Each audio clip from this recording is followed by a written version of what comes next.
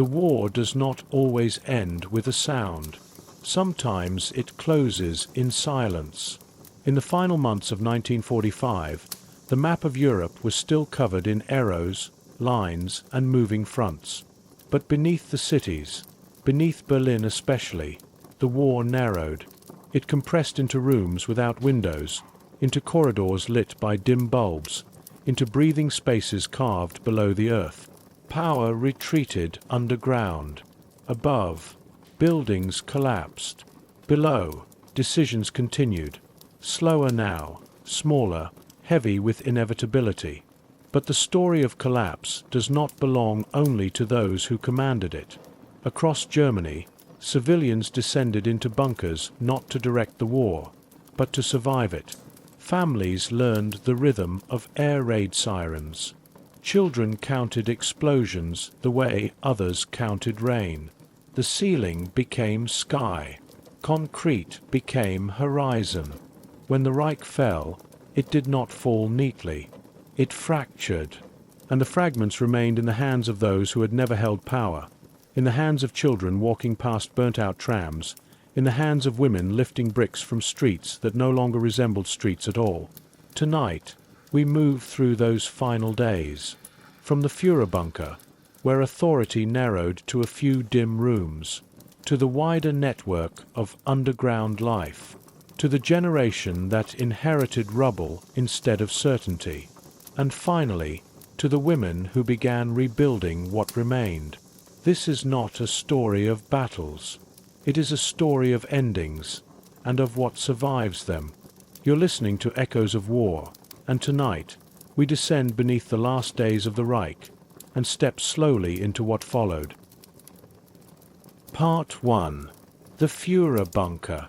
The final days of the Reich underground.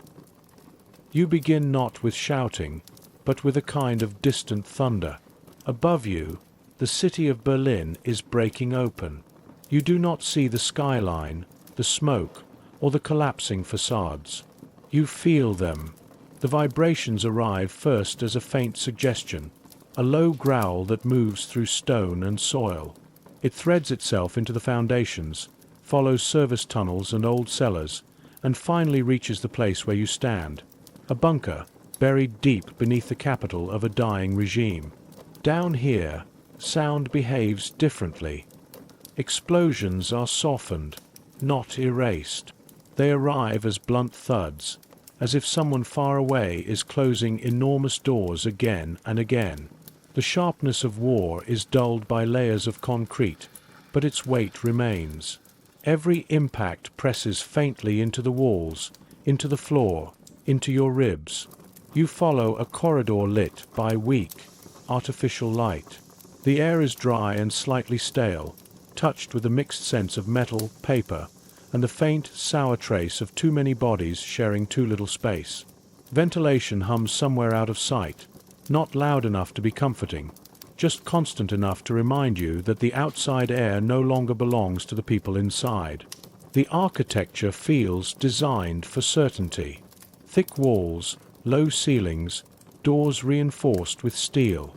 Everything here was meant to say, nothing can reach you. But as you walk, you can tell that promise has already begun to fray. On the walls hang maps that have been touched too often. Borders, front lines, arrows once drawn with a firm hand now look more like memory than command. Some pins have been removed entirely, leaving bare holes in the paper like tiny absences, small confirmations that territory once claimed is now just silence and distance. You are not part of these decisions. You are not giving orders, not receiving them. You are a witness moving through the last days of a closed world. Footsteps pass you in the hallway, an orderly carrying a stack of messages, an officer whose uniform remains immaculate but whose shoulders no longer do. They walk with the practiced rhythm of routine, but their eyes flicker in a different tempo, faster, searching, always measuring something you cannot quite see. Here, underground, time feels strange. Clocks mark the hours, but the hours no longer correspond to anything outside. Day and night have lost their meaning. The bunker follows its own pulse.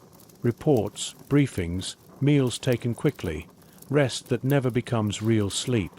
The city above glows and burns and darkens according to its own cycle. But down here the light is always the same pale shade of artificial. The atmosphere is one that is not yet panicked, and no longer confident either. It is something narrower, thinner, a stretched tension that refuses to snap, even though everything around it is beginning to fail. People still speak with official words and practiced tones, yet there is a hollowness behind them, as if the sentences themselves already know they are not being believed. Far down the corridor, you glimpse the doorways that lead deeper. Briefing rooms, workspaces, small private quarters carved out of concrete. Each room holds its own climate of anxiety. A low murmur here, a sharp phrase there, quickly swallowed back into quiet. Papers being signed without anyone truly expecting them to matter. This place was built to be the last center of control.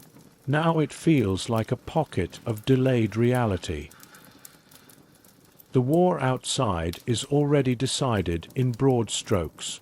Fronts have collapsed, armies are retreating or surrendering, cities have fallen. But in these rooms, decisions continue to be made, as if the right combination of words could bend what is already broken. Small details that betray the truth more than any proclamation can be noticed. A pencil that hovers over a line on a map just a second too long.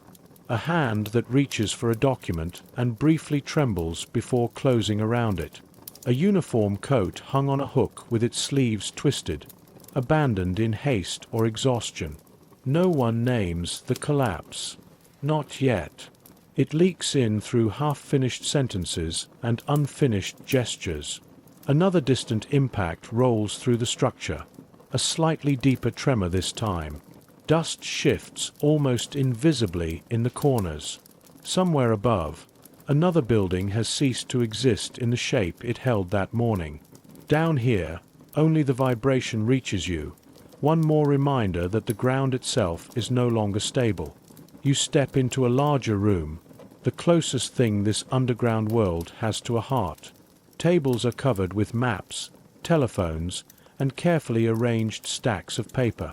Lamps throw small cones of light onto the surfaces, leaving the corners in a soft, permanent dusk. People move around the room in measured paths, speaking in low voices, leaning over documents, tracing routes that no longer exist on the earth they depict. Even without recognizing the names of towns or units, you hear the strain. Sentences trail off. Explanations bend back on themselves. Plans are repeated with tiny variations, as if repeating them might finally make them solid. The room is full of sound, yet none of it feels anchored. It is here, in this dim space of half-voices and flickering lamps, that a small, quiet thought settles. In the past, this bunker was likely loud. Orders barked, telephones ringing sharply, boots striking the floor with certainty. Now, the volume has dropped. There is movement, but it has the quality of people performing a ritual they no longer believe in, afraid of what will happen if they simply stop. You realize that you have arrived at the story not at its height, but in its descent.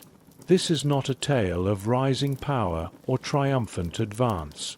It is the study of a collapse told from the inside out. The ceilings press low. The air carries the faint heat of too many bodies and too much waiting. There is no window you can look through, no view of the city except the one imagined from muffled sounds and distant reports. Down here, you are enclosed in the final shape of a regime that built itself on certainty, and now must face the moment when certainty cannot be sustained. Above, Berlin burns and breaks. Below, in these concrete rooms, something more subtle is happening. The noise is beginning to change. Not yet fading completely, that will come later, but losing its edges, its confidence, its sharpness. You can feel the first soft encroachment of silence at the margins of every sound, in pauses between footsteps, in the small hush after a report is delivered. in the way people look at closed doors and seem to listen for something they no longer expect to hear. You are entering the last days in the bunker beneath Berlin. Days when tension tightens, hope thins, and reality presses in from every side. Days when the outside world is collapsing loudly, and the inside world is collapsing quietly. You stand at the threshold of this underground silence, ready to follow it from its first uneasy stirrings to the heavy quiet that will outlive everyone who walks these halls. The weight of a collapsing world. You move deeper into the bunker and begin to understand that this place is no longer functioning as a command center. It feels more like a vessel holding the last fragments of a world already dissolving above ground. Every room you pass carries its own shade of tension, some sharp and brittle, others soft and exhausted. The further you walk, the more the air changes. It carries a heaviness that does not come from dust or heat. It comes from knowledge, unspoken, shared, and unavoidable. People try to keep moving with purpose, but the purpose has thinned. A courier delivers a message no one really wants to read. A staff officer smooths the front of his uniform again and again, the gesture mechanical, unnecessary, but grounding. Two technicians stand beside a radio set, adjusting knobs with careful precision, even though the static tells them more than any incoming report could. These are the final behaviors of a system trying to hold itself together by imitation alone. Another low tremor rolls through the ground. It's slower this time, a deep vibration that travels through the soles of your shoes and lingers just long enough to remind you of the vastness of the destruction above. You imagine entire blocks shifting into rubble, streets folding in on themselves, fire drifting across open squares like wind-blown cloth. But the people here do not look up. There is no up to look toward. All directions lead only to more concrete. You notice how the bunker absorbs emotion. Raised voices vanish quickly. Footsteps that once echoed sharply now fade into a soft, muted rhythm. It feels as though the walls have begun drinking sound, pulling it inward, swallowing it, and leaving behind a hush that grows heavier with every passing hour. You sense that this is how collapses often end. Not with a final explosion, but with a gradual thickening of quiet. You enter a narrow passage lined with doors. Some are open, some are shut. From one room comes the faint scratch of a pencil marking a report that will likely never be read. From another, the low churn of a generator laboring to keep the lights alive a few hours longer. Behind a closed door, someone sits in absolute stillness, their shadow unmoving beneath the frame. You turn a corner and step into a small chamber where a single lamp casts a pale, trembling glow.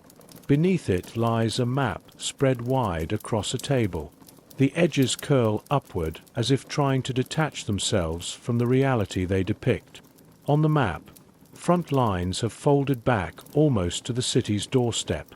Rivers and towns once marked confidently now seem like distant memories, barely relevant to the shrinking circle of earth represented in these rooms. Beside the table sits a cup of coffee gone cold long ago. Its surface is still, untouched. The small details feel louder than the silence itself. For a moment, you simply stand and listen to the bunker breathe. The faint hum of machinery, the distant mutter of voices, the soft creak of metal as someone shifts their weight in a chair. It is not the sound of control. It is the sound of people holding their breath without realizing it. You feel the subtle emotional current that runs through the bunker. Not panic, not despair, but a bone-deep weariness. A recognition that the story unfolding here has passed a point beyond rescue, and what remains is only the slow descent toward an ending no one can name out loud. A sense settles over you. You are witnessing the world closing in on itself. The ceilings feel lower. The corridors seem narrower. The air tastes faintly metallic, as if the walls themselves are exhaling old secrets. And then, in the middle of this dim, compressed space, another thought arrives, quiet but firm. You are here at the moment when history stops pretending it can change. Everything that comes next will unfold inside this deepening quiet. In a few steps, you will leave the introductory corridors behind. The story will narrow. The tension will tighten. The silence will thicken. You move toward the heart of the bunker once more, ready to enter the first chapter, where maps begin to lose their meaning, and the distance between belief and reality grows wide enough to swallow whole worlds. Maps losing their meaning.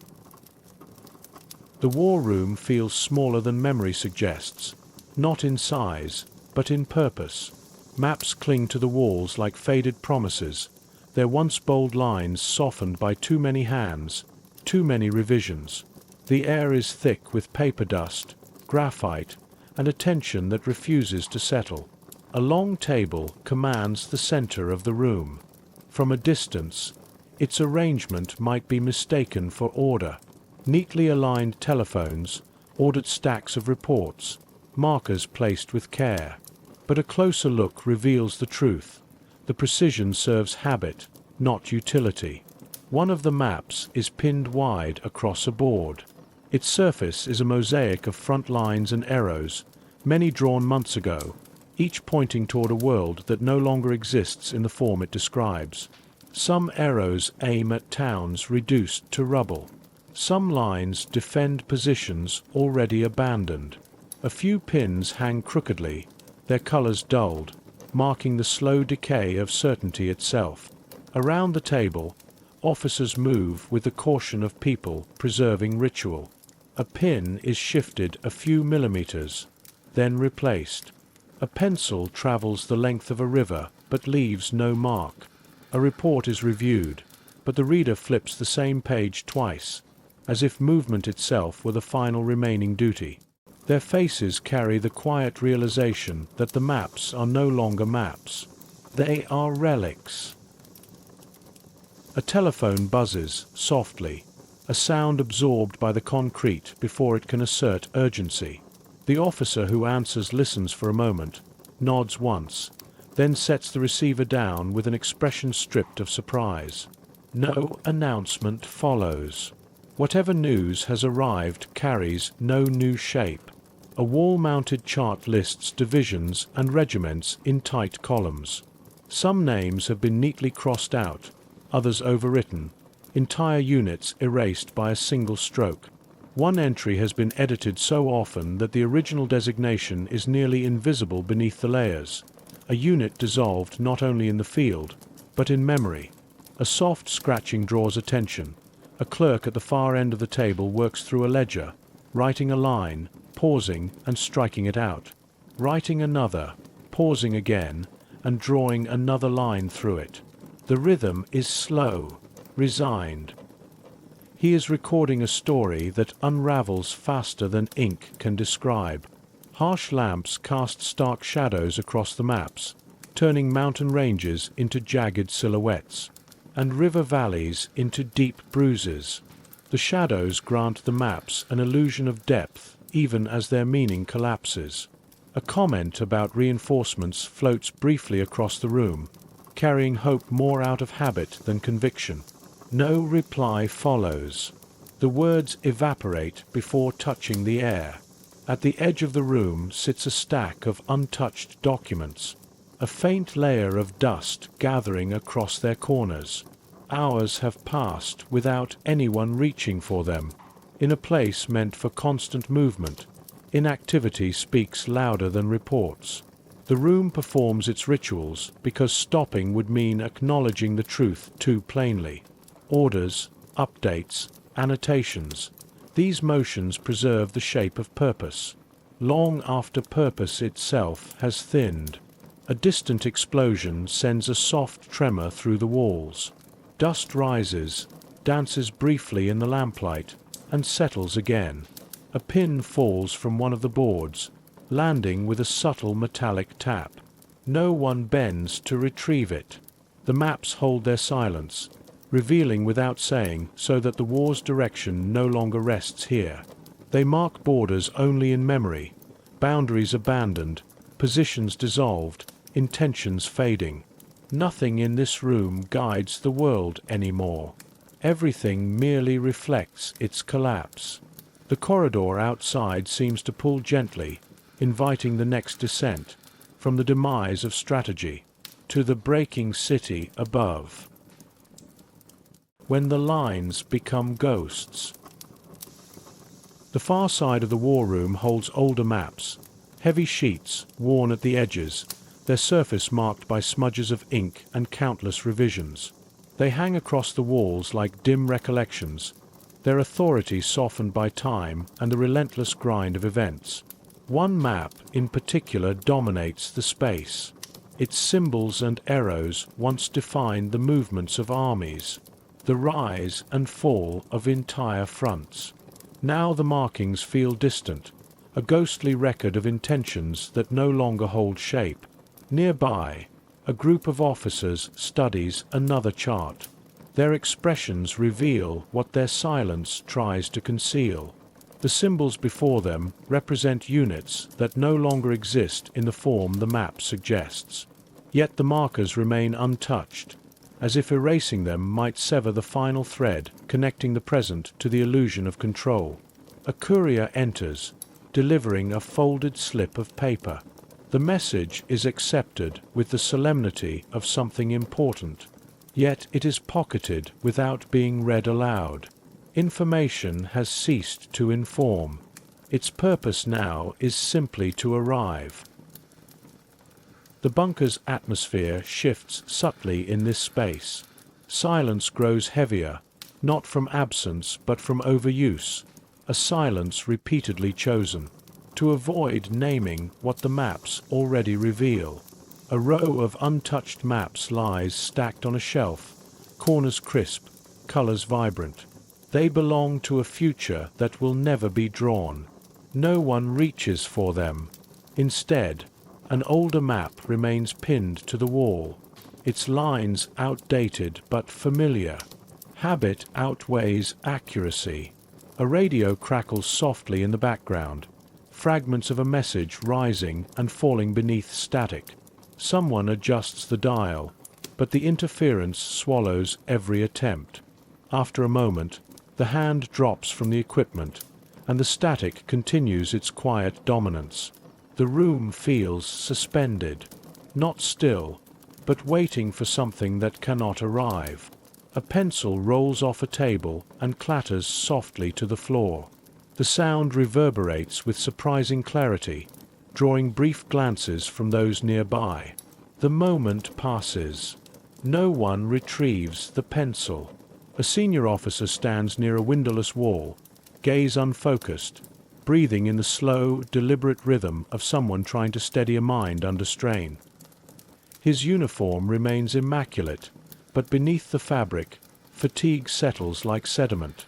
A staff member reorganizes a stack of reports, lining up the corners with meticulous care. The precision is unnecessary. The reports themselves have lost relevance. But the act of aligning paper offers a small ritual of order in a place starved of it. A long vibration moves through the bunker, a collapse somewhere above, a floor giving way, a block shifting under artillery's weight.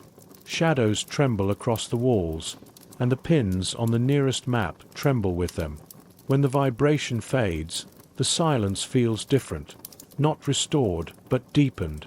Something in the room loosens.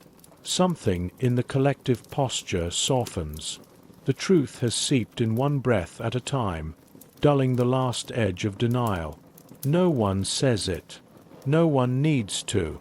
The maps have become ghosts, and the world they depict has already faded beyond their borders.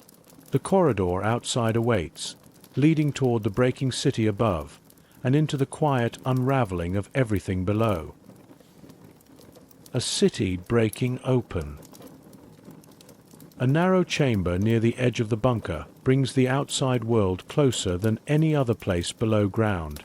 Cooler air slips through hairline cracks in the concrete, carrying with it the faintest trace of smoke, a ghost of the burning city above. The first sound that arrives is not sharp, but deep, a rolling thunder that travels downward through soil and steel. Each impact softens as it reaches the lower levels, transforming artillery into slow, heavy tremors that move through the ribs rather than the ears. The bunker absorbs the violence like a vast muted drum. Explosions lose their edges on the descent, becoming pressure rather than noise. It feels like listening to a storm from underwater, where every sound is altered by distance and depth. Another tremor passes, dust shifting in tiny drifts from the corners of the ceiling. Someone murmurs a remark about proximity, but conversation has become too fragile to sustain. Words collapse more easily than buildings now. A rhythm of impacts begins, not random, not frantic, but deliberate, methodical, the kind of shelling that walks its way along streets already crippled by rubble and fire. Through the faint draft in the chamber, the scent of burning wood mixes with scorched metal, traveling downward in thin tendrils that barely survive the journey. It is enough to reveal the scale of destruction above. Somewhere in the distance, small arms fire cracks faintly beneath the thunder of artillery. The two sounds merge, forming a layered pulse that speaks of fighting now occurring frighteningly close. A messenger arrives with a folded slip of paper. The message is delivered quietly, handed over with a formality that feels hollow. Reading it changes nothing. Not reading it would change nothing either. Information has become a ritual rather than a tool. A longer, deeper strike quakes through the bunker's structure. The generator flickers, lights dimming, the air trembling as though the building itself shuddered. The vibration subsides slowly, leaving behind a silence filled with unsaid thoughts. Somewhere above, an entire block has changed shape. The bunker stands firm, but the illusion of security no longer holds. No structure feels invulnerable when the city above is dissolving into smoke and shifting debris. The faint metallic ticking from the pipes overhead grows more frequent, a network of steel under strain, passing along warnings too numerous to track. A sense settles over the space. Berlin is not merely being battered. It is breaking open, layer by layer, and every tremor that reaches this chamber carries the weight of a world collapsing through its final hours. When the sky comes down, the corridor outside feels subtly changed, as if each new tremor above has pressed the air a little thinner. Movement slows. Voices drop to murmurs. The bunker breathes in shallow, uneven rhythms.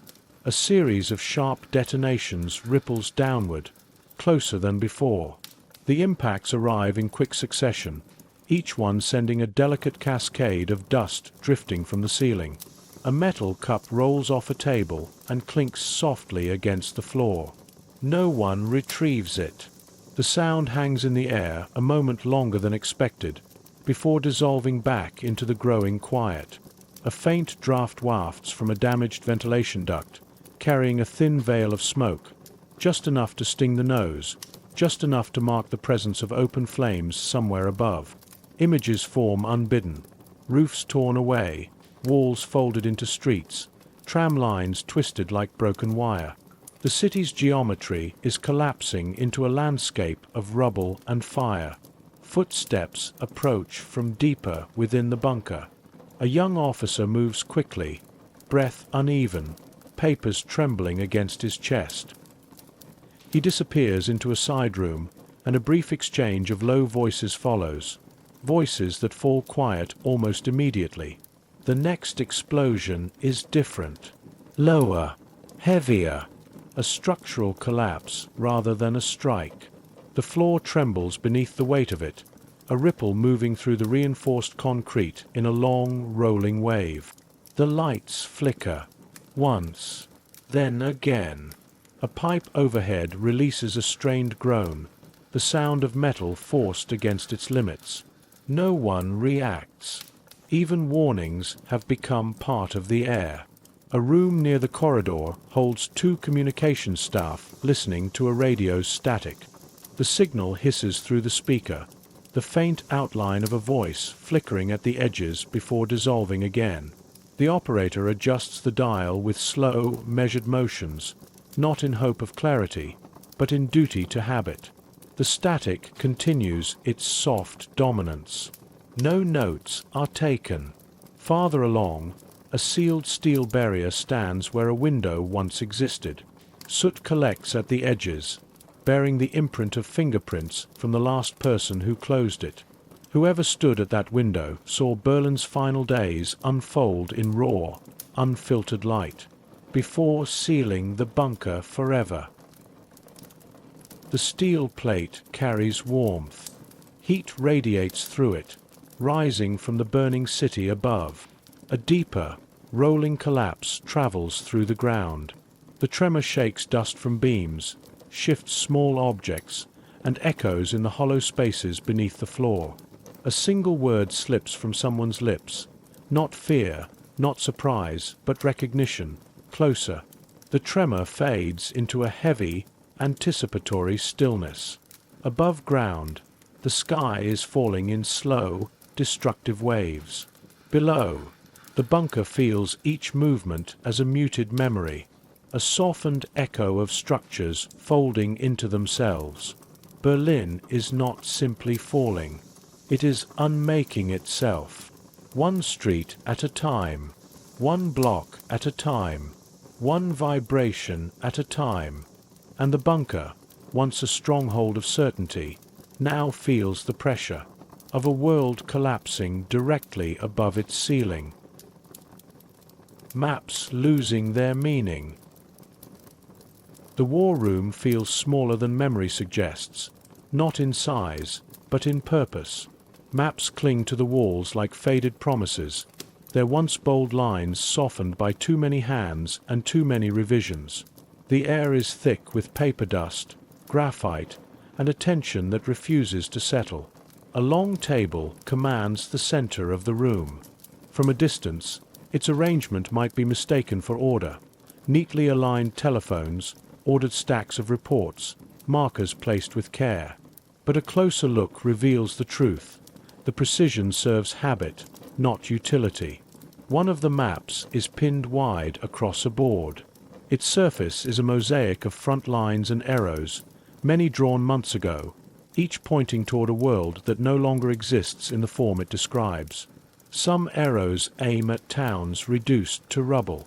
Some lines defend positions already abandoned. A few pins hang crookedly, their colors dulled, marking the slow decay of certainty itself. Around the table, officers move with the caution of people preserving ritual. A pin is shifted a few millimeters, then replaced. A pencil travels the length of a river but leaves no mark. A report is reviewed, but the reader flips the same page twice, as if movement itself were the final remaining duty. Their faces carry the quiet realization that the maps are no longer maps. They are relics. A telephone buzzes softly, a sound absorbed by the concrete before it can assert urgency. The officer who answers listens for a moment, nods once, then sets the receiver down with an expression stripped of surprise. No announcement follows. Whatever news has arrived carries no new shape. A wall-mounted chart lists divisions and regiments in tight columns. Some names have been neatly crossed out, others overwritten, entire units erased by a single stroke. One entry has been edited so often that the original designation is nearly invisible beneath the layers. A unit dissolved not only in the field but in memory. A soft scratching draws attention. A clerk at the far end of the table works through a ledger, writing a line, pausing and striking it out. Writing another, pausing again, and drawing another line through it. The rhythm is slow, resigned. He is recording a story that unravels faster than ink can describe. Harsh lamps cast stark shadows across the maps, turning mountain ranges into jagged silhouettes and river valleys into deep bruises. The shadows grant the maps an illusion of depth, even as their meaning collapses. A comment about reinforcements floats briefly across the room, carrying hope more out of habit than conviction. No reply follows. The words evaporate before touching the air. At the edge of the room sits a stack of untouched documents, a faint layer of dust gathering across their corners. Hours have passed without anyone reaching for them. In a place meant for constant movement, inactivity speaks louder than reports. The room performs its rituals because stopping would mean acknowledging the truth too plainly. Orders, updates, annotations. These motions preserve the shape of purpose long after purpose itself has thinned. A distant explosion sends a soft tremor through the walls. Dust rises, dances briefly in the lamplight, and settles again. A pin falls from one of the boards, landing with a subtle metallic tap. No one bends to retrieve it. The maps hold their silence, revealing without saying, so that the war's direction no longer rests here. They mark borders only in memory, boundaries abandoned, positions dissolved, intentions fading. Nothing in this room guides the world anymore. Everything merely reflects its collapse. The corridor outside seems to pull gently, inviting the next descent, from the demise of strategy to the breaking city above. When the lines become ghosts. The far side of the war room holds older maps, heavy sheets worn at the edges, their surface marked by smudges of ink and countless revisions. They hang across the walls like dim recollections, their authority softened by time and the relentless grind of events. One map, in particular, dominates the space. Its symbols and arrows once defined the movements of armies, the rise and fall of entire fronts. Now the markings feel distant, a ghostly record of intentions that no longer hold shape. Nearby, a group of officers studies another chart. Their silence reveals what their expressions attempt to conceal. The symbols before them represent units that no longer exist in the form the map suggests. Yet the markers remain untouched, as if erasing them might sever the final thread connecting the present to the illusion of control. A courier enters, delivering a folded slip of paper. The message is accepted with the solemnity of something important, yet it is pocketed without being read aloud. Information has ceased to inform. Its purpose is now simply to arrive. The bunker's atmosphere shifts subtly in this space. Silence grows heavier, not from absence but from overuse, a silence repeatedly chosen to avoid naming what the maps already reveal. A row of untouched maps lies stacked on a shelf, corners crisp, colors vibrant. They belong to a future that will never be drawn. No one reaches for them. Instead, an older map remains pinned to the wall, outdated but familiar. Habit outweighs accuracy. A radio crackles softly in the background, fragments of a message rising and falling beneath static. Someone adjusts the dial without expectation. The interference swallows every attempt, and the static continues its quiet dominance. The room feels suspended, not still, but waiting for something that cannot arrive. A pencil rolls off a table and clatters softly to the floor. The sound reverberates with surprising clarity, drawing brief glances that fade quickly. No one retrieves it. A senior officer stands near a blank stretch of wall, gaze unfocused, breathing in the slow, deliberate rhythm of someone steadying a mind stretched thin. His uniform remains immaculate, but beneath the surface, fatigue settles like sediment. A staff member reorganizes a stack of reports, aligning the corners with unnecessary precision. A small ritual of order in a place starved of it. A long vibration moves through the bunker, shadows trembling across the walls, pins shivering inside their boards. When the tremor fades, the silence feels different, not restored but deepened. Something in the room loosens. Something in the collective posture softens. Truth seeps in one breath at a time, dulling the last edge of denial. No one says it. No one needs to. The maps have become ghosts, and the world they depict has already faded beyond their borders. The corridor outside awaits, leading toward the breaking city above and into the quiet unraveling of everything below. A city breaking open. A narrow chamber near the edge of the bunker brings the outside world closer than any other place below ground. Cooler air slips through hairline cracks in the concrete, carrying with it the faintest trace of smoke, a ghost of the burning city above. The first sound that arrives is not sharp, but deep, a rolling thunder that travels downward through soil and steel. Each impact softens as it reaches the lower levels, transforming artillery into slow, heavy tremors that move through the ribs rather than the ears. The bunker absorbs the violence like a vast muted drum. Explosions lose their edges on the descent, becoming pressure rather than noise. It feels like listening to a storm from underwater, where every sound is altered by distance and depth. Another tremor passes, dust shifting in tiny drifts from the corners of the ceiling. Someone murmurs a remark about proximity, but conversation has become too fragile to sustain. Words collapse more easily than buildings now. A rhythm of impacts begins, not random, not frantic, but deliberate, methodical, the kind of shelling that walks its way down streets already crippled by rubble and fire. Through the faint draft in the chamber, the scent of burning wood mixes with scorched metal, traveling downward in thin tendrils that barely survive the journey. It is enough to reveal the scale of destruction above.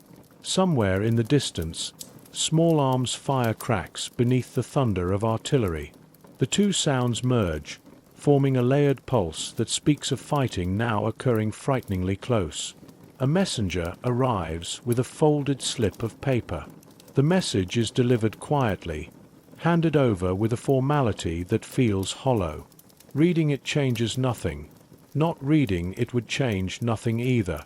Information has become a ritual rather than a tool. A longer, deeper strike quakes through the bunker's structure. The generator flickers, lights dimming, the air trembling as though the building itself shuddered. The vibration subsides slowly, leaving behind a silence filled with unsaid thoughts. Somewhere above, an entire block has changed shape. The bunker stands firm, but the illusion of security no longer holds. No structure feels invulnerable when the city above is dissolving into smoke and shifting debris.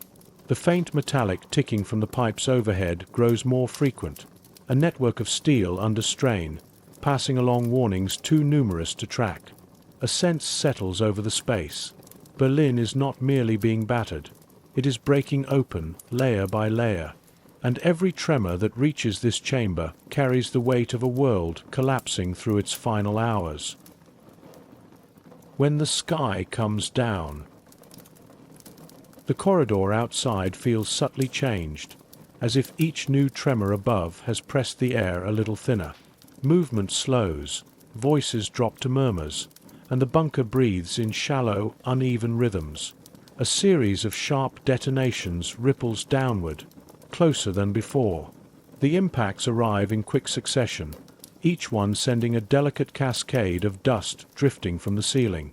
A metal cup rolls off a table and clinks softly against the floor. No one retrieves it.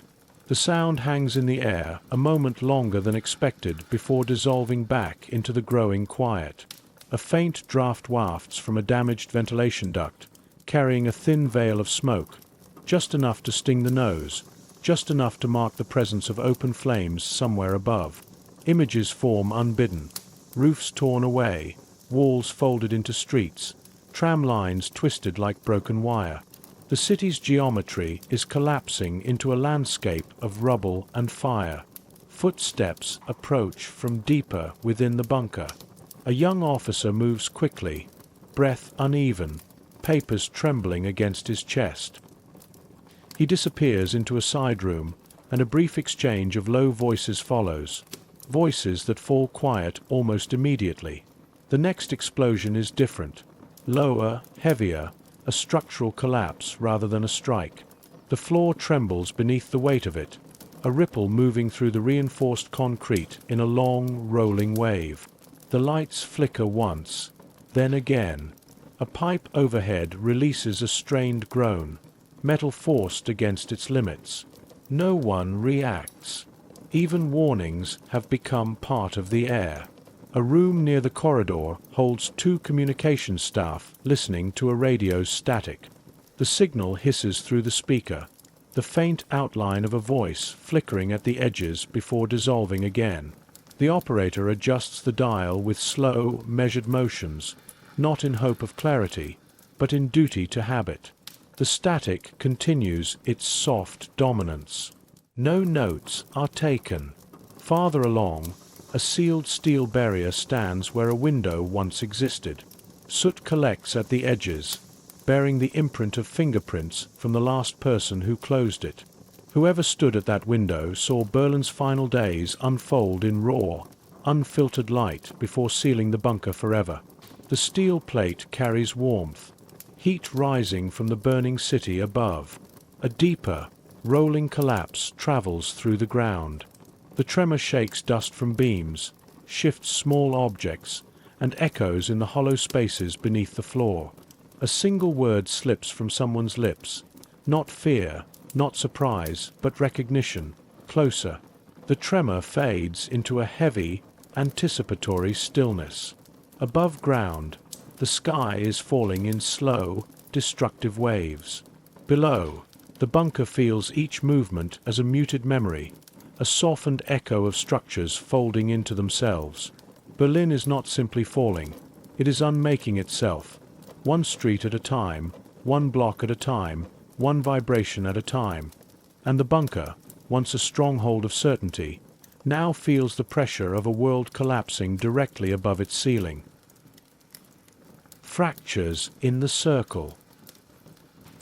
The corridor leading toward the inner offices carries a different weight than the rest of the bunker. The tension that fills this wing is sharper, more personal, not the diffuse unease of collapsing fronts, but the brittle pressure of people realizing their circle is cracking from within. The air here feels suspended, as though conversations have left imprints in it. A room to the left holds voices raised just slightly above a whisper. The tone sounds authoritative, but the edges are frayed. It is not anger. It is irritation, the kind born from shrinking confidence.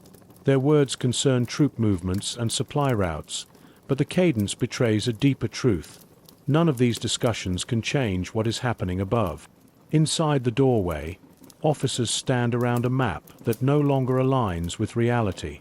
One taps repeatedly on a district that has long since dissolved into rubble. Another avoids looking at the board altogether, staring instead at a dark stain on the opposite wall.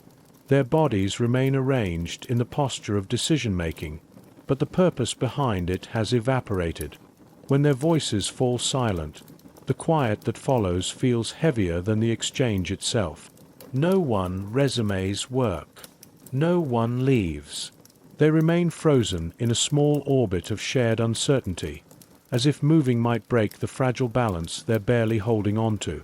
Farther down the hall, another office holds two advisors sitting in front of an unopened report. The paper rests between them like an unwelcome truth. One lifts the cover, reads a line, and shuts it again almost immediately. The soft thump of the folder returning to the table echoes faintly in the tense room. His companion glances toward the doorway as if expecting someone to enter and relieve them of the responsibility they no longer want to carry. No one comes. The bunker absorbs their silence. As the corridor twists deeper into the wing, the lighting dims. The air grows warmer, almost stagnant. A faint drip echoes somewhere in the distance, a quiet reminder that even the infrastructure has begun to strain. At the end of the hallway, 3 staff members stand close together in quiet conversation. Their voices overlap softly, but the words repeat themselves. They revisit the same points again and again, circling uncertainty rather than challenging it. The conversation has no direction, not because they disagree, but because no path forward exists. When they notice movement in the corridor, their discussion withers into silence. The quiet they fall into is not secrecy. It is exhaustion. One rises from his chair and smooths the front of his uniform out of habit, though the motion lacks conviction. His shoulders sag slightly, revealing the fatigue beneath the fabric. The atmosphere presses close, making the space feel smaller with each step. This part of the bunker carries the weight of recognition unspoken. The city above is breaking open loudly, but here the collapse unfolds in quiet fractures, each person isolating into smaller and smaller pockets of thought. The bonds that once held the circle tight have loosened into thin, fragile threads. The corridor behind seems to exhale as the wing is left behind, and a different silence waits ahead, the kind that signals not tension, but the slow draining of sound itself. When certainty slips out of the room. The corridor beyond leads into a long, narrow office where stillness seems to have taken hold. Several people sit around a central table, but no one speaks. Their postures say more than their silence, bodies leaning forward slightly, as though caught in thoughts that refuse to settle. A pencil taps irregularly against a blank sheet of paper. The rhythm is uneven, betraying the internal struggle of the man holding it. The pencil never touches the page. Across from him, another officer stares at a report without really seeing it. His eyes slide over the same lines repeatedly, turning pages out of habit rather than comprehension. The steady tick of a wall clock underscores the room's disconnection from the world outside. Someone at the far end of the table shifts, takes a breath as if preparing to speak, then lets the breath fade out without forming words. He glances around, seeking reassurance or direction, but finds neither. Confidence can no longer be borrowed from the room. A clatter of pencils falling from a tray breaks the long silence. The sound is too loud for the space, echoing briefly before settling into the stillness again. A junior staff member kneels to gather them, his hands trembling slightly as he restores the row with careful precision. The act feels like someone trying to repair order using objects too small to matter. Near one corner, an officer rubs his temples, eyes closed, breathing slowly.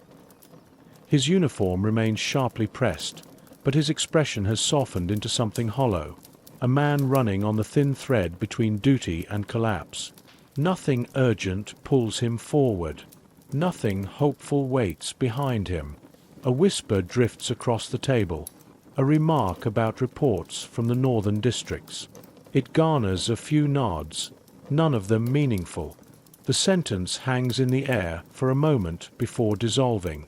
No follow-up comes. The bunker has reached the stage where even facts feel like repetitions. Beyond the doorway, the corridor stretches with muted lamps casting long shadows across the floor. A figure rests beneath one of the fixtures, slumped in a chair with a folder open across his lap. The pages inside remain untouched. His gaze stays fixed on some distant point, detached from the ticking clock above him. He breathes slowly, as though conserving effort. The deeper the wing becomes, the more the bunker seems to detach from time. Watches disagree. Clocks argue. People drift through tasks without beginnings or ends. Even silence feels stretched thin, pulled taut across rooms that once hummed with purpose. A final room narrows into a triangular point where a single chair sits beneath a hanging bulb. No one occupies it now, but the air carries the sense that someone left only moments ago. Someone who sat in that tight space, listening to the bunker's hollow quiet, letting it seep in until the edges of thought softened. What fills the corridor now is not tension and not panic. It is a quiet eroding of certainty, a dawning recognition settling inside each person like dust. Conversations fracture into gestures. Confidence thins into silence. The war's direction has slipped from their hands, and the bunker is beginning to absorb that truth. Ahead lies the moment where noise itself begins to evaporate, leaving only waiting, a hollow, unsettling quiet that deepens with every passing hour. The quiet machines. The corridor leading into the logistics wing carries a different kind of stillness, not human quiet, but mechanical. The air hums with a low, steady vibration, the signature of machines continuing their routines long after the tasks they were built for have lost meaning. Here, the bunker feels like a body whose heartbeat has slowed but not stopped, each pulse softer than the last. A narrow doorway on the left opens into a storage chamber where crates line the walls in precise, unbroken rows. Their labels, ammunition counts, radio parts, rations, once signaled movement and purpose. Now the ink looks faded, the handwriting belonging to a version of the world that no longer exists. Dust gathers at the base of each crate, collecting in soft drifts where foot traffic used to cut clear paths. In the center of the room, a technician kneels beside a generator panel, tightening a screw with slow, deliberate turns. The task is almost ceremonial. The generator hums steadily, its rhythm even, its condition stable.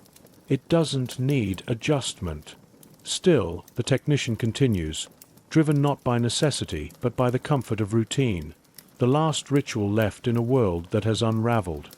When the screw stops turning, he rests his hand gently on the warm casing, as if offering reassurance not to the machine, but to himself. Farther inside, a small workshop holds shelves of tools arranged neatly along the wall.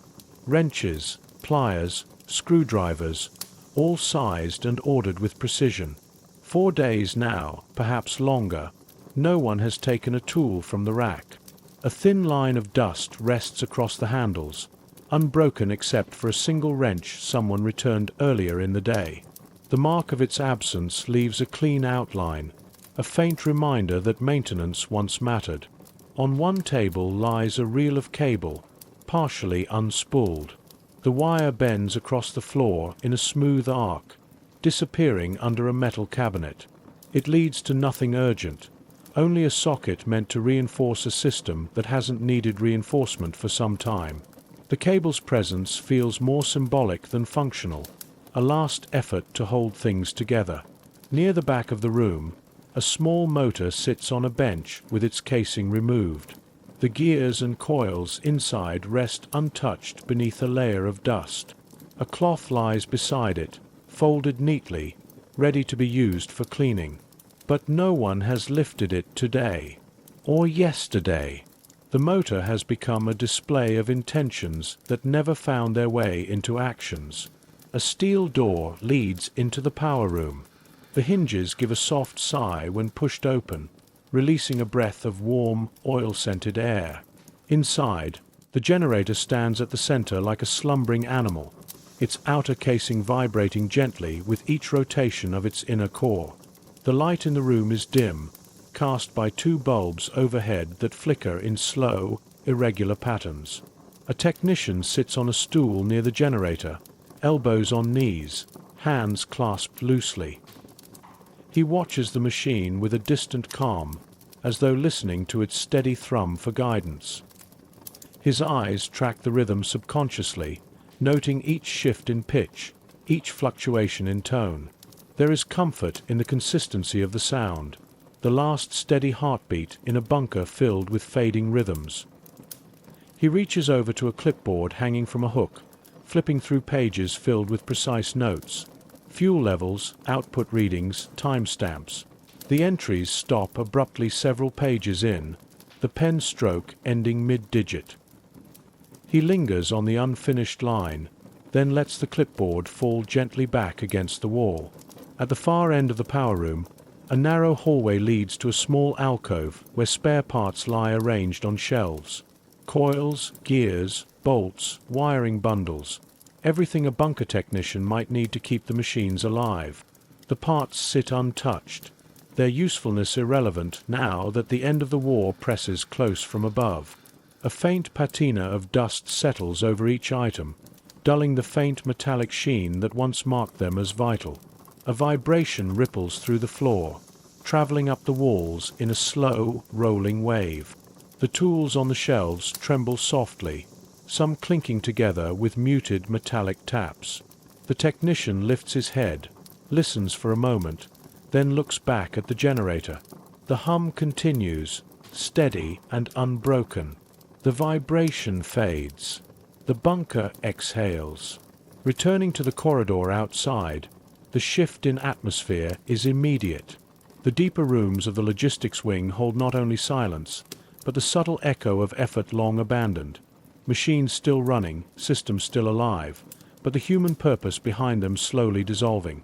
As the corridor stretches toward the next section of the bunker, the hum of the generator grows distant, replaced by a softer quiet.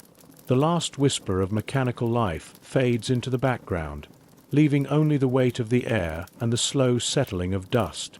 Ahead lies a wing shaped more by people than by machines, a place where fatigue takes form without injury, where the bunker's human heartbeat slows to match the mechanical one.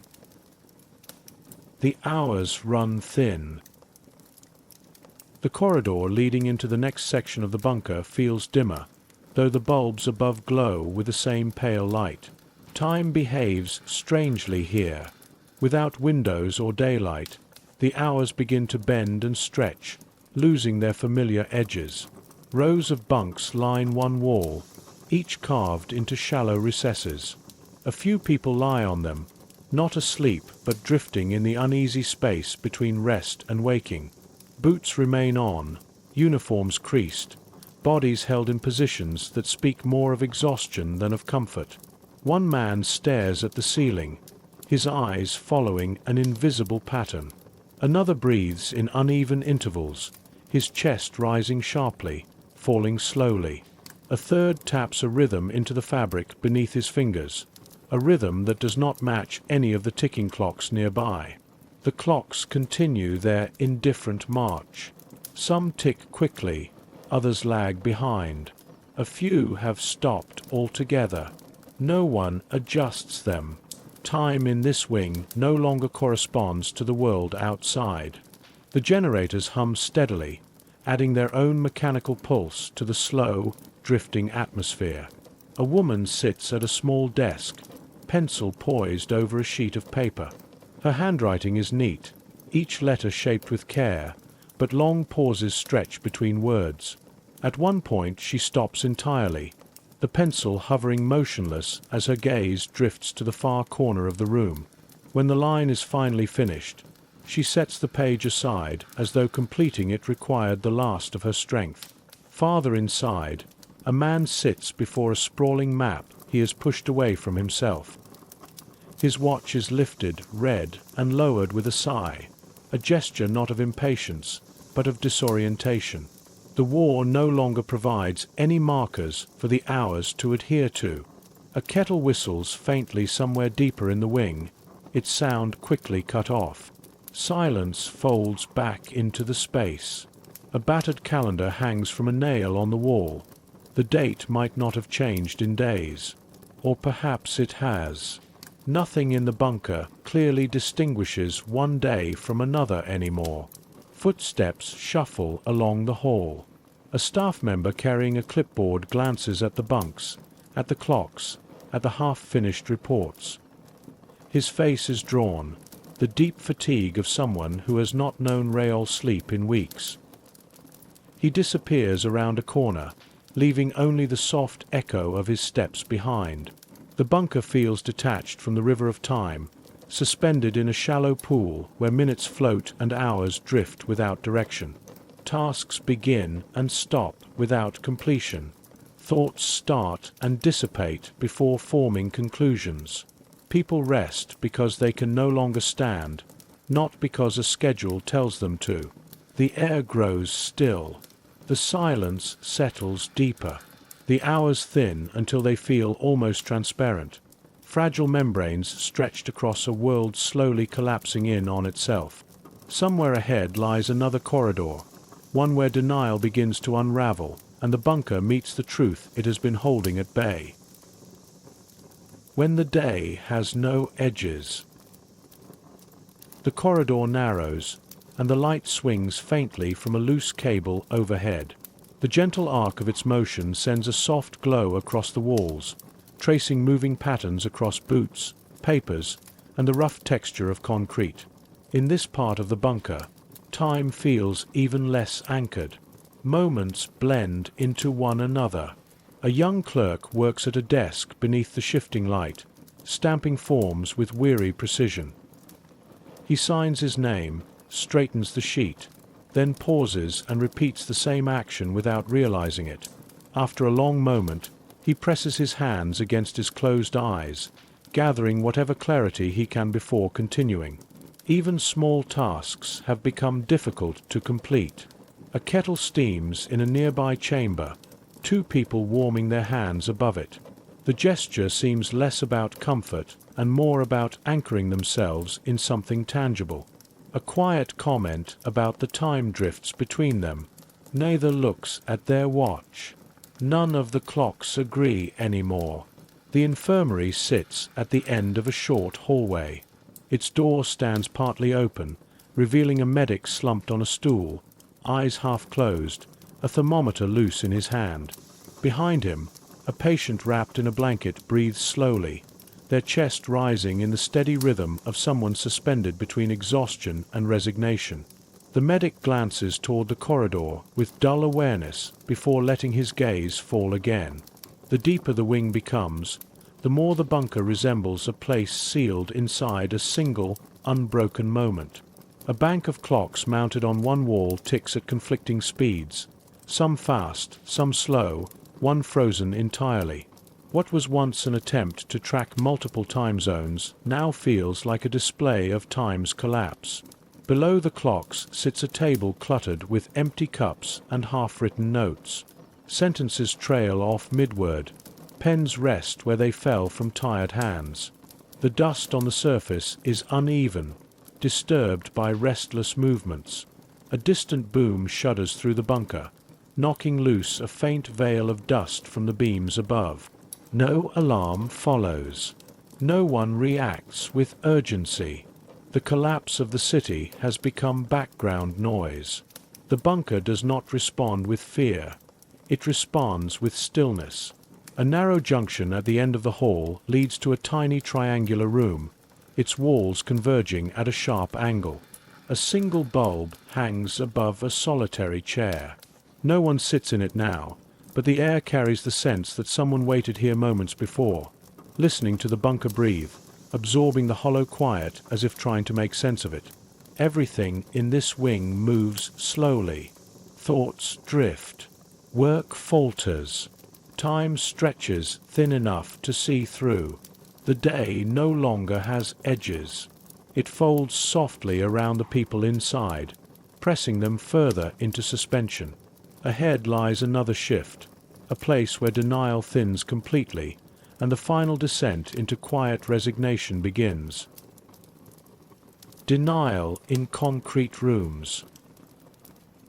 The next wing of the bunker feels narrower, the ceiling lower, the air heavier. This is where conversations grow brittle. The tension here is not born of fear, but of resistance, the quiet, strained refusal to let reality take its full shape. The corridor carries the faint smell of ink and stale coffee, remnants of long hours spent clinging to routines that no longer serve a purpose. The first room along the hall holds officers gathered around a table. Their postures evoke confidence, though their hands betray the truth, tapping too sharply, gripping pencils too tightly, breaking objects not meant to break. Their voices sound crisp and certain as they point to arrows on a map, but the certainty dissolves upon closer listening. The lines they reference no longer match the world outside. Units they insist can be moved no longer exist in the strength the map implies. Still, the gestures continue. Ritual replaces strategy. One officer traces a series of defensive positions with his finger, pausing at a sector where no reinforcements will come. Rather than remove the marker, he lets his hand hover, then shifts to a different area as though the hesitation never occurred. No one comments. Every face in the room understands the truth too clearly to name it. In the next chamber, two advisors sit across from one another at a narrow table. Between them lies a stack of supply requests: ammunition, fuel, vehicles, radios. Each item is carefully written, categorized, annotated. None can be fulfilled. They know it. Still, one of them adds another line to the list, pressing the pencil tip into the paper with deliberate, almost reverent force. The other watches in silence, offering no correction and no encouragement. Denial survives best when shared. Farther down, raised voices drift from a doorway. Two officers stand close, speaking in tense, hard whispers. One argues for the repositioning of battalions. The other insists those battalions have already been cut off. Their debate loops in circles, returning to the same points. They are not discussing strategy. They are grieving the loss of control, searching for a version of events that allows one more hour of certainty. When their exchange quiets, the room falls into an uncomfortable stillness. The silence feels fragile, like a surface stretched too thin. No one wants to be the first to break it. A man sits alone in a smaller office at the end of the hall, a telephone resting on the desk before him. The line has gone silent, but he lifts the receiver anyway, holding it to his ear with practiced care. His expression reveals no expectation, only habit. When the empty silence on the line offers nothing back, he lowers the receiver gently, as though afraid to disturb the quiet. The gesture is not disappointment. It is resignation. The bunker absorbs him into its stillness. The walls vibrate faintly with distant impacts, but the sound barely registers. People in this wing move slowly and speak sparingly, caught in the final stages of resisting what the city above has already accepted. Here, denial is not a declaration. It is a posture. It is the refusal to let go of routines that once meant something. It is the invisible force that holds people upright even as the world tilts beneath them. Ahead lies the next shift, where denial thins and the first signs of reluctant understanding begin to settle into the air. When truth presses through the cracks. Deeper inside the wing, denial loses its grip. The air grows quieter, not because fewer people work here, but because certainty has drained from their movements. This is where the first signs of recognition settle softly into the rooms, carried in small gestures rather than words. A large map lies open on a table in the first chamber. Its borders and arrows remain intact, but no one touches them. Two officers stand on opposite sides of the table, hands resting flat on the surface, as though bracing themselves. Their eyes stay on the map, but no part of their posture suggests planning. The silence between them is telling, a shared acceptance, dawning slowly, that the lines before them carry no authority anymore. One lifts his gaze toward the ceiling when a distant explosion rolls through the ground.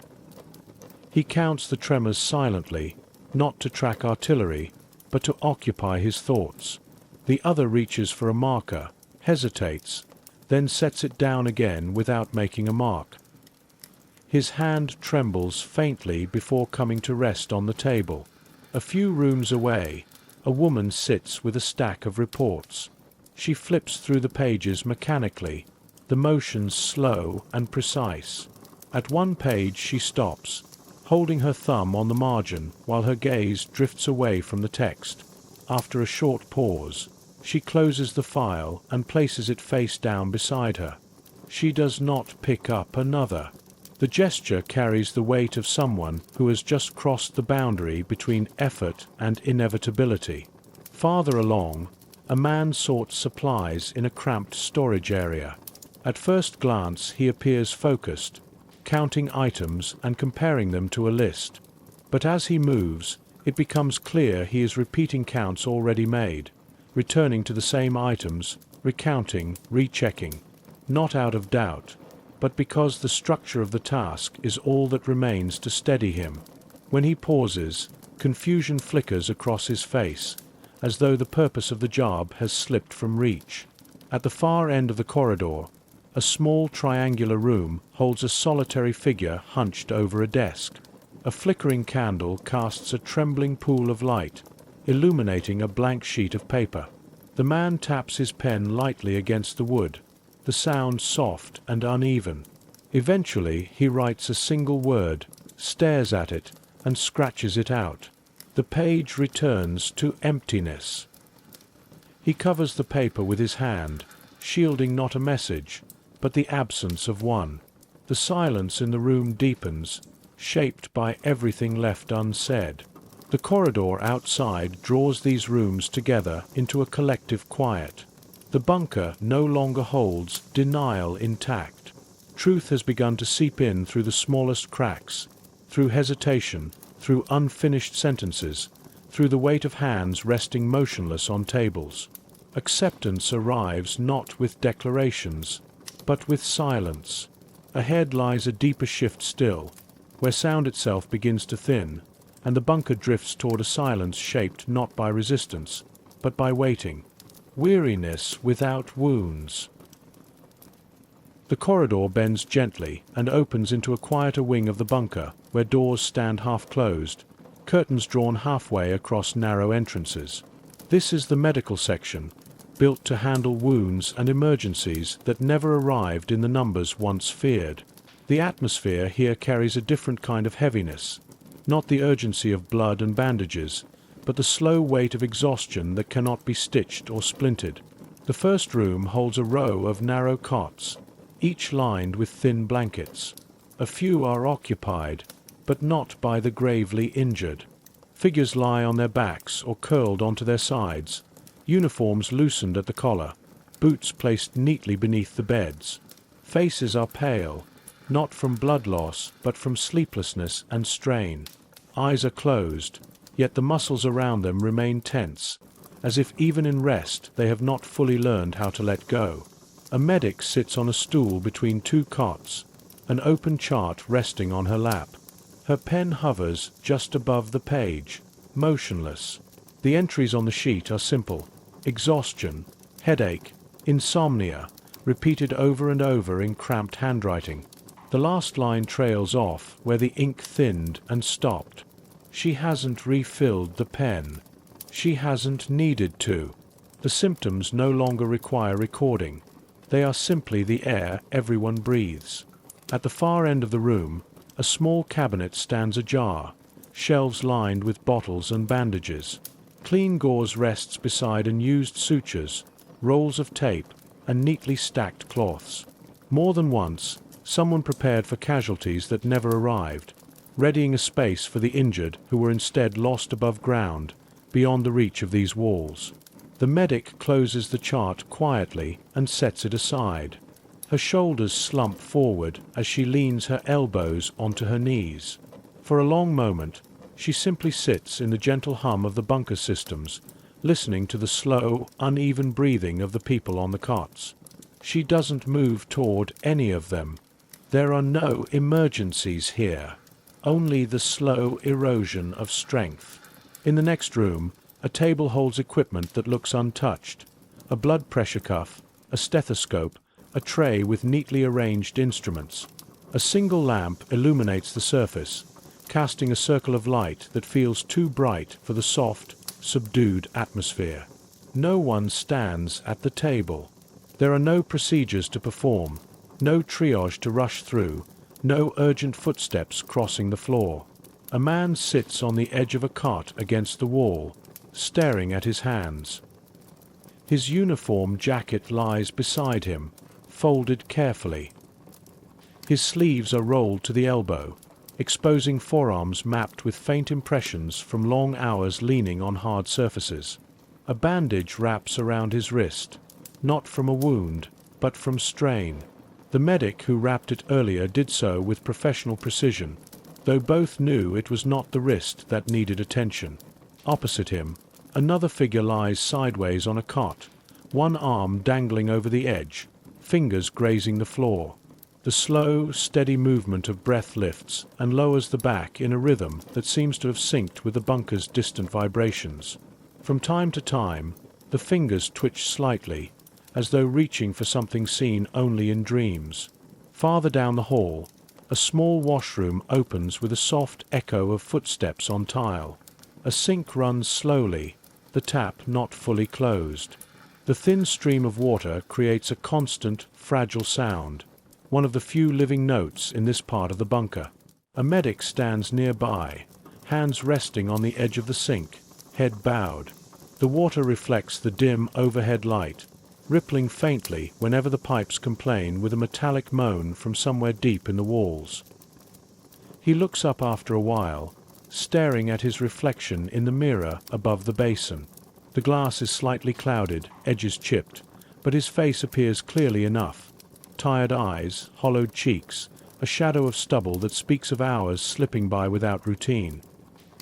He lifts a hand as if to straighten his collar, then lets it fall again. Presentation no longer matters. There is no one here to reassure with a crisp uniform.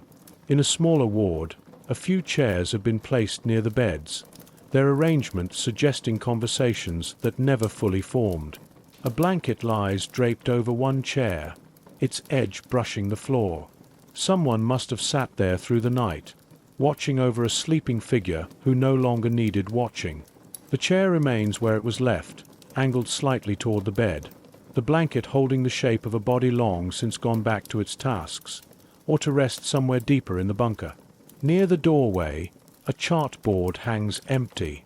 Hooks meant to hold slates or tags now carry nothing. No names, no status markers, no list of injuries. The board has become a blank rectangle on the wall, a frame without content, marking not patience but absence. A distant vibration shudders through the floor, more felt than heard. An empty trolley beside the wall rattles softly, its wheels shivering in their tracks before settling again. No one rushes to check for damage. No one braces for incoming casualties. The people in these rooms have grown accustomed to impacts without follow-up. The medical wing stands ready for a kind of suffering that never fully arrived within its reach. Instead, it holds another kind, quiet, internal, and deeply human. Exhaustion that cannot be measured. Fear that does not bleed. Weariness that refuses to show itself as injury. Leaving the ward behind, the corridor feels heavier, as though the air itself has absorbed the slow, steady collapse of endurance. The bunker continues to hold everyone inside its concrete ribs, but the strength of the people within has worn thin in ways no bandage can secure. Ahead lies another part of the bunker where routine once offered comfort, where meals were served, benches were filled, and voices once rose in soft conversation before the quiet drowned them out. When the noise begins to drain. The next stretch of the bunker feels different, as if sound has begun to slip away from the air.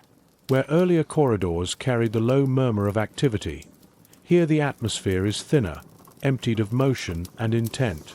Even footsteps seem muted, absorbed by the concrete before they fully form. A communications room sits just ahead. Once vibrant with ringing telephones and overlapping voices, it now feels abandoned by urgency. The telephones rest in their cradles, wires draped loosely across the desks. A radio emits a soft, steady static that no one attempts to fix. Two operators sit in silence, one staring at a blank sheet of paper, pencil untouched, the other leaning close to a receiver as if hoping for a voice that will not arrive. In one corner, a typewriter holds a half-finished page. The last sentence ends mid-thought, the keys gathering a faint layer of dust. The room feels suspended, as though the air itself were holding onto the memory of movement without producing any. The corridor beyond is dim, the lamps casting long, tired shadows. Inside a small office off to the side, a man sits at a table with documents spread before him. His posture is composed, but his eyes stare past the papers, unfocused. The slow rise and fall of his shoulders suggest someone conserving energy for a task he no longer believes in. Farther along, a door stands ajar. Inside, a cup lies overturned on the floor beside a table, the spill long dried into a pale stain. No one has cleaned it. The stain feels like a remnant from an earlier rhythm, when movement still mattered. A weak bulb flickers overhead, its light trembling across the walls in uneven pulses. The supply closet nearby carries the faint smell of paper and cardboard. Shelves of neatly arranged items sit untouched. In another time, this room would have been busy with hands searching for supplies. Now it feels like a storage place for hours that no longer pass as they should. A soft click echoes down the hallway, the closing of a cabinet or perhaps a door settling back into place. The sound stands out in the emptiness, louder than it should be. Even small noises draw attention now. The deeper the corridor extends, the more the quiet thickens. Conversations no longer drift from open doorways. Tasks do not spill into the hall. The bunker's low mechanical hum becomes the dominant sound, a steady, artificial breath replacing the human one that once filled the space. Silence grows not as the absence of noise, but as a presence. It hangs in the corridor, gathering in corners, pressing lightly against the walls. The air feels hollow yet heavy, shaped by resignation rather than fear. Movement slows. Voices fall away. Even the smallest sounds carry a sense of intrusion. It becomes clear that the bunker is passing into a new stage. Noise does not fade all at once. It drains slowly, leaving behind a stillness that feels almost deliberate, as if the bunker itself understands that the outside world is closing in and has chosen to quiet itself in response. Ahead lies another stretch of halls, where waiting becomes the only action left. When voices fade into waiting. The air in the next corridor feels even thinner, as though sound has been filtered out before reaching it. Silence gathers here with purpose, settling into the spaces where work once lived. People move gently, carefully, as if unwilling to disturb whatever fragile balance remains. A room to the left holds 3 individuals seated around a table. They do not speak or look at one another. One studies his hands, fingers interlaced, the small movements of skin and bone becoming his entire focus. Another leans back against the wall, eyes closed but far from sleep. The third stares at a blank sheet of paper as though waiting for the faintest impulse to write something. None arrives. The quiet does not feel empty.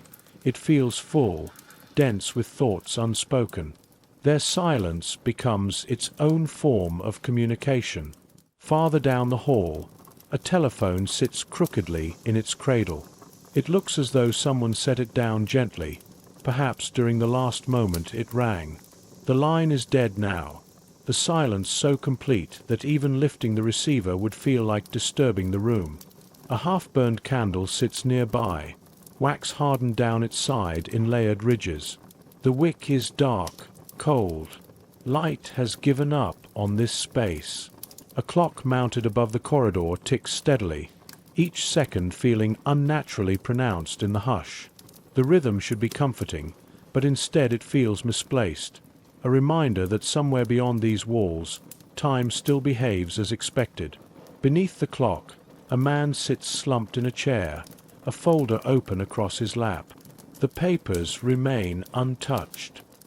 His gaze drifts across the room without focusing. He breathes slowly, conserving what little strength remains. The corridor narrows toward another room, a small triangular space marked by converging walls and a single hanging bulb. The light casts a faint cone over a solitary chair. The atmosphere suggests someone occupied it moments before, listening to the bunker's quiet, holding still against the weight of waiting. Now it stands empty, yet the room feels inhabited by whatever thoughts were left behind. As the corridor stretches on, a stillness settles into the space like a final exhale. The bunker feels distant from its earlier urgency, its earlier tension. Noise no longer asserts itself here. Voices fade to murmurs or disappear entirely. Footsteps soften until they barely register. Waiting becomes the dominant movement. Not active, not hopeful, but steady. A quiet acceptance of the narrowing world outside and the limited choices inside. The bunker breathes in long, muted intervals, shaped by the knowledge that events unfolding above will soon decide everything below. Ahead lies the next descent, deeper into resignation, deeper into the rooms where sound disappears completely and only the awareness of time's slow passing remains. Rituals without hunger. The corridor opens into a wider chamber where long tables stretch in neat rows beneath a low ceiling. This is the mess hall, or what remains of it. Once filled with the familiar sounds of clattering utensils, muted conversations, and hurried footsteps, it now echoes with a quiet that clings to every surface. The air carries a faint scent of stale bread and boiled potatoes, lingering remnants of meals that no longer offer comfort. The first table holds a few plates left behind, each with small remnants of food, a crust of bread, a smear of butter, a few grains of rice stuck to the edge. None appear freshly used. It is as if the diners pushed away their plates mid-meal, not out of urgency, but from the slow realization that hunger had drifted far from their bodies. A pot rests at the center of a serving counter, its lid slightly askew. Inside, a thin film has formed on the surface of the soup, cooling into a dull sheen. A ladle leans against the rim, handle angled outward as though awaiting a hand that never arrived. The pot still carries warmth, faint and fading, the last echo of a routine that once marked the passing of hours. Near the far wall, a stove glows softly beneath a large metal pot. The pot's contents simmer quietly, though no one stirs it, no one checks its temperature, no one watches the steam rise in gentle spirals. The room feels like a place trying to maintain life out of habit rather than necessity. Even the stove hums with a low, steady rhythm that sounds more like memory than function. A solitary figure sits at one of the tables, elbows on the wood, hands wrapped around a cup. The cup is empty. The figure lifts it occasionally, bringing it close to the lips before lowering it again, as if repeating a gesture learned so deeply that the absence of water inside barely registers. The person's gaze drifts across the room without settling on anything. They sit not to eat, but because sitting is easier than deciding where else to be. Beside the serving area, shelves hold neatly stacked bowls, plates, and cups. They shine faintly despite the dim light, their surfaces clean from days of minimal use.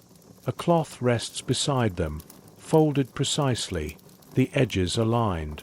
Someone wiped and arranged these items carefully, but the act no longer matches a mealtime routine.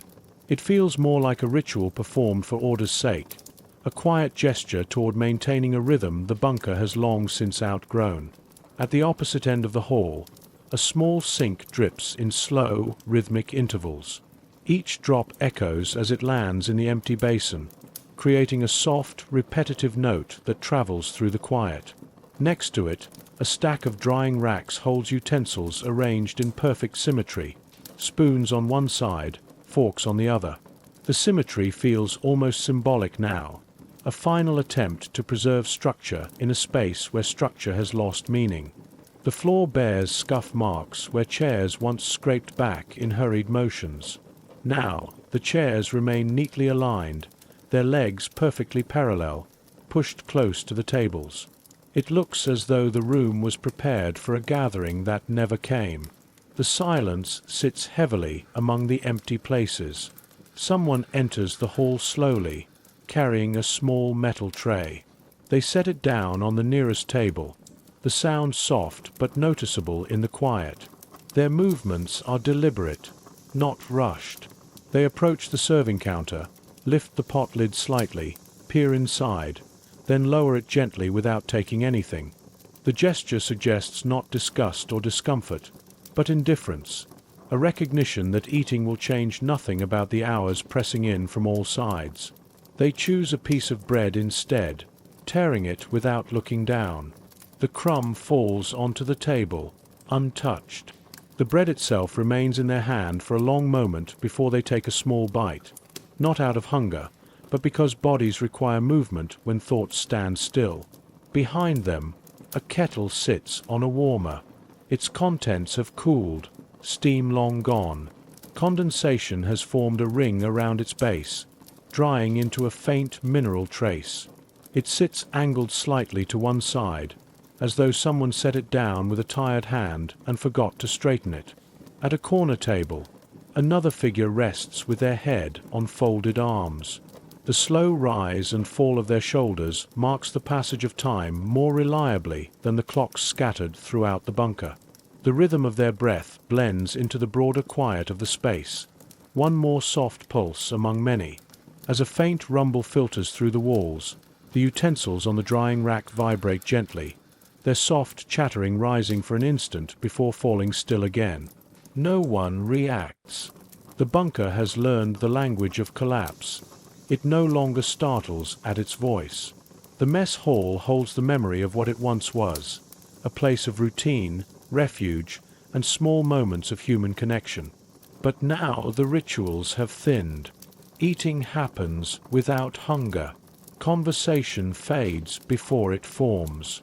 Meals become markers of passing time rather than sources of strength. When someone finally rises from their seat and walks toward the exit, their footsteps echo softly across the floor. The empty tables and silent stove watch them go, the room settling once more into the quiet that now defines it. The corridor outside feels heavier after leaving the hall, as though stepping from the echo of humanity into a world that has slowed into stillness. Ahead lies another chamber where fragments of identity remain tucked inside small personal spaces, a quieter corner of the bunker holding remnants of the people who still live within it. The bunker holds its breath. The next corridor feels like stepping into a space that has forgotten movement.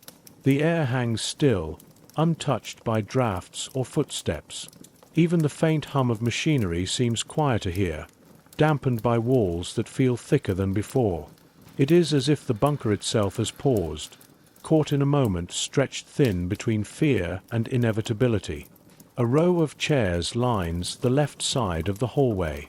Most sit empty, but one holds a man leaning forward with his elbows on his knees, fingers laced tightly together. His gaze is fixed on the floor, following a crack that runs through the concrete. The crack isn't new, but he studies it as though its shape might offer clarity the maps could not. His breath settles into a slow rhythm, barely audible. Farther along, someone sits with their back against the wall, legs outstretched, eyes half open. They look awake and asleep at the same time, suspended in the quiet. When a faint vibration trembles through the floor, a distant collapse somewhere above, they blink once, then settle again into the same posture. No alarm follows. No words break the stillness. At the end of the hallway, a woman stands beside a dim light fixture, one hand resting on the cold metal casing. Her shoulders rise and fall in measured intervals. She seems to be waiting not for news, but for the silence itself to shift, for anything to signal that time is still moving in a meaningful way. A door opens softly nearby. A man steps out holding a cup of water. The liquid inside trembles slightly from the last reverberation and settles as he stands motionless in the doorway. He takes a small sip, then lowers the cup and stares into it as though expecting the surface to ripple again. When it doesn't, he turns back into the room without closing the door behind him. Across from the open doorway, a table holds a stack of folded blankets, untouched. Someone must have placed them there earlier in the day, or the previous day, in anticipation of exhaustion or necessity. Now they sit unmoved, their corners aligned too perfectly to match the disarray of the corridor. The atmosphere carries a quiet that is no longer simply absence. It is a waiting quiet, thick with things unspoken. Conversations that once flowed through these rooms have evaporated, leaving behind only the faint echo of words that were never finished. At intervals, faint sounds drift down from the city above. Distant crumbles, a hollow thud, the subtle groan of structures shifting under strain.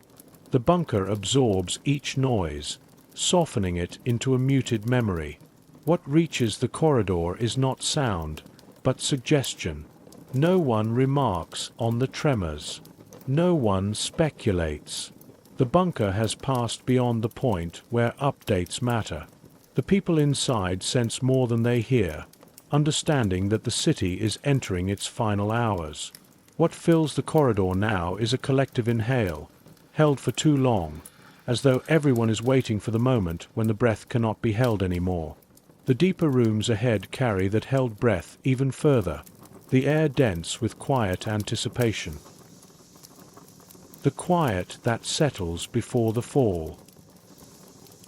The corridor narrows into a low-ceilinged passage where even the lights seem subdued, casting only a faint, tired glow. The atmosphere grows heavier, shaped by a quiet that feels almost deliberate. It is not the absence of noise, but noise being slowly pushed aside by resignation. A small room opens to the right, holding a handful of people whose movements have grown deliberately slow. One person sits with their arms crossed on a table, head resting on folded sleeves, not asleep but drifting through thoughts too heavy to name. Another sits upright, staring at a lantern wick resting in an oil lamp that has long since cooled. Their gaze is steady, as though contemplating whether to light it or leave the darkness alone. A soft clink breaks the stillness as someone sets a metal spoon onto a dish. The sound echoes for a moment, carried farther down the corridor than expected. Eyes lift briefly, then fall again. The spoon becomes the only movement in the room for several long breaths. Further down, a man stands before a bulletin board where outdated notes hang untouched. His hand hovers over a piece of paper without removing it. After a moment, his arm lowers again. There is nothing new to post and nothing old worth discarding. The board marks a world that has stopped updating. A faint tremor rolls through the ground. Not a violent shock, just a slow, spreading vibration that feels like the earth exhaling. Dust drifts from the beam overhead, settling in a thin line across the floor. No one reacts. The bunker has grown familiar with these murmurs, the quiet signatures of a city falling apart. At a junction of hallways, a small kettle sits atop a heating plate, unplugged. The last traces of steam dried long ago, leaving a thin mineral ring around the spout. Someone once intended to boil water here, but the moment passed quietly, its purpose forgotten. Beyond the junction, the narrow passage opens into a slightly larger space where a chair rests beneath a hanging light. The bulb hums faintly, glowing with an unsteady warmth. The chair is empty, but the shape of the room suggests it has been occupied, a place where someone waited, listened, and eventually left without leaving any trace but the impression of presence. Here, silence gathers in deeper layers. People move as if underwater, their thoughts opaque, their gestures softened. Waiting becomes the dominant atmosphere. Not patient waiting, not hopeful waiting, just waiting, shaped by the understanding that the war outside is drawing its final breath, and the bunker is holding on to the last moments before collapse. The corridor ahead leads toward an even quieter part of the complex, where voices disappear entirely and only the weight of time remains. The weight beneath the silence. The next corridor feels colder, though the air itself hasn't changed. Something else has shifted, a subtle pressure settling over the bunker, thinning the atmosphere until each breath feels slightly heavier. The silence that filled the earlier rooms has evolved. It no longer feels like waiting. It feels like something approaching. A figure stands near a doorway, arms folded tightly across the chest, posture rigid, eyes fixed on nothing in particular. The stance carries tension, not movement, a kind of inward bracing. When a faint tremor rolls through the floor, the figure's shoulders tighten, then slowly release as the vibration fades. The reaction is small, but unmistakable, instinct recognizing danger before thought does. A few steps farther, an officer sits at a desk with a lamp casting a narrow ring of yellow light over a collection of reports. Most of the pages lie untouched. One rests beneath his hand, crumpled slightly at the edges where his fingers grip it. He stares at the paper without reading, as if the act of holding it postpones a truth he isn't ready to face. His other hand taps lightly against the wood, not a rhythm, but a pulse. A chair creaks softly in the corner of the room where another person leans forward, elbows on knees. Their eyes are closed, lips pressed tightly together, not asleep, not resting, simply holding themselves still, as though movement might disturb whatever fragile equilibrium remains. From deeper in the bunker, the rumble of collapsing structures filters through the walls, softened but no longer distant. The sound is closer now, resonant enough to leave a faint vibration traveling along the floor. Dust drifts in thin lines from the edges of overhead beams. Someone glances up, then away, unwilling to assign meaning to the falling particles. A hallway junction holds a table with an oil lamp resting beside a stack of folded towels. The towels are untouched, their corners aligned with almost ceremonial precision. The lamp's glass chimney carries a faint smudge from a handprint left hours ago, or days. Time has blurred into something thicker, more viscous, refusing to separate into distinct moments. A kettle placed on a heating plate emits a hollow, empty ring when a hand brushes against it. It hasn't been used recently. It may never be used again. The metallic sound lingers longer than expected, traveling through the quiet before dissolving into the corridor's soft gloom. Someone passes through the hallway carrying a bundle of documents, moving with a slow, measured gait. The papers tremble faintly in their hands. They walk past without speaking, without acknowledging anyone. The silence is not deliberate. It has simply become the default language of the bunker. Every room along this stretch feels touched by a thin layer of dread, not spoken, not shared, but present in the air. A sense that the walls are absorbing the weight of events above, storing it in their concrete veins. The war is no longer something happening outside. It is beginning to press inward, shaping the bunker's atmosphere in ways too subtle to quantify. Ahead lies another corridor where this pressure grows heavier, the rooms holding a quiet thickened by fear that has begun to take a definite shape. When fear learns the shape of the walls. The next passage narrows, forcing the light into tighter angles that stretch long shadows along the floor. The air feels dense, carrying a faint metallic scent, as though the walls themselves have begun to exhale the tension stored inside them. The silence now has an edge. It cuts more sharply. A small office to the right holds two people sitting at opposite sides of a table. Neither speaks. One has a hand curled under their chin, fingers pressed against the jaw, eyes drifting across the table's surface. The other sits almost perfectly still, hands clasped, staring at a lamp that flickers intermittently.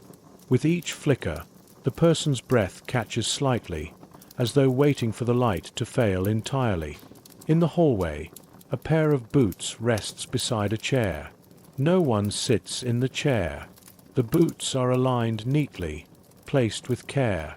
Their emptiness turns them into symbols, quiet reminders that some duties have ended before the people assigned to them could complete their roles.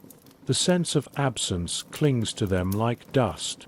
Farther in, a man stands at a small wash basin, hands braced against the metal rim.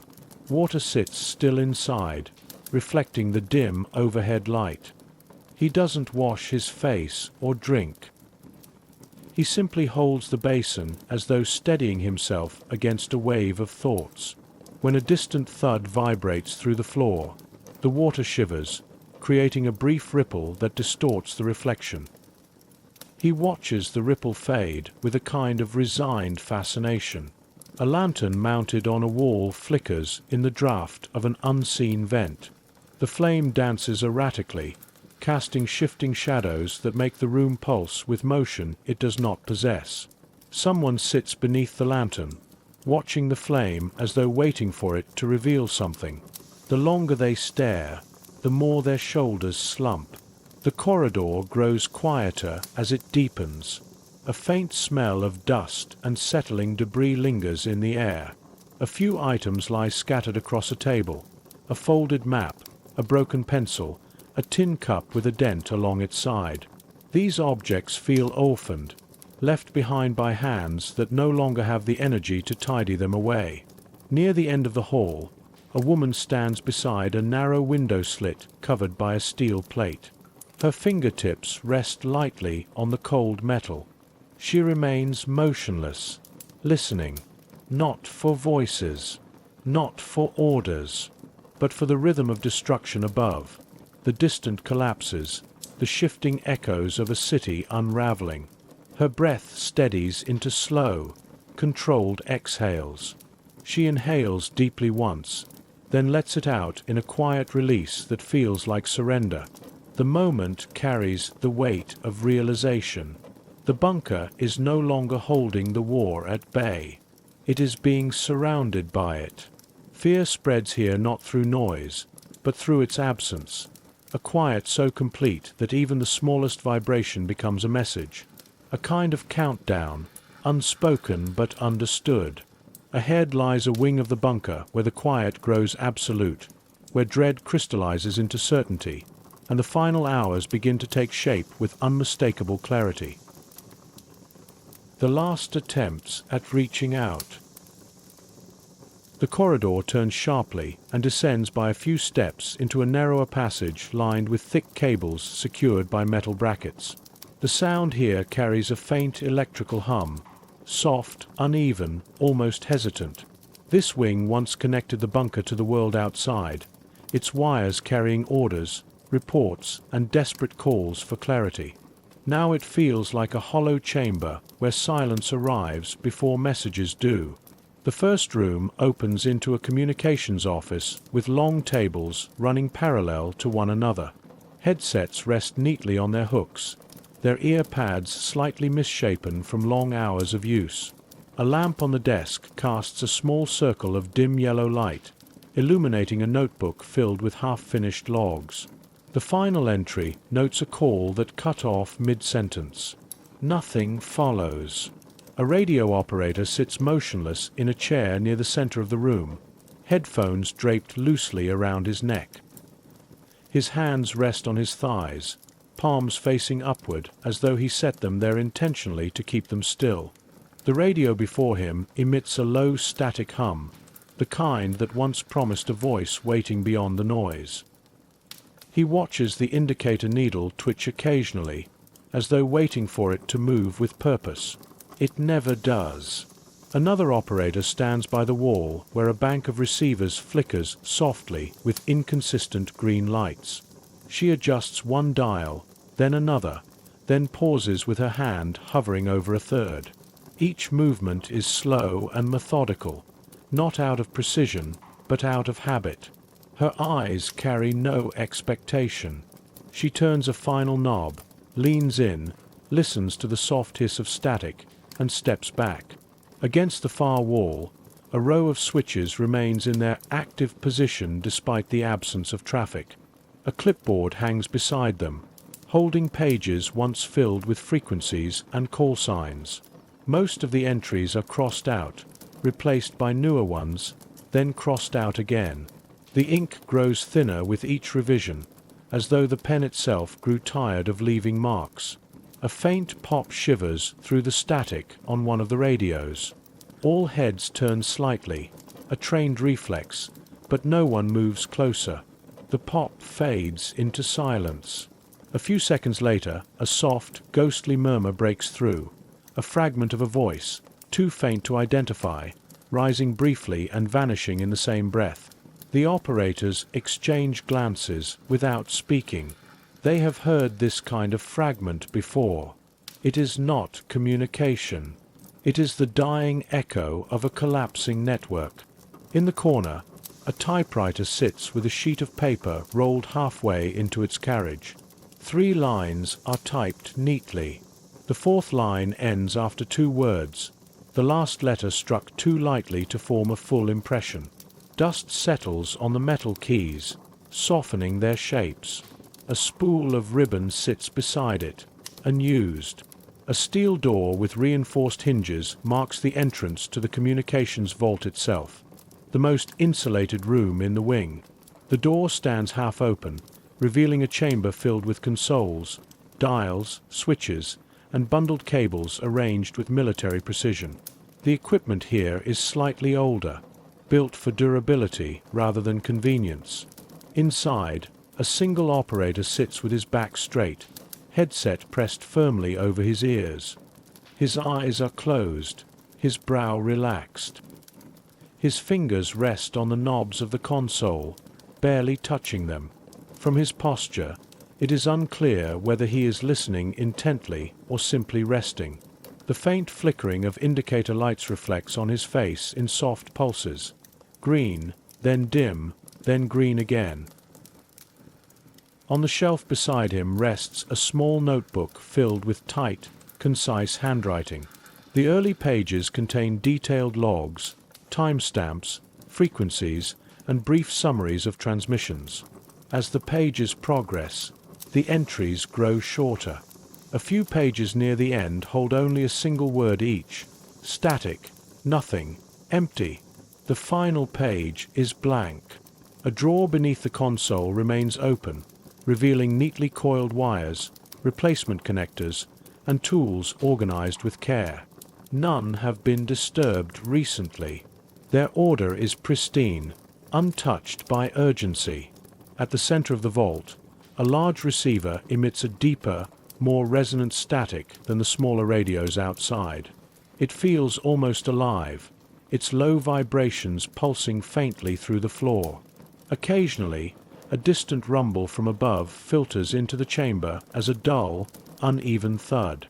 The two sounds, static and tremor, weave together into a rhythm that feels like a conversation between earth and machine. A few moments later, a sudden burst of noise interrupts the static. Louder, more jagged, a ripple of interference that rises and falls in a broken arc. The operator at the main console opens his eyes, not startled, but gently attentive. He adjusts a dial with careful precision.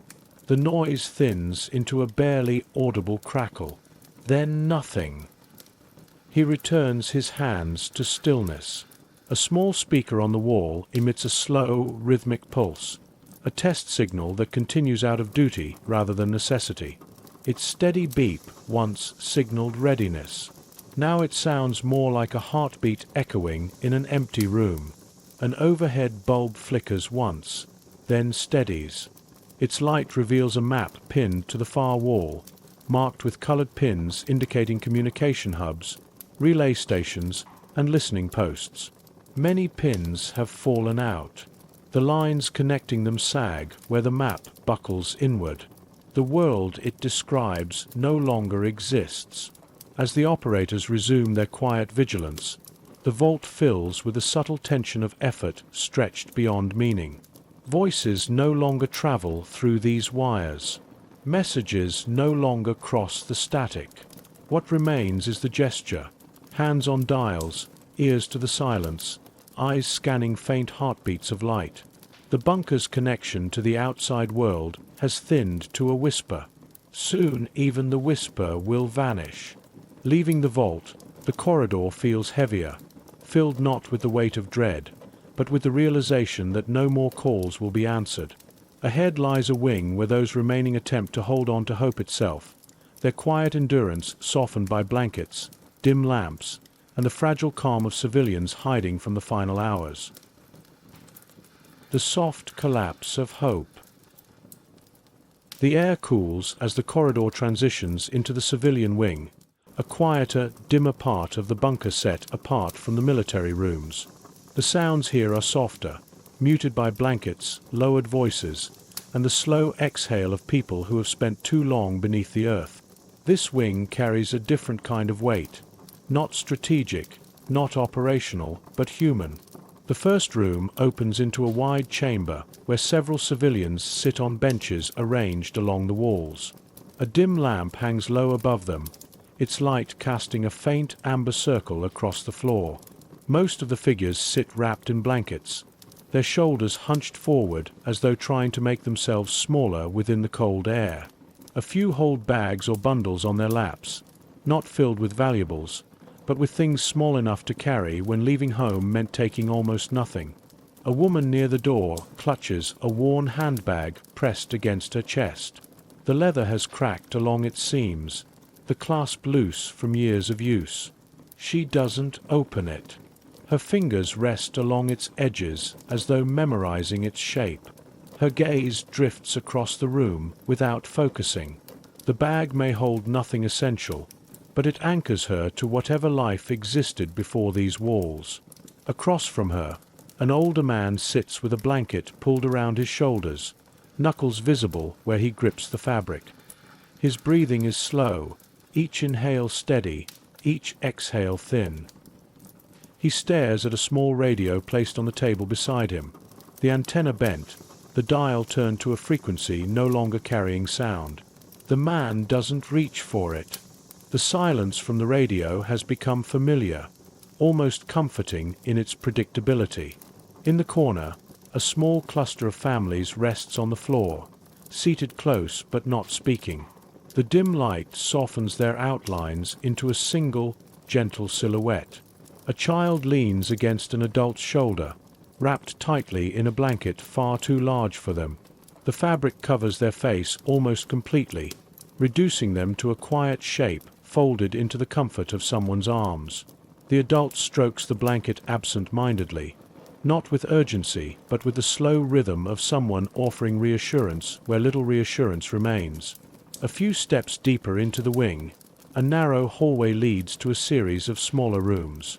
In one, a woman sits alone on a low stool, hands clasped tightly in her lap. A shawl drapes around her, its fibers frayed, the edges worn. She stares at a lantern resting on the floor, watching the flame flutter unevenly as a draft slips under the door. Her eyes do not follow anything else in the room. The flame seems to provide just enough movement to hold her attention, just enough light to keep the darkness softened. Behind her, a mat lies on the floor with a few items arranged along its edge. A small comb, a folded handkerchief, a pair of socks carefully rolled.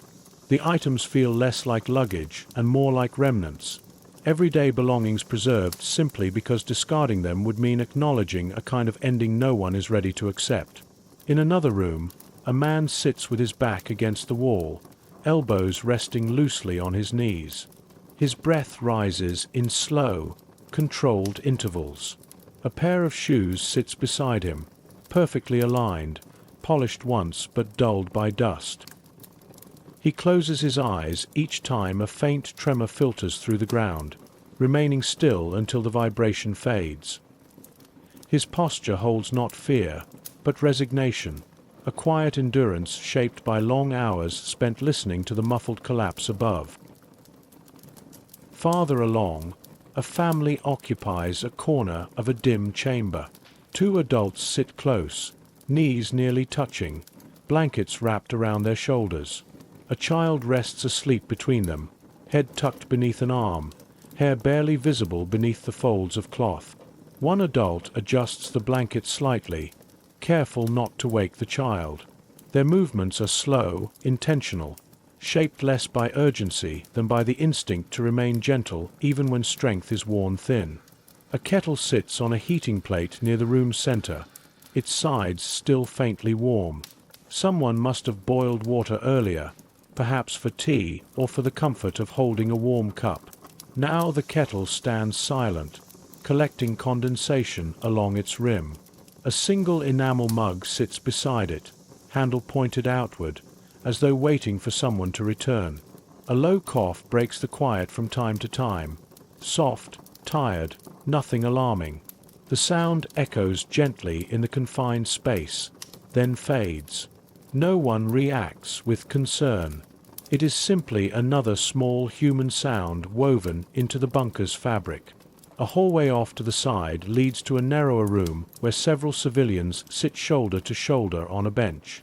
Their expressions are blank but not empty, the look of people who have long since exhausted fear and now inhabit the sparse space left behind. Someone rubs their hands together slowly, more from restlessness than from cold. Another taps a faint rhythm on their knee, a quiet attempt to anchor themselves in a moment that feels unsteady. The final room in this wing holds little but mattresses arranged in rows along the floor. Most remain empty, their blankets folded back neatly, corners squared. A few are occupied by those sleeping or pretending to sleep. Breath rises in gentle patterns, the kind that signals exhaustion more than rest.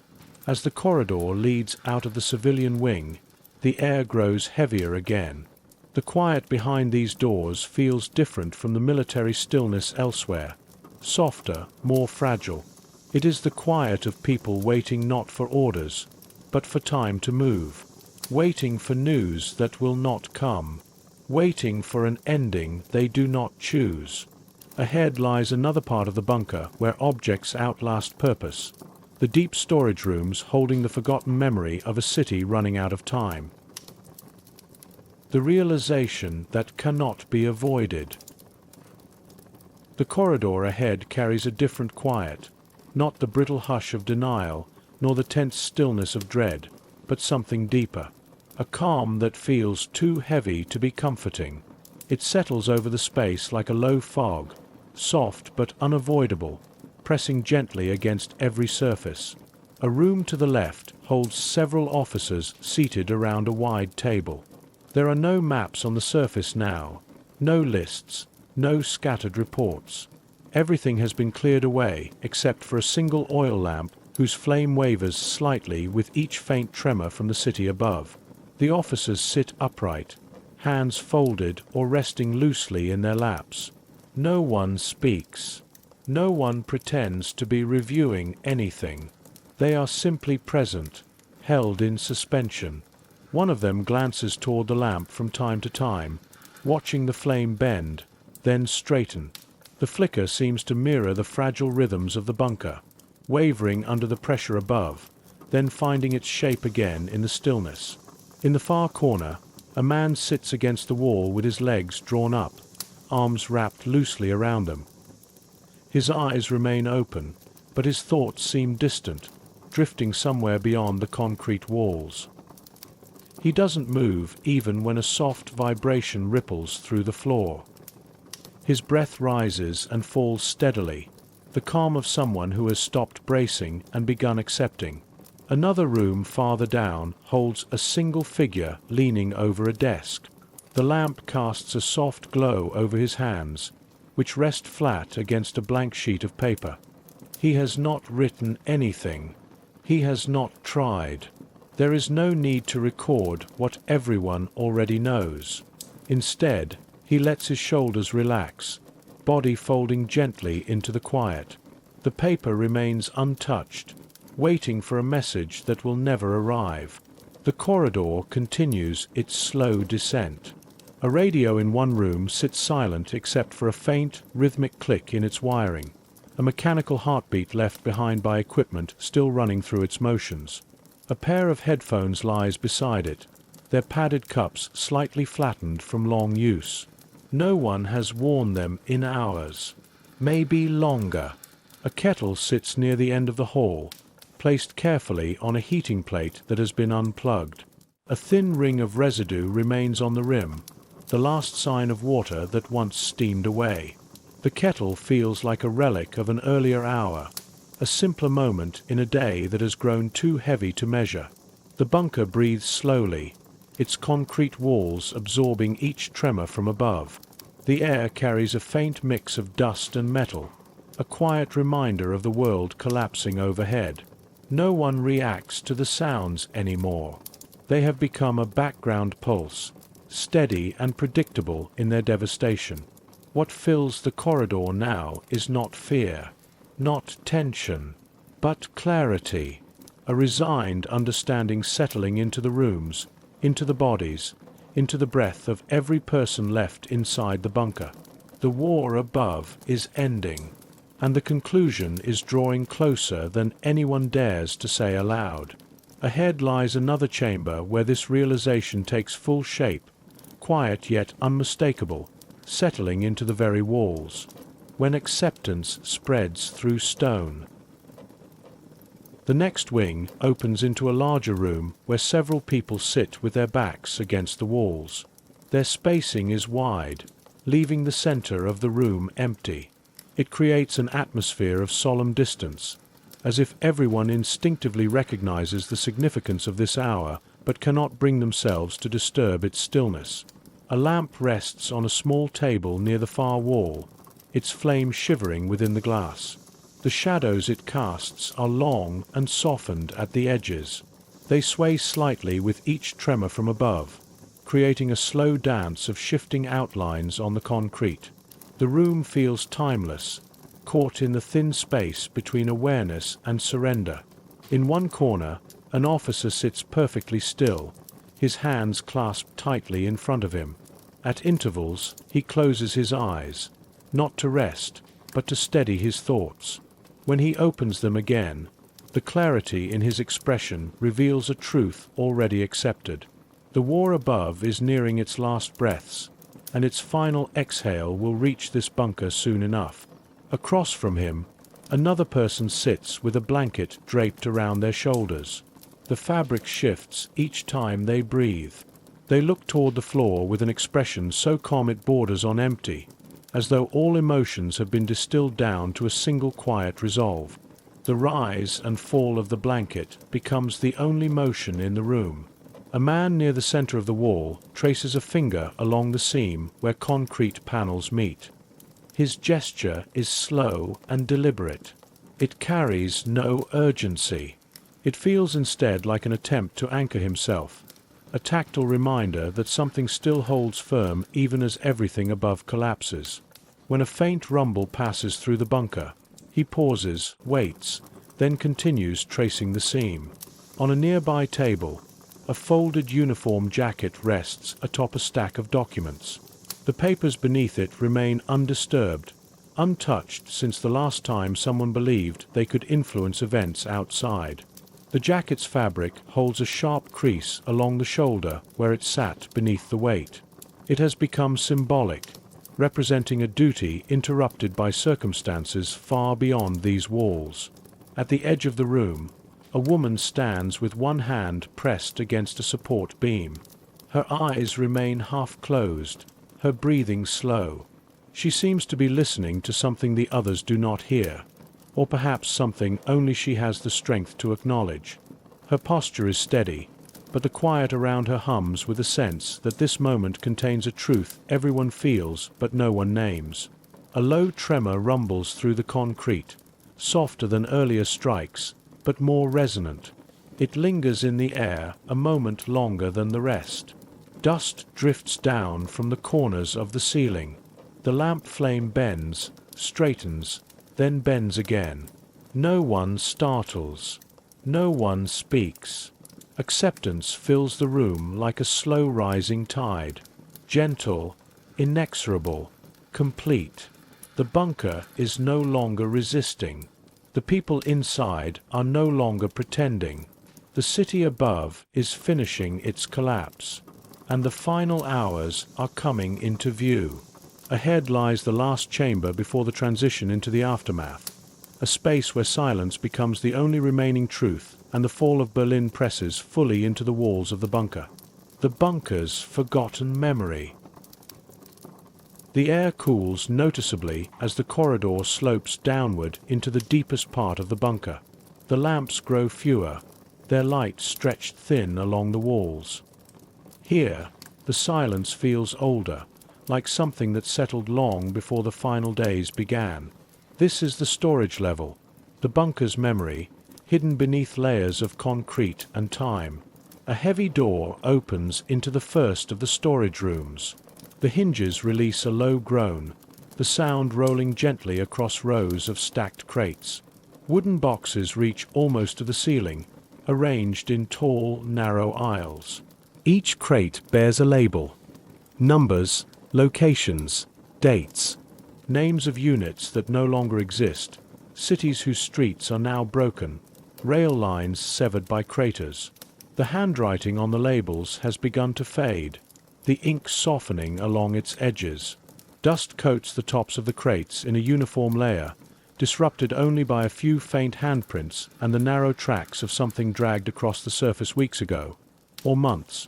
The air smells of wood, paper, and the faint metallic tang of old nails and locks. It is not unpleasant. It is the smell of things waiting. A narrow aisle leads between two towering stacks. The floor bears overlapping scuff marks where boots once passed regularly. Now, the marks stand unrefreshed, the dust settled thick between them. A crate near the end of the aisle sits slightly askew, its lid pried open. Inside lie neatly packed gas masks, still wrapped in thin paper. They look untouched, their straps folded in perfect loops. They were prepared for emergencies that never quite arrived down here. Farther in, another room opens, this one longer, its shelves made of steel instead of wood.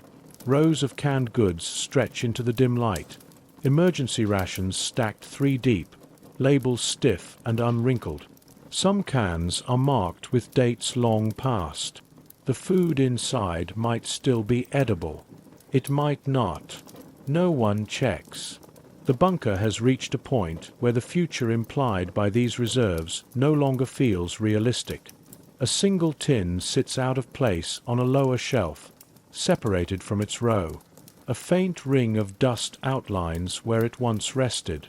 Someone picked it up, turned it in their hands, read the small print, and then set it back down in the wrong spot. The gesture feels oddly human amid the rigid order, a quiet sign that even in this place, routine broke enough for a moment of absent-mindedness. The next chamber holds equipment wrapped in canvas, radio spares, cables, field kits, coils of rope, folded tops. Tags pinned to each bundle list inventory numbers and destinations. Many of the destinations are places now under ruins or in enemy hands. The tags flutter slightly when a faint draft moves through the room, as if the past is breathing softly. A crate near the doorway stands open, its packing straw spilling onto the floor. Inside rest stacks of printed posters, edges curled, colors muted by age. The designs are simple. Slogans, symbols, instructions for air raid procedures, directives for blackouts. They were meant for streets and walls, for stairwells and factory corridors. They never left the crate. Their warnings arrive too late now, trapped in the dark with everything else. At the far end of the storage level, a narrower room extends into a low, vaulted chamber. The ceiling dips close to the top shelves, where paper files sit thick and compressed in uniform folders. Reports, directives, correspondence, an entire paper trail of decisions and assumptions. Many of the folders are labeled with care. Some titles are underlined. A few bear small marks in pencil, reminders that someone once meant to return to them. A file rests open on a table near the entrance. Pages inside are fanned slightly, edges crinkled. The last page has been folded back, the top corner creased where a thumb pressed too long. The text ends with a plan written in confident language. No follow-up exists. The plan belongs to a world that assumed it still had time. A single light bulb hangs from the ceiling in the middle of the room. Its weak glow reveals spiderwebs glistening along one upper corner, threads strung quietly between a pipe and a beam. The webs hold no insects, only dust. Even the smallest creatures seem to have abandoned the lower levels. In one corner, A set of wooden crates bears stenciled markings identifying their contents as emergency medical supplies. The lids remain sealed. A faint white chalk mark across one top crate, a simple X, suggests someone once intended to open it. The intention never carried through. The wood beneath the chalk has grown pale and dry. A metal locker stands to the side, its door slightly ajar. Inside hang several respirators and protective capes, the fabric stiff with age and storage. A clipboard attached to the inside of the door lists issuance records from months earlier. The last entry trails off halfway through a name. The pen stroke stops abruptly, leaving an unfinished arc. A low, distant vibration passes through the floor, traveling into the shelves and crates. A few small items rattle, shifting slightly where they rest. One folder slides a fraction of an inch closer to the edge of its shelf, then settles again. The sound of the rumble is muffled, almost gentle at this depth. It feels more like a reminder than a threat. The storage rooms hold everything the bunker thought it might need to survive longer than it will. Food for weeks. Equipment for repairs. Supplies for contingencies that never unfolded in the expected way. The deeper the shelves extend, the more they resemble an archive of unrealized futures, possibilities boxed and stacked, outlasting the decisions that justified them. As the corridor leads back up from the storage level, the air warms by degrees. The hum of the generator becomes faintly audible again, joined by the soft echoes of human presence. A cough, a footstep, a chair shifting. The memory held below remains undisturbed. Rows of crates and shelves standing quietly in the dark, witness to plans designed for a war that refused to follow them. The bunker returns to its slow, heavy breathing, its rooms filled with people waiting, thinking, or simply sitting in the presence of silence. Above, the city continues its final descent into ruin. Below, the concrete holds its shape a little longer. Soon, even this stillness will pass into memory. But for a brief stretch of hours, the bunker remains, a hollow space filled with maps and beds and machines and shelves, all bearing witness in their own quiet way to the last days beneath Berlin. The last movements of a dying day. The corridor leading into the deepest part of the bunker feels almost untouched by human presence. The air is cooler here, the surfaces more bare, the lights dimmer. Everything in this wing carries a sense of finality, as if every object has settled into the position it will hold until the end. A narrow doorway on the right opens into a room where 3 people sit spaced widely apart. Each holds a posture shaped not by fatigue, but by acceptance. A man in the corner sits with his back straight, hands folded on his lap, eyes tracing the faint patterns in the concrete floor. He seems neither alert nor tired, only present in a way that suggests he has stopped expecting anything to change. Across the room, a woman rests her elbows on her knees, fingers interlaced beneath her chin. She stares at a lantern placed on a small box in front of her. The weak, wavering flame reflects faintly in her eyes. She doesn't blink often. Each shift of the flame seems to contain its own quiet message. A third person leans against the far wall with their head tilted back, the outline of their breath visible only in the slow movement of their chest. They close their eyes whenever a tremor passes through the bunker. When the vibration fades, they do not open them immediately. The stillness seems easier to hold than the sight of the room. A soft metallic clink sounds when someone adjusts their posture. The noise echoes slightly in the near-empty space before dissolving again. Even small sounds feel amplified this deep underground. Nothing is loud, but everything feels significant. Farther down the corridor, a small alcove holds a table with a few personal items laid atop it.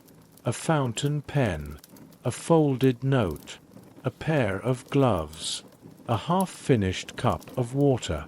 These objects rest untouched, remnants of tasks abandoned quietly, their final status neither confirmed nor questioned. An officer stands in the next room with a hand pressed against a map pinned to the wall, not studying it, not adjusting anything, simply touching the paper. His eyes rest on a sector long lost to the fighting above, yet he does not move his hand away. The map feels less like a tool now, and more like a reminder of a world that was still navigable once. A low rumble rolls through the bunker, not explosive, but structural. A deep settling of stone and steel somewhere above. The sound vibrates through the floor in a long, slow wave, carrying with it the unmistakable sense that the city is reaching its final threshold.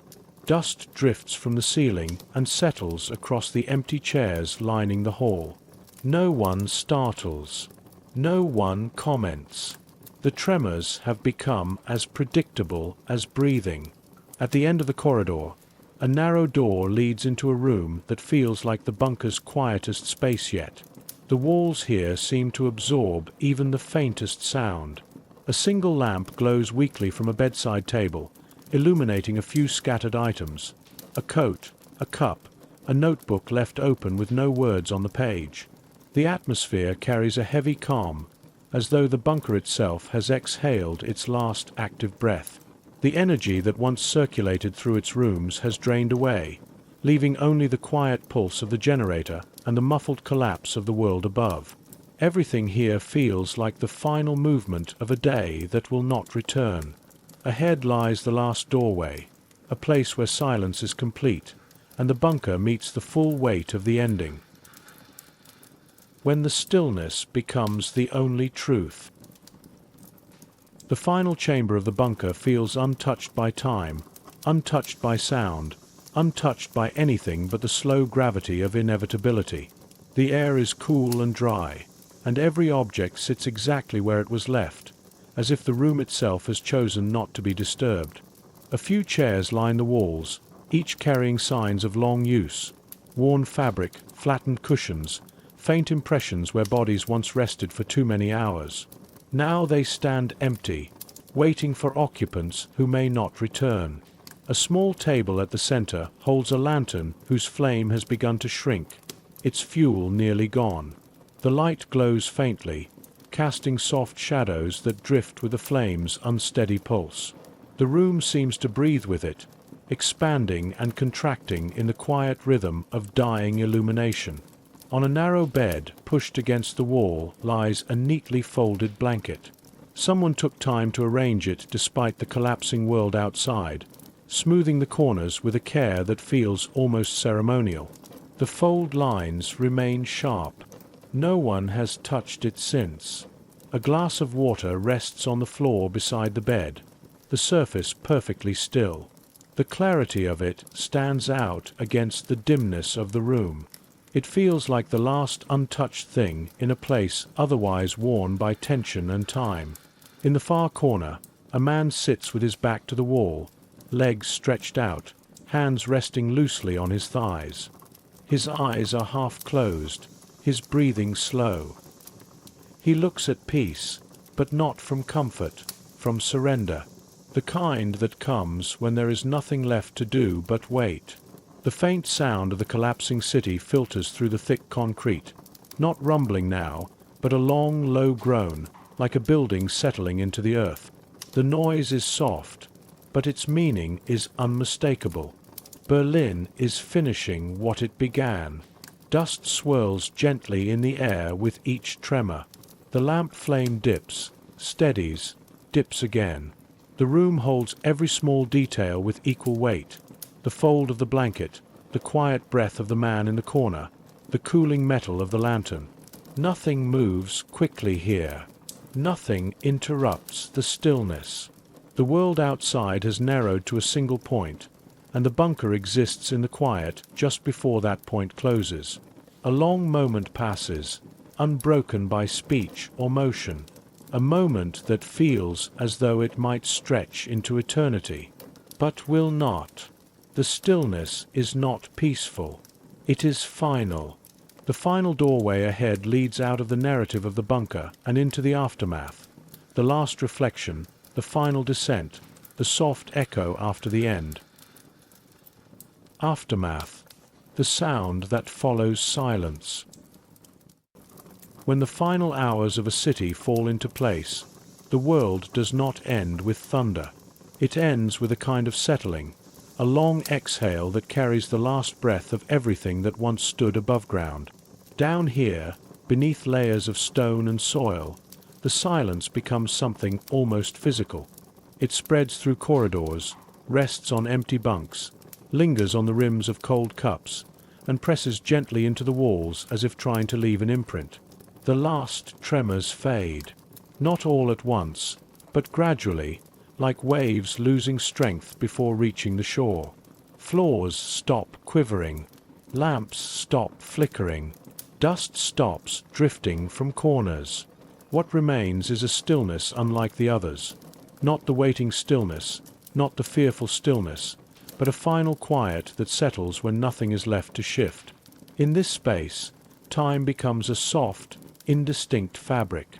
Minutes stretch, blur, and lose shape. What mattered hours ago feels distant, softened by the weight of what has been accepted. Every room holds its own small story. A jacket folded carefully on a chair, a pencil left where it rolled, a page half filled and then abandoned. These objects look unchanged, but they carry a new meaning now. They have become markers of the last movements before stillness claimed the bunker. Above, the city has stopped fighting. The buildings that once shook with artillery now stand silent, leaning into their ruins. Streets lie buried under debris, rooms open to the sky that once protected them. Windows stare outward with nothing left to reflect. The fires have begun to smolder into ash. Smoke rises not in desperate spirals, but in slow, exhausted curls. The final breath of a city long pushed beyond endurance. Down here, the bunker absorbs the silence. It fills every corner, every gap between stones, every breath drawn in the dim light. Even the hum of machinery sounds subdued, softened by the weight of what surrounds it. The rooms feel smaller, not because the walls have shifted, but because the air no longer holds the movements it once did. Absence has a shape now, and it lies quietly across the floor like a thin layer of shadow. A corridor leads to a room where a single lantern burns low. The flame trembles occasionally, its light thinning as the fuel disappears. It casts soft, wavering patterns on the wall, shadows that drift slowly, as though unsure whether to disappear or linger a moment longer. The flame bends, straightens, and bends again. In its dim glow, the room feels suspended between what was and what is coming. The last remnants of sound from the city above arrive as faint, muffled murmurs, fragments of collapse carried through the earth. They no longer resemble explosions. They feel like distant memories of noise, softened into something almost gentle. Eventually, even these echoes grow rare. The world above has fallen fully into quiet. In this final stillness, the mind turns inward. It begins to gather the fragments left scattered by fear, exhaustion, and uncertainty. The hours spent between these concrete walls, the whispers, the tremors, the drifting shadows, settle themselves into a shape that can be understood. The chaos of the outside world becomes something distant, held at arm's length by the thick walls and the slow rhythm of breath inside this forgotten chamber. Eventually, the lantern's flame grows thin, shrinking into a small, steady point of light. It flickers once, then steadies again. The quiet around it feels deeper now, fuller, carrying the weight of everything that has happened above and everything that has finally stopped happening. In that stillness, reflections begin to form, not dramatic, not sharp, but soft and slow, shaped by the recognition that even endings have their own quiet dignity. This is the moment when the bunker's silence becomes a kind of teacher. It reminds you that history is not only written in noise and fire, but also in the breath that follows, in the space where people pause, reflect, and try to understand what remains. It reminds you that the world often ends in whispers rather than thunder, and that the quiet after destruction carries its own truth. You breathe in the last of the bunker's stillness, and the silence settles gently around you. It is neither comforting nor frightening. It simply exists, holding the memory of everything that happened above and below, carrying it forward in the way only silence can. And as you listen to that silence, the silence that follows collapse, the silence that remembers, you step softly into the echo of what remains. The war above ground is nearly over. But underground life does not end when leadership does. Beyond the sealed corridors of power, thousands continued to wait in silence.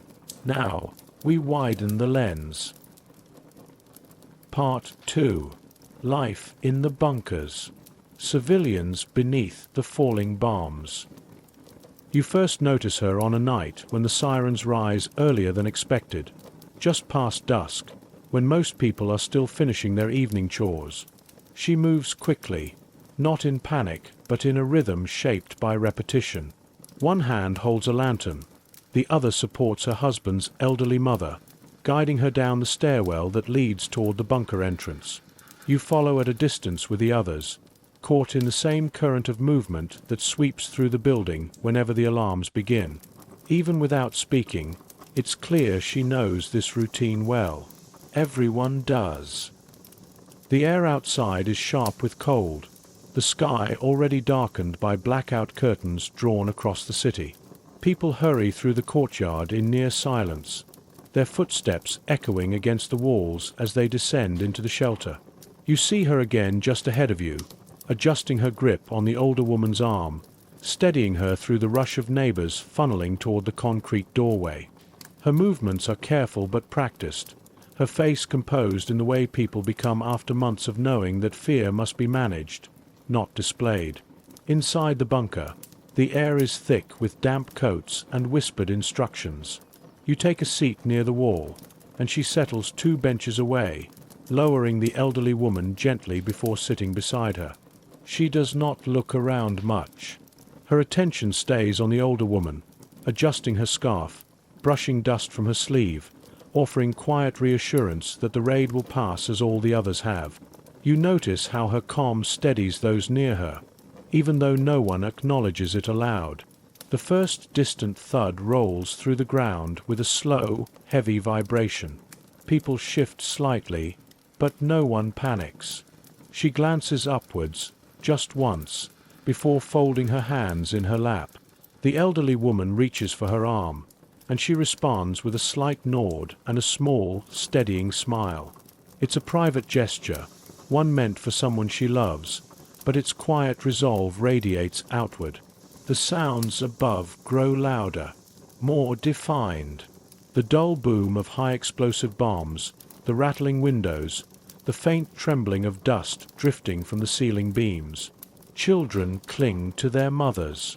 Men sit stiffly, exhaling through their noses, avoiding one another's eyes. Yet she remains composed, even when the bench shudders under a closer strike. She places her hand over the older woman's, anchoring her through the vibration. There is tension in her jaw, but she does not let it surface. These nights have become the architecture of life, descending into the bunker, waiting, emerging, repairing, rationing, then descending again. She carries herself with a steadiness that suggests she has learned to live inside this endless cycle. Her husband is at the front, as are so many others, and she now carries the responsibilities of 2 households, her own and the emotional well-being of the woman beside her. Even without speaking to her, you recognize the weight she bears. It is written in the small efficiencies of her movements, in the quiet way she watches everything around her. As the bombing continues, the bunker settles into its familiar silences. Someone near the door whispers a prayer. A warden checks the passageway. A candle sputters and is shielded carefully. In the dim light, there is a subtle change in the room. The tightening shoulders during each deep concussion, the soft release of breath during the brief pauses. And you notice how she responds to all of it. Not with outward fear, but with a slow, deliberate composure that becomes its own kind of refuge. Hours pass like this. The raids rise and fall in waves, each one carving another layer of fatigue into the faces around you. When the all-clear finally arrives, soft, distant, almost anticlimactic, people hesitate, listening for any final explosion before standing. She helps the older woman to her feet, checking first to ensure her legs are steady. As the crowd begins to move, the two of them enter the tunnel ahead of you. Even in the cramped corridor, she maintains a quiet gentleness, guiding the older woman with a patience that seems almost impossible after such a long night. The air is cold, carrying the smell of smoke and damp earth. She pauses at the courtyard entrance, adjusting the older woman's coat before continuing toward their building. Her lantern casts a faint glow on the walls, revealing cracks that were not there the previous evening. She notices them, but only briefly. The priority now is reaching home, assessing damage, and preparing for whatever the next day brings. You follow the same path, moving in parallel without crossing her steps. This is how you first come to recognize her, not through conversation, but through repeated presence. A steady figure in the same bunker, on the same streets, living through the same nights of uncertainty. You do not share words, only the silent familiarity of people who cross paths under falling bombs. In time, she becomes a point of quiet continuity. As the raids intensify, as shortages grow worse, as despair settles deeper into the city, you see her again and again, always composed, always steady, always carrying more than her share, and doing so without drawing attention. Through her, you begin to understand the life German women built beneath the ruptured skies, a life shaped by endurance, quiet courage, and the weight of ordinary moments stretched across extraordinary circumstances. The rhythm of descent.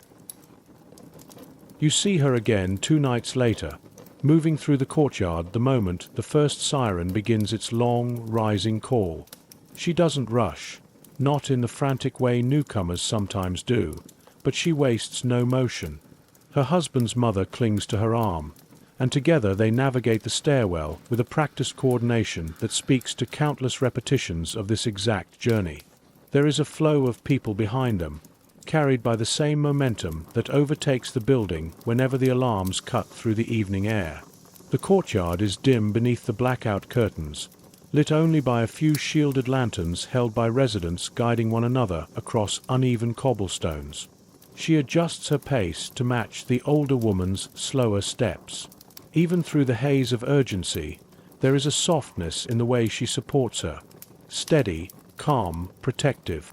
You move a few paces behind, noticing how she tilts her head slightly whenever the engines in the distance shift pitch, listening for signs of how close the danger is. Inside the bunker, she guides the older woman to the same bench as before. Some shelters are chaotic, but this one has developed its own informal order. Families sit in familiar clusters. The elderly gather near the corners where the shaking feels less severe.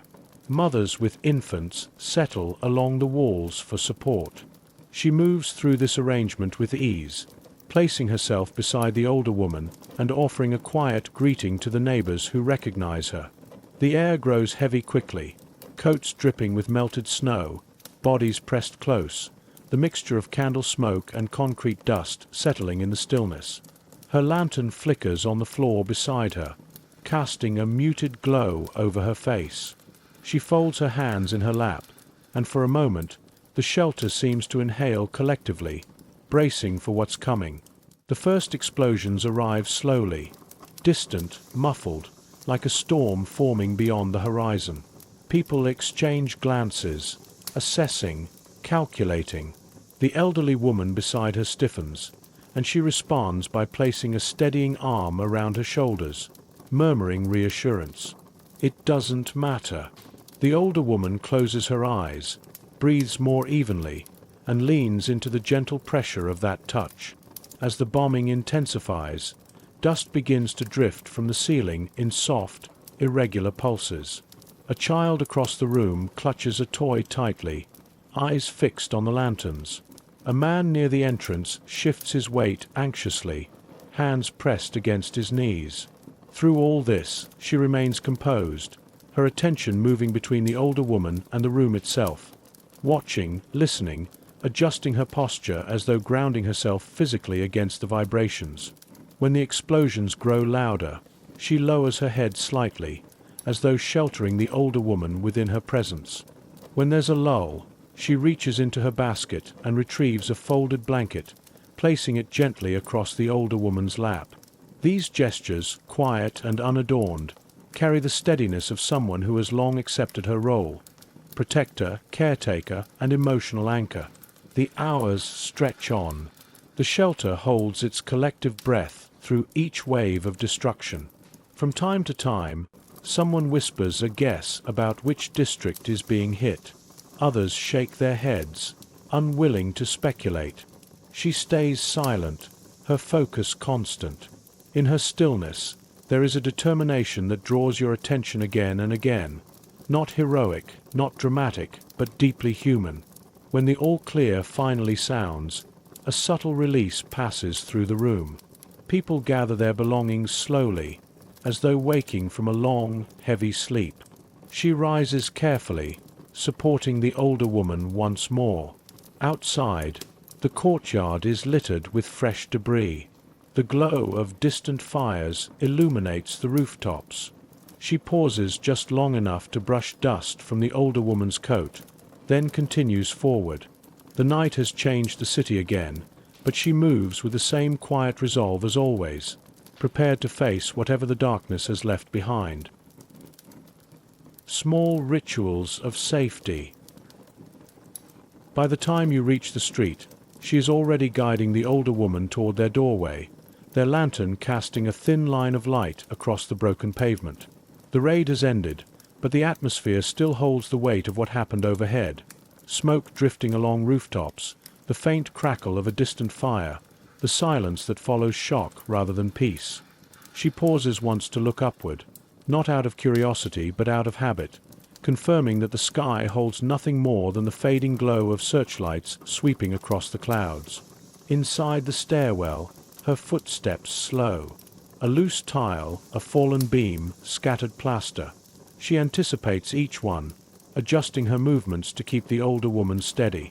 This part of the night feels as routine as the descent into the bunker, but there is a carefulness to it, a structure of small rituals she performs every time they return home.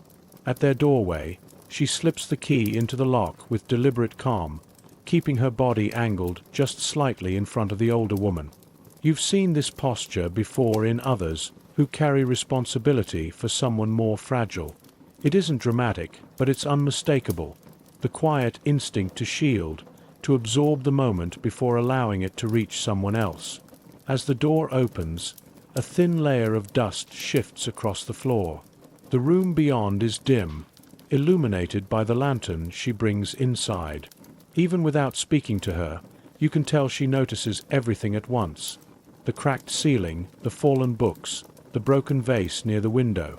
She doesn't react outwardly. Instead, she guides the older woman to a chair that has remained upright, brushing debris from the seat before helping her settle. Only once the older woman is stable does she allow herself a moment to assess the damage. She moves through the room methodically, checking for drafts, testing the integrity of the window frame, lifting fragments of plaster to reveal what lies beneath. You observe her steadiness, the way she approaches each task with quiet efficiency. It isn't denial, it's discipline. This is how she keeps the night manageable. When she picks up a framed photograph that fell from a shelf, a young couple smiling on their wedding day, it catches the lantern light for a moment. She studies it, brushing dust from the glass, her expression unchanged but not indifferent.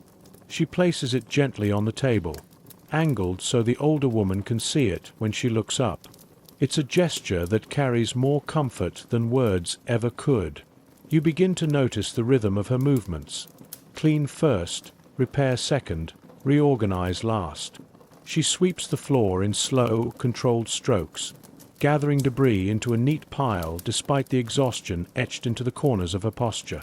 She rehangs the blackout curtain, checks the hinges on the door, and straightens the chair that wobbled during the shaking. Everything she does contributes to the same purpose: to restore order, however temporary, before the next day begins. Across the hallway, another resident calls down to neighbors, checking whether anyone needs help. A child cries somewhere on the upper floor. The building is alive with the sounds of people taking stock of their homes. Yet she remains focused, creating a small sanctuary within the chaos. This is how she survives the war, through the discipline of small, deliberate acts that reaffirm control where so little of it exists. Before extinguishing the lantern, she kneels to check on the older woman, adjusting the blanket around her shoulders and offering a soft reassurance. The older woman reaches for her hand, and the younger woman holds it briefly, her expression softening in the low light. There is tenderness there, shaped not by ease but by endurance, an emotional familiarity forged in the rhythm of countless nights like this one. You retreat quietly to your own doorway, leaving her in the dim glow of her lantern's final flicker. As the light fades, the pattern of her nights has become the framework of survival for both women, a sequence of practiced gestures that protect, restore, and prepare them for whatever. Life between raids. Morning arrives with a pale, diluted light that slips through the blackout curtains, revealing a room still marked by the night's violence. She moves slowly, guiding the older woman with one arm while carrying a small basket of tools and rags in the other. Her expression is calm, but her eyes move with quick, searching awareness, taking in cracks along the walls, loose debris on the steps, and the subtle shifts in the building's structure. Outside, the street carries the aftermath in layers. Soot clings to the cobblestones. Windows across the block are shattered in jagged patterns. Smoke still rises in thin threads from a collapsed rooftop farther down the street. People gather in small clusters, whispering updates, comparing damage, and confirming which houses were hit worst. She listens but does not linger. Her priority is the elderly woman beside her, whose steps falter slightly on the uneven ground. She leads the older woman to a bench in the courtyard, one of the few still standing after weeks of raids. The bench has become a kind of morning ritual for many residents, a place to rest before the day's demands begin, to breathe, to orient themselves after the chaos of the night. She helps the older woman sit, smoothing her coat, then straightens to take in the street with a long, steady look. The day between raids always carries a strange duality. People work quickly, repairing what they can, knowing that the timeline until the next alarm is unpredictable. Yet there is also a kind of forced normalcy. Children playing quietly along the edges of courtyards, men sweeping glass from entryways, women hanging damp clothing on improvised lines stretched between cracked walls. She moves through this landscape with purpose. You watch her begin the small repairs she can manage alone, resetting the crooked door frame, collecting fallen bricks into neat piles along the wall, dusting soot from window ledges. When the older woman calls her name, she returns immediately, kneeling to adjust a shawl slipping from her shoulders. Their exchange is brief but gentle. Even here, where the day's work demands concentration and speed, she never rushes her care. Later, in the ration line, you see her again. She stands a few places ahead, holding ration cards in one hand and the basket against her hip. Her posture is straight, her breathing even, qualities that contrast sharply with the tension humming in the line. People speak quietly, exchanging news about shortages and deliveries that may or may not arrive. She listens but contributes little. Her focus stays on the official behind the counter, and when her turn comes, she steps forward with a calm efficiency, collecting bread, potatoes, and a small tin of fat before stepping aside. She returns home. She stops at the courtyard pump to fill a bucket with water, testing the temperature with her fingertips before lifting it with both hands. The older woman waits at the doorway, holding the wall for balance. When she sees the younger woman approaching, her shoulders loosen slightly. The two move inside together, their silhouettes merging briefly against the dim interior before the door closes behind them. Inside their apartment, she resumes the quiet rituals of life between raids. She boils water to wash soot from the older woman's hands and face. She cleans the dishes that survived the night's shaking. She folds the rationed bread into a cloth to keep it from drying out. Every action is small, unremarkable on its own, but each one restores a fragment of normalcy.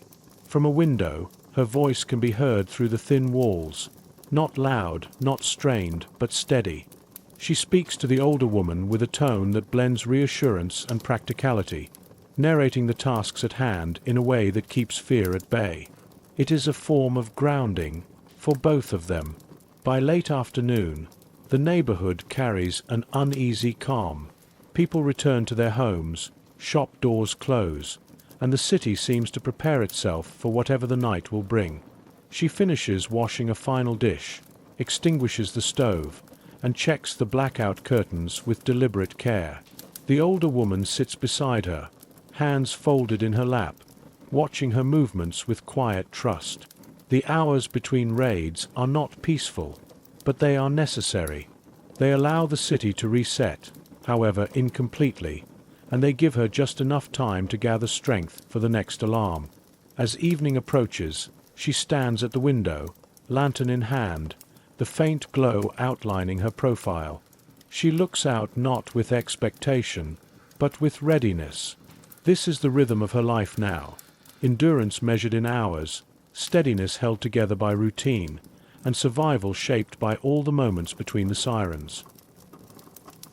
Holding together what the war tries to pull apart.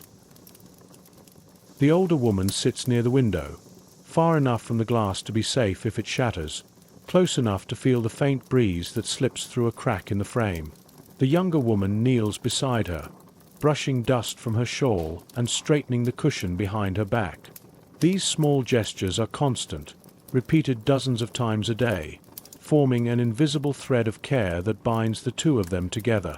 The room carries the signs of strain, patches of soot on the walls, a crack above the door frame, dishes drying on a towel because the cupboard where they once lived no longer has a door. Yet she moves through it as though the damage is simply another element of life, a variable she must work around like ration shortages or blackout restrictions. Her steadiness is not born from ease, but necessity. You watch from the stairwell as she begins preparing their evening meal. Ingredients are limited, but she works with deliberate calm, peeling potatoes with careful strokes, stirring a thin soup that simmers in a dented pot, adding small pinches of herbs saved from better days. She tastes the broth with the edge of a spoon, adjusts it slightly, then carries a bowl to the older woman. The routine is humble, but it holds the weight of continuity. In a world shaped by ruptures, she restores coherence one meal at a time. After they eat, she cleans their dishes in a shallow basin, her movements slow from fatigue but unbroken. The older woman watches her with a mixture of gratitude and worry. You've seen that expression before. Older residents who understand how much is being carried on young shoulders. The young woman senses it too. She answers with a small, reassuring smile, the kind that says, "I can manage this. I have to." She clasps the older woman's hand as they take a brief walk, both moving carefully along the path cleared of broken glass earlier in the day. The courtyard, damaged and dim, becomes a temporary refuge. Neighbors lean out of windows, calling soft greetings. Children collect pieces of brick, arranging them into imagined walls and houses.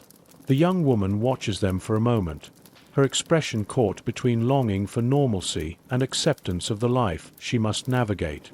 You notice how she adjusts her posture when the older woman stumbles, a subtle shift of weight, a tightening of her grip, a gentle murmur of reassurance. None of it draws attention. It is simply what she does. Anticipate danger, soften impact, hold things together before they can break further. Inside again, she checks her emergency basket, making sure the documents are dry. The spare blanket is folded. The small tin of biscuits is still closed. She replaces the lantern oil, tests the wick, and lays the basket beside the door. The older woman watches her with tired eyes. For both of them, this ritual has become a form of emotional preparation, the quiet acknowledgement that the night may yet hold another descent into darkness. As the evening deepens, she sits beside the older woman and begins mending a tear in her shawl. The needle moves steadily through the fabric, each stitch small and precise. You've seen other women do the same, turning damaged items into usable ones, extending the life of garments that would be impossible to replace. But there's something in her expression as she works, a blend of concentration and calm acceptance, as though sewing were a form of meditation, a way of stitching herself back together while repairing the things the war keeps tearing open. Through the thin walls, voices of neighbors drift in and out, soft conversations, the clatter of someone repairing a loose board, a child's brief laughter quickly hushed. The building is worn but still alive, its residents bound together by shared endurance. And she is part of that quiet network, contributing to its steadiness without needing acknowledgement. When the lantern is finally dimmed and the room grows dark, she returns to the older woman, adjusting her blanket and whispering something you can't hear. The older woman relaxes slightly, her shoulders easing. The young woman settles beside her, not to sleep, but to listen, to the stillness, to the wind, to the distant hum that may or may not be the beginning of another night of sirens. You step back into your own room, understanding that what she holds together each day and night is far greater than the tasks themselves. She maintains not just the household, but the fragile emotional balance that keeps both of them moving forward. Her resilience is not loud. It is not dramatic. It is a series of quiet acts performed in the spaces between alarms, acts that shape survival long before anyone reaches the bunker. Shelter hierarchies and the weight of shared space. When the next raid arrives 3 nights later, you descend into the bunker with the same flowing crowd of neighbors, but now you notice the patterns more clearly, the unspoken rules that shape how people inhabit this underground world. She is already inside when you enter, guiding the older woman to the bench she always uses. It isn't assigned, but everyone treats it as hers. These informal territories have become essential in a place where privacy is impossible and comfort is scarce. Around you, people take their places with subtle deference to age, frailty, and habit. A family with 2 small children moves toward a corner where the shaking feels less severe. An elderly man positions himself near the wall he's leaned against since winter began. She keeps her bench not because it offers special protection, but because routine provides structure, something predictable in a night defined by chaos. The older woman sits slowly, gripping her hand until she's steady. The young woman doesn't let go immediately. She keeps her hand there a moment longer, as if transferring calm through touch. Only after the older woman exhales does she sit beside her, folding her coat neatly and placing it between them for warmth. Across the bunker, small tensions flicker like sparks. Someone mutters about the overcrowding. A mother shushes a child who cannot keep his feet still.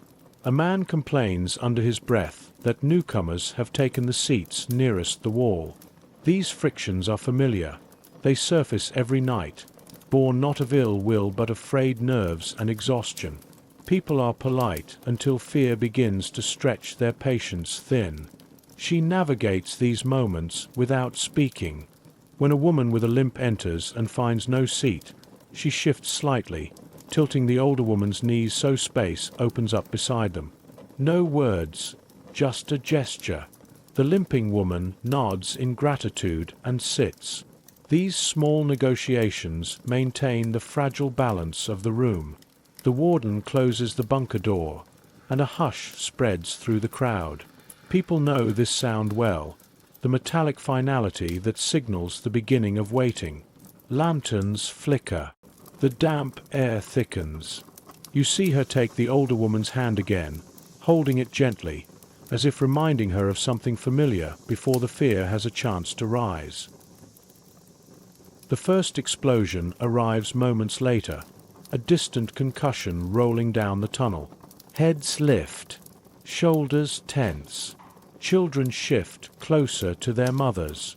The older woman flinches, and the young woman responds instantly, leaning slightly toward her, murmuring something soft, her presence becoming a shield without requiring distance from anyone else. Hierarchy in the bunker takes shape through these gestures, not through authority, but through stability. People look toward those who appear calm, even if that calm is only surface deep. People's eyes drift toward her during louder blasts, not in expectation, but in reassurance. If she remains steady, perhaps they can too. A new family enters late, bringing with them a wave of cold air and a sense of disruption. The father asks if there is room on a nearby bench, but receives only tight shakes of the head. Before tension can rise further, she lifts her lantern slightly, illuminating the space beside her. She shifts, guiding the older woman closer to her own side, making just enough room for the mother and child. Again, no dialogue, just an unspoken offering that diffuses what could have become conflict. People adjust subtly, and the room absorbs the newcomers. The family settles, breathing out as though they have been holding their lungs since the first siren. You realize then how quickly cohesion can fracture, and how easily one steady presence can hold it together. Above ground, the bombing intensifies. The bunker absorbs the sound in layers.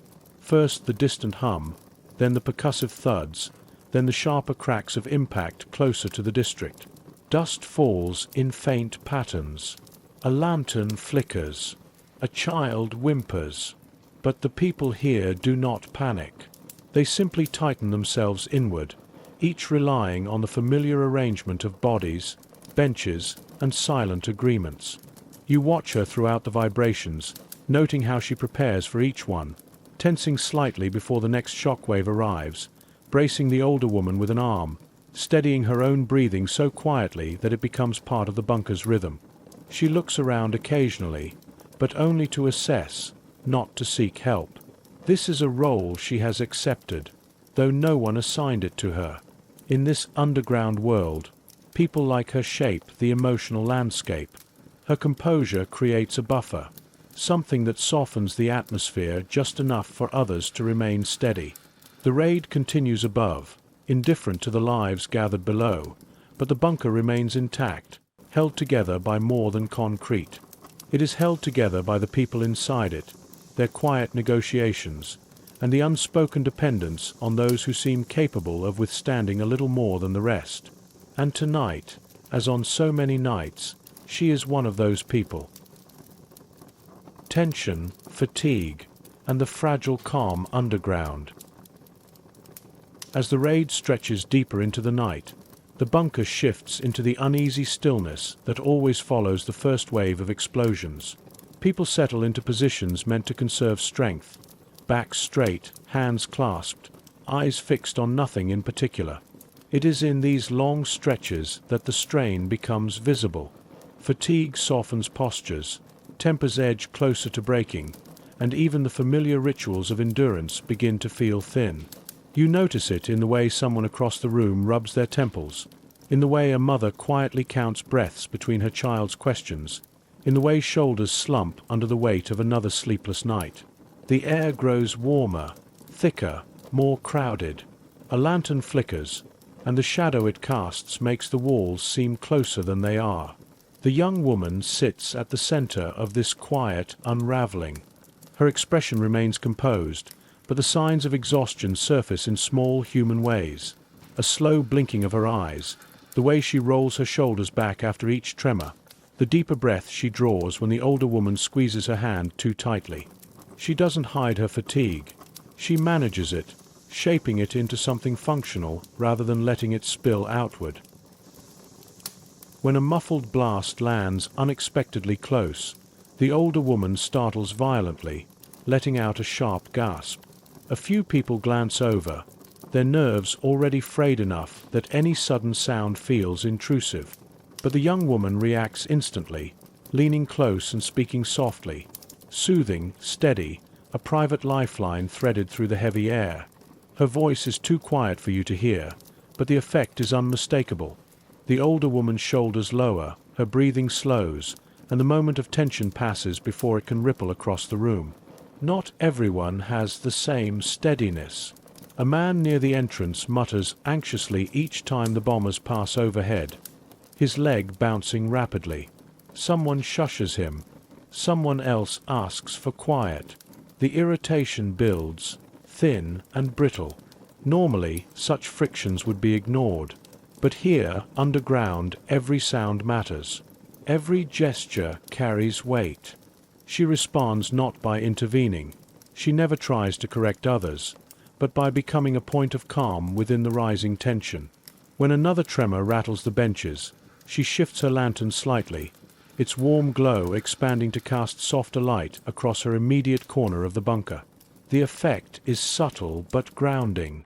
People nearby seem to breathe more evenly in the steadier circle of light. A child begins to cry on the far side of the room, worn down by exhaustion rather than fear. His mother rocks him, whispering promises that dawn is coming, that bombs cannot last forever. The crying grates on some, but no one says anything. The bunker's emotional boundaries are stretched thin, yet somehow still holding. People endure by allowing each other these moments. The young woman closes her eyes briefly, not in sleep, but in a moment of inward gathering. When she opens them, her posture is straighter. She reaches for the older woman's hand, clasping it with a firmness that seems to anchor them both. Her endurance becomes a quiet influence, helping those around her maintain their composure simply by witnessing her own. The raid enters another wave, deeper and more intense. Dust shakes loose from overhead beams, drifting like ash. The bunker vibrates with the force of explosions landing somewhere too close to ignore. A few people flinch. Someone swears under their breath. But no one breaks. The fragile calm holds, stretched but intact. Through the haze, you observe the young woman's face in the lantern light. It is tired, yes. Strained, certainly. But steady. She absorbs the vibrations with a slight tightening of her shoulders, then releases them in a controlled breath. She keeps her gaze forward, not fixed on any single point but open, alert, grounded, aware. In her presence, the bunker feels less claustrophobic, not safer, but more bearable. She does nothing extraordinary, nothing dramatic. She simply endures well, and that endurance has a quiet gravity that influences everyone nearby. Hours pass this way, slow, tense, filled with faint tremors and the shifting weight of fatigue. The bombers eventually move on, the concussions becoming more distant, then fading entirely. A long silence settles in the bunker, and people look toward the door, waiting, hoping. The young woman straightens her coat. The older woman releases her hand only when the all-clear siren finally wavers through the night. Relief sweeps through the room in small, exhausted exhalations. The danger has passed, but the night has left its mark. Picking through the morning after. The all-clear has long faded by the time the bunker empties, but the night's thunder still lingers in the air, echoes trapped in the stones, the dust, the strained muscles of people climbing back toward the surface. When you step outside, she is a few paces ahead, guiding the older woman carefully through the doorway and into the courtyard. Dawn is just beginning to press against the horizon, a thin band of grey light revealing a world altered once again. The street is quieter than usual. Not still, never still, but suspended, as though everyone is waiting to see the extent of what the darkness has done. She pauses at the threshold, adjusting her grip on the older woman's arm as they take in the sight before them. The building across the street has lost part of its upper floor. Smoke rises in slow, reluctant threads. Piles of brick spill onto the roadway. Windows have been blown inward, scattering glass in wide, glittering arcs across the ground. A warden moves between the debris, marking unstable areas with chalk. A group of neighbors stands nearby, whispering the names of people who once lived in the damaged section. She guides the older woman forward with careful steps, avoiding jagged fragments, shifting loose stones with the edge of her shoe. You follow at a distance, noticing how she scans the rooftops first, checking for weakened chimneys or beams that might collapse without warning. Only after she is certain the path is safe does she continue. As she rounds the corner toward her own building, her pace slows. A section of the roof has shifted, leaving tiles scattered across the courtyard. A window on the upper floor hangs open, its frame crooked. Her expression remains composed, but you see the small tightening around her eyes. The moment of internal calculation as she imagines the work ahead, the repairs, the adjustments, the possibility of hidden damage. Inside the stairwell, the air smells of dust and lingering smoke. The walls carry new cracks, thin but widening toward the ceiling. She touches one lightly with her fingertips, assessing its depth, then guides the older woman up the steps with renewed care. Each footfall is deliberate. She pays attention to every creak of the wood, every shift in the plaster, listening for anything that might indicate structural weakness. When they reach their door, she opens it slowly, keeping her body slightly ahead of the older woman. The room inside is dim, but even in the low light, the new damage is visible. The table has been pushed against the wall by the shockwave. A cupboard door has torn loose from its hinge. A chair lies toppled beside a pile of fallen soot. She takes a breath, not deep, not dramatic, just enough to steady herself. Then begins the familiar ritual of restoration. She helps the older woman to her seat, brushing dust from the cushion, ensuring the chair is stable. Only then does she turn to the room. You watch her methodically gather the scattered items, the spoon that rolled beneath the table, the book whose pages are now streaked with grey, the cracked jar she examines briefly before deciding whether it can still be used. Her movements are slow, careful, and almost meditative. She sorts what can be repaired from what must be discarded, creating small piles that will guide her work through the morning. Neighbors move through the hallway, calling out to each other, checking whose homes are intact. A woman from the floor above stops at the doorway to ask if they need help. The young woman thanks her quietly, but shakes her head. She knows her tasks. She has done this many times before. As she cleans, you notice the small details.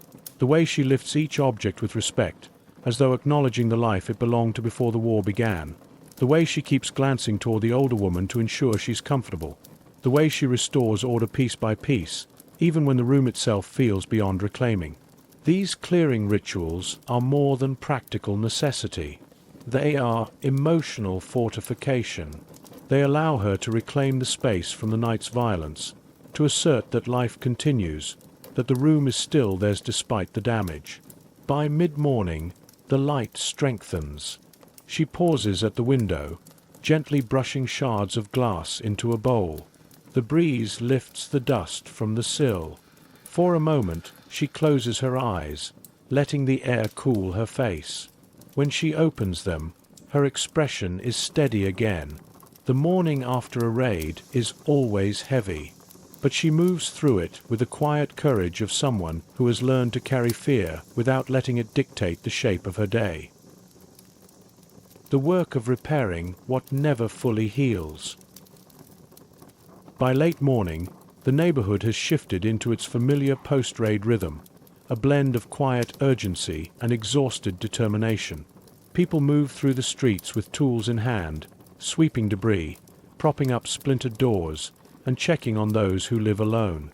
You see her emerge from the stairwell, supporting the older woman with one arm while carrying a small cloth bag with the other. Its contents clink softly, Nails, a small hammer, a bit of string, items she has collected over months of learning to repair what the war continually tries to undo. She helps the older woman to her usual bench in the courtyard and settles her there with a shawl before beginning her tasks. Her steps are careful but purposeful as she walks the perimeter of the building, checking for new cracks and unstable sections of wall. You watch her bend to clear broken tiles, stacking them neatly to keep the walkway passable. Her movements are slow, deliberate, the exhaustion from the night showing in the slight heaviness of her shoulders, but she continues without hesitation. When she finds a loose shutter hanging at an angle, she stands on her toes to test its strength. The hinge gives slightly under her touch. She retrieves the hammer and taps the nail back into place with gentle, precise strokes, mindful of not startling the older woman nearby. These repairs won't last indefinitely. Everyone knows that, but they keep the building functioning for another day. And in times like these, another day matters. A neighbor approaches with a worried expression, pointing toward the roofline where several tiles have shifted dangerously close to the edge. The young woman listens quietly, nodding. She is not the kind of person who commands attention or organizes groups, yet people speak to her often. Perhaps it is her steadiness, the unspoken message that she will respond with calm even when the news is bad. She thanks the neighbor and promises to alert the warden when he passes through later. As she works, the older woman watches with a mixture of pride and sorrow. You see her reach out once, calling the young woman back for a moment's rest. The young woman kneels beside her, listening to a soft remark you cannot hear. She gives a gentle smile, squeezes the older woman's hand, and then returns to her tasks. They are small exchanges, but they hold the emotional architecture of their relationship: care, trust, duty, and quiet affection. Later, as the sun lifts higher, she returns inside to tackle the interior repairs. You follow at a respectful distance, passing neighbors carrying buckets of water, boards for bracing walls, or salvaged belongings wrapped in blankets. The building feels alive again, though strained, an organism knitting itself back together with the collective effort of every resident. Inside her apartment, she begins by clearing the largest fragments of plaster into a woven basket. She pauses only briefly to stretch her back before moving to the cracked cupboard. The hinge, bent and stubborn, resists her attempts to straighten it. She breathes out slowly, then tries again, applying steady pressure until it gives. When the door closes more or less properly, she nods once, not proud but satisfied enough to continue. Midway through the repairs, a sudden noise, a dropped bucket from upstairs, startles the older woman, who calls out anxiously. The young woman responds immediately, leaving her tools behind and crossing the room in a few quick strides. She reassures the older woman with a calm voice and a touch to her shoulder. Only when the older woman's breathing steadies does she return to her work. Moments like these repeat often. It's clear she has learned to balance physical tasks with emotional tending, holding both roles without complaint. As afternoon approaches, she sits for the first time in hours. The room is cleaner, more orderly, though still bearing scars the repairs cannot hide. She studies the space in silence, the patched cracks, the neatly stacked salvage, the rearranged furniture. It is not the home it once was, but through her labor, it becomes livable again. You recognize something in her expression then, not hope exactly, but determination wrapped in acceptance. She cannot stop the destruction. She cannot prevent the next raid. But she can restore enough order to make the room feel like theirs again, despite everything. Outside, the city continues its quiet hum of repair. Inside, she rises once more to check the blackout curtains, adjusting the fabric so it will hold through the evening. The light is fading. Another night is coming. But for now, for this moment, she has done what she can. The work of repair never fully heals the wounds, but it keeps life moving, and that is enough to face whatever tomorrow might bring. ration lines, and the quiet arithmetic of survival. You see her the next morning in the ration line, standing with the same composed posture she carries into every task. The older woman sits on a low stool beside her, wrapped in a heavy shawl against the cold. The line stretches down the street and around the corner, a slow-moving column of fatigue and necessity. People speak in low voices, conserving energy, calculating what they might receive and what they will have to go without. She holds her ration cards in one hand and a small cloth bag in the other, the bag folded neatly so it rests flat against her hip. The smell of smoke still lingers from the previous night's fires, and the street bears the marks of fresh damage. Cracked windows patched with cloth, a shattered cart overturned near the curb, a shop sign bent at an angle, the letters distorted by shrapnel. She takes in these details the way she takes in everything, quietly, without outward reaction, as though storing the information for later use. Her eyes move over the line ahead, assessing how long the wait will be, whether the supplies will hold, whether they will need to return tomorrow. The line moves slowly. Children shuffle their feet, restless despite the early hour. A man coughs repeatedly into a handkerchief. A woman behind her murmurs prayers under her breath. She doesn't join in, but the rhythm of the prayer seems to quiet the space around them. When the older woman shifts uncomfortably, she adjusts the shawl on her shoulders and offers a soft word that brings the older woman's gaze back into focus. As they approach the front of the line, the tension thickens. Supplies have been inconsistent for weeks. Some days bring a small blessing, an extra loaf, a delivery of potatoes, a tin of meat. Other days, the shelves empty before half the line has made it through. Everyone senses the uncertainty. You feel it in the way people lean forward slightly, watching each transaction carefully, estimating what remains. When it is her turn, she sets the ration cards on the counter with precise, deliberate movements. The clerk checks each card, then hands her a loaf of bread, a handful of potatoes, and a small tin of cooking fat. It is not much, but it is enough for today. She accepts the items with a quiet nod and steps aside, making room for the next person before slipping them into her bag. Outside the shop, she helps the older woman stand, then begins the slow walk home. She moves with a protective awareness, shielding the older woman from passing carts and guiding her around patches of broken glass. The weight of the bag is modest, yet she carries it carefully, mindful of the fragile supplies inside. You follow at your own pace, watching how she adjusts to each obstacle without complaint. Back in the courtyard, a neighbor approaches her, asking if she has heard rumors about a new flour shipment expected next week. She listens attentively, but offers no speculation. Rumors are constant. She has learned to rely only on what she sees. The neighbor asks after the older woman, and she answers with a small smile that masks the deeper fatigue beneath.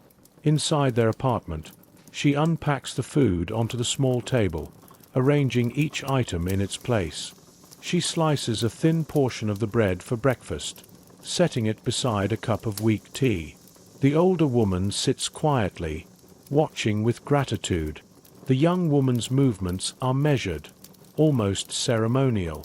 In a world where every meal must be stretched, the act of preparing it becomes its own form of stability. She eats little herself. A small piece of bread, a sip of tea, nothing more.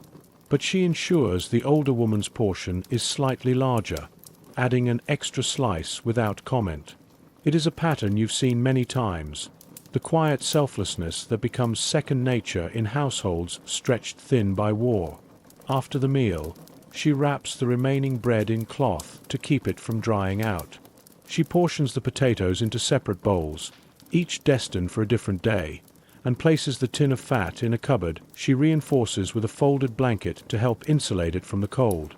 These acts are not just practical.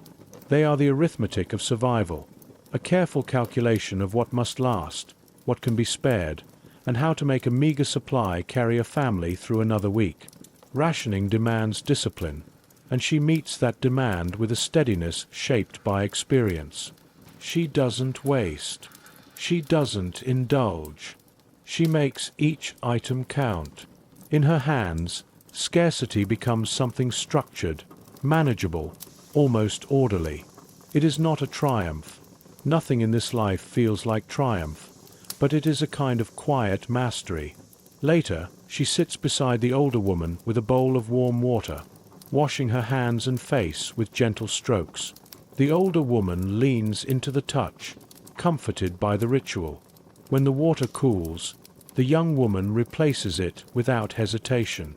You watch her through the doorway, understanding more clearly now how rationing shapes not only meals but the cadence of their entire day. Pacing energy, conserving strength, responding to scarcity with a calm rooted not in optimism, but in necessity. In this world, survival is not loud. It is measured in careful portions, quiet endurance, and the steadiness of those who make do with what the war leaves behind. Making do with less, and less again. By afternoon, the limits of the day's ration become clearer. The loaf is small. The potatoes are few. The tin of fat must last far longer than it reasonably can. You see her scanning the shelves in her apartment, not with frustration, but with the practiced eye of someone who has learned to calculate scarcity down to the smallest crumb. Every item carries weight. Every decision echoes through the week. She brings the older woman a cup of thin broth warmed on the stove, stirring it slowly to distribute the last traces of flavor. The older woman sips carefully, closing her eyes for a moment as though savoring something richer than it is. The young woman watches her, waiting to see if she will finish, then quietly eats the portion left behind. It is not intentional generosity. It is simply habit, the body adjusting to hunger in ways the mind no longer wastes energy resisting. Later, she begins the quiet work of stretching ingredients. She lifts the small tin of fat and taps out the slightest measure into a pan, letting it melt before adding scraps saved from previous meals. The scent is faint, barely enough to fill the room, but the warmth it produces seems to ease the older woman into a calmer posture. Each movement is deliberate. She cooks not to satisfy hunger, but to sustain duration, to ensure the food lasts as many days as possible. Neighbors are discussing substitutions. One has traded fabric scraps for a handful of dried beans. Another has found someone willing to barter a spoonful of sugar for a piece of firewood. Bartering has become an economy of necessity, built on improvisation and trust. She listens quietly as the voices drift through the thin walls, but does not join the exchange. She trades rarely, not out of pride, but because she knows every household is stretched thin. She will not take from others unless the need becomes absolute. When she does make substitutions, it is with quiet ingenuity. Leftover bread becomes crumbs. Crumbs become a thickener for soup. Potato peels are saved for broth. Even the water used to boil vegetables is reserved, poured into jars to be used later. Nothing is discarded unless it is truly useless. She turns each small scrap over in her hands before deciding its purpose. In this world, waste is unthinkable. Every fragment might hold potential. As she works, the older woman watches her with a mixture of admiration and sorrow. There is love in her gaze, but also a quiet ache, the knowledge that her daughter-in-law, so young, carries burdens meant for two people. The young woman senses the emotion but never speaks of it. Instead, she offers a warm cloth for the older woman's hands, or a blanket to soften the chill drifting through the cracks in the window frame. Coal is scarce, and the ration never lasts the full week. She heats only one room, the kitchen, and even that sparingly. When the temperature drops, she wraps blankets around their shoulders, lights a single candle, and positions them both close to the stove for whatever warmth it can offer. She checks the floorboards for drafts and stuffs small rags into gaps between the planks. Every touch is purposeful, managing discomfort with the calm acceptance of someone who no longer remembers luxury as anything but a story. Laundry becomes another exercise in adaptation. Water must be fetched from the pump and heated sparingly. Soap is stretched by shaving it into thin slivers. She scrubs each garment by hand, wringing them with quiet efficiency, then hangs them on lines strung across the kitchen. The clothes drip steadily into bowls placed beneath them. Nothing wasted, not even the water that carries the day's dirt away. The rhythm of scarcity shapes everything. How she cooks, how she cleans, how she moves through the room, how she plans tomorrow. Even the way she breathes seems calibrated to conserve energy. Yet none of it feels desperate. Her calm does not hide the struggle. It absorbs it, transforming necessity into routine. Late in the evening, as the older woman rests, she checks their supplies once more. A few potatoes, divided for the coming days. A loaf now reduced to half its size. A tin of fat, carefully closed. She folds the cloth around the bread again, tucking it in as though protecting it from the cold. She pauses for a moment. She isn't thinking of hunger or fear. She's calculating, quietly, steadily, how to carry them both through the next few days. This arithmetic of survival has become her second language, measured not in numbers, but in endurance. Through her routine, rationing becomes more than a system. It becomes a way of thinking, a way of living, a discipline that reshapes every moment of the day. She stands in the dim lantern light, gathers the remaining scraps for tomorrow's meals, and closes the cupboard gently, as though sealing away their small measure of stability for the night. The weight that settles in the quiet hours. The psychological toll of the war does not arrive all at once. It settles slowly, almost imperceptibly, in the spaces between alarms, in the quiet moments after rationing is done, after repairs are finished, after the older woman has gone to sleep. You notice it first in her posture, not when she is carrying water or navigating rubble, but in the stillness of late evening, when her responsibilities briefly loosen their grip. Her shoulders drop in a way they never do during the day. Her eyes remain open longer than necessary, fixed on a point just beyond reach.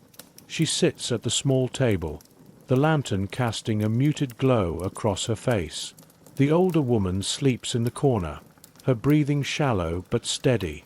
The silence here is different from the bunker silence. There is no imminent threat, no expectation of explosions, no claustrophobic proximity to others. But the quiet is not restful. It amplifies thoughts she cannot afford to dwell on while she is moving. You see her trace a crack in the table with the tip of her finger, following its shape absently. The gesture looks simple, almost idle, but the heaviness in it is unmistakable. A woman sorting through fears she rarely allows to surface. Will tomorrow's line have food? Will the next raid hit closer? Will her husband write? Will he come home? Will she manage if the older woman's health fails further? These questions accumulate like dust, gathering in corners of her mind. When a sound outside startles her, a distant cart rattling on stones, nothing more, she flinches before catching herself. The body reacts faster than reassurance can. You see the instinctive fear in her eyes, the reflex shaped by too many nights when harmless noises preceded catastrophe. The emotional fatigue does not make her fragile. It sharpens her, in some ways, but it costs her something. Small moments of stillness pull memories forward.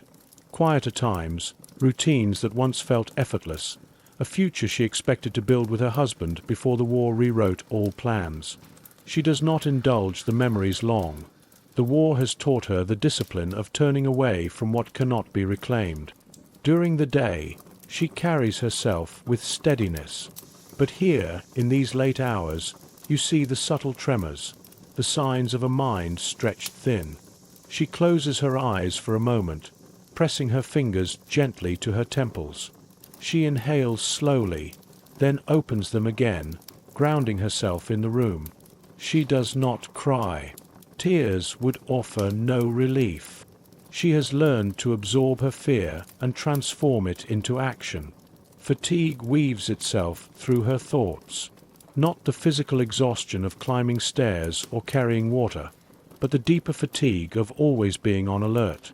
Even in sleep, her senses never fully rest. Her ears remain tuned for the sirens. Her body remains ready to move. She sleeps lightly, rising at the slightest shift in the building structure, the smallest tremor that might signal danger. The older woman stirs in her sleep, murmuring something unintelligible. The young woman is beside her instantly, adjusting her blanket, touching her forehead, whispering a reassurance meant as much for herself as for the older woman. Once the older woman settles again, the young woman returns to the table, but her composure is thinner now. A lantern flickers. She reaches out to steady the wick, then watches the flame right itself. The movement seems to calm her. She aligns the ration cards in a neat stack, then folds the cloth that covers the remaining bread.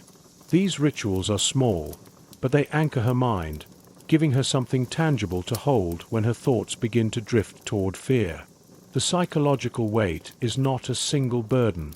It is an accumulation. It grows in the gaps between tasks, in the silence after repairs, in the nocturnal hours when the city lies shadowed and tense. Eventually, she extinguishes the lantern.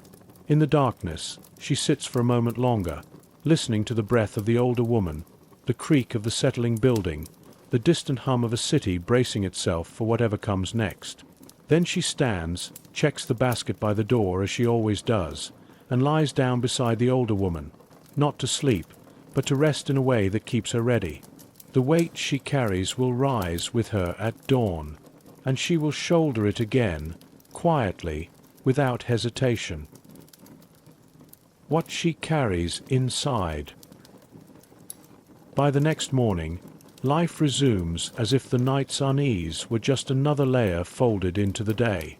But you can still see traces of the quiet struggle she endured in the hours before dawn.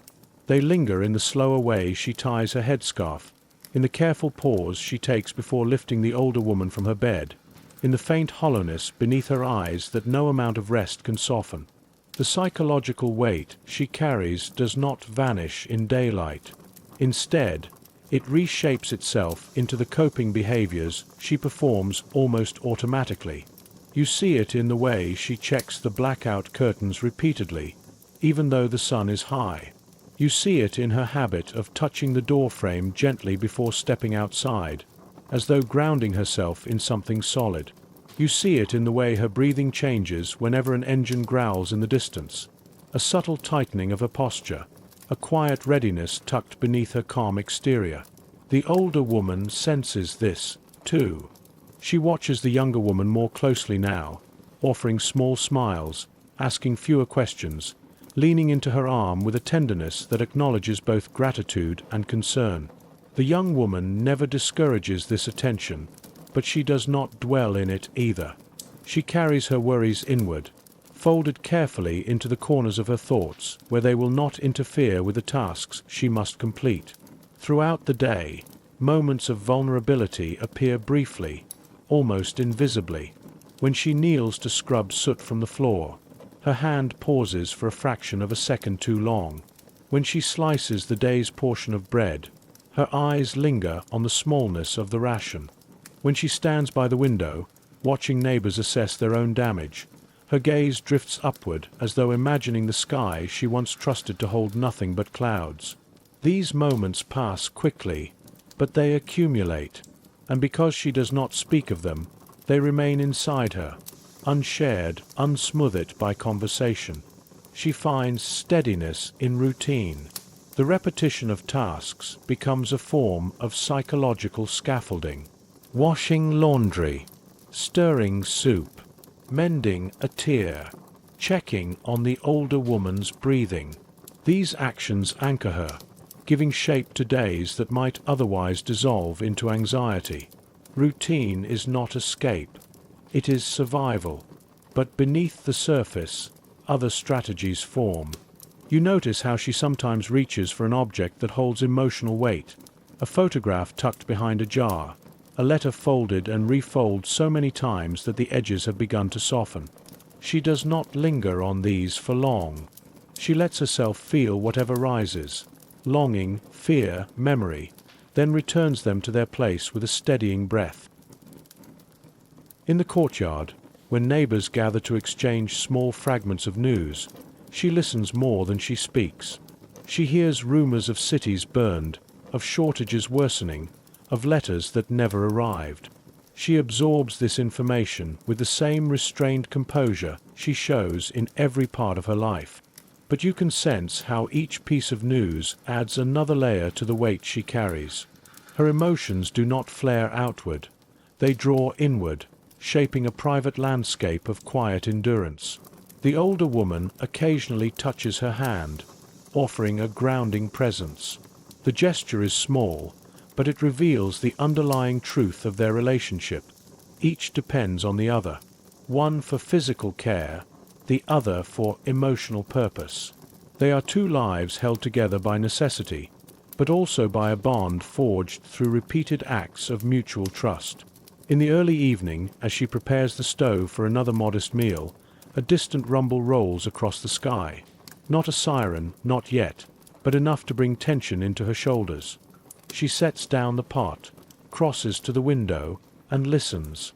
You watch the transformation, the way her breath catches, the way she tilts her head slightly, trying to decipher the direction of the sound. When the noise fades without warning, her composure returns, but something in her eyes stays sharpened. She returns to her tasks, but her movements are more deliberate now. You can feel the shift, the subtle readiness that comes from recognizing how fragile each sense of calm truly is. She does not fear the next raid. Fear implies choice. Instead, she anticipates it, preparing her mind for the moment when routine will dissolve into urgency. Later that night, she sits with the older woman in the dim glow of a candle, her expression softer than before. The older woman's hand rests on hers, their fingers intertwined. Neither speaks. The silence between them feels purposeful, a space where words would fall short, where presence alone offers comfort. In that stillness, you understand how much she carries internally. Not despair. That would require surrender. What lives inside her is something more complex, a blend of vigilance, weariness, determination, and a longing for a peace she rarely allows herself to imagine. She extinguishes the candle, guides the older woman to bed, and then stands for a moment longer in the dark, her face faintly illuminated by the glow from the street. Her eyes reflect not just fatigue, but a quiet strength shaped by every night she has endured. The weight she carries does not break her, it shapes her, and she meets it again and again with the same quiet resolve. The first glimpse of a changed world. The morning after a heavy raid, the city feels suspended, not fully awake, not entirely broken, caught in a fragile balance between what has survived and what has been lost. You see her step outside with the older woman, moving more slowly today, as though bracing for what the daylight might reveal. Even before she looks down the street, you sense in her posture a quiet readiness for bad news. The air is sharp with smoke. Ash drifts lightly across the courtyard, settling on shawls and windowsills like a grim snowfall. People gather in small knots, their faces drawn, their voices hushed. They speak not with excitement or panic, but with the subdued tone of people who have grown accustomed to confronting damage before breakfast. She pauses at the threshold, guiding the older woman's hand to the railing. Only when the older woman is steady does she raise her eyes to the scene ahead. A building 2 streets over has collapsed entirely, its facade crumbled into a mound of brick and twisted beams. A roof lies folded inward like a punctured lung. Windows blown from their frames glitter across the pavement. A horse-drawn cart overturned during the night sits at an odd angle, one wheel still spinning faintly from the morning wind. She studies the destruction without flinching, not because it doesn't affect her, but because she has learned that emotion must be paced. There is too much to do, too much to manage, too many tasks waiting. Shock is a luxury she cannot afford. As she and the older woman walk down the street, you follow at a distance, noting how others glance toward her, not expecting her to lead, not looking for instruction, but acknowledging her steadiness. People gravitate toward those who seem rooted, even when the ground is unstable. She stops occasionally to assess damage along the way. A leaning chimney, a shattered window precariously held by its last splinter of wood, a staircase partially blocked by fallen plaster. She traces the contours of these hazards with her eyes, weighing whether they pose immediate danger. Each evaluation is quick, instinctive. She has built an internal map of risk from months of living in a war zone. Neighbors emerge onto balconies and doorsteps, their expressions shadowed with fatigue. A woman calls down to her, asking if she has seen the family who lived in the corner unit. She shakes her head gently, offering a sympathetic look but no speculation. Rumors and assumptions tear at communities faster than bombs. She knows to avoid feeding either. When the warden arrives with a clipboard, she listens carefully as he outlines which areas must be avoided and which walls may still collapse. The older woman clutches her arm tighter, unsettled by the sternness of his voice. The young woman responds by placing her hand soothingly on the older woman's back, a small gesture that restores some measure of calm. As they continue walking, you see children gathering bricks, building small towers along the edge of the courtyard. Their play is subdued, their movements slow, but the instinct to create persistently pushes through the wreckage. She pauses to watch them for a moment, her expression softening just slightly. The older woman notices too, and for an instant her face brightens. These tiny signs of continuity matter more than anyone admits aloud. Then they reach the stretch of road where the devastation deepens. A house has been split open, its interior exposed like a cross-section in a book. A bed sits at an impossible angle, half suspended above the rubble. A wardrobe has toppled, spilling clothes into the dust. Someone has placed a single chair upright in front of the ruins, a silent marker of what once was.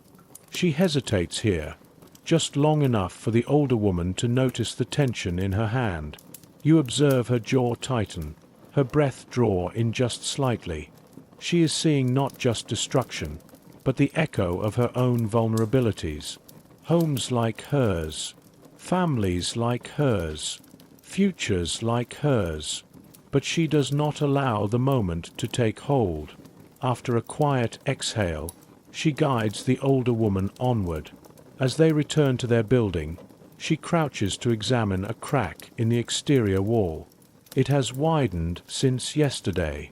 Without a word, she reaches for a small piece of chalk she keeps in her pocket, a simple tool used by many residents to track structural changes. She marks the edge of the crack with a thin line. If it expands by tomorrow, she will know. She always knows. When she helps the older woman back inside, her movements are gentler than before, as though the morning sights have made her more aware of fragility, not in herself, but in everything around them. From your vantage point in the hallway, you see her pause before closing the door. Her eyes drift briefly toward the staircase, toward the world outside, toward the destruction that has settled like a weight on the whole neighborhood. Then she closes the door softly, as if sealing the room against the harshness of the morning. The world beyond it may be fractured, but inside, she will rebuild whatever she can. Sorting through ruins, one fragile memory at a time.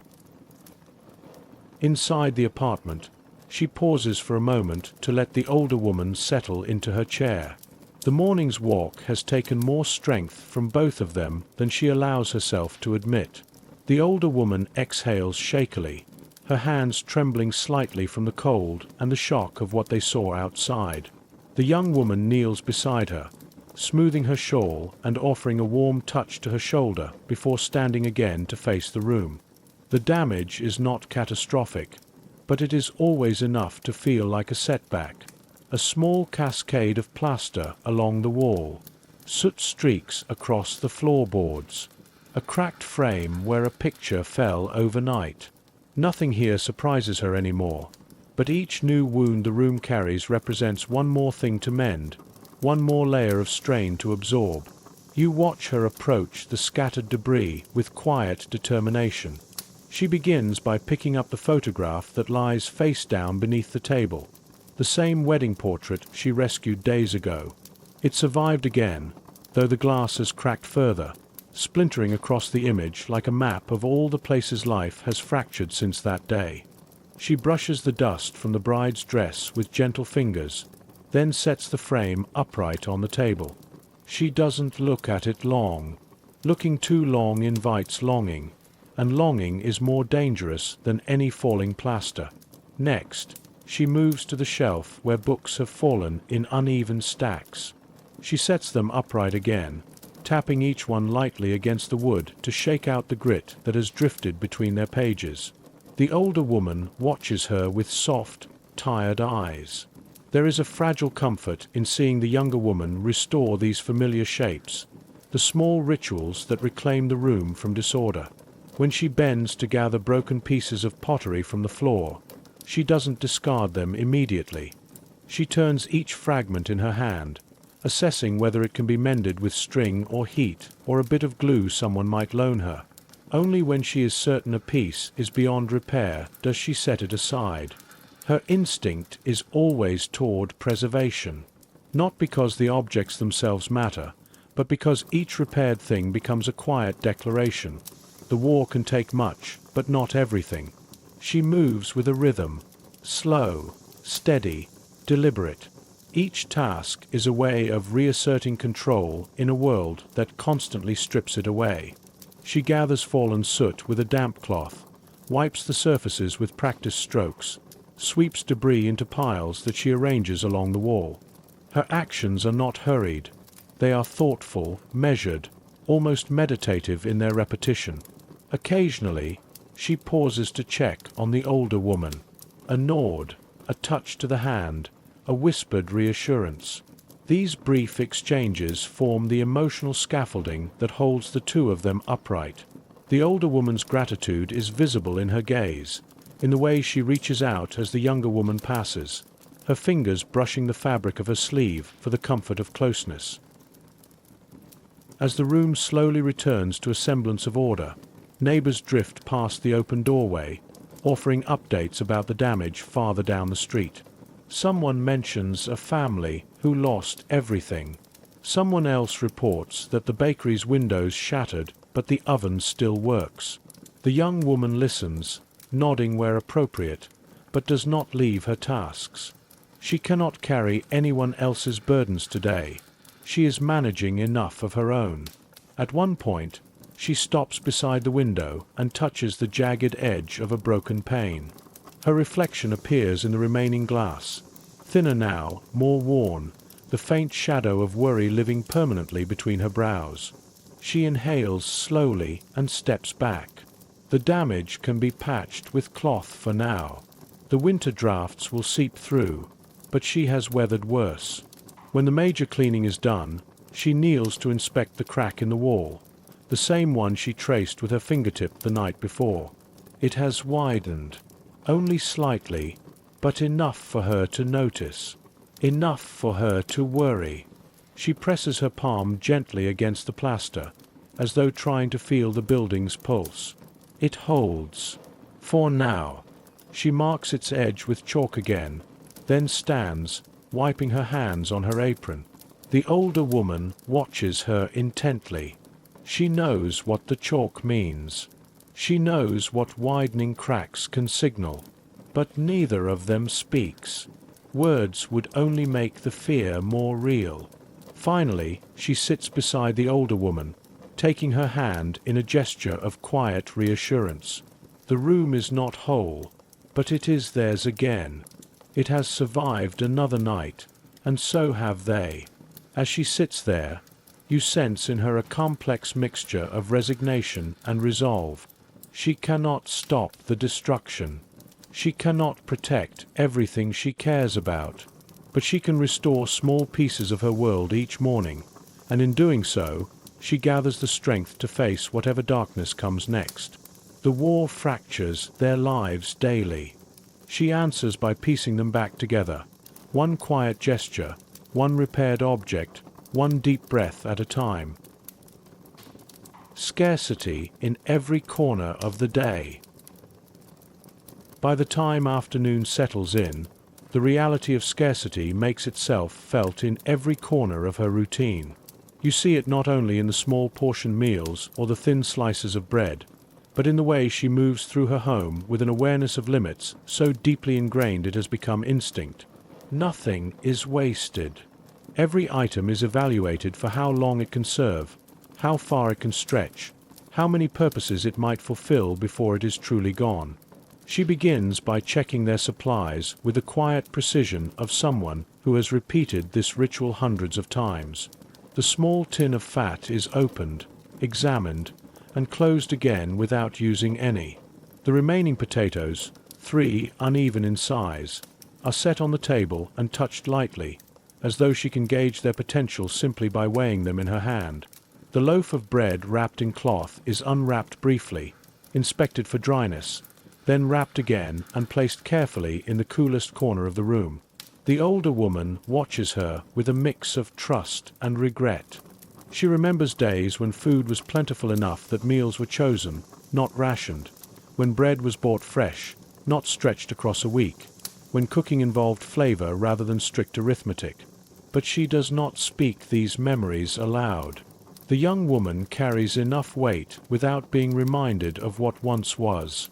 When the young woman begins preparing the midday meal, the kitchen fills with the faintest aroma, thin broth simmering on the stove, enhanced by leftover vegetable water saved from the day before.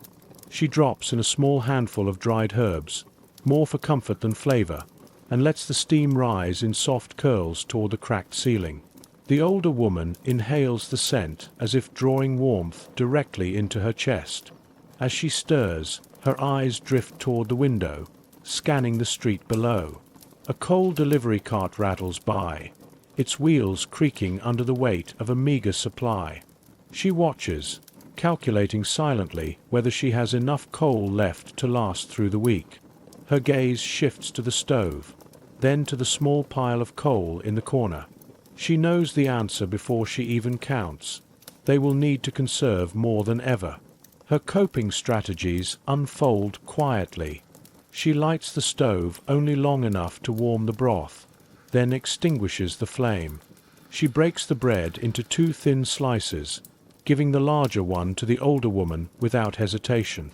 She eats slowly, deliberately, dividing her portion into smaller bites so it lasts longer. The older woman tries to offer her a bit of her own slice, but the young woman gives a gentle shake of her head, her smile soft but firm. After the meal, she places the leftover broth into a small jar, sealing it tightly. Nothing is discarded, not even the water used to rinse the pot. She pours it into another jar for future use in washing or cooking.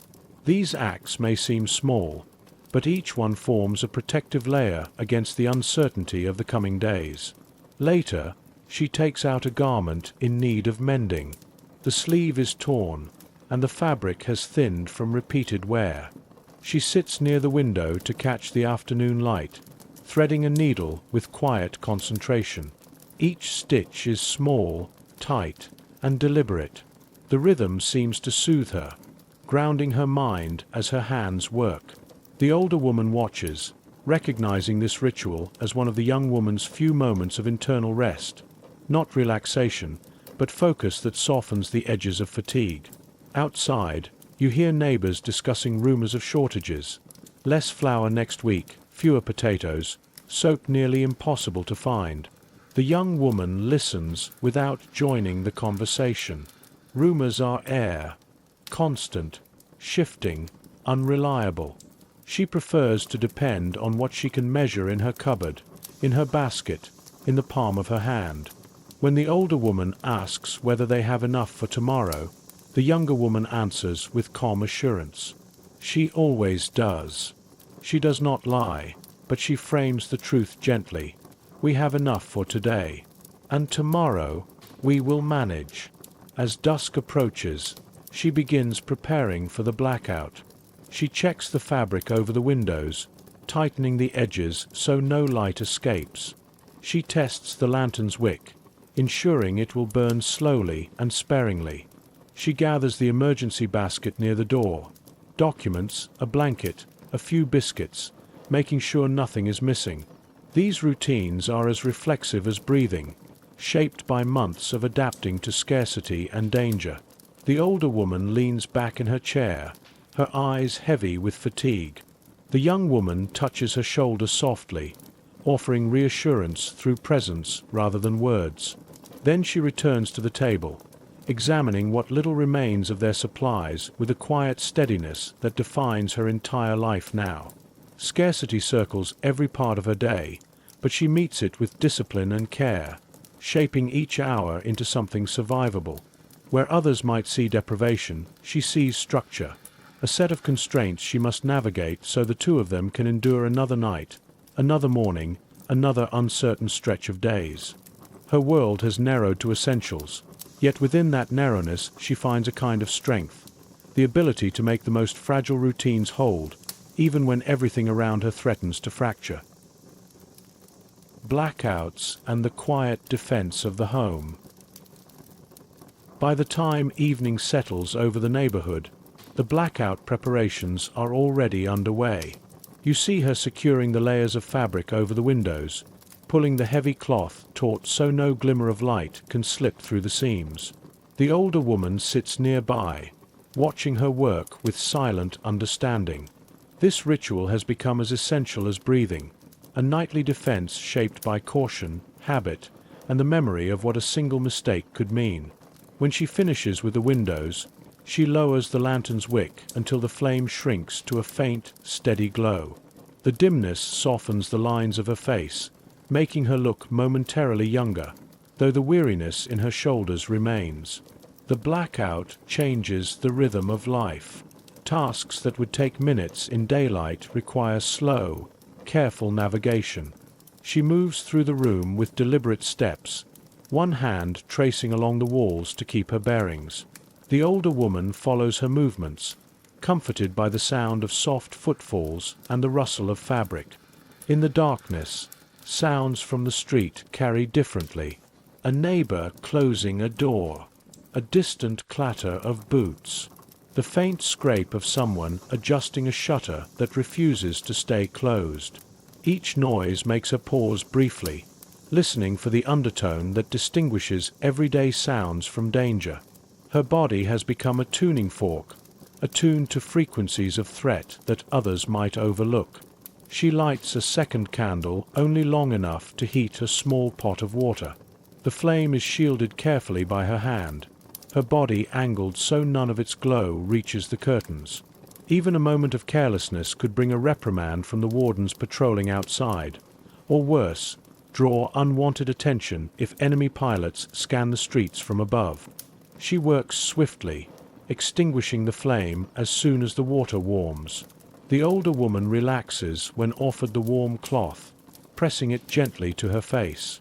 The heat seems to ease the tension in her shoulders. The young woman watches her for a moment, then sits across from her, sipping her own cup of warm water. Not a luxury, but a comfort that helps soften the cold. In the silence that follows, the blackout becomes almost peaceful. Not restful, but intimate, a closeness shaped by necessity, where voices drop naturally into softer tones and movements become more mindful. You sense how the darkness forces a reorientation of the mind, turning attention inward, narrowing the world to a circle of faint lantern light and familiar breathing. But beneath the quiet, vigilance remains. The young woman listens constantly, to the older woman's breaths, to the distant echoes of footsteps, to the subtle creaks of the building settling after days of strain. Her awareness does not subside simply because the night is calm. Calm is often the hour before the siren. She keeps their emergency basket near the door, checking its contents once more. Documents, a blanket, a small tin of biscuits, a folded scarf. Her fingers linger on the scarf, a soft, well-worn piece of fabric that holds memory and comfort. Then she closes the basket gently. As darkness deepens, she guides the older woman to the bed, helping her lie down slowly to avoid aggravating her aching joints. She tucks the blanket around her, smoothing the edges with a tenderness that speaks to more than routine. The older woman's hand rises briefly, brushing the young woman's cheek. For a moment, the young woman leans into the touch, allowing herself the briefest release of tension before stepping back. When she finally sits at the table, she does so in near silence. The lantern flame flickers softly, casting shadows that dance across the walls. She folds her hands in front of her, steadying herself in the dim light. There is nothing left to do for now, no task to occupy her hands, no immediate danger demanding action. The stillness is heavy. Through the thin blackout fabric, you hear the muted hum of the city enduring its own version of the night. Somewhere a baby cries briefly before being soothed. A pair of neighbors whispers about ration rumors. A bicycle rattles down the cobblestones, its tires hissing through debris. Life continues, but always under constraint. She listens to these sounds with a face that reveals only the slightest shifts. A tightening of her brow at a distant explosion from another district.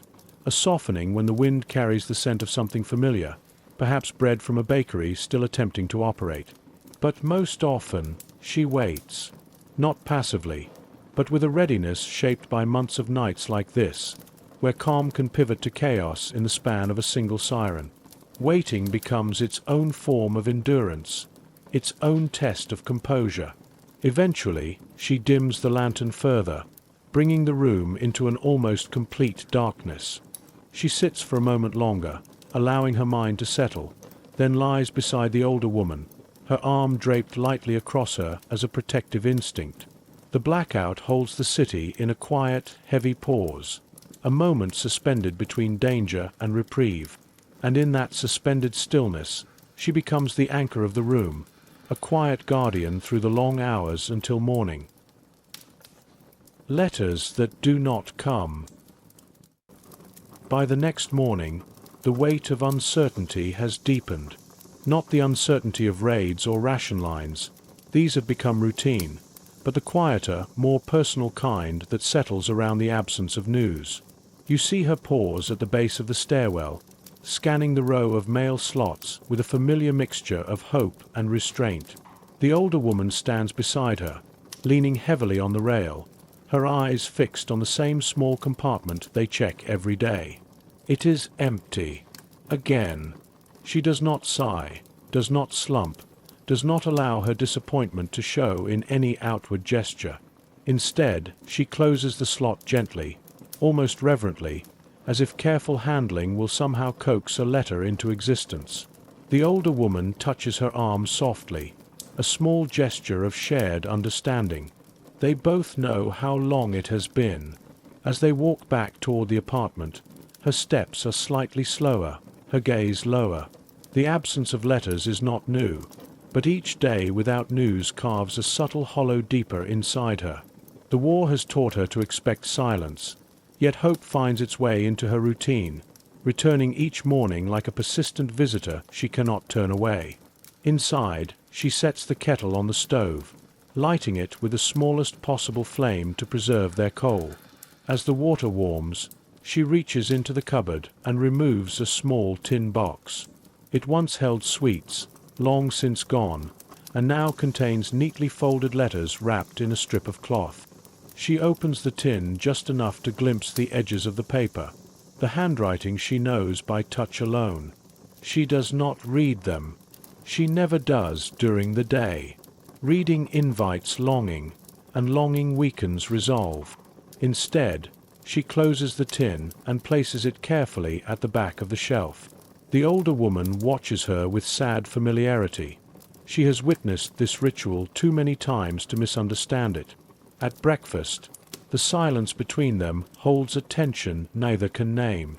The older woman eats slowly, her appetite diminished by worry. The young woman notices and quietly offers her the larger portion, though she herself has eaten little. When the older woman attempts to protest, the young woman gives a small shake of her head and a faint smile, an answer that allows no argument. Later, as she prepares the day's tasks, you sense how her emotions shift beneath the surface. She moves with her usual precision, but there is an inwardness to her today, a subtle withdrawal that places her in two worlds at once, the present moment and the distant unknown where the man she loves is either safe, or wounded, or already beyond reach. Routines continue. They must. She checks the window coverings, repairs a fraying seam on the older woman's shawl, sweeps the hall outside their door. But small cracks appear in her composure. When she sits to thread a needle, her hand hesitates briefly. When she lifts the broom, her breath falters for just a moment. These breaks are tiny, almost invisible, but you see them clearly because you have learned her rhythms. Neighbors discuss rumors of wounded soldiers returning from the front. Some whisper about hospitals overcrowded with casualties. Others speak of transport routes disrupted by bombings, delaying mail even further. She listens, but she does not ask questions. She has learned that rumors offer only two outcomes: false hope or sharpened fear. She accepts neither. Later in the afternoon, she steps outside to shake dust from a blanket. She pauses in the courtyard, staring toward the street where the postman usually appears. Her expression remains composed, but something in her posture betrays the thought she will not speak aloud. What if the letters have stopped because he no longer can write? The older woman approaches slowly, leaning on her cane. She stands beside the young woman and offers a soft, weary reassurance. The young woman listens but does not respond. Her silence is not rejection, it is preservation. Words, once spoken, might crack the fragile layer keeping her fear contained. As they return inside, she closes the door gently, resting her hand on the wood for a moment before turning the key. The gesture is small, but meaningful, a way of grounding herself, of reclaiming the space as a refuge from the uncertainty outside. That evening, after the older woman has gone to bed, she takes the tin box from the cupboard and sits at the table. The lantern flickers softly, illuminating the folded letters. This time, she allows herself to unfold one, just one, and read a few lines. The ink is faded, the paper worn, but the words still carry the warmth of someone who loved her in a world that felt stable. She reads only long enough to steady her breath, then returns the letter to the tin and wraps the cloth around it with the utmost care. The box is not a treasure. It is an anchor, a small, fragile proof that connection once existed and might exist again.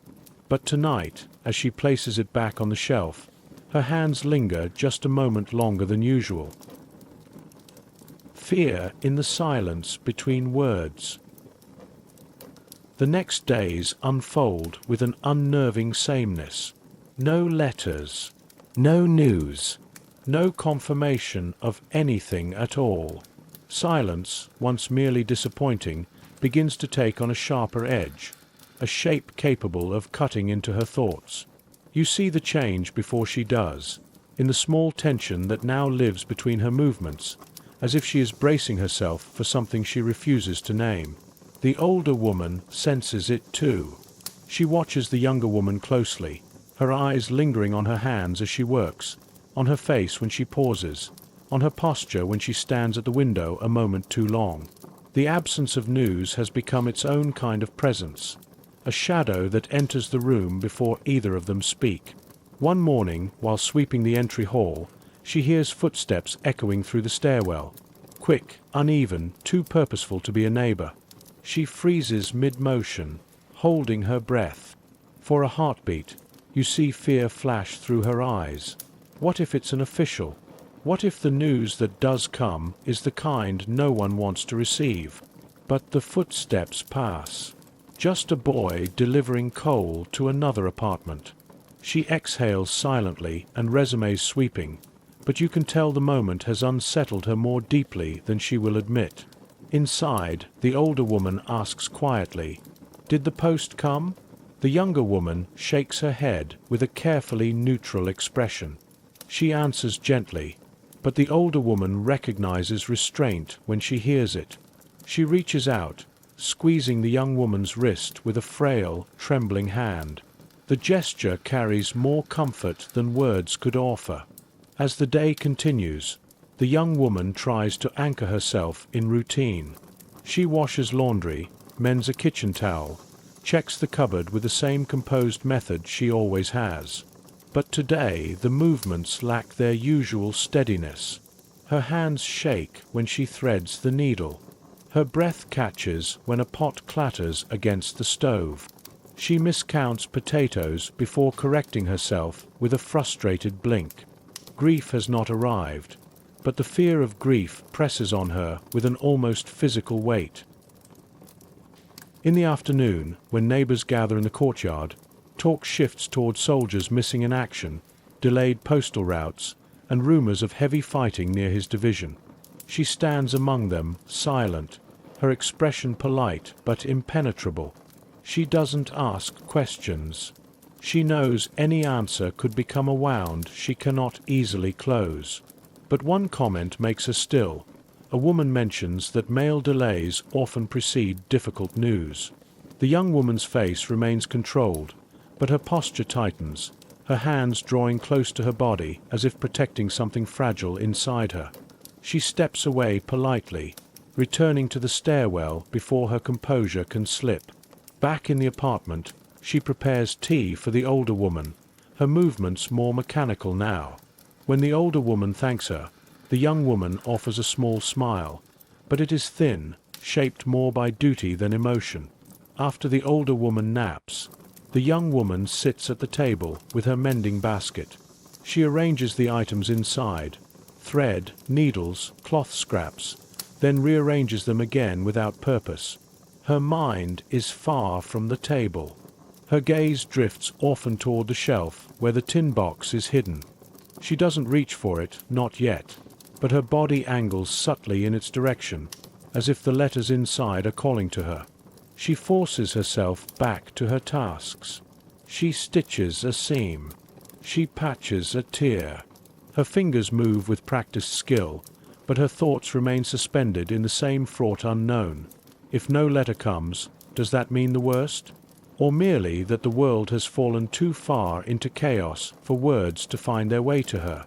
By evening, the silence becomes unbearable. She retrieves the tin box and brings it to the table. This time, she does not wait for the lantern to dim or for the older woman to sleep.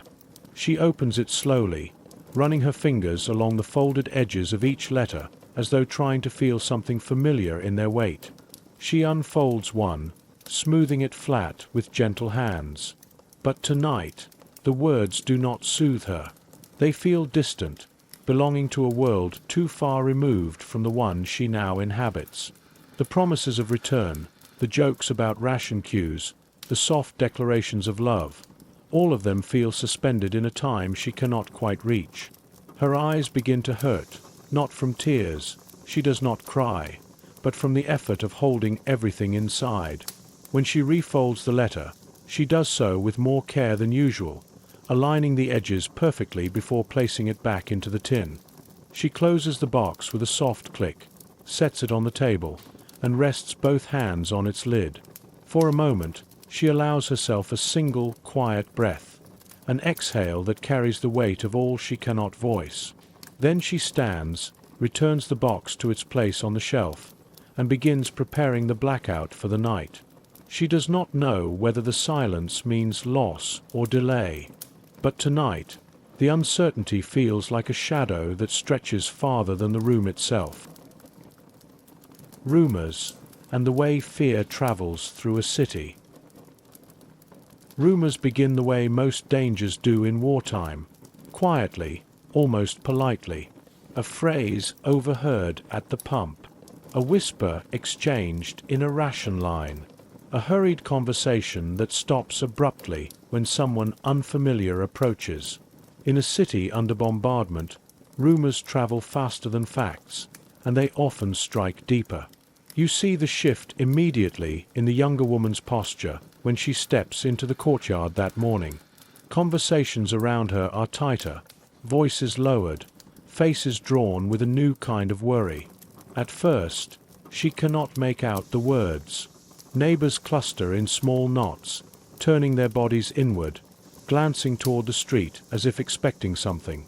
The older woman grips the railing beside her, uneasy. The air itself feels different, less like the stillness before a raid, and more like the moment before a truth no one wants to hear. Then the fragments reach her. Heavy losses. Several units cut off. Mail halted again. A whole regiment missing. The words are vague, but their tone is unmistakable. Something has shifted at the front. She does not react outwardly. She stands with composed stillness, listening without appearing to listen. But you notice the way her fingers curl just slightly at her side, the subtle tightening of the muscles around her jaw. The older woman looks at her anxiously, waiting for reassurance. The young woman offers a quiet smile, small, steady, but thinner than usual. A neighbor approaches with deliberate steps. A man in his late 50s, always kind, always careful with his words. He greets them softly, then lowers his voice. They say the division near Lviv took heavy casualties. No confirmed lists yet, but some women are already waiting at the district office. The young woman's breath stills for a moment, almost imperceptibly, before she inhales again. She thanks him politely, her voice calm, measured. She does not ask questions. She will not risk hearing speculation shaped by fear rather than truth. But the older woman understands the implication. She squeezes the young woman's hand, her eyes wet with dread she cannot hide. The young woman responds by guiding her gently toward a bench, seating her with a care that masks her own trembling undercurrent of fear. Once the older woman is settled, the young woman steps aside for a moment, moving to the edge of the courtyard where fewer people stand. She does not pace, does not wring her hands. She simply stands in the cold morning light, looking toward the distant street where the postman usually appears, where families gather on days when news, good or terrible, is expected. You sense her thoughts unfolding behind her stillness. If his regiment is affected, if the rumors are true, if the mail has been stopped because they cannot confirm who survived, she does not let the thoughts complete themselves. She cuts them off sharply, the way one clamps down on a wound before it bleeds too quickly. A woman approaches, someone she knows well. Her face is pale. They say lists might be posted soon, the woman whispers. At the commandant's office. The young woman does not flinch, but her eyes narrow by a fraction, not in anger, but in focus. She thanks the woman and turns away, her expression unreadable. When she returns to the older woman, she kneels beside her. "We will wait," she says softly. Her tone is steady. Her hands, however, shake very slightly as they settle over the older woman's. Inside the apartment, her composure begins to crack at the edges. She sets her shawl on the table, but forgets to fold it. She fills a pot with water, then sets it down without lighting the stove. She checks the window coverings twice, then a third time. These are not routines. These are reflexes driven by unrest. For a moment, she stands in the middle of the room, unsure where to direct her hands. You see the war's pressure closing in from all sides, not through bombs or hunger this time, but through a possibility so painful she cannot even allow herself to speak it. The older woman watches her with a fragile, silent grief. She has seen this fear before, decades earlier, in another war. She recognizes the particular stillness, the particular way the younger woman breathes. Shallow, steady, deliberately controlled. Finally, the young woman forces herself back into motion. She begins straightening the room, not because it needs to be straightened, but because order gives her something to hold on to. She picks up the shawl. She folds it carefully. She aligns the cups on the shelf. She checks the emergency basket again. These small acts are not about tidiness. They are about anchoring herself against a tide of fear that threatens to rise too quickly. As the morning wears on, the rumor spreads beyond the courtyard. You hear it in the market line, in the hushed conversations of women clutching ration cards, in the way people glance nervously at the sky as if expecting news to fall from it. Each retelling adds uncertainty. Each uncertainty deepens her dread. And yet, she does not break. She does not panic. She does not let the older woman see how deeply the silence has pierced her. Instead, she sets the kettle on the stove again, lighting the flame this time, and begins preparing tea. Not because tea will steady her, but because making it is something she can control, in a world that feels suddenly, terrifyingly uncontrollable. Waiting for news that might break a life. By late afternoon, the rumor has settled over the neighborhood like a heavy fog. No one knows anything for certain, yet everyone behaves as though confirmation is only a breath away. Women hover by windows, their eyes darting toward the street. Men return home early from what work they still have, sensing their families need the reassurance of their presence. Even children play more quietly, absorbing the tension in the air without understanding its cause. Inside the apartment, she sits at the table with the older woman, a pot of weak tea between them. Neither drinks. The older woman folds and refolds the edge of her shawl, her hands shaking slightly. The young woman keeps her posture steady, her back straight, her gaze soft but unfocused, as if she is looking at something far beyond the walls, something only she can see. A knock echoes faintly from somewhere in the building, a simple, ordinary sound, but it makes her flinch. She turns her head sharply toward the door, breath held, waiting to hear whether footsteps approach their apartment. When none do, she exhales, but the tremor in her hand betrays her. The older woman reaches across the table, placing her trembling hand on the young woman's. The gesture is small, but carries the weight of unspoken fear. "He is strong," the older woman murmurs. "He will come home." The young woman nods, but her eyes lower to the table. She does not speak. To speak would mean choosing between truth and hope, and she cannot bear the burden of that choice. After a moment, she stands and begins tidying the kitchen again, though nothing is out of place. She rearranges the cups, straightens the cloth on the table, moves the tin box on the shelf a fraction of an inch, then sets it back. Each action is precise, controlled, a way to keep the rising tide of fear from overwhelming her. But in the middle of these small tasks, she stops abruptly. Her hands rest on the edge of the counter. Her breath halts.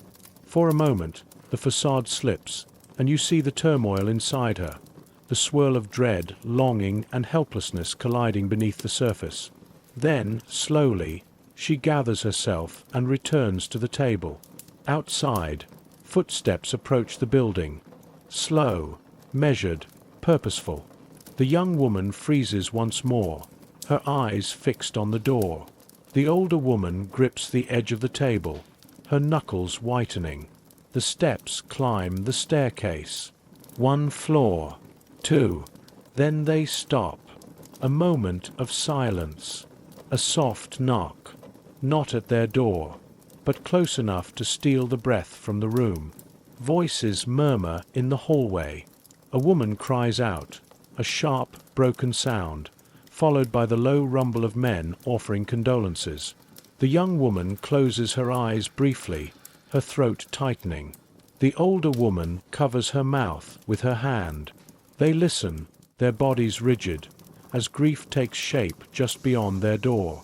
When the footsteps move away again, descending slowly, the silence that follows is worse than the knock itself.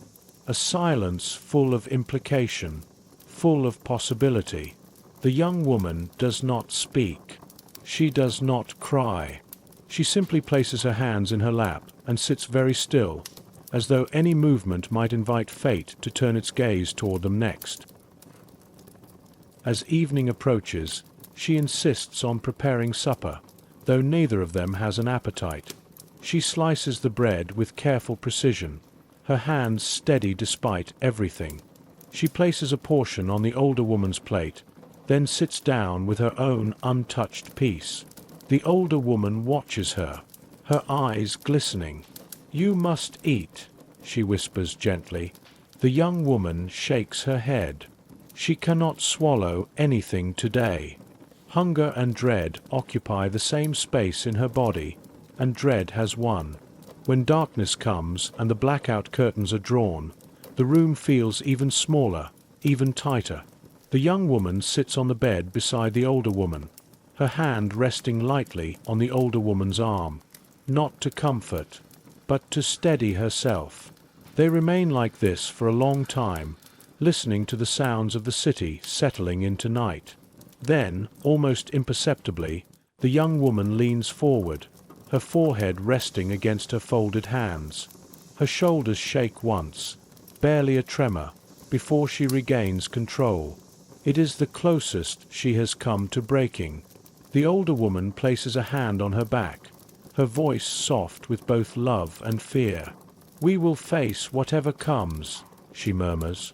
"Together." The young woman nods, lifting her head. Her expression is composed again, but her eyes carry a depth of sorrow that cannot be disguised. She extinguishes the lantern, lies beside the older woman, and waits for sleep that will not come. Tonight, the silence feels sharper than any siren, because tomorrow, news might finally arrive, and whether it brings relief or devastation, she cannot yet know. The day when news finally breaks through. Morning arrives with an uneasy stillness, not the calm of a city at rest, but the suspended quiet of people bracing themselves for whatever the day might bring. You see her rise earlier than usual, moving through the room with a muted urgency she tries to hide from the older woman. She checks the kettle, the window coverings, the emergency basket, not out of necessity, but to anchor herself in routine. Her hands move quickly, almost mechanically, as though speed might keep her thoughts from catching up. The older woman watches her with gentle concern. She knows today feels different. She can sense it in the young woman's silence, in the way she avoids looking toward the door, in the hesitant pauses between her movements. The fear that has lingered like a shadow now seems to press from every corner of the room. After breakfast, a quiet meal neither of them finishes, the young woman wraps a scarf around the older woman's shoulders and helps her into her coat. They step into the hallway together, the air cold and heavy, and walk toward the mail slots with the same mixture of hope and dread that has shaped so many mornings. But today, the atmosphere in the stairwell is different. A cluster of neighbors stands silently near the entrance, their expressions tight, their eyes fixed on a notice pinned to the wall. Paper flutters slightly under a draft, its edges worn from the hands that have already touched it. The young woman slows her steps, her breath tightening in her throat. When she reaches the notice, she reads the heading: Notification of units affected. Postal disruption expected. Below it is a list. Names of divisions, battalions, companies, typed in a neat, impersonal format that strips them of all humanity. She scans the list quickly, then again more slowly, her eyes searching for the number she knows by heart. The older woman grips her arm. "Is it there?" she whispers. The young woman does not answer at first. Her gaze hovers over the line that matters, the line she had hoped not to see. When she finally speaks, her voice is steady, but her pulse reveals the truth. "Yes," she murmurs. "His unit is listed." The older woman closes her eyes, a quiet cry escaping her lips. The young woman's face remains composed, but the stillness is too controlled, too rigid, the only shield she has left. Neighbors step aside respectfully as they move back toward their apartment.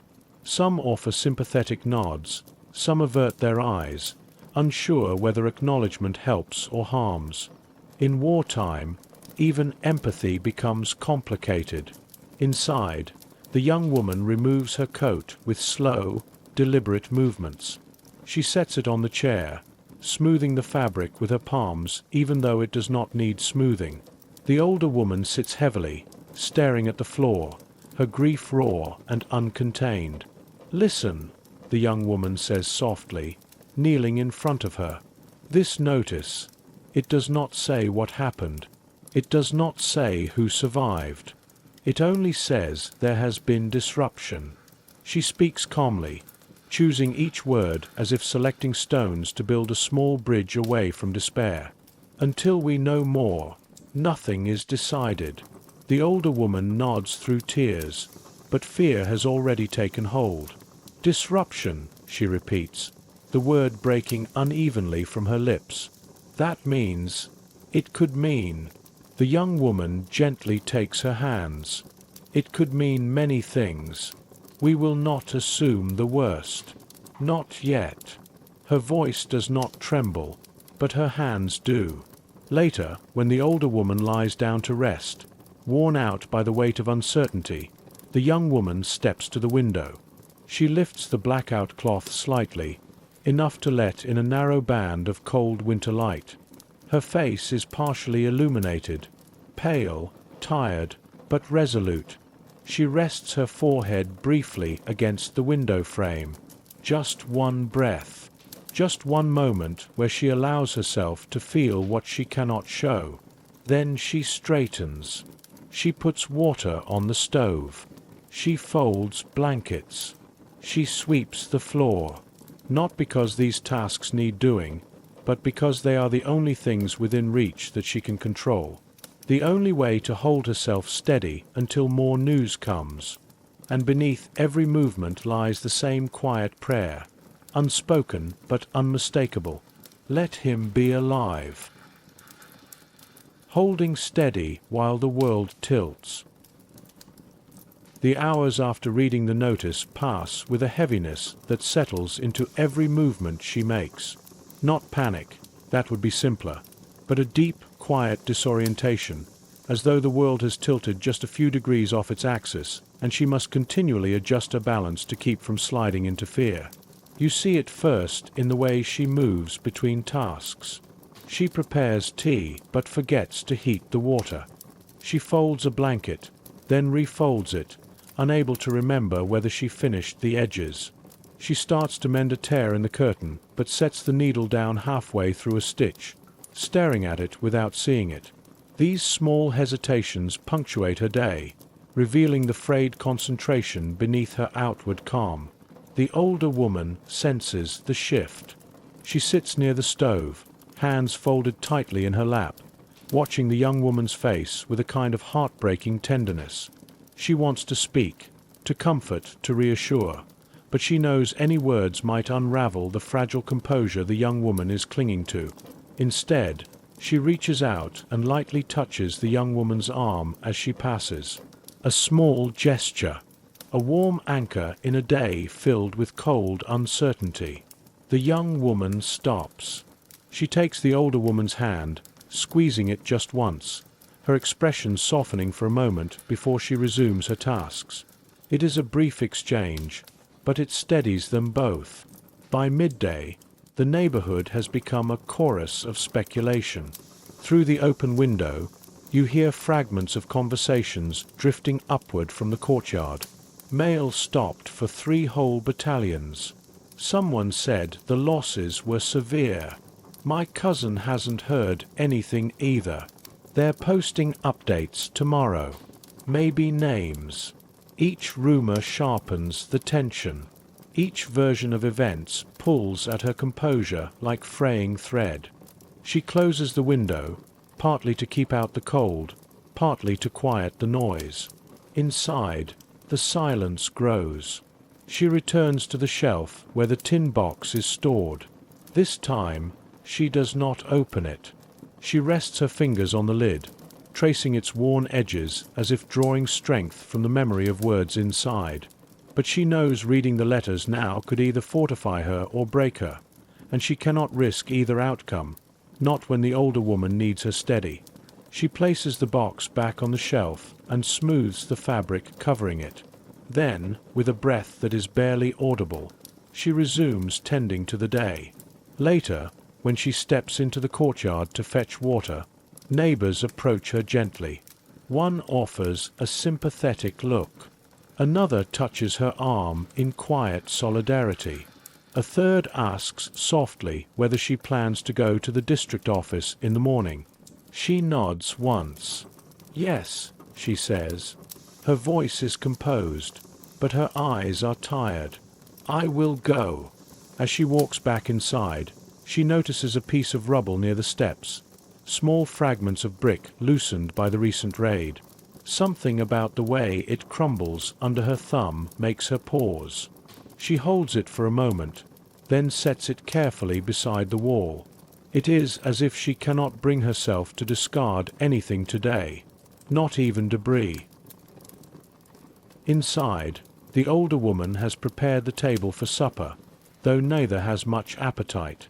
The young woman sits down opposite her, breaking the bread into thin slices with unusual gentleness, as if the loaf might bruise under her touch. They eat in silence, forcing down small bites so the older woman will feel steadier, more grounded. The younger woman barely swallows hers. Afterward, she lights a small candle, only briefly, to warm the room before blackout preparations. The glow illuminates her face softly, revealing the exhaustion she has kept hidden beneath the surface all day. The older woman breaks the silence first. We will learn the truth soon, she whispers. And whatever it is, we will endure. The young woman nods, but her gaze drifts toward the window again, the direction from which news, good or terrible, always arrives. When she speaks, her voice is quiet, steady, and almost tender in its restraint. I just need to know, one way or the other. The older woman nods, tears gathering at the corners of her eyes. That night, after the blackout is secured, the young woman lies beside her, eyes open in the darkness. She listens to the distant hum of the city, footsteps, muffled voices, a cart rolling over uneven stones, every sound heightened by the pressure of what tomorrow might hold. She does not cry. She does not break. But she does something she rarely allows herself. She imagines his face, not in despair, not in longing, just to remember him fully, before any news tries to redefine what he means to her. Eventually, her breathing steadies, but she does not sleep. The night holds too much of tomorrow inside it. At the district office, facing what might be lost. She rises before dawn, long before the older woman wakes, long before the first footsteps echo through the courtyard. The air is cold enough to sting, but she moves quietly through the apartment, careful not to disturb the fragile calm of the early hour.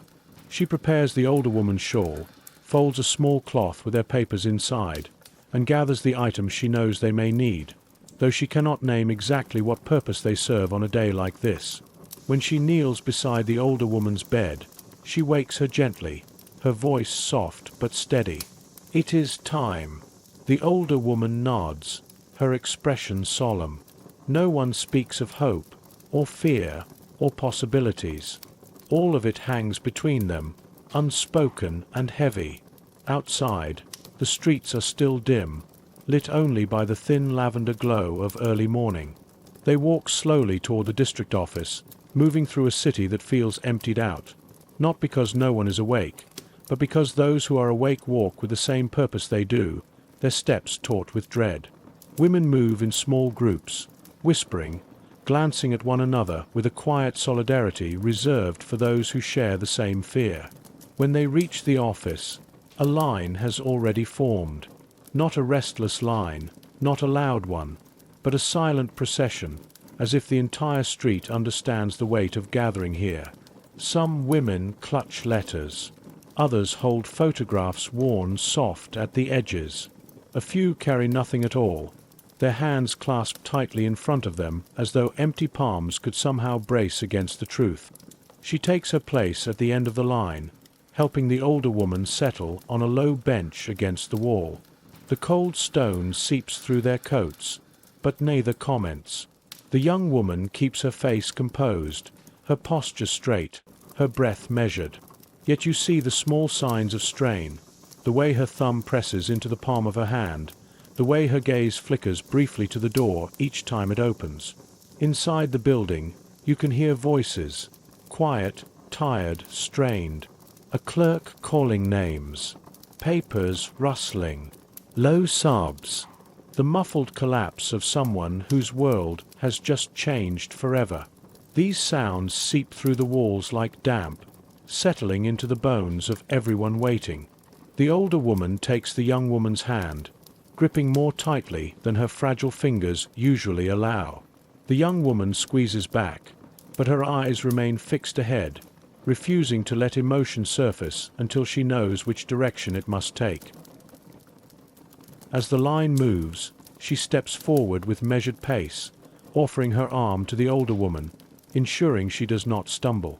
Inside, the hall is cramped and dim, lit by a few lanterns hung unevenly along the wall.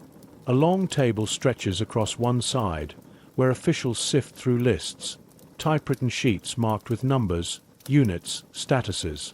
The air smells faintly of ink, wet wool, and fear. When it is her turn, she steps forward. The clerk, a middle-aged man with tired eyes, looks up at her. "Name of the soldier?" She says it clearly, without hesitation. The words feel heavier spoken aloud, as if naming him in this place risks pulling him closer to danger. "Unit." She gives the number. He nods, scanning the sheet in front of him. The pause that follows is unbearable. A pause shaped like a blade. A pause long enough for every terrible possibility to rush at her all at once. His eyes move across the page again, slower this time. He exhales quietly, as if bracing himself. The young woman's hands tighten around the strap of her bag. The older woman beside her murmurs a quiet prayer under her breath. Finally, the clerk looks up. His expression is not relief, not horror, something in between, something ambiguous and fragile. "We have no confirmation," he says gently. "No casualty notice. But no letters confirmed either. Mail from this division is severely delayed, possibly interrupted." The young woman's breath leaves her chest in a slow, controlled exhale. Her shoulders drop by the smallest fraction, not in relief, but in the release of a tension held too tightly for too long. The older woman grips her arm, tears forming. "He is not on the list," she whispers. The clerk continues, voice steady. "If there had been a loss confirmed, it would be here. But until communication is restored, I cannot give you certainty." Certainty. The one thing she cannot have. She nods, thanking him with quiet dignity. She does not ask for more. She knows he has given all he can, and that the absence of his pen on the casualty list is not hope, but something softer, thinner, more precarious. They step away from the table. A woman behind them collapses into sobs as her verdict is delivered. Another sinks onto a chair, her face drained of all color. Another lets out a gasping cry of relief. The young woman stands motionless for a moment, absorbing the weight of all these lives shifting around her. Then she turns to the older woman. "We keep waiting," she says softly. The older woman nods. But for the first time in days, the young woman's eyes flicker with something new. Not hope, but the faintest spark of renewed endurance. Uncertainty remains the shape of her world. But today, it has not shattered her. Strength that does not announce itself. The walk home from the district office is quieter than the walk there. Not because the fear has lifted, it hasn't, but because uncertainty has taken on a new shape, one she can finally carry without feeling crushed beneath it. The older woman leans on her arm, exhausted yet visibly lighter than before. The young woman's steps are slow, steady, deliberate. She does not allow herself to rush or falter or show how deeply the morning has unsettled her. But you see the truth in the small things. Her hands tremble slightly as she adjusts the older woman's shawl. Her eyes linger a fraction longer on the window where the postman usually appears. Her breath catches once, just once, when she passes a woman crying on a doorstep. These signs are quiet but unmistakable. The morning has cost her more than she will ever admit.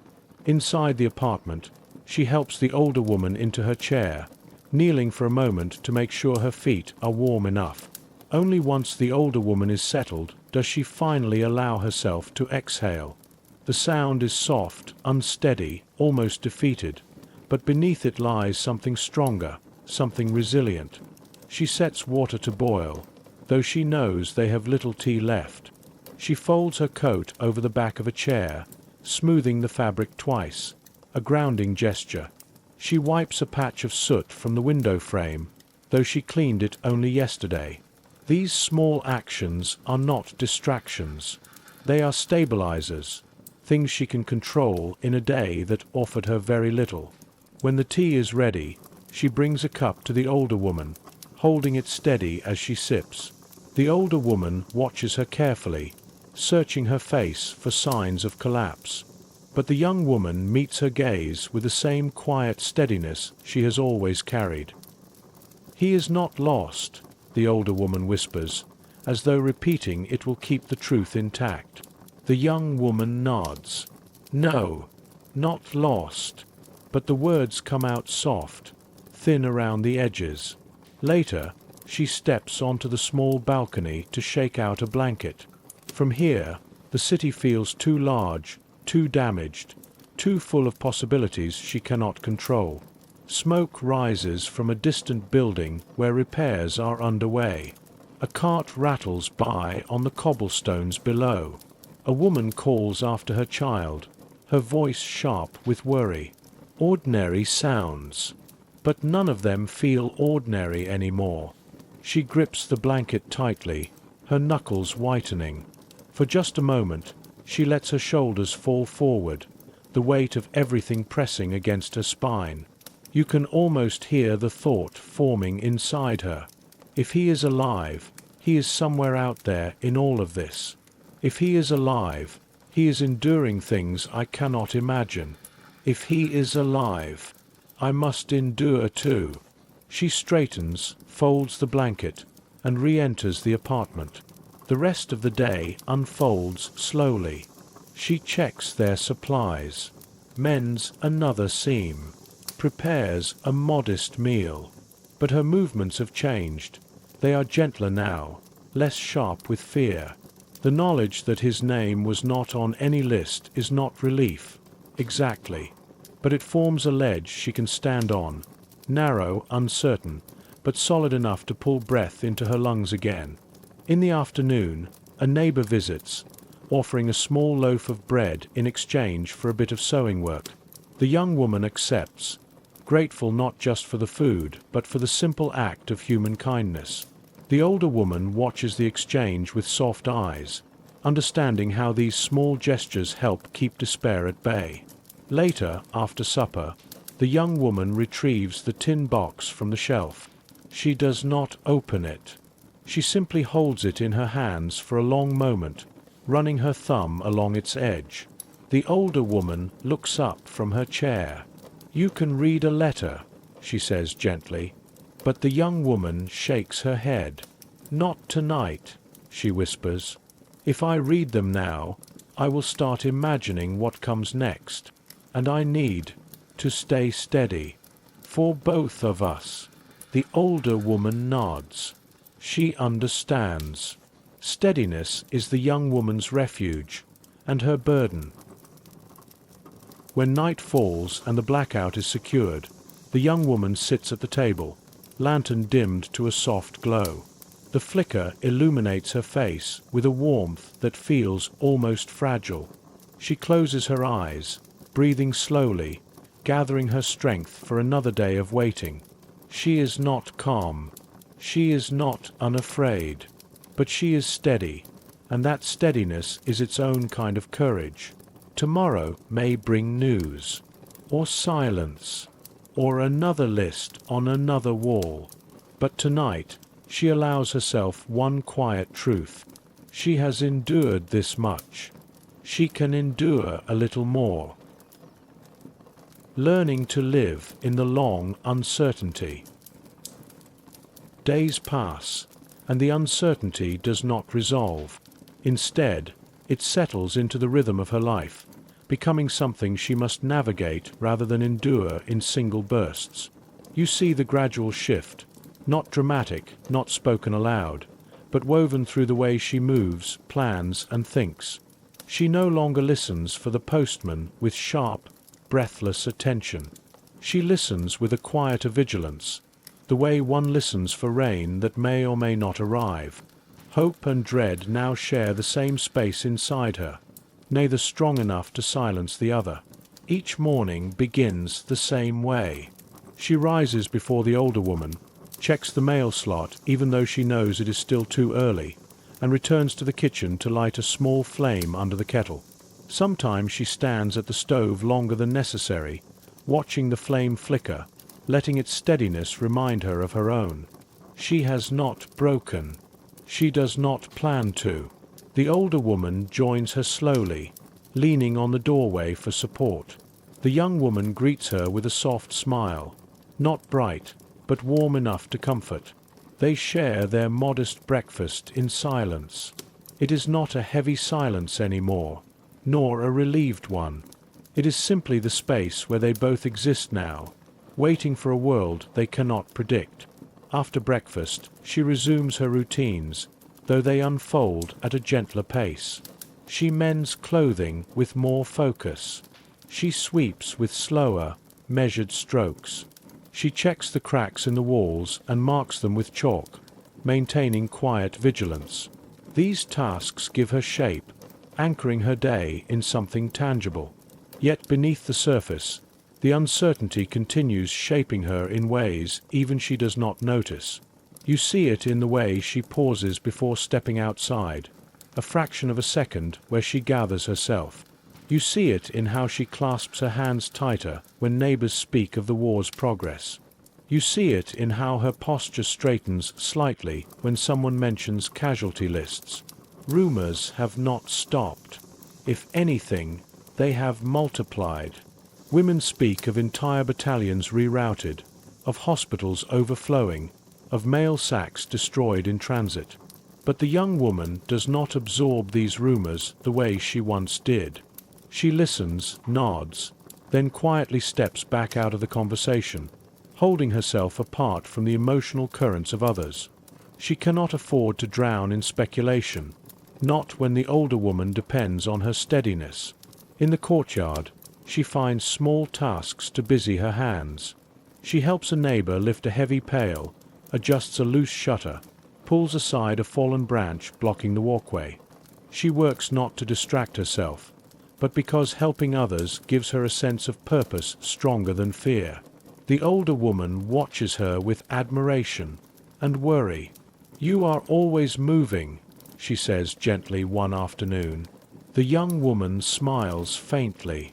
It helps, and it does. Movement keeps her thoughts from spiraling. Action becomes reassurance. Each task completed is a small declaration that life continues, even under the long shadow of uncertainty. Inside the apartment, she checks the tin box again, not to open it, but to make sure it remains where she left it, unchanged, waiting. She touches the cloth wrapping with the same careful reverence as always, each gesture slow and protective. But today, instead of placing it back on the shelf immediately, she holds it in both hands for a moment. A silent dialogue passes between her and the memories folded inside. Not yet, she thinks. Not today. Reading would hurt more than it helps. She returns the box to its place and closes the cupboard gently. As the afternoon light dims, neighbors gather to discuss the next food delivery. She listens with calm attention, but her gaze often drifts toward the end of the street, the direction the postman would appear if the postal service resumes. She no longer flinches at every sound, but a quiet alertness remains, like a candle flame protected by cupped hands. Later, after supper, she sits by the window, watching the sky fade into charcoal gray. The older woman sits beside her, their shoulders nearly touching. Neither speaks. The silence feels shared now, no longer isolating. They are two lives bound not just by fear, but by companionship, by enduring together what neither could face alone. In the growing darkness, she finally speaks. "We will know something," she says softly. "Maybe not soon, but someday. We will know." The older woman nods, her eyes glistening. For the first time in many days, the young woman allows a slow breath to fill her lungs fully. She is not free from fear. She is not free from grief. But she is learning to live inside the uncertainty, to carry it without letting it swallow her. And as night settles around them, you sense a quiet truth emerging in her. She does not need certainty to keep going. She needs only the strength to meet each day as it arrives. Small steadies, quiet collapses. In the days that follow, life resumes its careful rhythm, but the uncertainty remains, woven into every task. It does not overwhelm her anymore, but it does alter her, leaving traces in her gestures, her expressions, the way she listens to the world. She moves with a calm exterior, yet you can see how her inner balance shifts from hour to hour. Some mornings, she rises with renewed steadiness. She tidies the room with brisk efficiency, braids her hair with quick, practiced motions, and straightens the older woman's shawl with a faint but genuine smile. On these days, she seems to stand a little taller, her breath deeper, her gaze clearer. And then there are other mornings. On those days, she stands too long at the window before opening the curtains, as if preparing herself for whatever she will see, or not see, outside. She hesitates before checking the mail slot, her hand hovering in midair for a beat too long. When nothing is there, she closes the compartment slowly, her fingers lingering on the metal as though absorbing its cold steadiness. But she never lets these small collapses show fully. She absorbs them, tucks them away, and continues. Inside the apartment, she maintains order not by force, but by quiet persistence. She boils water even when she knows they have only herbs, not tea. She sweeps the floor even when the dust returns each day from the damaged walls. She checks on the older woman frequently, offering small reassurances with touch rather than words. It is in the smallest details that the truth reveals itself. When she folds laundry, her hand sometimes pause mid-motion, resting on a garment that reminds her of him, a shirt he once wore, a scarf she knitted for him before he left. She does not cry, but the moment stretches, her breath caught between memory and longing. When she mends a tear in the older woman's apron, her stitches are steady, but her gaze drifts beyond the fabric, following thoughts she does not speak aloud. When she prepares a meal, she arranges the plates with care, as though creating order on the table might help stabilize the disorder inside her. The older woman sees all of this. She watches from her chair, hands folded in her lap, eyes full of a sorrow shaped not only by her own fears but by the young woman's quiet struggle. Sometimes she reaches out to touch the young woman's arm, offering wordless solidarity. And sometimes, when the young woman turns her face away too quickly, the older woman pretends not to notice the shimmer in her eyes. In the courtyard, neighbors continue to speak in hushed tones about the war's progress, about shifting front lines, missing men, disrupted mail routes. The young woman listens only long enough to stay informed, then steps away before the talk becomes too heavy. She has learned the boundaries of what her heart can carry, but she also finds steadiness outside. A neighbor gives her a few scraps of fabric for mending. Another brings word of a possible flower delivery. A child hands her a small wooden toy he found among the rubble. These small gestures soften the sharpness of her days. Evenings bring their own rituals. She dims the lantern early to conserve oil. She checks the blackout cloth with practiced hands. She places the tin box, the one holding his letters, on the table, but does not open it. She no longer reaches for it reflexively. Instead, she rests her fingertips on its lid, letting its familiar weight steady her. Sometimes she sits with the older woman and listens as she recounts stories from her youth, stories of hardships survived, losses endured, quiet triumphs earned over years of difficulty. The young woman listens attentively, absorbing the wisdom hidden in those memories. These stories do not erase her fear, but they wrap it in context, a reminder that human hearts have carried impossible loads before. On one particular night, you see a quiet shift. The young woman steps onto the balcony after blackout preparations are done. The city is dark, silent except for the distant thrum of repair work. She grips the railing, breathing in the cold air. For a long moment, she lets her shoulders drop, releasing the tension she has held so tightly. And then, unexpectedly, she closes her eyes and whispers something. Not a prayer, not a plea, but a simple acknowledgement. "I miss you." It is the first time she has allowed the words to form aloud. She opens her eyes, steadies herself again, and returns inside. The older woman looks at her closely. "Are you all right, child?" The young woman nods, and for once, the answer is neither forced nor false. "I will be," she says quietly. "Whatever comes, I will be." This is not certainty. This is resilience, the quiet kind that grows in the cracks of ordinary days, sustained by routine, responsibility, and the stubborn refusal to abandon hope entirely. Tonight, she does not feel strong. She feels steady. And sometimes, in a world built on uncertainty, steadiness is the truest strength a person can hold. A hint of spring, and the fragile return of light.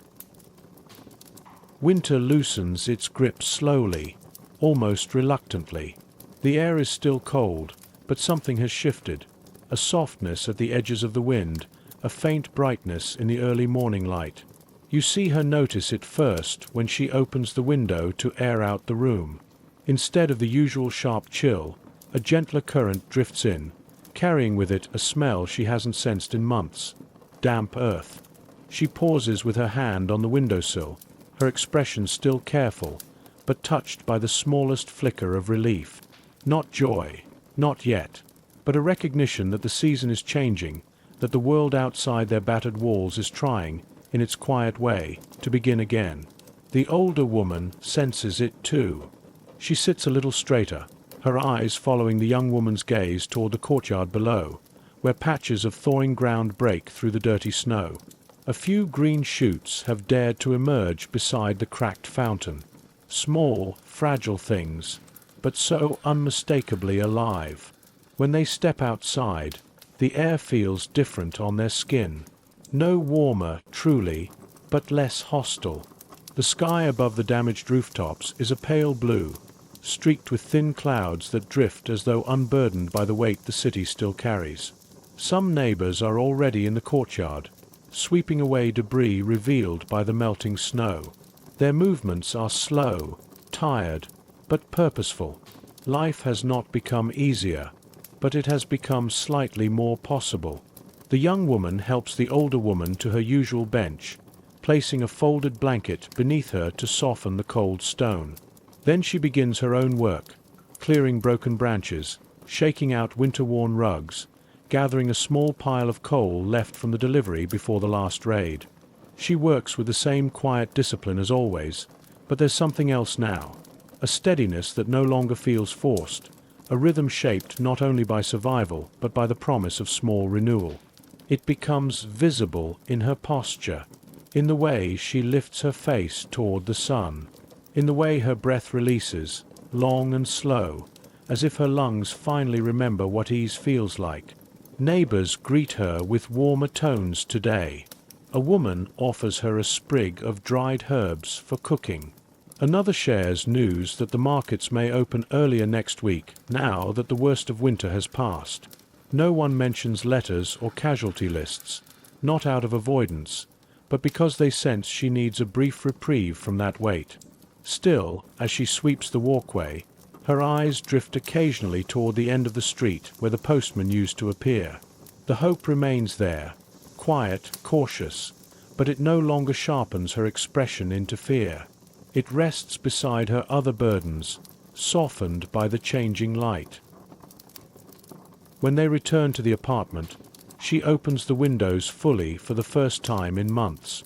Fresh air flows through the room, carrying away stale smoke and the heavy scent of winter. Dust lifts into the sunlight, turning the air golden for a moment before settling again. The older woman watches with a soft smile, touched by the simple act of light entering the room. "It feels different today," she murmurs. The young woman nods. "Yes, it does." She begins to clean with renewed purpose, not the frantic cleaning of anxiety, but the hopeful kind. She scrubs the kitchen table until the wood shows through beneath the soot. She beats the blankets with more energy than usual, sending clouds of dust out into the open air. She even hums under her breath, a sound so quiet the older woman almost doesn't catch it. Later, she stands at the window, inspecting the small green shoots in the courtyard below. She doesn't smile outright, but her lips soften, the corners lifting just enough to reveal how deeply the sight moves her. It is not that her fears have disappeared. They haven't. The uncertainty remains, a constant companion. But today, for the first time in a long while, the uncertainty is not the only thing shaping her. There is another force now, slower, gentler, fragile as a new leaf pushing through thawing soil. The beginning of spring, the beginning of possibility. She touches the glass lightly, as if acknowledging the shift. For a moment, the war feels a little farther away. Not gone, but softened by the faint promise that life, even here, can still find a way to return. Moments of ordinary life returning. As the days grow incrementally longer, you begin to notice something subtle in her behavior, the gradual return of habits she had abandoned during the hardest months. They are small things, almost invisible unless you know her well, but each one signals a quiet reawakening, the way early spring flowers push through cold soil without announcing themselves. One morning, after sweeping the courtyard, she pauses beside the cracked fountain and brushes a strand of hair behind her ear, not out of weariness, but with a faint instinct for neatness she has not shown in a long time. The older woman watches from the bench, recognizing the gesture and smiling to herself. It is a glimpse of the young woman she once was, before fear narrowed her world. Inside the apartment, the shift becomes even clearer. She begins rearranging the shelves, moving items into more thoughtful order instead of the purely functional placements of winter. She goes through the mending basket with a different eye, setting aside a garment to repair not because it is necessary, but because she wants it to look nice. That small desire for something to be not just useful, but lovely, signals the slow return of part of her spirit. She even adds a bit of dried herb to their midday broth, though she knows they must ration it carefully. When the older woman tastes it, her eyebrows lift in surprise, and the young woman laughs, softly, briefly, but with warmth. The sound fills the room in a way that feels unfamiliar and deeply welcome. In the courtyard, she notices other signs of life returning. Children play slightly louder, their voices no longer muffled by winter's severity. A neighbor pins laundry outside for the first time in months, letting it flutter in the timid sunlight. A man repairs a bicycle that has sat idle all season. These are not acts of denial, they are acts of resilience. She finds herself drawn into these small currents. When a neighbor asks for help lifting a basket, she responds with a steadier step. When an elderly man struggles with a window shutter, she joins him without hesitation. She does not overextend herself. She still carries the weight of waiting, but she allows herself to be part of the neighborhood again, instead of standing slightly apart as she did during the darkest weeks. Yet the uncertainty does not disappear. It lingers in quiet moments. When she hangs laundry on the line, her gaze still flicks toward the street where the postman may or may not appear. When she folds blankets, her hands occasionally pause, her fingers tightening on the fabric. When a distant explosion echoes from another district, a sharp reminder that the war continues, she stiffens for a moment, then forces her breath to steady. But the difference now is that fear is no longer the sole voice inside her. It shares space with other emotions: cautious optimism, gratitude for small comforts, the faint hum of the life she is rebuilding piece by fragile piece. One afternoon, she helps the older woman outside to feel the sunlight directly on her face. The older woman closes her eyes and smiles, lifting her chin toward the warmth. The young woman watches her, a soft expression settling over her features. She slips her hand into the older woman's, and for a brief moment, they simply stand there, two figures shaped by hardship, holding onto a sliver of gentleness in a harsh world. Back inside, she opens the window again, letting the fresh air move through the room. The light lands on the table, illuminating the tin box where the letters are kept. She hesitates, then walks toward it. But this time, she does not pick it up. She simply smooths the fabric covering it and lets her hand rest there. It is not avoidance. It is acceptance. She will open it when she needs to, not to pull herself out of despair, but because she is strong enough again to read without unraveling. Later in the evening, she prepares supper with slower movements, not sluggish, but deliberate, as if she is allowing herself to savor the quiet moments rather than rush through them. She sets the table neatly, aligning the bowls and slices of bread with care. The older woman watches her from across the room, her eyes warm. "You are lighter today," she says gently. The young woman pauses, then nods. "Yes, just a little." She doesn't smile widely. That kind of joy would feel out of place in a city still bearing wounds. But she allows her lips to soften, the faintest curve forming at their edges. It is not happiness. Not yet. But it is the beginning of something that could become happiness someday, if the world allows it. A small ember, faint but real, glows inside her now. Spring has only just begun. So has she. The letter that changes the shape of waiting. The change arrives quietly, the way most life-altering moments do. Not with ceremony, not with warning. Just a sound in the stairwell that does not belong to routine. Footsteps, measured, unhurried, familiar in their rhythm. You see her freeze at the table, one hand resting on the edge of a bowl she has just washed. The older woman looks up at the same instant. Neither speaks. They have learned not to speak when sound alone carries this much weight. The footsteps stop at the ground floor. A pause. Then the soft metallic scrape of the mail slots opening. Her breath stills. Not held deliberately. Simply forgotten. She moves toward the door without thinking, her steps slow, controlled, as if moving too quickly might fracture whatever fragile balance holds the moment together. The older woman follows as best she can, gripping the back of a chair for support. The slot is no longer empty. An envelope rests inside, plain, slightly creased, dust smudged at the edges from a long journey. The handwriting is uneven, hurried, as though written under difficult conditions. But she recognizes it instantly, not by the name, not by the return address, but by the pressure of the pen against the paper. She has traced those letters before with her fingers, memorized their shape through repetition and longing. For a moment, she does not reach for it. This is the most dangerous second of all, the one where hope threatens to rise too fast. Then she lifts the envelope gently, as if it might dissolve in her hands. Alive does not enter her mind yet. Neither does loss. Only this. He wrote. The older woman leans closer, her voice barely audible. Is it? The young woman nods once. Yes. They return to the apartment together. She closes the door softly, deliberately, sealing the world outside away for just a moment. She sets the envelope on the table and sits down across from it, hands folded in her lap.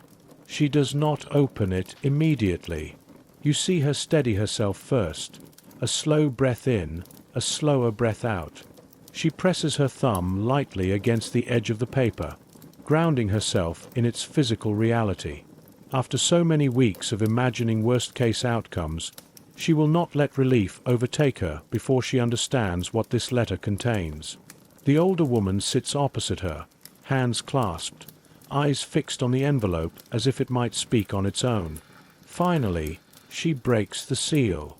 The paper inside is thin, creased, marked with dirt and rain stains. She unfolds it carefully, smoothing it flat on the table. Her eyes scan the first line, then stop. Her shoulders sag, not in collapse, in release. She does not cry. Tears would come later, if at all. What moves through her now is something quieter, deeper, the loosening of a knot pulled too tight for too long. He's alive, she says softly. The older woman exhales a sound that is half sob, half prayer. Her hand flies to her mouth. She bows her head, whispering thanks to no one and everyone at once. The young woman reads on. The words are spare, practical, written by someone conserving ink, paper, energy. He writes of delays, of dislocation, of confusion, of how mail has been impossible, of cold nights and long marches, of being safe, for now. But that is enough. As she reads, you see her transform, not into joy, not into celebration, but into something steadier than both. Her spine straightens, her breathing deepens. The tension that has lived behind her eyes for months finally releases its hold. When she reaches the end, she folds the letter slowly, carefully, aligning the creases as she always does. She does not rush to reread it. She does not clutch it to her chest. Instead, she rests her hand flat over it on the table. The older woman reaches across, placing her own hand over the young woman's. Their fingers overlap, trembling slightly. He will come home, the older woman whispers. The young woman does not answer right away. Then she nods. Yes, she says, not as a promise, not as certainty, but as something she finally allows herself to believe again. Outside, the city continues its battered routine. Carts rattle. Voices rise and fall. Somewhere, a siren sounds faintly and then fades. But inside the room, something fundamental has shifted. The waiting is no longer shapeless. It has a center again. After the letter, life breathes again. For a long moment after the letter is folded, neither of them speaks. The room feels altered, not brighter, not lighter in any dramatic way, but steadier, as if something invisible has settled back into place. You sense it in the way the young woman's shoulders remain relaxed instead of coiled, in the way her breath no longer catches between thoughts. She stands first, not abruptly, but with calm purpose. The movement itself feels significant. For weeks, every action has been weighed down by uncertainty. Now, motion comes more naturally. She pours fresh water into the kettle, this time without hesitation, and lights the stove. The flame catches quickly. She watches it for a moment, then turns away, trusting it to burn. The older woman wipes her eyes with the edge of her shawl, smiling through lingering tears. "I knew," she murmurs, not because she truly did, but because hope has a way of rewriting memory once it is rewarded. The young woman smiles faintly in response. Not the careful, restrained smiles of recent weeks, but something warmer, more genuine, still measured, still cautious, but real. She reads the letter again once the kettle begins to steam. This time she moves more slowly, allowing herself to take in every word. She traces the uneven handwriting with her eyes, imagining the conditions under which it was written. The cold, the fatigue, the brief stolen moment to put pen to paper. The knowledge no longer wounds her. It connects her. When she finishes, she places the letter back on the table. Not hidden away, not sealed back into the tin box yet. It stays where it is, a quiet presence rather than a fragile secret. The older woman reaches for it, touching the edge reverently. "May I?" she asks. The young woman nods.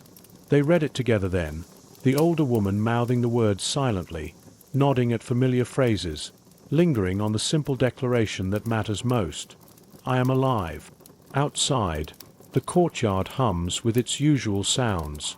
A broom scrapes stone.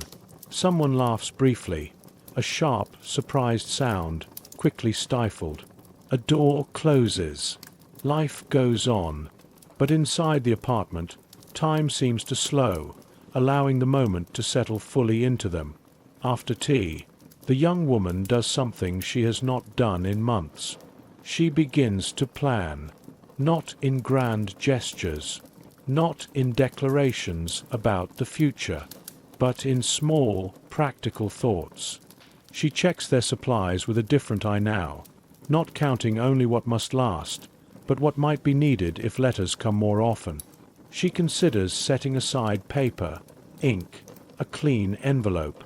She thinks about what she will write back, and how she will keep her words steady so he will not worry. She opens the window wider, letting fresh air carry the faint scent of spring into the room. The light touches the table, illuminating the letter once more. She does not rush to hide it. She lets it exist in the open, like a promise that does not need guarding. The older woman watches her move through the room with renewed strength, her gaze filled with something close to peace. "You are different," she says softly. The young woman pauses, considering the words. Then she nods. "Yes," she replies. "I think I am." That night, when the blackout curtains are drawn and the lantern burns low, she finally places the letter back into the tin box. But she does so gently, almost ceremonially, laying it on top of the others instead of folding it away at the bottom. It belongs where it can be reached now. She sits beside the older woman on the bed, holding her hand as they listen to the city settle into darkness. For the first time in a long while, the night does not feel like a threat waiting to unfold. It feels like a pause, a necessary one, before another day. She lies down, closing her eyes without bracing herself. The war is not over. The danger has not passed. Nothing is resolved. But the waiting has changed. It is no longer empty. It is filled with a voice that crossed distance and chaos to reach her. Proof that endurance can be answered, that patience can be met, that even in war, life can still send something back. And as sleep finally comes, it comes gently, not as escape, but as rest. Writing back across the distance. Morning arrives without urgency, not because the world has softened, it hasn't, but because something inside her no longer feels brittle. You see it in the way she wakes, in the unhurried stretch of her fingers, in the calm breath she takes before rising from the bed. The older woman is still asleep, her face eased by a rest that feels earned at last. The letter waits on the table. She approaches it quietly, as though approaching a living thing. For a moment, she only looks at it. The creased paper, the familiar handwriting now etched into memory with new meaning. Then she reaches for the small stack of paper she has kept untouched for weeks, saving it for a moment she did not know how to name. This is that moment. She sits, smooths the page, and lifts the pen. Her hand hesitates, not from fear, but from care. She understands now that what she writes will travel far, through hands and machines and uncertainty, and arrive carrying more than words. It must carry steadiness. It must carry reassurance. It must not burden him with the weight she has been holding. She begins simply. She tells him they are safe, that the older woman is well enough. That winter has loosened its grip. She does not describe the raids. She does not describe the hunger. She does not describe the weeks of silence that nearly hollowed her out. Instead, she writes about small truths, the green shoots in the courtyard, the return of light to the kitchen table, the way the city keeps moving even when it is wounded. She tells him she received his letter, and that it arrived like something precious rescued from a fire. Her pen moves steadily now, confidence building with each line. You sense how carefully she chooses her words, shaping them not as confession, but as shelter. She wants him to picture her standing, capable, enduring, because knowing that will help him stand too. At one point, she pauses, staring at the page. There are words she wants to write, words that press hard against her chest, but she sets them aside. Love, fear, longing. These will wait. There will be time for them later. She signs her name slowly, deliberately. When she finishes, she folds the letter with practiced precision, aligning the edges as she always does. She slips it into an envelope and seals it, pressing the flap flat with her thumb. The act feels ceremonial, like closing a door gently rather than slamming it shut. The older woman wakes as she finishes. She watches silently from the bed, then speaks softly. "You wrote to him." The young woman nods. "Yes." The older woman smiles, not with relief, but with something deeper, recognition. This is what forward motion looks like in a war. Not triumph, not certainty, just connection restored, one letter at a time. They step outside together later that morning. The young woman carries the envelope carefully, protected inside her coat. The postman is not yet visible, but she walks to the mail slot anyway, as though rehearsing the act. When the time comes, she slips the letter into place without hesitation. It is done. As they walk back inside, you see how the act of writing has shifted her. The waiting still exists. It always will, but now it runs in both directions. A line has been cast outward again, carrying her voice into the vastness of the war. She has spoken back, and in doing so, she has reclaimed something essential, the knowledge that she is not only enduring history, she is participating in it, shaping it quietly with ink and resolve. Life resumes its careful forward motion. After the letter is sent, the day unfolds with a gentler rhythm, not lighter. The war has not loosened its grip that easily, but steadier, as if the ground beneath her has firmed just enough to support another step forward. You notice the difference immediately in her movements.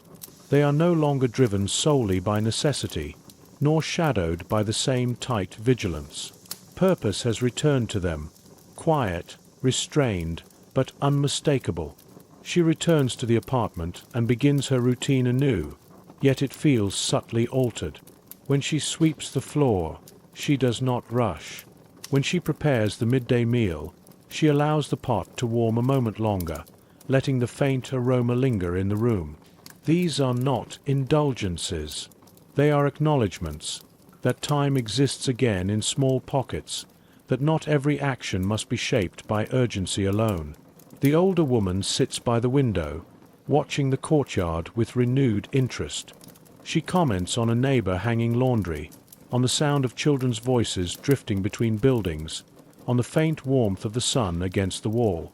The young woman listens, responding with brief smiles and nods, content to let these observations fill the space where fear once dominated. Later, she opens the cupboard and checks the tin box of letters. This time, she arranges them carefully, not as relics of absence, but as markers of continuity. His latest letter rests on top, no longer something fragile she must protect from herself, but something stable she can return to when she needs grounding. In the afternoon, she mends clothing near the window. The light is good, the air mild. Her stitches are even, confident. At one point, she hums again, not unconsciously, but with intention, a quiet tune remembered from before the war. The sound surprises even her, and she pauses, then continues, allowing it to exist without question. Neighbors pass by the open door, exchanging small courtesies.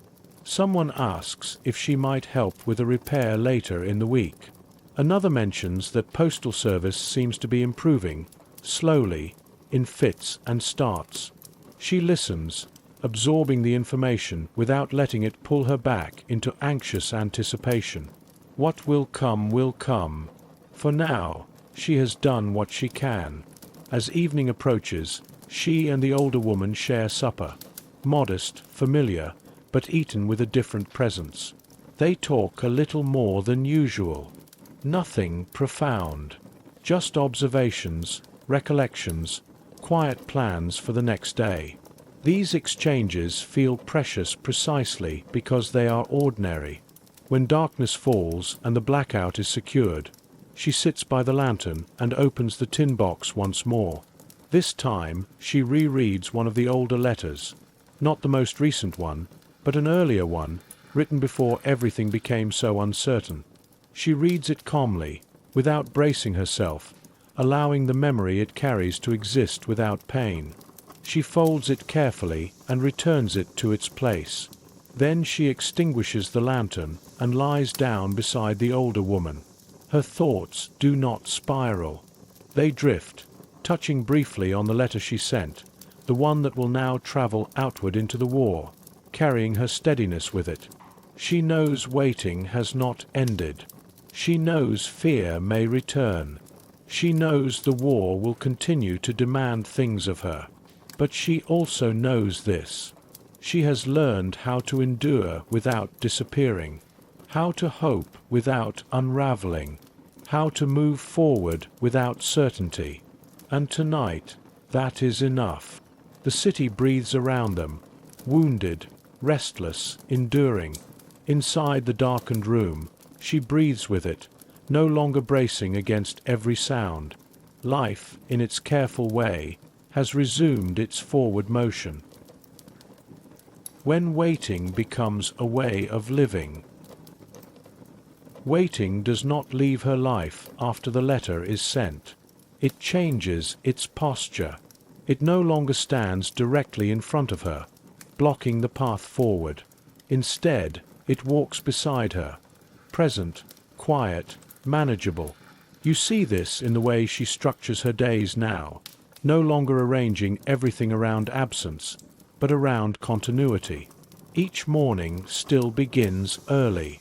She rises before the older woman, checks the window coverings, lights the kettle, and listens to the city awaken. But the tension that once lived in these moments has softened. She no longer scans the street with sharp urgency. She glances, registers, then turns back to the work of the day.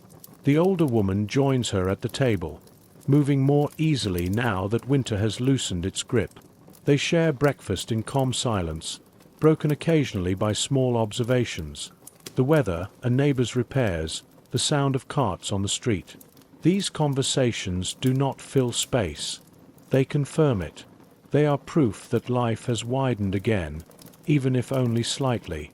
The routines remain disciplined. Rations are measured carefully. Coal is conserved. Blackout habits stay in place. But the meaning behind them has shifted. These are no longer acts performed under constant fear of collapse.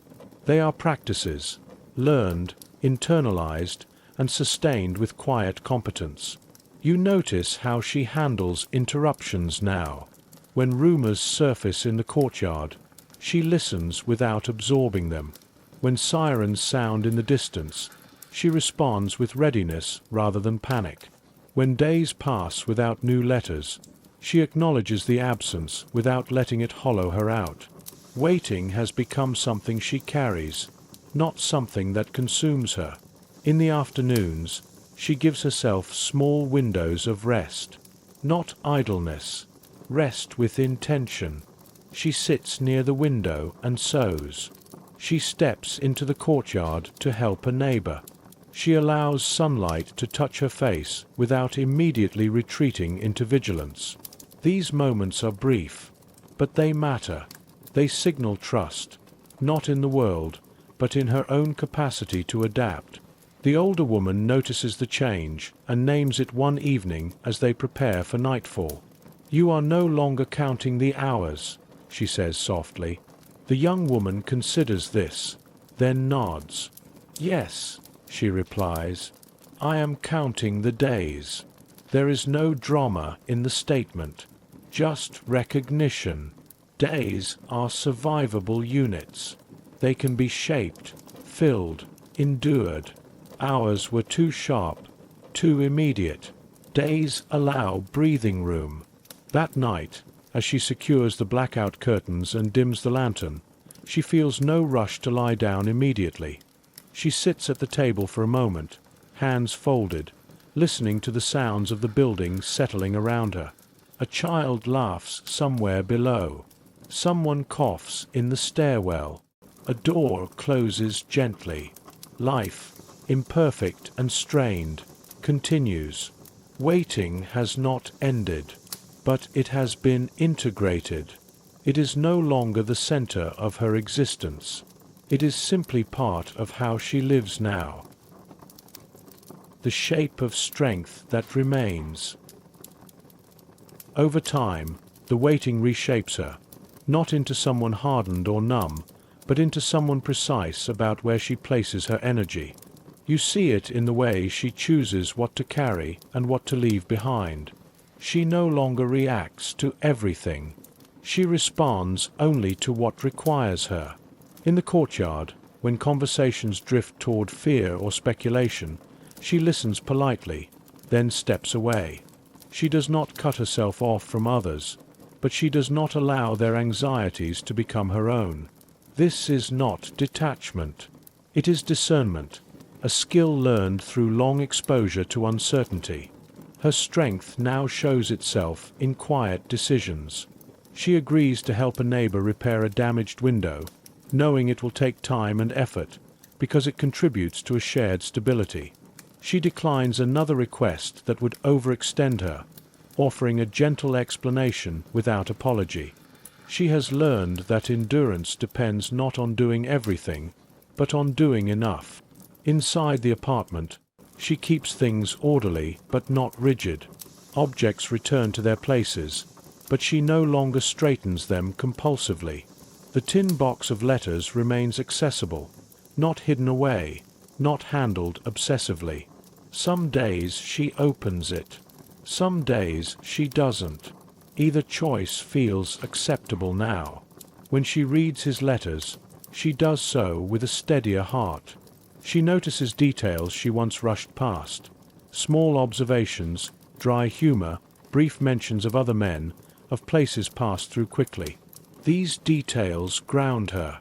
They make him real again, not just a figure shaped by fear or hope. The older woman watches her with something like pride. "You have learned how to live inside this," she says one evening, not as praise, but as recognition. The young woman nods. "Yes," she answers, "I had to." As the weeks pass, the city remains wounded, but functional.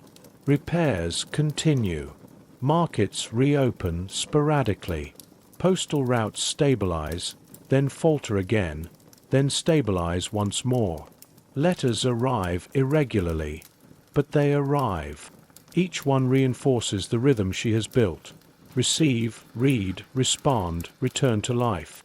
And yet, she does not let the letters become the axis of her days. They are part of the fabric now, not the loom itself. On a quiet afternoon, she sits by the window and realizes something with mild surprise. She is thinking about the future without immediately stopping herself. Not in grand terms, not in promises, just in possibilities. Where they might live, what work might look like after the war, how the older woman will manage when the world changes again. These thoughts no longer feel dangerous. They feel earned. At night, when the city darkens and the blackout settles in, she still prepares carefully. Habit does not vanish simply because fear recedes.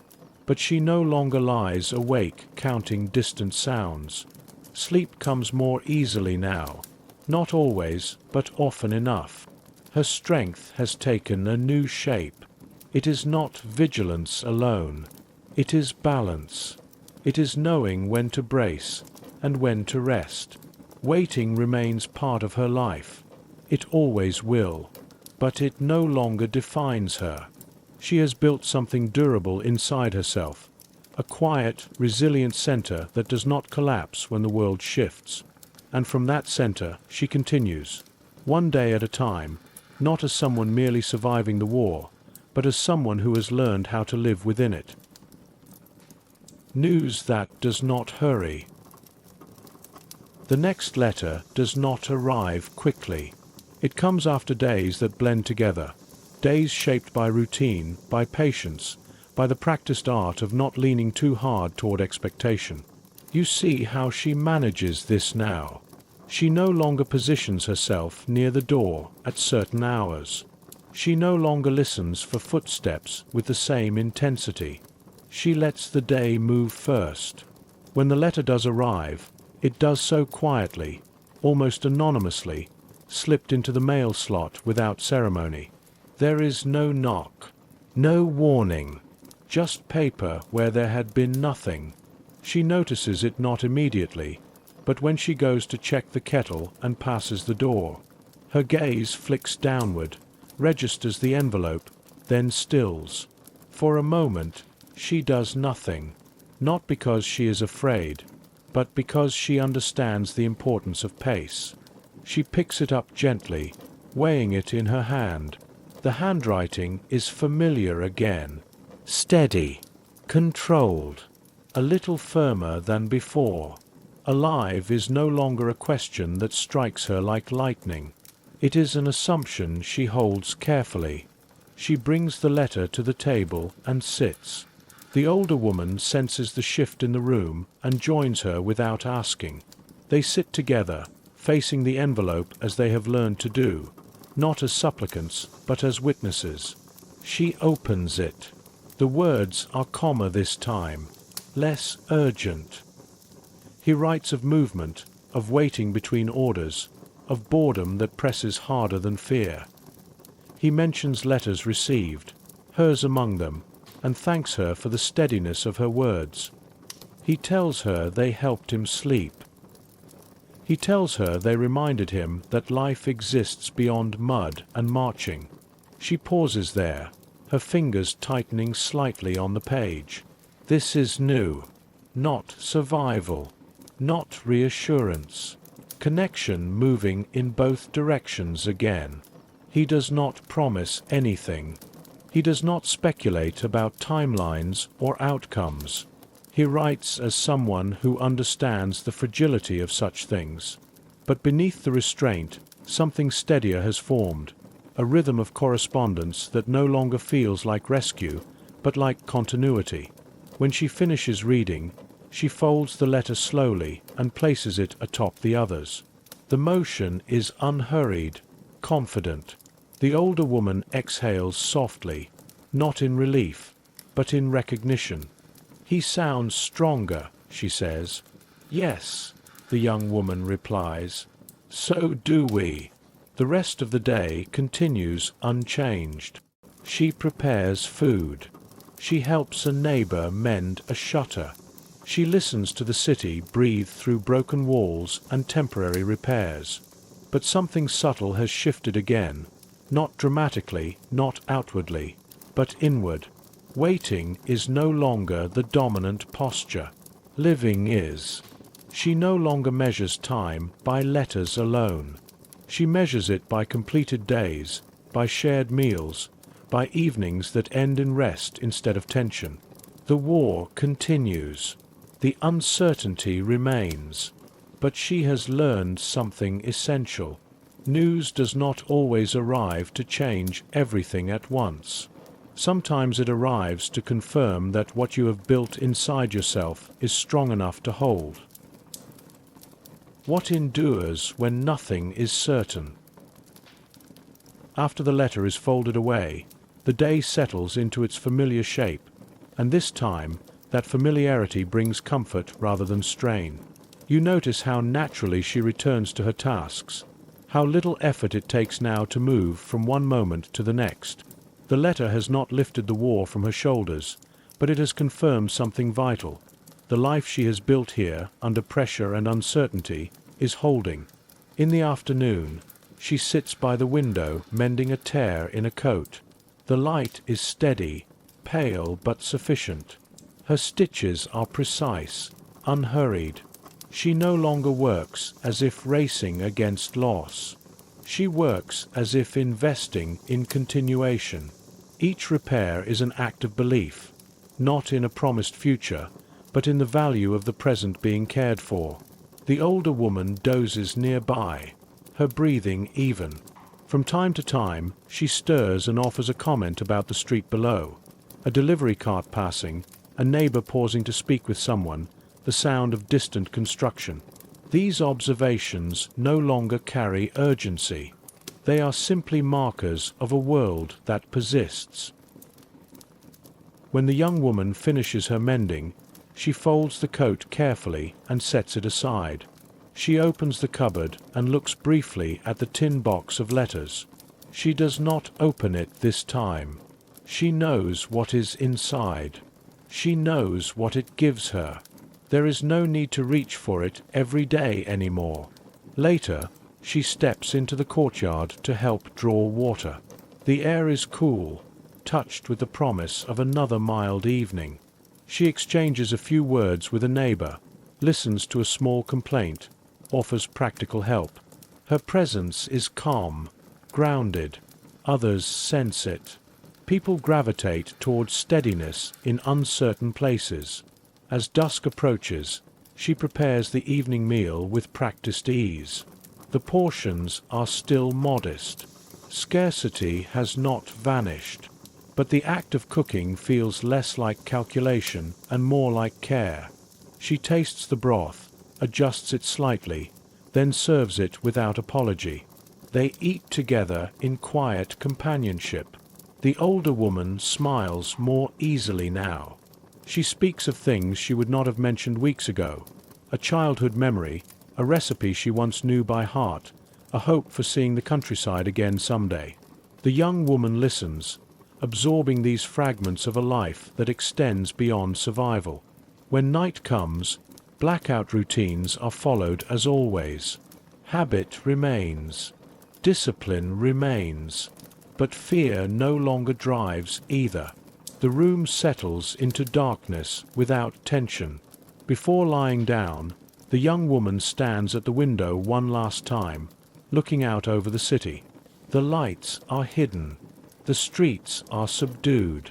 But beneath it all, life continues. Imperfect, wounded, persistent.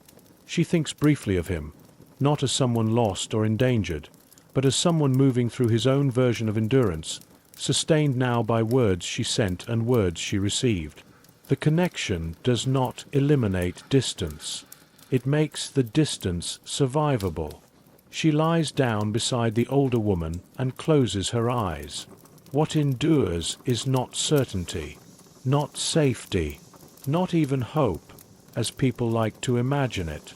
What endures is rhythm, care, the ability to keep living well enough, even when answers remain incomplete.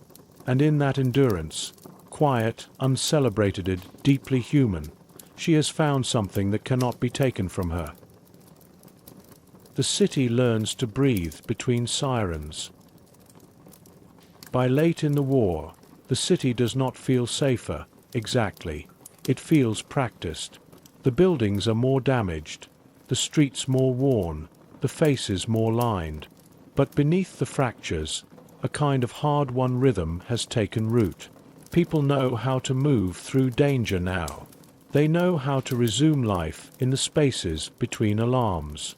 You see it most clearly in her, and in the way the world around her has begun to mirror the quiet steadiness she carries. You follow her down the familiar stairwell as she descends with the older woman on her arm. The walls bear new cracks, old chalk marks, and faint fingerprints from 100 hands that have steadied themselves here. The older woman moves slowly, but more surely than in the deep winter months. Her steps are small, but her grip is not as desperate. She has learned, like everyone else, how to live inside this strange normal. Outside, the courtyard looks changed and unchanged all at once. New rubble has appeared. Old rubble has been cleared away. Windows once shattered are now patched with mismatched glass or layered cloth. A makeshift garden, only a few rows of stubborn plants, clings to the edge of a wall that leans but still holds. Children play around it, careful not to trample the fragile shoots. Their laughter, though quieter than before the war, is no longer entirely cautious. She helps the older woman settle onto the familiar bench and adjusts the blanket beneath her. The older woman lifts her face to the pale light, closing her eyes for a moment in something close to contentment. The young woman stays standing, scanning the courtyard as she always does. Not anxiously, not obsessively, but with the practiced alertness of someone who has accepted that calm and danger will always exist side by side. You remember the first nights in the bunker, the raw fear, the unsteady rituals, the way every sound felt like a threat. Those nights still come, sometimes, but they no longer erase the days. The days now have weight of their own. The postman passes at the far end of the street. He nods toward her. There is no envelope today, but his presence alone feels like confirmation that the line between here and there remains intact. Letters arrive irregularly now, but they arrive often enough that silence no longer feels like a verdict. It feels like part of the landscape. She turns back to the courtyard. A neighbor waves her over to help move a broken door frame. Another asks if she has any spare thread. Someone calls out a brief update about food deliveries, about changes in ration schedules, about rumors of the front shifting further away. She listens, nods, responds when needed. She does not rush. She does not withdraw. She simply occupies her place in this shared, damaged, enduring world. You follow her as she returns upstairs with a bucket of water, her steps even, her breathing steady. Inside the apartment, the room feels less like a shelter pressed tightly against the wall, and more like a home adapted to it. The table is worn but clean. The cupboard is organized with quiet care. The tin box of letters sits on the shelf, not hidden, not displayed, just present. She sets the bucket down, wipes her hands on her apron, and pauses by the window. The courtyard below is framed by cracked plaster and patched glass, but the view holds. A woman hangs laundry. A boy bounces a ball, its dull thud echoing off the walls. A warden walks past, his pace no longer frantic, just steady. You feel the shift in her as she watches. Once, every sight out that window was filtered through a single question. Will we survive this? Now, another question stands beside it. What kind of life can we hold while we do?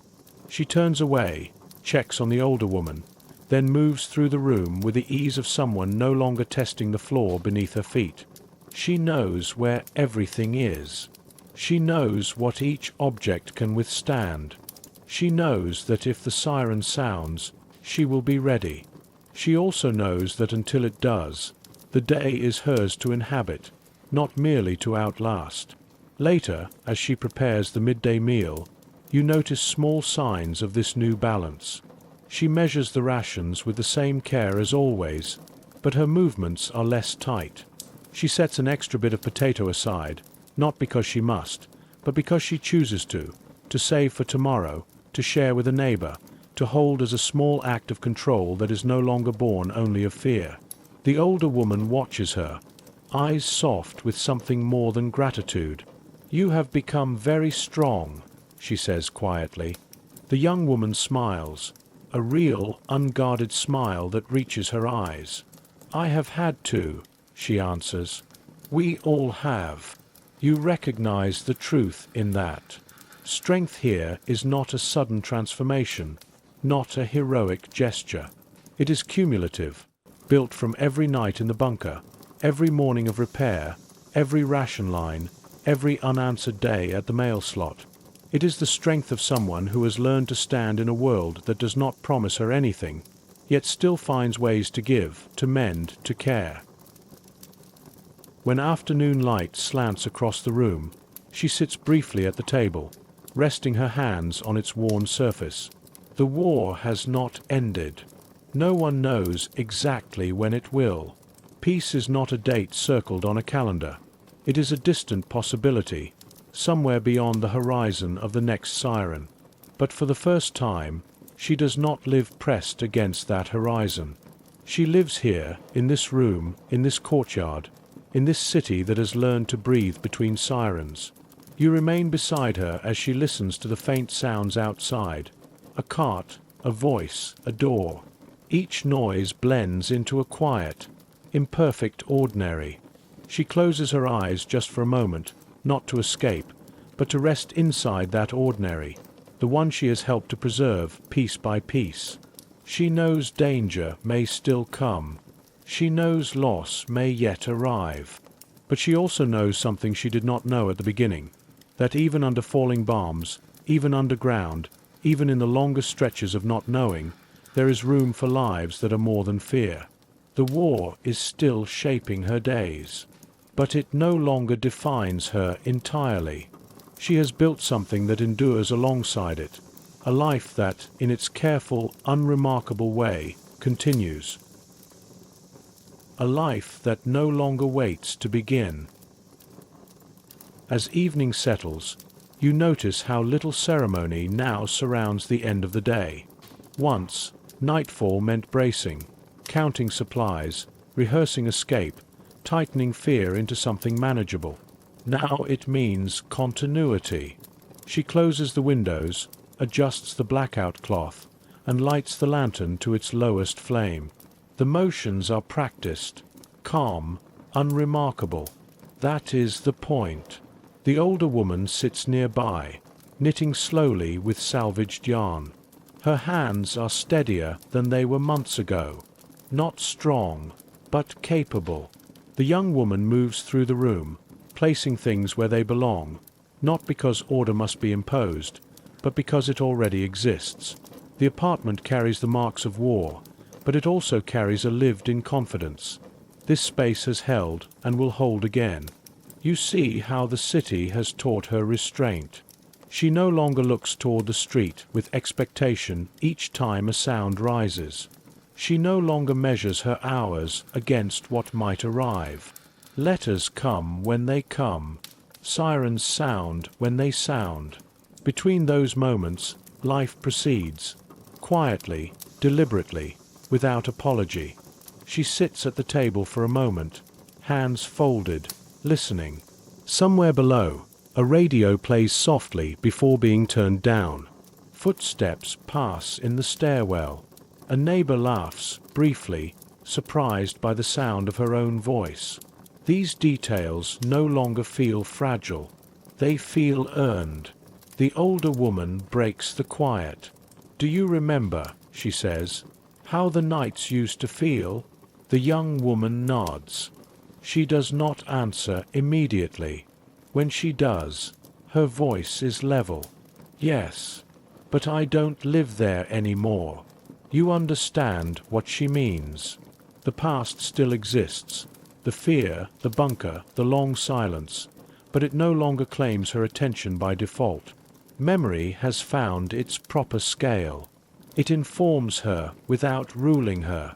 She rises, checks the emergency basket by the door out of habit, then leaves it untouched. Everything is in place. If the siren comes, she will move. If it doesn't, she will rest. Either way, the choice no longer costs her. Before sleep, she opens the cupboard and glances at the tin box of letters.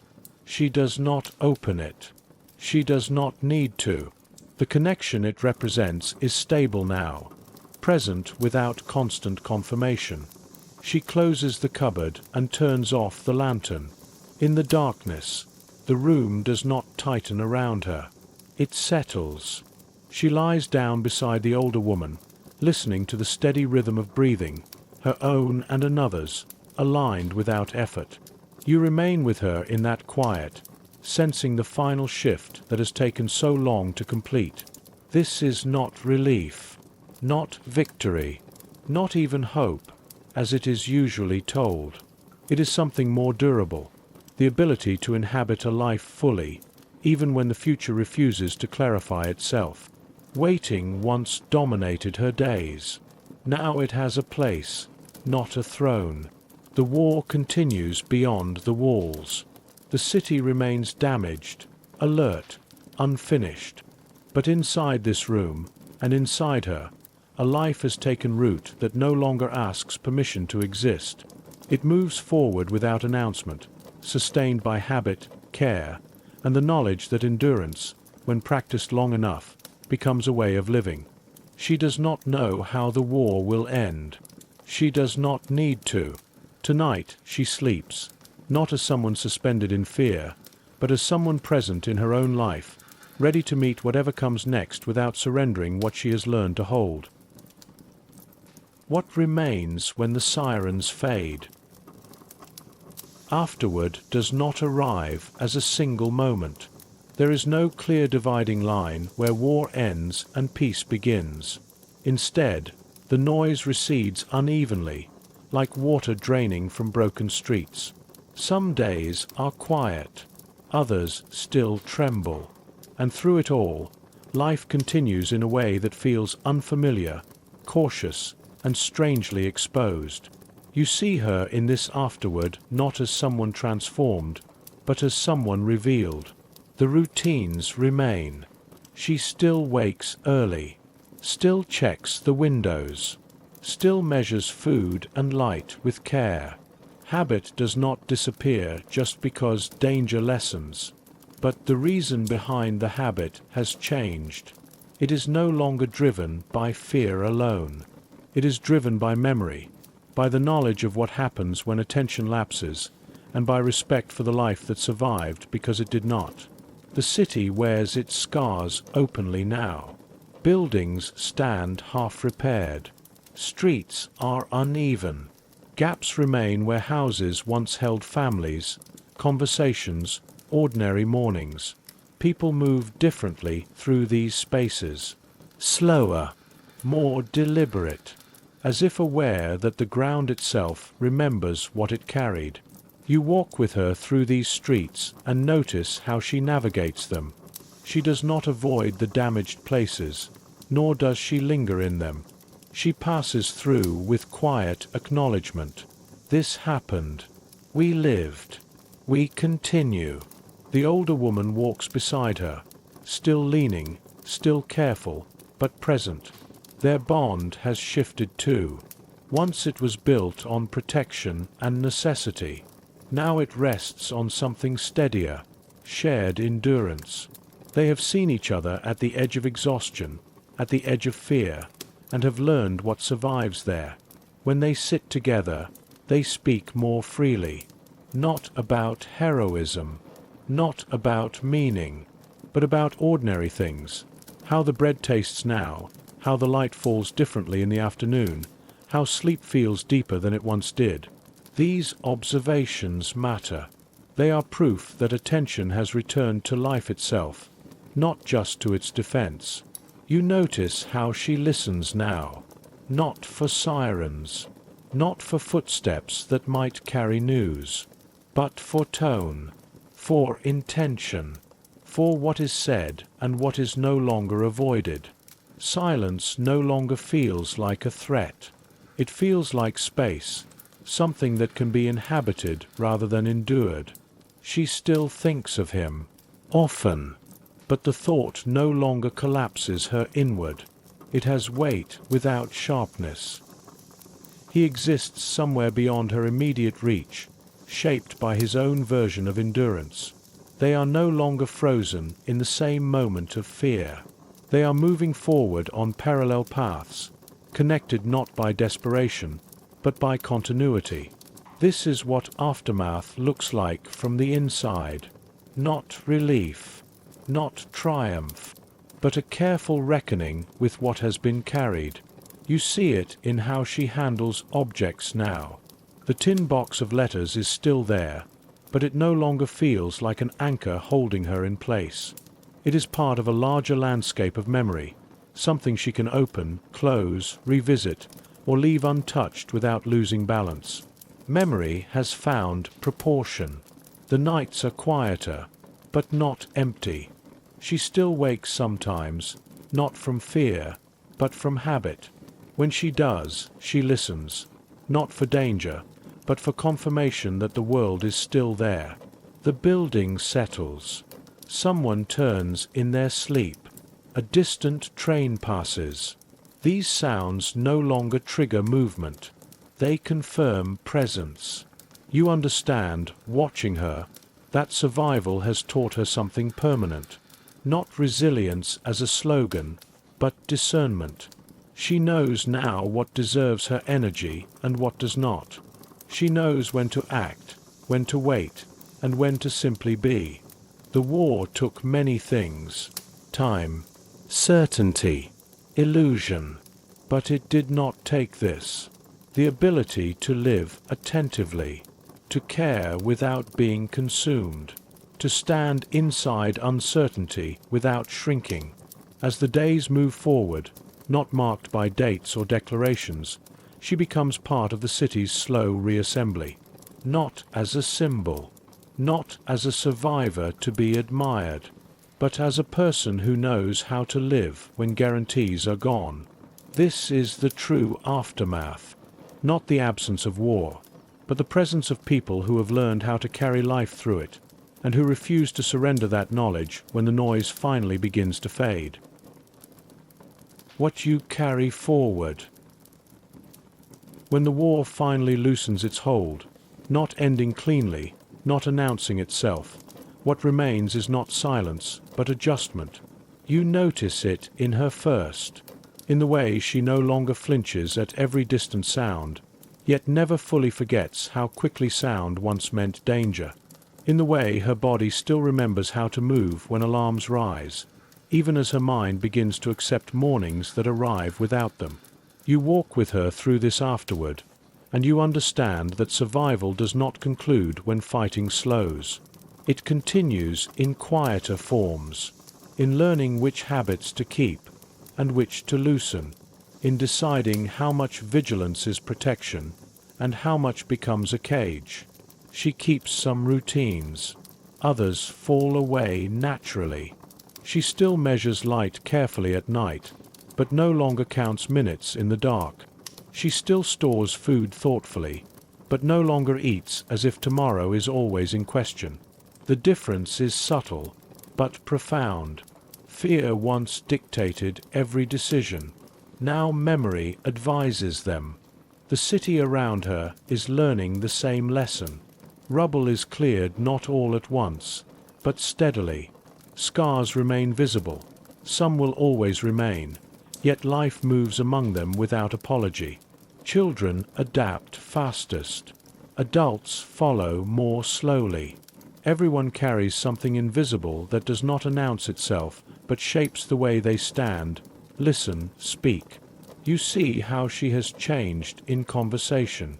She no longer explains herself when she pauses, no longer apologizes for silence. She understands now that silence can be a form of listening, and listening a form of respect. For herself, for others, for what was endured. Sometimes she thinks back to the bunker, to the weight of bodies pressed together, to the sound of earth trembling overhead. Those memories do not arrive as wounds anymore. They arrive as reference points. This is how far I can bend. This is what I can survive. This is what must never be taken lightly again. The older woman remains beside her, slower now, but steady.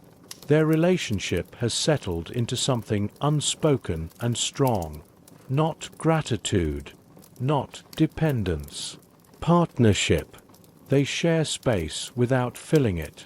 They understand each other's silences. They know which memories need words, and which ones need only presence. And sometimes, quietly, without ceremony, she allows herself to imagine beyond endurance. Not fantasy, not promises, just continuation. A room repaired fully, one day. A table without ration marks carved into it. A window opened without calculation. She does not rush these thoughts. She has learned what happens when hope outruns reality. But she no longer forbids them either. They belong now, alongside caution and care. You understand, standing here with her, that what she carries forward is not trauma alone. It is knowledge. She knows how communities hold when structures fail. She knows how people become lifelines without ever naming themselves as such. She knows that strength does not roar. It organizes, adapts, repeats. These are not lessons she wanted, but they are lessons she will not lose. When letters arrive now, they are read with steadiness. When they do not, the absence no longer defines the day. She has learned how to live between confirmations, how to let uncertainty exist without letting it rule. At night, she sleeps more deeply. Not every night, but often enough to trust rest again. Dreams come and go. Some are heavy, some are ordinary. The ordinary ones surprise her most. You feel the story settling, not into an ending, but into a landing. This is where the war leaves her. Not whole, not broken, but shaped. A person who understands limits, and therefore understands value. A person who knows what quiet costs, and what it offers in return. And as you step back from her life, from this city, from these years of strain and adaptation, you recognize the truth that remains when history grows quiet. What matters is not how loudly suffering announces itself, but how gently people learn to live again afterward. What endures is not the violence, but the ways people carried one another through it. What stays is not fear, but the discipline of care learned in its shadow. When the doors opened, the world above was altered. For adults, it meant reckoning. For children, it meant beginning. We turn now to those who grew up where cities once stood. Part 3. Children of Berlin. Growing up in the ruins. Berlin in wartime feels like a city balancing between two worlds, the one that existed before the bombs fell, and the one that emerged slowly, painfully, in the years that followed. As you move through the streets, you sense that this divide is sharper in the places meant for the young. A schoolroom where sunlight once fell in wide squares across clean desks now holds dust instead of lessons. A playground, once loud with voices, sits in stillness under a grey morning sky. Every space that once shaped childhood seems marked by the shadows that war cast over an entire generation. The city's rhythm in those years was unlike anything found in adult recollections. Adults feared destruction, ration lines, and the shifting political tides. Children lived inside a different landscape, one of curfews, sudden silences, and the hum of distant engines that could turn a calm afternoon into a scramble for shelter. Their world was defined not only by what they saw, but by what they were not allowed to see. Conversations stopped when they entered a room. Faces tightened. Adults measured their words. Even the city seemed to conspire to keep them partially shielded, though it rarely succeeded. In Berlin's neighborhoods, childhood became something narrow and improvised, built in the gaps between sirens, in the corners untouched by rubble, in moments adults tried to protect. As you pass through courtyards and alleyways, you sense how ordinary objects became anchors for the young. A chalk hopscotch pattern remains faintly visible beneath a dusting of ash. A small wooden horse lies on its side near a courtyard wall. A school satchel hangs from a hook, as though its owner intends to return at any moment. These fragments tell a quiet story of how childhood didn't disappear. It adapted, folding itself into the margins of a city under siege. The children of Berlin learned to grow up in worlds that were shrinking, reshaped by fear, discipline, and the unpredictable nature of the skies above. Daily routines became lessons in unpredictability. Even simple journeys, from home to a neighbor's apartment, from the kitchen to the cellar, were often interrupted by the deep mechanical rumble of bombers approaching. Adults could read these sounds. Children learned to recognize them through repetition, absorbing the meaning of every tone and rhythm without being told. You can almost feel how the city trained a generation to listen more than speak, to sense danger before understanding it, to memorize the path to shelter before learning multiplication tables. Berlin was also a city where ideology seeped into the spaces of youth. Uniforms, slogans, and marching songs became part of the fabric of daily life. School lessons narrowed into prescribed narratives. Public squares filled with orchestrated performances meant to shape young minds long before critical thought could form. Yet beneath these displays, there was uncertainty, an unspoken tension among parents, teachers, and neighbors who once imagined a very different future for their children. You notice how tightly adults held onto small acts of normalcy, saving a scrap of chocolate for a birthday, repairing a torn jacket, or tucking a beloved toy safely into a drawer before running for shelter. These gestures were their way of insisting that childhood still mattered. The bombings themselves created new geographies. Whole districts changed shape overnight, turning familiar routes into labyrinths of debris. Children learned these altered landscapes quickly, forming new boundaries and rules for where they could wander. Some streets were avoided not out of fear, but because they no longer carried the memories that once drew the young toward them.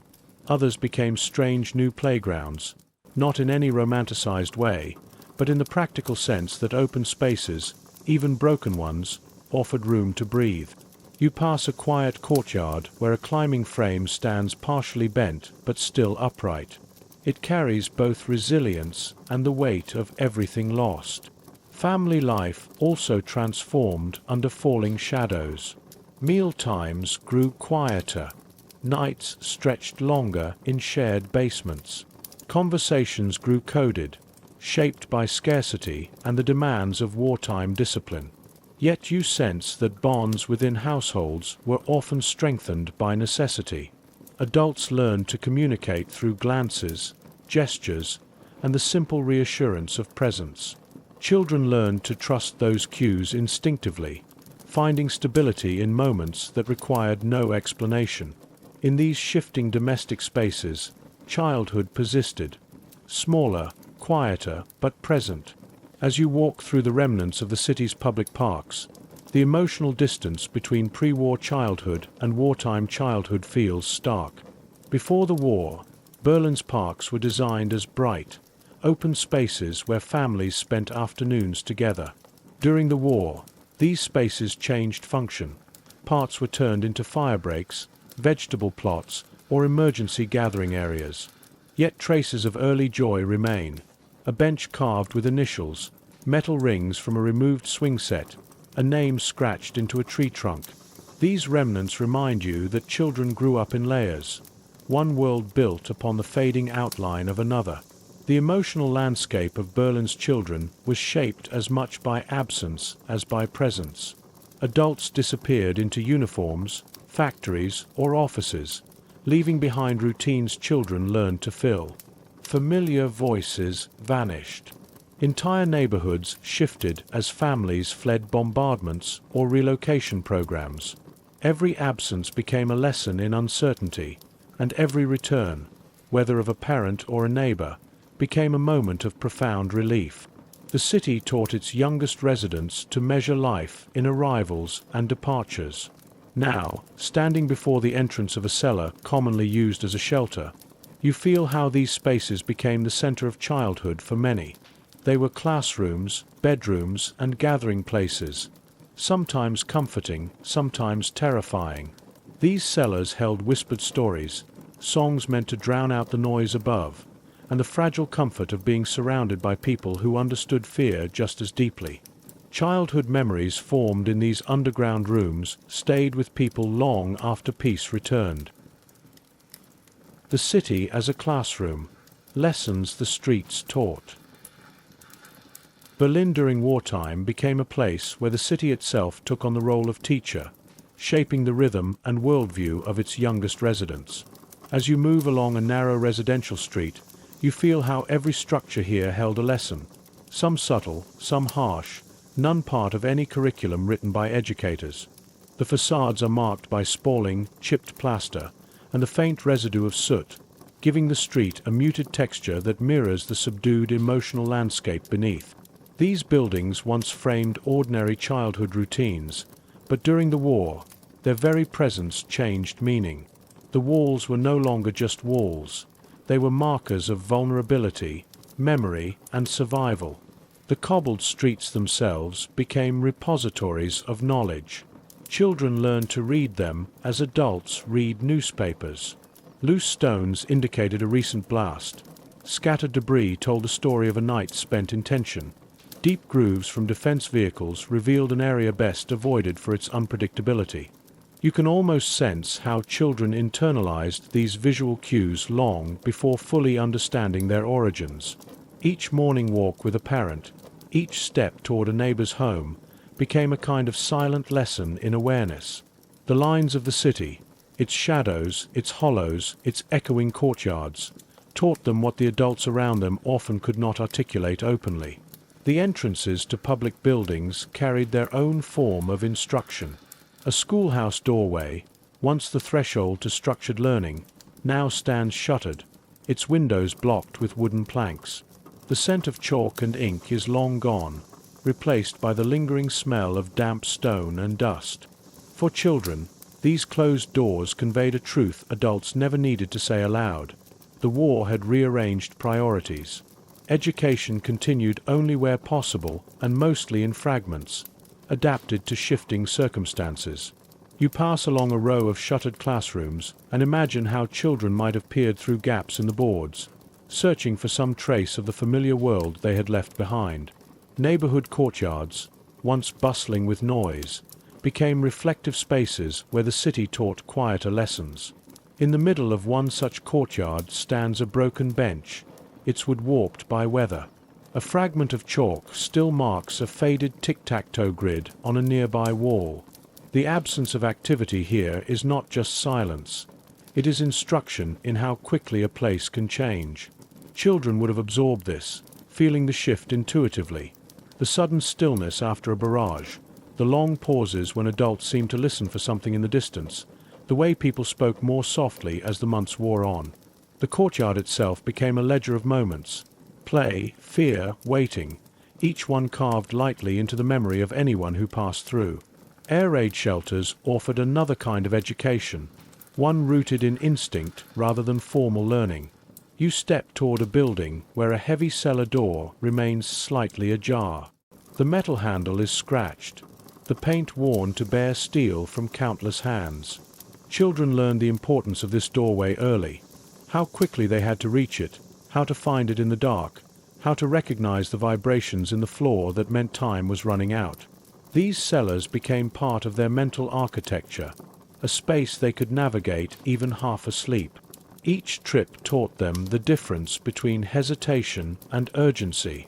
Even now, the vacant stairwell feels charged with those impressions: motion, fear, and the faint comfort of proximity to others. On quieter days, the city offered softer lessons, though even these carried the undertones of conflict. In an abandoned park, now partly converted into a vegetable plot, you notice a rusted metal frame where a swing once hung. The grass beneath it has grown uneven, hiding the worn patches where children used to drag their feet. A line of stones marks the border of what once might have been a sandbox, now filled with wind-blown leaves. Parks like this reminded children that not everything was lost. Some parts of their lives remained recognizable, if distorted. These places taught them adaptation, the ability to find traces of normalcy in a world redefined by uncertainty. Even the sounds of the city became instructional. The low hum of distant engines, the sudden wail of sirens, the rhythmic clatter of boots on pavement, all formed a kind of wartime vocabulary. Children grew fluent in these cues, learning to distinguish between danger and routine faster than many adults expected. You pause beside the remnants of a tram stop, its signage dented and faded. The metal post vibrates slightly as a breeze passes through, echoing memories of trams that once carried students and workers to their destinations. To children, the sound of a tram was once ordinary. During the war, its rarity became a reminder of how much the city had changed. The materials of daily life also offered lessons. Scarcity shaped habits and expectations in ways difficult to imagine outside of wartime. You walk by a storefront with dusty shelves behind cracked glass. The goods are sparse: empty crates, a few rusted tins, a faded poster advertising a product long out of stock. Children learned early that desires had to be rationed alongside food and clothing. They discovered the value of saving, mending, and improvising. The city's shortages became teachers of resourcefulness and resilience, though these lessons carried a weight that few children should have had to bear. In many households, the city's instruction blended with the quiet efforts of adults. Parents tried to shield the young from the harsher truths, but the city itself continued to press its messages into their daily lives. The cracked steps leading up to an apartment, the reinforced tape across a window, the bucket of sand kept by the door for emergencies. All these details shaped how children understood their world. As you observe these remnants, you sense that children learned from everything they saw, even when they lacked the vocabulary to name it. The city taught them vigilance, patience, and the ability to read a room, or a street, before entering it. By the end of your walk through these early chapters of Berlin's wartime environment, you feel how profoundly the city itself influenced those who were growing up within it. Every surface, every sound, every empty or altered space contributed to an education forged not in classrooms, but in lived experience. This was a curriculum written by circumstance, delivered by the walls and streets of a city trying to endure. Shelters, sirens, and the unwritten rules of survival. The deeper you move into the remnants of wartime Berlin, the clearer it becomes that much of a child's education unfolded underground. The city's network of basements and shelters turned into some of the most influential spaces in their daily lives, rooms where they learned not from teachers, but from the behaviors of the adults huddled beside them. Standing before a residential building now quiet under a dull sky, you descend a few steps into a cellar entrance still marked with a faded arrow.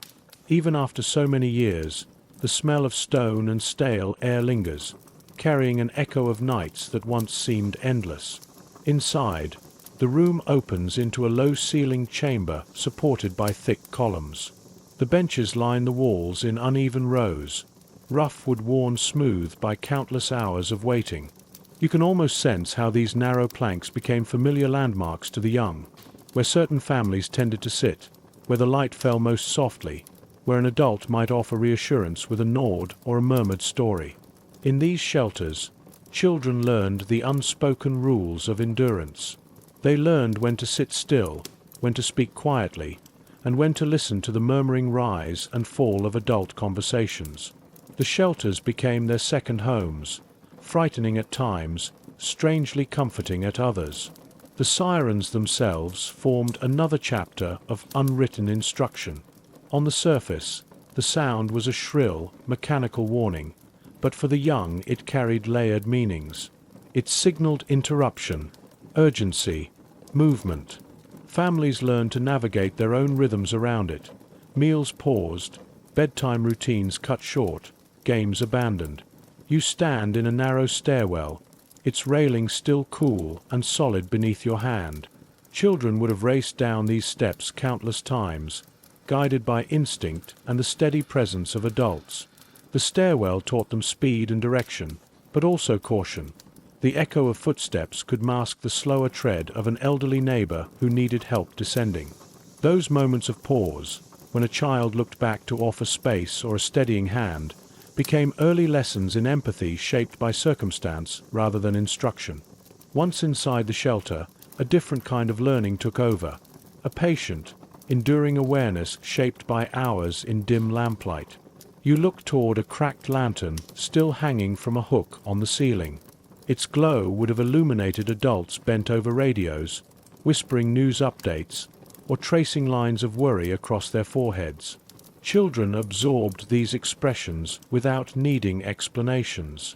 The way adults monitored the vibrations in the walls, the way they fell silent when distant booms rolled through the ground, the way relief softened their posture at the all-clear siren, these were the visual cues that shaped a child's emotional vocabulary.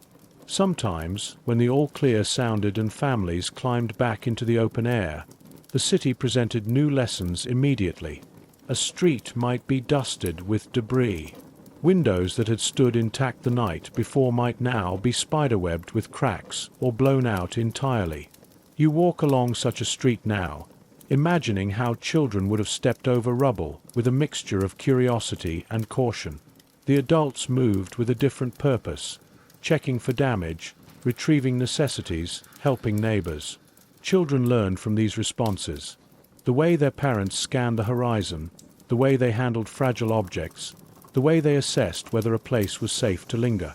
The city, transformed by night raids, became a classroom that opened before dawn. Even moments of stillness carried lessons. A morning after an air raid might find the streets unusually quiet, as though the city itself was catching its breath. In these moments, children learned to read the mood of adults. A parent pausing at a doorway, a neighbor walking with shoulders slightly lowered, a shopkeeper sweeping glass with slow, deliberate strokes. All these gestures taught children how to interpret the emotional aftermath of violence. They learned resilience not as a grand idea, but as something lived in subtle routines. The act of opening a window to let in fresh air, the sweeping of dust, the tightening of a loose hinge. These gestures became a kind of silent recovery ritual the young absorbed without guidance. Rationing enforced another set of rules. Food lines, which stretched along sidewalks under gray skies, introduced children to concepts of scarcity and patience early. You pass a former ration office, its sign still faintly visible above the doorframe. The counters inside are empty now, but you can imagine the lines that once formed outside. Adults waited with ration cards in hand, speaking in low voices, calculating how far each purchase could stretch. Children learned not only the meaning of waiting, but the value of every small portion. They also learned the quiet generosity adults showed, sharing a small piece of bread, saving a scrap of sugar for a child's birthday. These gestures, subtle yet intentional, taught the young more about sacrifice and care than any formal lesson could have offered. The city's transportation system added yet another layer. The rumble of trams and buses became intermittent during the war, and their appearance, or absence, became a silent indicator of the city's condition. You stopped beside a rusted rail embedded in the pavement, a reminder of a route that once wove through Berlin's neighborhoods. Children learned to recognize the gaps in service, the uncertainty of schedules, and the necessity of walking long distances. These walks, often taken alongside adults in weary silence, became moments where the city revealed itself in fragments. A street corner closed off for repairs, a house reduced to rubble, a group of workers clearing debris. Each walk was a lesson in adaptation, observing how the city reshaped itself day after day. Even household routines mirrored the shifting conditions above ground. In many apartments, windows remained taped in crisscross patterns meant to minimize shattering. Buckets of sand and water were kept near doorways. Radios stayed on tables or shelves, volumes kept low, waiting for updates. You step into the shadow of an old apartment building and imagine how children learned to interpret these arrangements without being told their full significance. They understood that the taped windows were protective, that the sand and water were tools for emergencies, that the radio was a source of both knowledge and unease. These small domestic details formed the scaffolding of their daily lives. By the time you emerge back onto the street, the chapter becomes clear. The city taught survival, not through formal instruction but through immersion. Shelters, stairwells, ration lines, and quiet domestic spaces became classrooms where children absorbed lessons through observation, repetition, and the steady presence of adults navigating uncertainty. These early impressions laid the groundwork for the emotional landscape they carried into the later years of the war. Shadows in the classroom. Education under a narrowing sky. When you step into one of Berlin's wartime school buildings, the first sensation is a peculiar mixture of familiarity and absence. The structure itself remains solid, its red brick walls still anchoring it to the ground, but the interior feels hollowed in ways that defy simple description. The corridors stretch ahead in muted light, dust lingering in the air as though time here has settled rather than passed. Along the walls, framed bulletin boards display papers so faded they barely hint at their earlier purpose. This building once shaped the rhythm of childhood, but during the war, its function narrowed, fractured, and eventually bent under the weight of circumstances. Classrooms tell the story more clearly. You enter one where rows of wooden desks sit askew, some pushed into corners, others bearing scratches left from years of use. The blackboard at the front of the room still holds the ghost of a half-erased sentence, its chalk lines smudged into soft grey streaks. It is not difficult to imagine the tension that filled this room during wartime lessons. Students trying to focus while the distant hum of engines or the thrum of anti-aircraft fire seeped through the walls. Learning continued where possible, but it followed a new logic. Fragmented schedules, shortened lessons, sudden evacuations, and frequent interruptions. Education became less about steady progression and more about holding on to whatever pieces of normalcy remained. The curriculum itself shifted. Teachers were required to follow strict guidelines, weaving ideology into subjects once meant to broaden young minds. Yet even within those constraints, many tried to preserve the heart of their profession. You notice a set of books still stacked neatly on a back shelf, their spines faded. Some titles belong to subjects untouched by propaganda. Mathematics, natural sciences, quiet areas where teachers could still offer students a brief escape from the world outside. But other books, with bold and rigid typography, reveal how the state attempted to shape childhood thinking long before critical reasoning could take root. Classrooms became contested spaces where genuine learning coexisted uneasily with mandated messaging. Walking toward the windows, You see the tape that once crisscrossed the glass.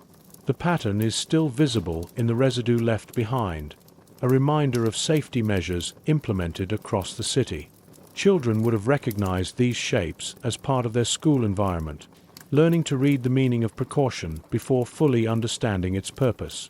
Through the window, the schoolyard appears empty. A few rusted metal frames lie scattered where swings and climbing equipment once stood. Tracks are faintly visible on the ground, though it is unclear whether they belong to old games or to activities imposed during the war. The yard feels caught between memory and abandonment, a reflection of how children experienced their own routines. Teaching methods adapted to instability. Lessons were often held in basements or hallways when air raid threats loomed too close. You step into a lower room where a single lantern would have illuminated improvised learning sessions. Desks were replaced by benches or crates, and teachers worked with whatever materials they had at hand. In these cramped spaces, education took on a new tone, quiet, steady, persistent despite the weight pressing down from above. Children learned to read lessons not only through words and numbers, but through the expressions of their teachers, who balanced duty with fear, determination with exhaustion. Sometimes entire schools were relocated. Evacuations sent groups of children to rural areas, where life was safer but disorienting. Those who remained in Berlin attended classes irregularly or in different buildings. As you walk past a corridor where locker doors stand partially open, you imagine the hurried departures that took place here. Some children left behind belongings they assumed they would soon retrieve. Others never returned to this building at all. The school became a place marked by transient presence, its population shifting like the city's shadows. The adults working in these schools carried an unseen burden, protecting the young while navigating their own fears and obligations. Teachers arrived each day not knowing whether the building would stand by evening or whether their class list would remain intact. Many developed routines meant to reassure their students, beginning lessons with steady, predictable greetings, ending days with brief moments of calm, using repetition to create a sense of continuity. These gestures, though small, anchored children during a time when their world felt increasingly unpredictable. In the quiet of an empty classroom, you sense how childhood learning expanded beyond textbooks. The very walls imparted lessons about endurance and adaptability. The pauses between sirens taught patience. The shuffling of feet toward shelters taught coordination and cooperation. Even the simplest gestures, sharing a pencil, holding a door, staying close to a classmate, became acts shaped by the pressures of war. The school environment molded students not only through instruction, but through the weight of shared experience. As you leave the classroom and step back into the corridor, you notice how every detail here, each scuffed tile, each piece of aging furniture, carries traces of these layered lessons. The children who passed through this building learned far more than what appeared in their books. They learned to listen closely, to read the mood of a room, to follow routines that protected them, and to trust in the adults who guided them through uncertainty. Their classrooms may have narrowed, their lessons disrupted, but education persisted in every corner where determination outpaced despair. Teachers, indoctrination, and the quiet resistance of ordinary lessons. As you continue deeper into the school building, the atmosphere changes. The corridors grow narrower, the light more subdued, and the echoes of footsteps seem to linger longer before fading. This wing was once dedicated to older students, but during the war, age distinctions blurred. Rooms that once held structured lessons became multipurpose spaces, classrooms, storage areas, makeshift offices. Education here was shaped not only by scarcity and interruption, but also by a pervasive tension between what the state demanded children learn and what their teachers believed they needed. You step into a room where a large poster still clings to the wall, its edges curled. The imagery is stark, bold, unmistakably ideological.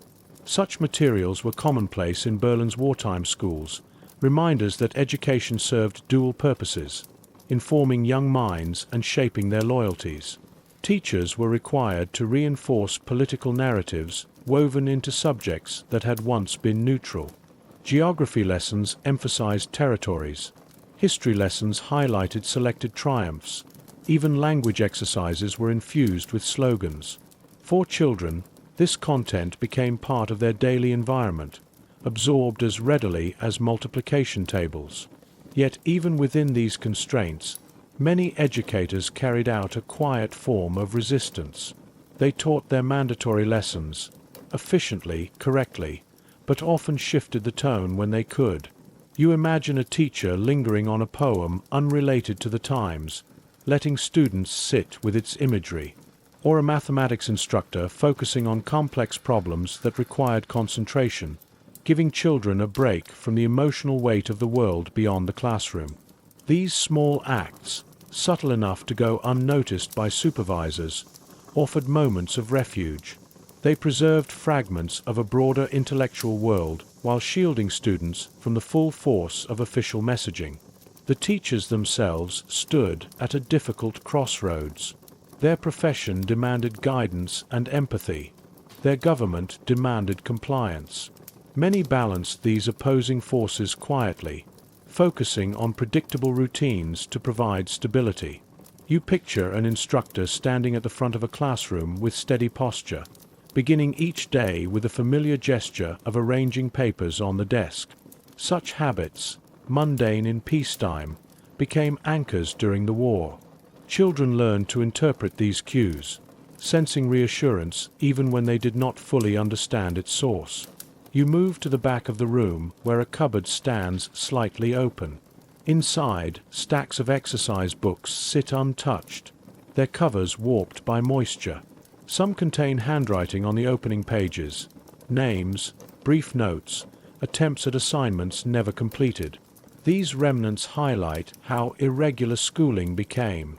One week might include several lessons. The next might be marked by closures, evacuations, or bombings that made attendance impossible. Children learned to adapt to inconsistency, building resilience through the unpredictable rhythm of their educational lives. On a nearby desk, a small metal box rests among scattered pencils. It is dented, the lid slightly misaligned. A teacher may have kept it for storing salvaged supplies, erasers worn thin, pieces of chalk saved from broken sticks, scraps of paper cut into smaller sheets. Shortages demanded creativity. Students often wrote on reused pages or recited answers aloud when materials ran out. These practices taught practical lessons in frugality and patience, shaping children's habits long after the war ended. Teachers also became observers, learning to read their students more closely than ever before. Absences carried heavy implications. A sick parent, an evacuation order, damage to a child's home, or something more permanent. When a student returned after days away, teachers would sometimes pause the lesson for a moment, acknowledging the reappearance quietly, without drawing attention. Their glance or nod signaled understanding without probing for details. Children learned empathy from these gestures, understanding that each classmate carried burdens of their own, even if unspoken. In some classrooms, lessons extended beyond academics. Teachers taught practical skills useful in emergencies: how to move quickly and calmly toward a shelter, how to remain quiet when needed, how to locate water or supplies in damaged buildings. These instructions became as essential as reading and arithmetic. When the sirens sounded mid-lesson, teachers transformed into guides, their authority shifting seamlessly from educator to protector. Students watched how they navigated crises, absorbing the poise and steadiness that adults tried to maintain. Yet even in the presence of mandated ideology, not all messages reached children as intended. Many students accepted the posters, slogans, and structured chants as simply part of the environment rather than deeply held truths. They learned to repeat what was required without always attaching meaning to it. Over time, The emotional weight of war overshadowed political narratives. The fear of bombings, the strain of rationing, and the instability of daily life left deeper impressions than any classroom doctrine. Teachers understood this, and many quietly relied on it, trusting that their students' lived experiences would temper what they encountered in official lessons. As you leave the classroom and enter the staircase leading to the upper floor, the railing feels worn beneath your hand, a reminder of the countless children who once held on to it as they hurried between lessons or descended toward shelters. On each landing, windows overlook the courtyard below. From here, the emptiness of the schoolyard is even more pronounced. Metal hoops where basketball nets once hung are bare, their shadows stretched across cracked pavement. This view reinforces how wartime education extended far beyond the classroom. Students learned from every aspect of their environment. The tension in the air, the absence of familiar faces, the hurried decisions adults made under pressure. By the time you reach the top floor, the story of Berlin's wartime schooling becomes unmistakable. It was education under pressure, fragmented, constrained, reshaped by ideology, but softened by the humanity of teachers who refused to let learning collapse entirely. Amid the uncertainty, students absorbed lessons about resilience, awareness, and the quiet strength found in ordinary routines. The classrooms may now be dusty and silent, but the imprint of those years remains in every scuffed desk, every faded poster, and every corridor shadow that once held the footsteps of children navigating a narrowing sky. Homes under strain. Domestic life in a city losing its familiar shape. When you step inside one of Berlin's wartime apartments, the first thing you notice is not the damage but the stillness, a kind of suspended air, heavy with traces of ordinary life interrupted. The room is small, with furniture arranged in a way that suggests practicality rather than comfort. A wooden table stands near the window, its surface marked by years of use. A chipped enamel teapot rests on a trivet as though waiting for a moment that never arrived. These domestic details once formed the backdrop of childhood, but during the war, even the simplest objects took on new significance. The windows, taped in careful crisscross patterns, filter the light into muted, fractured beams. This precaution was repeated in households across the city, a quiet symbol of the tension woven into daily life. Children living here would have learned to read those shapes long before understanding why the glass needed reinforcement. Through the distorted panes, the exterior world appears blurred, as though viewed through a thin veil. The skyline, altered by bombardment, seems distant and fragile. The apartment's interior became a sanctuary of sorts, narrow, imperfect, but familiar. Moving into the small kitchen, you feel how shortages shaped the rhythms of family life. The shelves are sparse, holding only a few tins and jars. On the counter, a ration book lies open, its pages creased from repeated use. For parents, these pages dictated what they could provide. For children, they represented limits, quiet adjustments, and the value of every meal.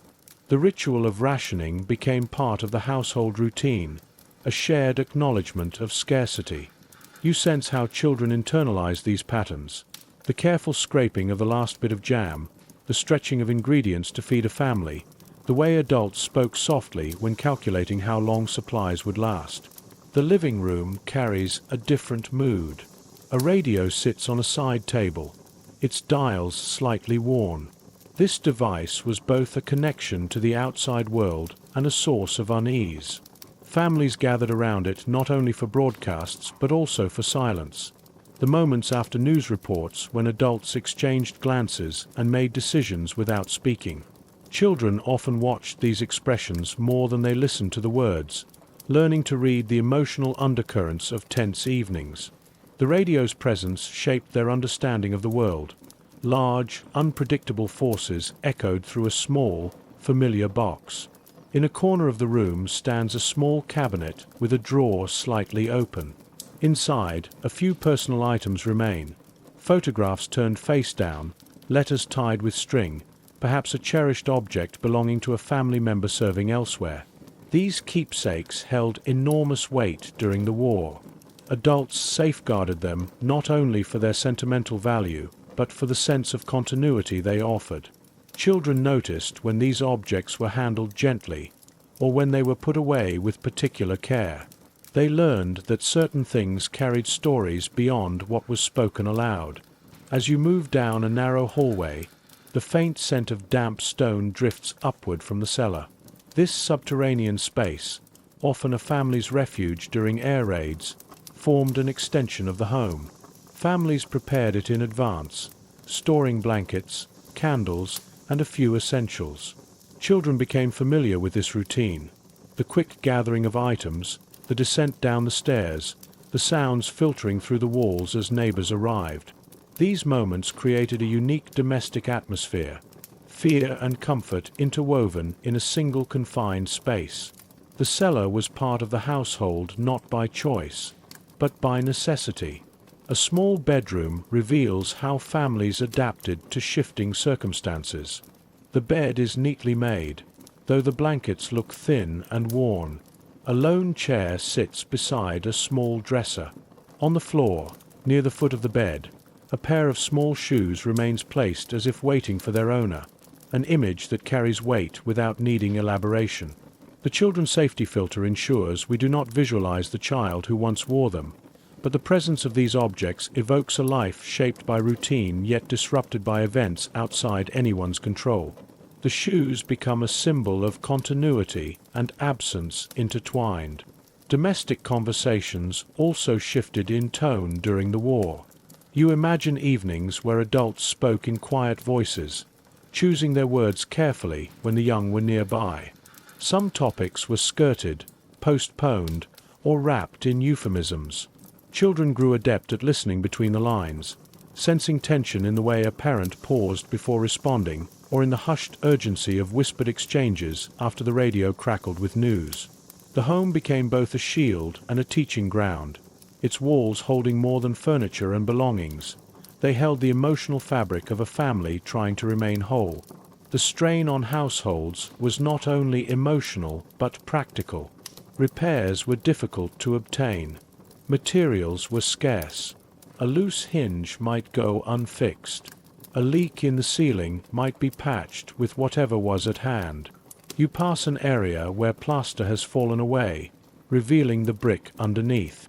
Children would have seen these imperfections daily, understanding that the home was vulnerable just as the city was. Rather than creating fear, these details often cultivated resilience, a familiarity with imperfection and an acceptance of living with what one could not change.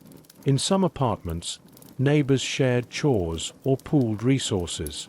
A pot of soup simmering on a stove might become a communal meal. Laundry hung on lines across multiple balconies.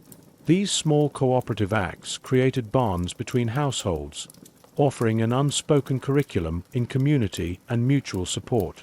Children observed how adults navigated scarcity and uncertainty together, learning values that would outlast the war itself.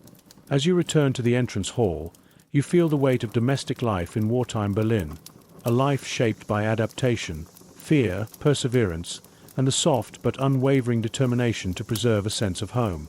Every detail in the apartment, from the taped windows to the worn furniture, carries the imprint of a family striving to maintain normalcy under extraordinary pressure.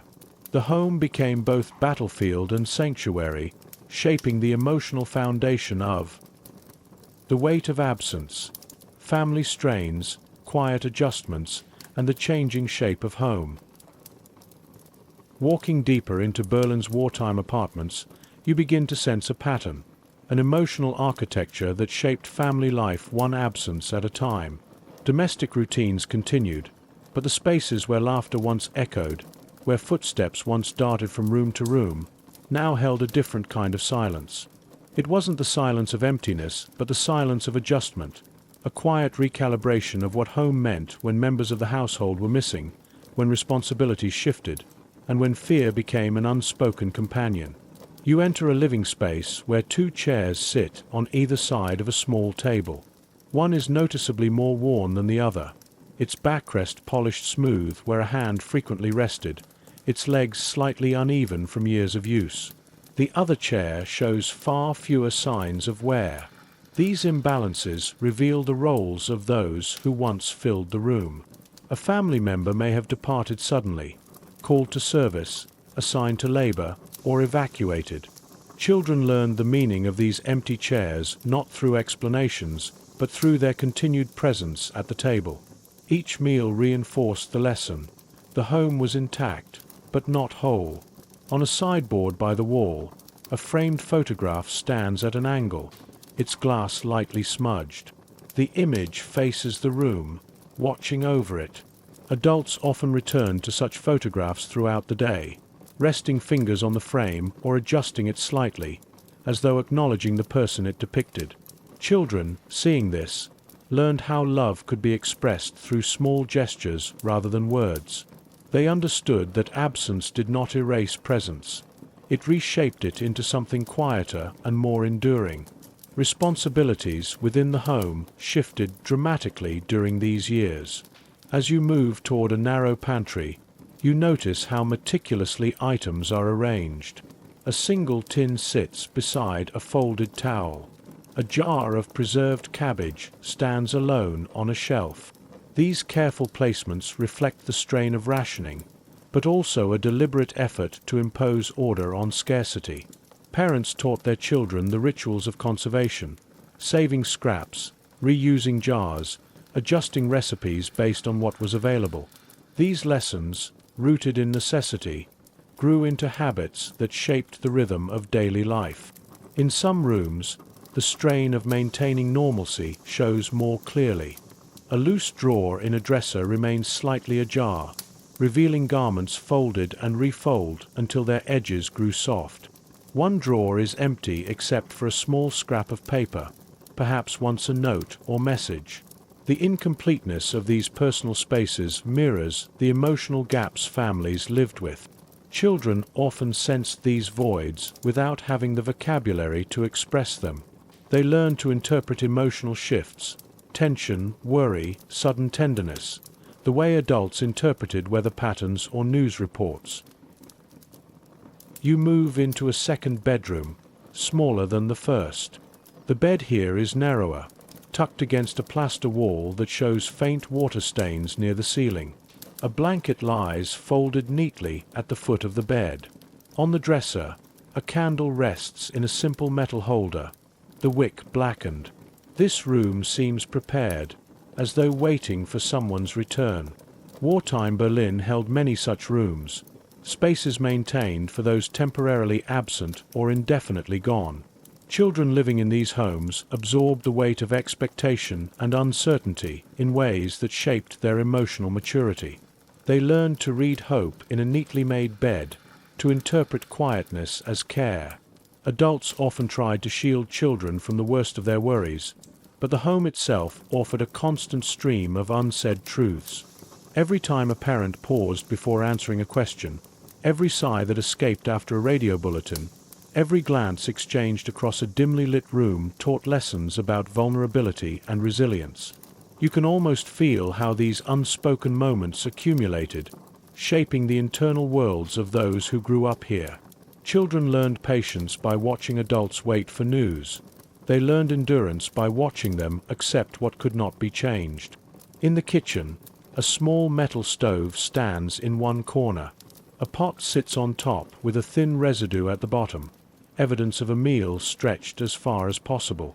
Kitchens during the war were often the emotional heart of the household, places where adults whispered, strategized, and worried in low voices. Children observed these quiet exchanges, learning to sense tension in the way someone stirred soup or set down a spoon. Even the sound of water boiling could take on layered meaning, relief on days when there was enough to cook, frustration when there was not. A hallway closet reveals more about the shifting dynamics of the home. Coats hang close together, some worn thin at the elbows, others patched with care. On a high shelf sits a small wooden box containing sewing materials, thread, needles, scraps of fabric. Repairing clothing became part of weekly routines, a necessity that taught resourcefulness. Children who watched their parents mend tears or reinforce seams learned more than a practical skill. They learned the value of patience and the quiet dignity of making do with what one had. Some households took in extended family or neighbors displaced by bombings. You imagine mattresses laid out on the floor, blankets folded at the foot of makeshift beds, shared meals eaten in close quarters. These arrangements strained privacy but strengthened communal bonds. Children grew up witnessing cooperation in its most direct form, resources shared, tasks divided, burdens held collectively. They learned that family extended beyond bloodlines when circumstances demanded it. The emotional core of wartime domestic life lay in its unpredictability. You linger near a doorframe where faint pencil marks track height measurements, small notations in a moment of optimism or routine. The lines stop abruptly at a certain point, their story unfinished. Such marks became quiet relics of a world interrupted. Without showing the child who once stood here, the marks alone convey the shaping of a life lived under pressures no child should have faced. As you step back into the central room, the apartment reveals itself not just as a living space, but as a vessel of memory, a place where the shifting emotions of wartime Berlin accumulated in gestures, objects, and absences. The home taught lessons about fragility, responsibility, endurance, and love expressed in the smallest of actions. It shaped those who lived within its walls, imprinting on them a deep understanding of what it meant to hold together when the world outside was coming apart.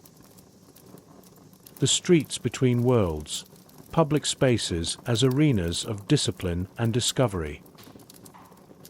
Stepping out of the narrow confines of Berlin's apartments, you find yourself once again in the open spaces of the city. Streets, courtyards, parks, and squares that formed an essential part of childhood long before the war. During peace, these places were sites of play and exploration. During the war, they became something more complicated. Corridors of caution, informal gathering grounds, and accidental classrooms where children absorbed the mood of a city under tension. Even now, under muted light, you sense how these public spaces held two worlds at once, the remains of a carefree past and the press of wartime realities reshaping every step taken on worn pavement. You move along a street lined with apartment blocks, their facades marked by years of bombardment. The cobblestones beneath your feet are uneven, some shifted by blasts, others worn smooth by countless hurried evacuations. For adults, these streets were routes to work or ration lines. For children, they were territories defined by invisible boundaries. One corner might be safe to linger in during quiet hours. Another might be avoided entirely due to instability in the building above or the presence of patrols. Without ever being formally taught, children learned to read these boundaries intuitively, shaping their wanderings according to the city's rhythms. At the far end of the street, a gateway opens into a courtyard shared by several buildings. The space is rectangular, enclosed on all sides, a pocket of the city where life once gathered. A metal drain pipe runs down the wall, its lower half dented. A patched section of brickwork stands out against the rest of the facade, the color newer and brighter. These signs of repair mark the aftermath of damage, small reminders of danger that adults noted carefully and children absorbed more passively. For the young, the courtyard was still a place to move, to watch neighbors, to mimic adults' work or conversations. But the tone had shifted. Laughter no longer echoed freely here. It appeared only in brief bursts, quickly muted by watchful parents or by the city's uneasy quiet. Even the simple act of moving from one courtyard to another became a kind of lesson in awareness. Children learned to travel in small groups, staying close to walls or doorways. They recognized the difference between the distant rumble of trams and the deeper, unsettling vibration that signaled something entirely different. You pass an alley connecting two such courtyards, its stone archway darkened by soot. The passage feels narrow and slightly claustrophobic, carrying the sensation of a world compressed. Children would have used these routes daily, learning to navigate their city with a keen sense of attention that far outstripped their years. In public squares, the atmosphere shifted depending on the hour and the state of the war. Early in the morning, market stalls might appear briefly, selling whatever produce or goods could be sourced. Later in the day, workers or volunteers might gather to clear debris from the previous night's raids. Children observing these scenes learned not only the practical aspects of survival, but also the communal ones. They watched adults cooperate, share information, or offer help to others whose homes had been damaged. These public spaces became stages where resilience was performed, silently teaching the young that hardship was navigable when faced together. As you cross one such square now, you notice the remnants of a fountain at its center.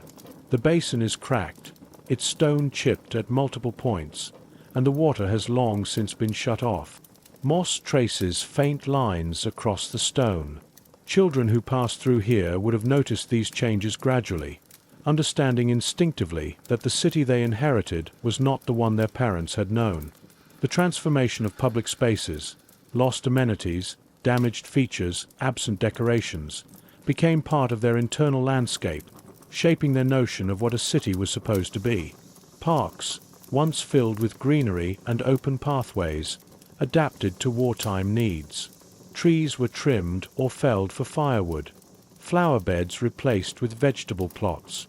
You walk past an open patch of earth that retains faint traces of rose, the soil hardened by time. The remnants of a wrought iron fence border the space, a few broken pieces lying nearby. For children, parks became places where fragments of the old world could still be found. Patches of grass untouched by repurposing, benches where older neighbors sat to share quiet company, the occasional bird or stray cat offering a moment of normalcy. These encounters, though small, taught children to find comfort in the details that persisted despite the upheaval. Yet wartime discipline permeated these spaces as well. Patrols passed through regularly. Adults instructed children to avoid certain blocks or to return home before dark. Sirens could interrupt a moment of calm without warning. Even without showing themselves in imagery, the routines imposed on families echoed across the streets. Children learned to stop when adults halted, to stay close when tension rose, to move quickly when the sky changed tone. These instincts became as familiar as nursery rhymes once were. Public transportation routes added another layer to this education. A rusted tram rail glints faintly in the street as you walk, leading toward a station whose sign hangs crookedly from an iron bracket. Trams ran irregularly, often delayed or rerouted due to damage. For children, their deep mechanical rumble became a sound tied to unpredictability. When the tram arrived, it was a moment of novelty. When it did not, it was simply part of the war-altered routine. This irregularity taught children flexibility in ways no formal lesson could replicate. Even mundane structures, stairwells leading down to underground stations, entrances to public buildings, pedestrian tunnels, became places where the young learned to observe. The scent of damp stone, the flicker of unreliable lights, the sight of adults scanning the sky before entering open spaces, all contributed to a set of instincts that shaped their perception of risk. These instincts would last long after the war ended, carried into adulthood as echoes of the environment that molded them. By the time you reach another broad avenue, the lesson becomes unmistakable. Public spaces in wartime, Berlin acted as transitional worlds, bridges between the safety of home and the uncertainty beyond. They were places where children absorbed emotional and practical education through constant exposure. Streets taught vigilance, squares taught community, parks taught adaptation, courtyards taught the delicate balance between freedom and caution. And in navigating these spaces, the young learned how to move through a city shaped not by their choices, but by the shadows cast across it. Between danger and discovery, how the city shaped childhood movement. As you continue walking through Berlin's outdoor spaces, The physical city begins to reveal how deeply it influenced the way children moved, perceived danger, and interpreted possibility. Every block, every broken wall, every improvised shortcut carved by necessity contributed to a childhood defined by adaptation. The war did not erase their curiosity. It reframed it, channeling it through a terrain filled with risks, rules, and fleeting glimpses of freedom. You move down a long street flanked by structures that bear visible scars. Chipped stone, exposed brickwork, and boarded windows form a landscape that feels half lived in, half abandoned. For children, this mixture created both caution and invitation. They learned which areas were angled toward danger, where fallen masonry hinted at instability or where patrols tended to pass, and which corners, despite the surroundings, still offered a sense of relative safety. Their movements became a negotiation between instinct and necessity, shaped by the unpredictable nature of the city itself. At one intersection, you pause beside the remains of a kiosk. Its wooden frame is splintered, its shutters closed tight. A tangle of posters clings to the exterior surface, their colors faded by sun and soot. This kiosk once served as a meeting point, a place where neighbors chatted, where small purchases brought momentary brightness to daily routines. Children visiting such places saw community at work, even in strained circumstances. They watched adults share news, discuss shortages, or quietly express concern over the latest bombing reports. Through observation, they learned that public spaces were not merely physical. They were nodes of connection, shaping how people supported one another. Crossing into a narrow side street, you notice the ways in which damage transformed the landscape. A section of wall leans precariously inward, braced by wooden beams nailed into place. Piles of rubble block parts of the path, forcing pedestrians to navigate uneven surfaces or detour entirely. Children growing up in this environment developed spatial awareness far earlier than peacetime peers might have. The city taught them how to judge the stability of structures, how to move quickly without tripping, how to sense when an area felt wrong even before anyone said so. This intuition became a constant companion, guiding each step. The entrances to factories, workshops, and small businesses added another dimension to daily movement. You pass a set of metal doors secured with a heavy bolt. The exterior is pocked with marks left by shrapnel or debris from nearby impacts. For children, these buildings represented both curiosity and boundaries. Adults often instructed them to avoid such areas due to potential hazards, and these prohibitions taught the young that some dangers could only be recognized through authority, not instinct. Learning when to trust such warnings became part of their growing understanding of the city's unwritten rules. You arrive at a train underpass where a dim tunnel runs beneath a set of elevated tracks. The walls are stained with soot. The faint smell of oil lingers in the air. Even without trains passing frequently, this space feels alive with echoes. Children navigating such tunnels learn to interpret sounds and vibrations that adults sometimes dismissed. A distant rumble might indicate an approaching train, or it might signal something else entirely. These underpasses, both sheltering and ominous, taught the young that safety could be momentary, dependent on timing, luck, and attention. On the other side of the tracks, a broad avenue reveals the city's enduring scale. Damaged though it may be, Berlin still stretches wide, its boulevards offering long lines of sight that contrast sharply with the narrow, compressed spaces you've just passed through. Along this avenue, the remnants of streetcar lines groove the pavement in parallel lines. Children often followed these tracks instinctively, using them as guides through districts that changed appearance almost daily. The straight lines offered a sense of order amid chaos, a predictable element in an otherwise unpredictable world. Public parks, even in their altered wartime form, remained anchors of childhood experience. You step into one now, a large space bordered by low fencing, its once manicured shrubs overgrown or removed entirely. A bench sits at an angle, one leg broken and propped up by a stone. The air is still, carrying the scent of earth and faint smoke. Parks offered children space to breathe, but they also carried risks. Adults reminded them to stay within sight, to avoid certain areas where debris from bombings had not yet been cleared. Children learned to balance the natural impulse to explore with the ever-present awareness of danger. This balance shaped their development in subtle ways, teaching restraint without entirely stifling curiosity. The role of other children, unseen but deeply influential, also shaped how the young navigated public spaces. Friendships formed around proximity and shared experience rather than planned activities. Groups gathered in courtyards, stairwells, or open lots where debris had been cleared. These informal gatherings allowed the young to observe how peers interpreted the world around them. They learned bravery, caution, and improvisation by watching one another move through the same streets. The absence of visible children in this narrative, preserved by the safety filter, does not diminish their influence. Their presence is felt through the social patterns that shaped daily life. Even open-air markets, reduced in scale and frequency, played a role in childhood learning. Passing one such location now, little more than a cleared patch of pavement with scattered crates, you imagine how children absorbed the ebb and flow of scarcity.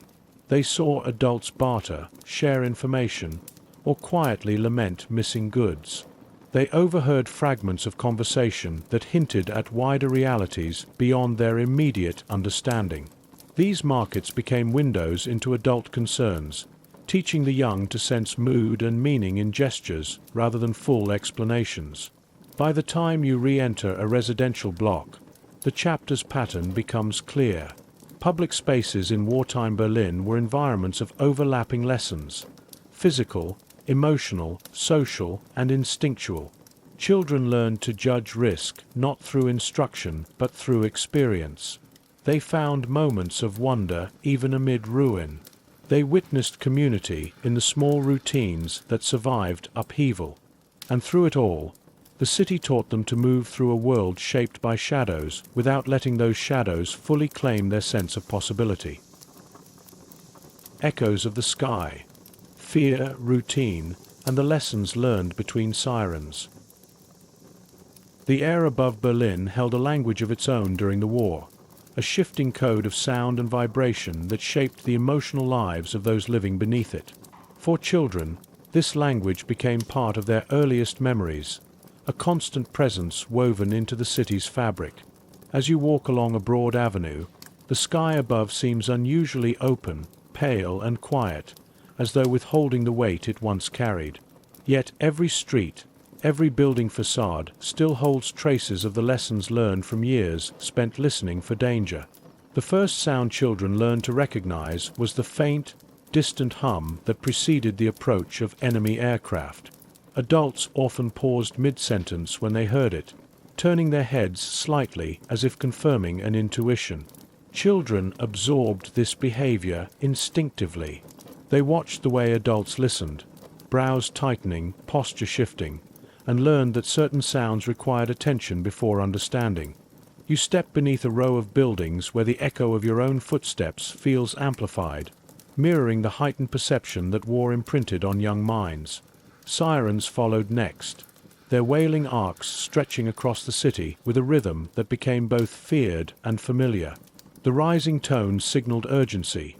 The steady, prolonged cry announced imminent danger. The abrupt silence afterward carried its own weight. You pause near a public building where a rusted air raid siren still clings to the corner of the roof. Its metal cone is bent, streaked by decades of weather, but the shape is unmistakable. Children living here did not just hear these sirens, they internalized them. The sounds became cues for action, emotion, and memory, forming a backdrop to daily life. The routine that followed each siren became a structured choreography. Adults gathered essential items: blankets, small bags, candles, often with movements so practiced they appeared automatic. Children followed, learning to trust the pace set by their caregivers. You descend into the stairwell of an older apartment building, imagining how many small hands once gripped the railings during hurried descents. The air grows cooler, heavier, reminding you that this descent was not merely physical. It was an emotional passage from the familiar to the uncertain. In the shelters below, a different kind of rhythm emerged. The sounds from above filtered through layers of stone and earth. Distant booms, faint trembling, the soft clatter of dust dislodging from beams. These noises shaped the emotional vocabulary of childhood. Children learned the difference between a distant impact and a closer one, between a brief tremor and a longer vibration. Even without understanding the mechanics of warfare, they sensed the magnitude of danger through these subtle distinctions. The shelter became a place where the sky's voice was muted but still present, teaching lessons of patience, fear, and endurance. The all-clear siren carried its own emotional resonance. Emerging back into the open air, adults exhaled visibly, shoulders unclenching, steps slowing. Children watched these transformations closely, learning to mirror relief before fully feeling it themselves. You walk out of a shelter entrance now, into a narrow courtyard where light spills unevenly across cracked stones. The contrast between the dim cellar and the open sky created powerful impressions, shaping how children perceived safety. The sky was never just a neutral backdrop. It was a shifting presence, sometimes threatening, sometimes gentle, always influential. Weather, too, altered the tone of the sky. Overcast days carried a muted tension, as though danger could hide behind thick clouds. Clear days offered reassurance but also vulnerability. The openness made sounds travel farther, amplifying the approach of aircraft. You move through an open lot where a section of wall has collapsed, providing an unobstructed view of the horizon. Children often paused in such places, tilting their gaze upward, listening for cues adults sometimes preferred to ignore.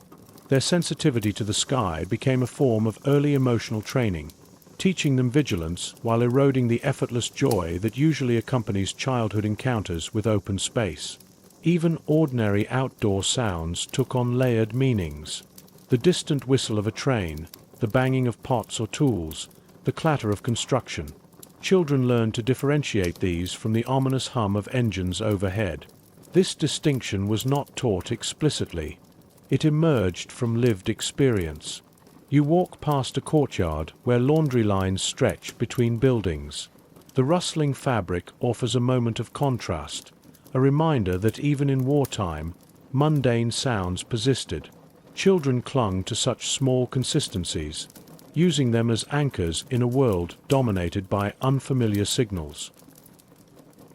The emotional effects of living under a sky that could turn hostile at any moment were subtle but profound. Children learned to carry fear without outwardly expressing it. They learned to read adult reactions more than the sounds themselves. They learned that the sky, once a place of imagination and possibility, could also be a source of threat. Yet they also learned resilience, how quickly routines could be resumed after danger passed, how life continued in the brief spaces between raids. By the time you reach the end of the street, the lesson becomes clear.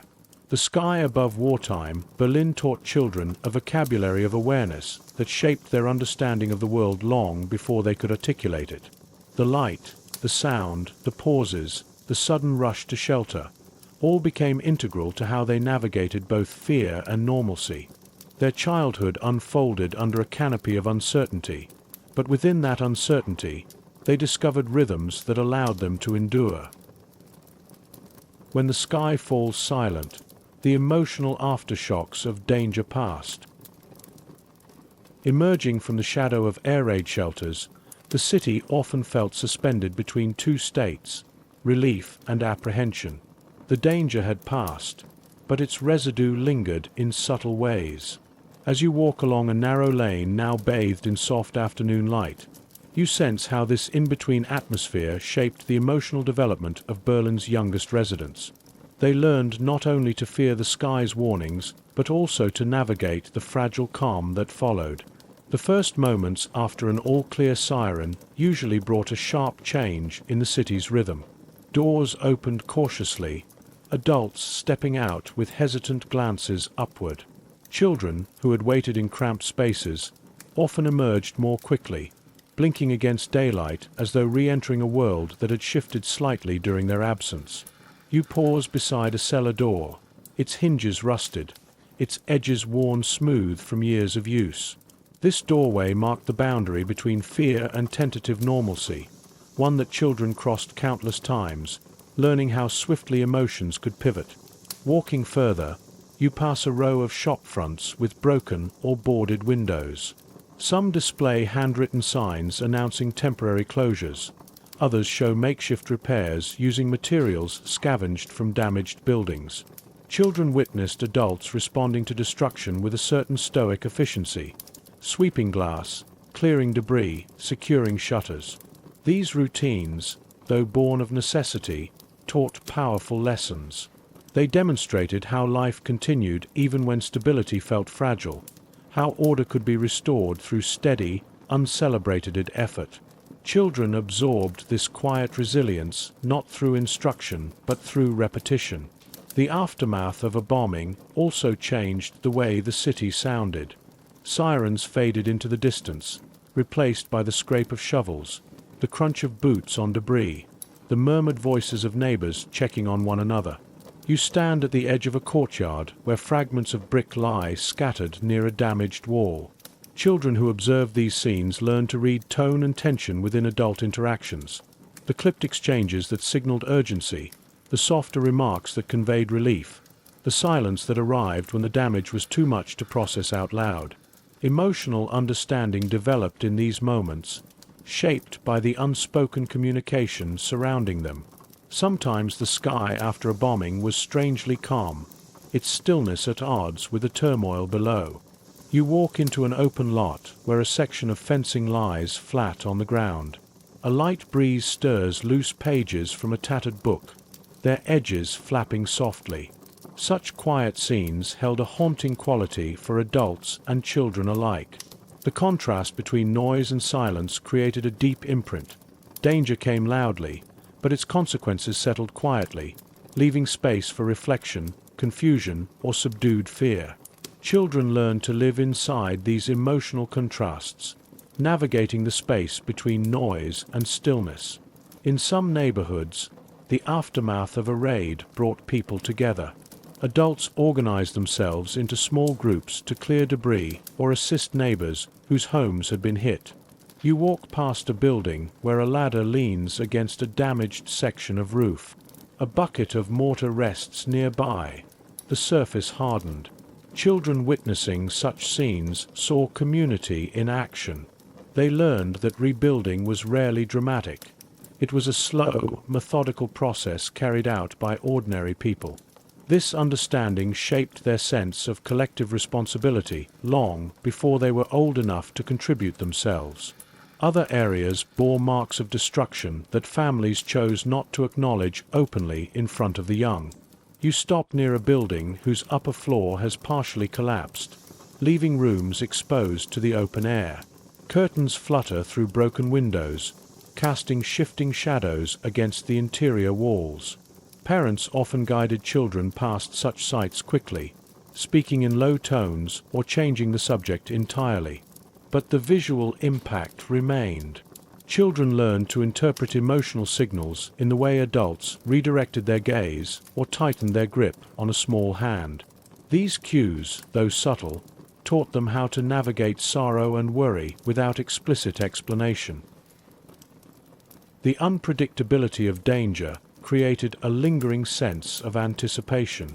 Even after a quiet day, the possibility of another raid remained close at hand. Children learned to live with this tension in ways that became almost instinctive. You walk beneath a row of bare-branched trees lining a residential avenue. The branches sway gently in a light breeze, their shadows weaving across the pavement. Such peaceful moments were rarely taken at face value. Adults listened for changes in the air. Children watched those adults, learning to do the same. This hypervigilance shaped their understanding of safety, not as a stable condition, but as a temporary reprieve. Yet the periods of calm also allowed children to reclaim fragments of ordinary life. Courtyards that echoed with fear at night became places of cautious routine during the day. A parent might repair a household item outdoors. A neighbor might exchange brief conversation while sweeping a doorway. You step into one such courtyard now. A metal basin rests beside a water pump, its handle worn smooth. These small routines returning after danger taught children that fear did not define every moment. Life continued in cycles, shaped by resilience as much as vulnerability. Even the sky itself became a layered symbol. On some days it offered solace, a reminder that beauty persisted above the smoke and damage. On other days it served as a warning, the faintest engine hum setting hearts pounding. Children learned to navigate these shifting meanings. The sky could be watched, read, interpreted. It was not simply overhead. It was part of their daily emotional geography. By the time you leave the quiet street and return toward more crowded areas, the essence of this chapter becomes clear. Danger taught children how to react. The aftermath taught them how to recover. In the stillness between threats, they internalized lessons about resilience, emotional control, and the unpredictable nature of their world. The sky above Berlin was both a teacher and a test, shaping childhood in ways that would long outlast the war itself.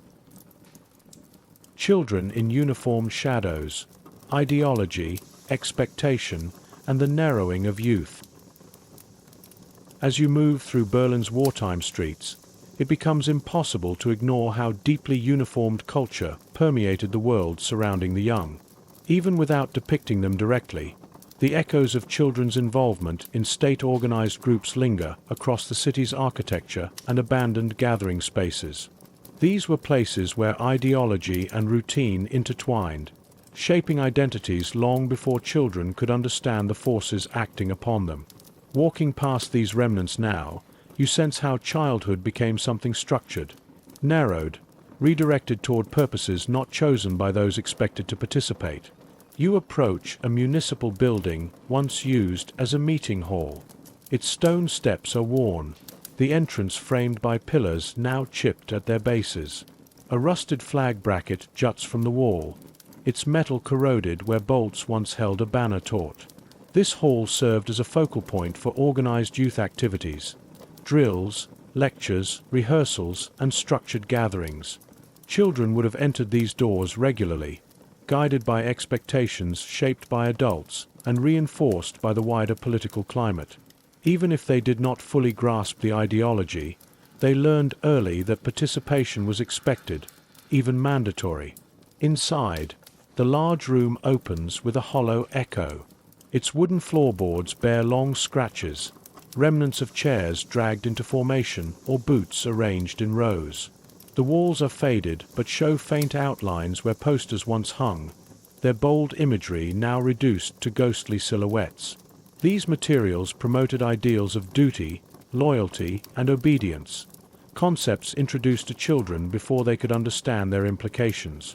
The repetition of slogans and rituals shaped their sense of identity, teaching them what was valued by those in power and what behaviors would be rewarded or punished.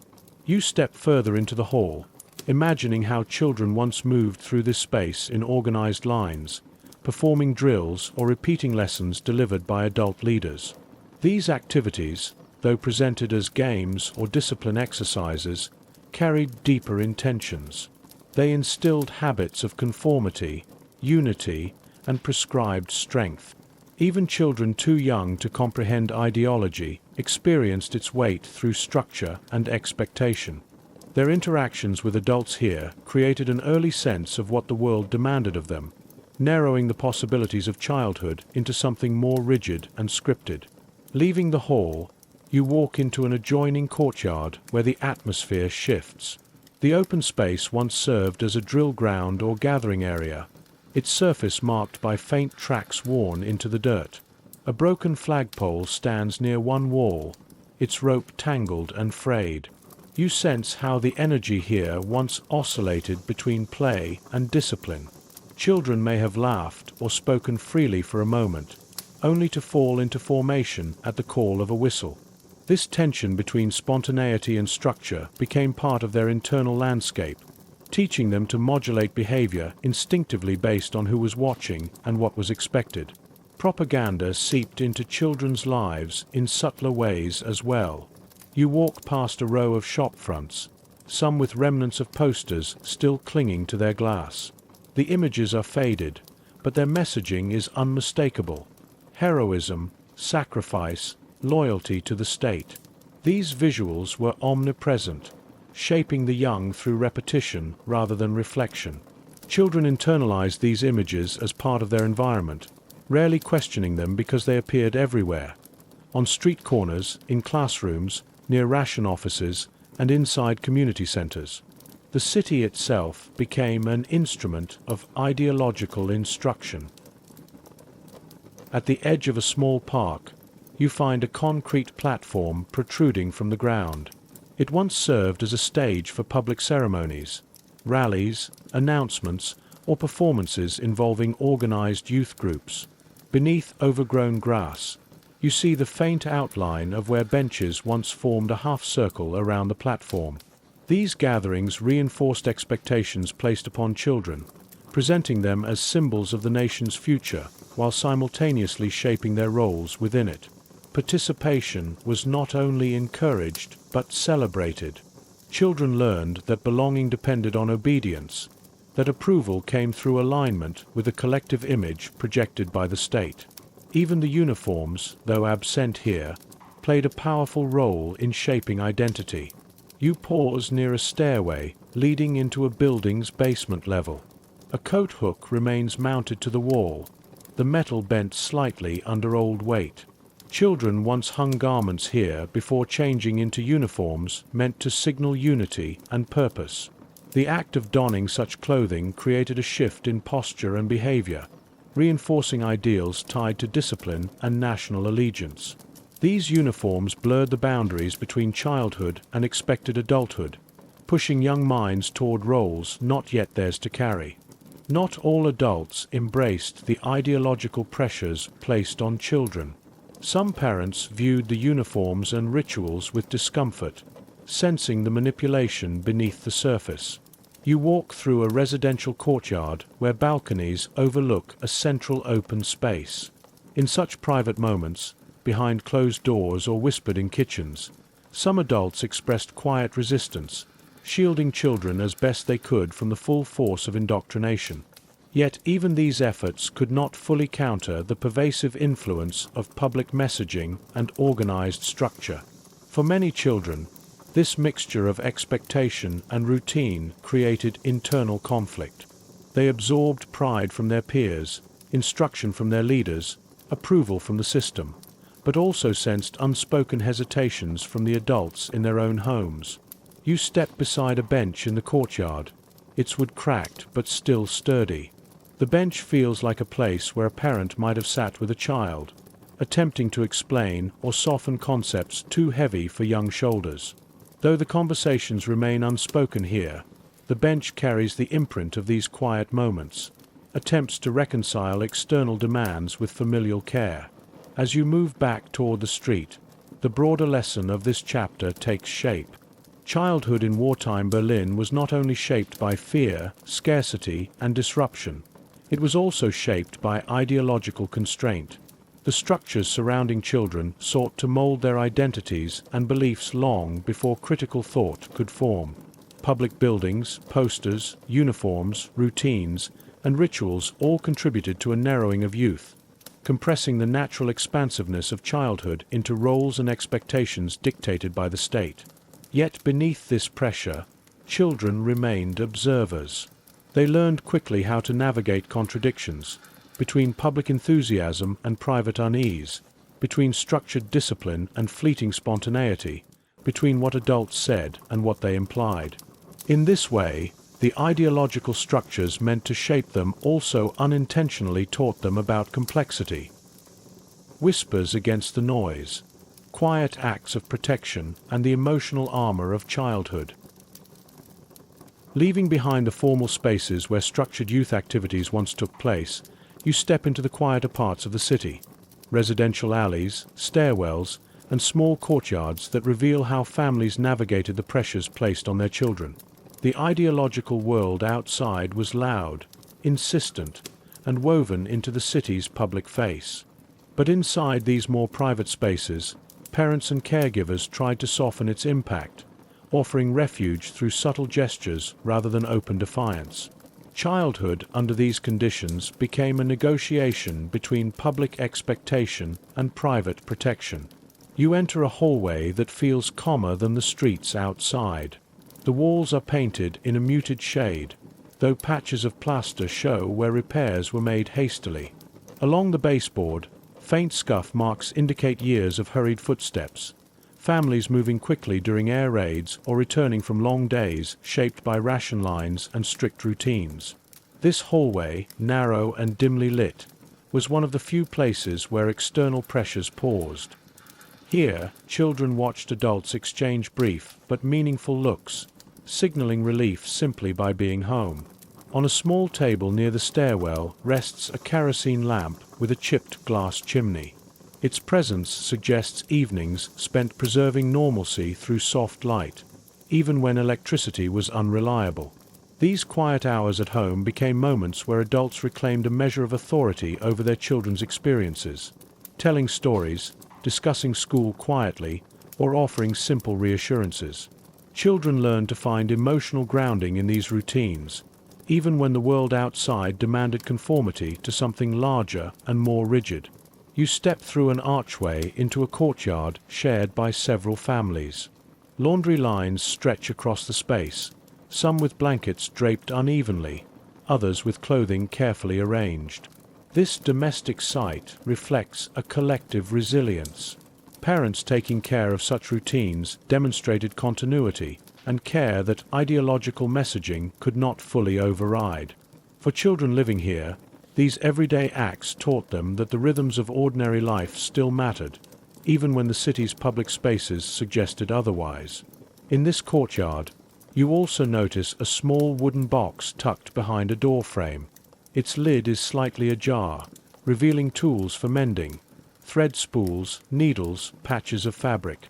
Someone used this box regularly, tending to worn clothing or repairing items that would otherwise have been thrown away.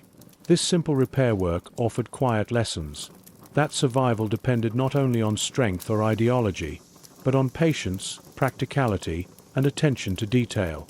Children watching these tasks absorbed values that contrasted sharply with the loud calls for unity and sacrifice promoted outside. You move toward an apartment where a faint melody drifts from an open window. Soft, hesitant, almost improvised. Music became another subtle form of protection during the war.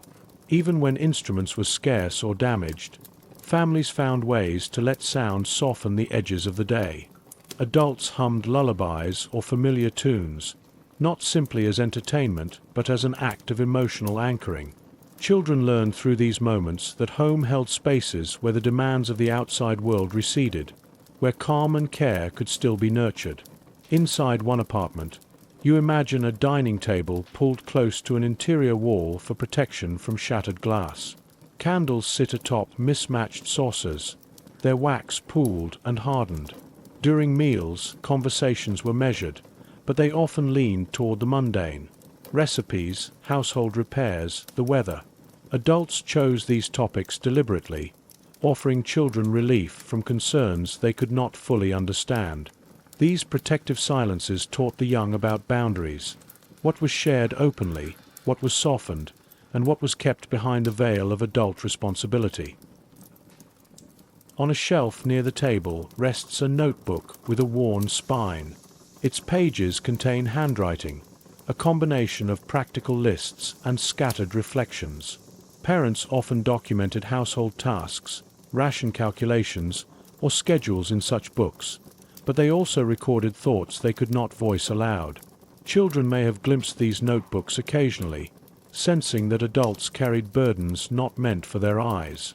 This awareness shaped their early emotional independence, teaching them to hold their own questions quietly, trusting in gestures rather than demanding explanations. You return to the hallway, where neighbors have pinned a small notice to a bulletin board. The paper is yellowed, the ink fading, but the message appears to be organizational, something about shared responsibilities or scheduled assistance. These community notes reveal another layer of quiet resistance. While public messaging instructed citizens to adopt collective identities shaped by ideology, these private networks formed around genuine support. Shared childcare, communal meals, or assistance with elderly relatives became subtle but powerful counterpoints to the state's attempts at shaping youth.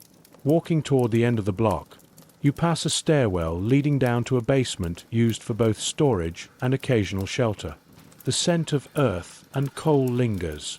On a low shelf sits a small wooden crate containing preserved food items, root vegetables, tins, jars.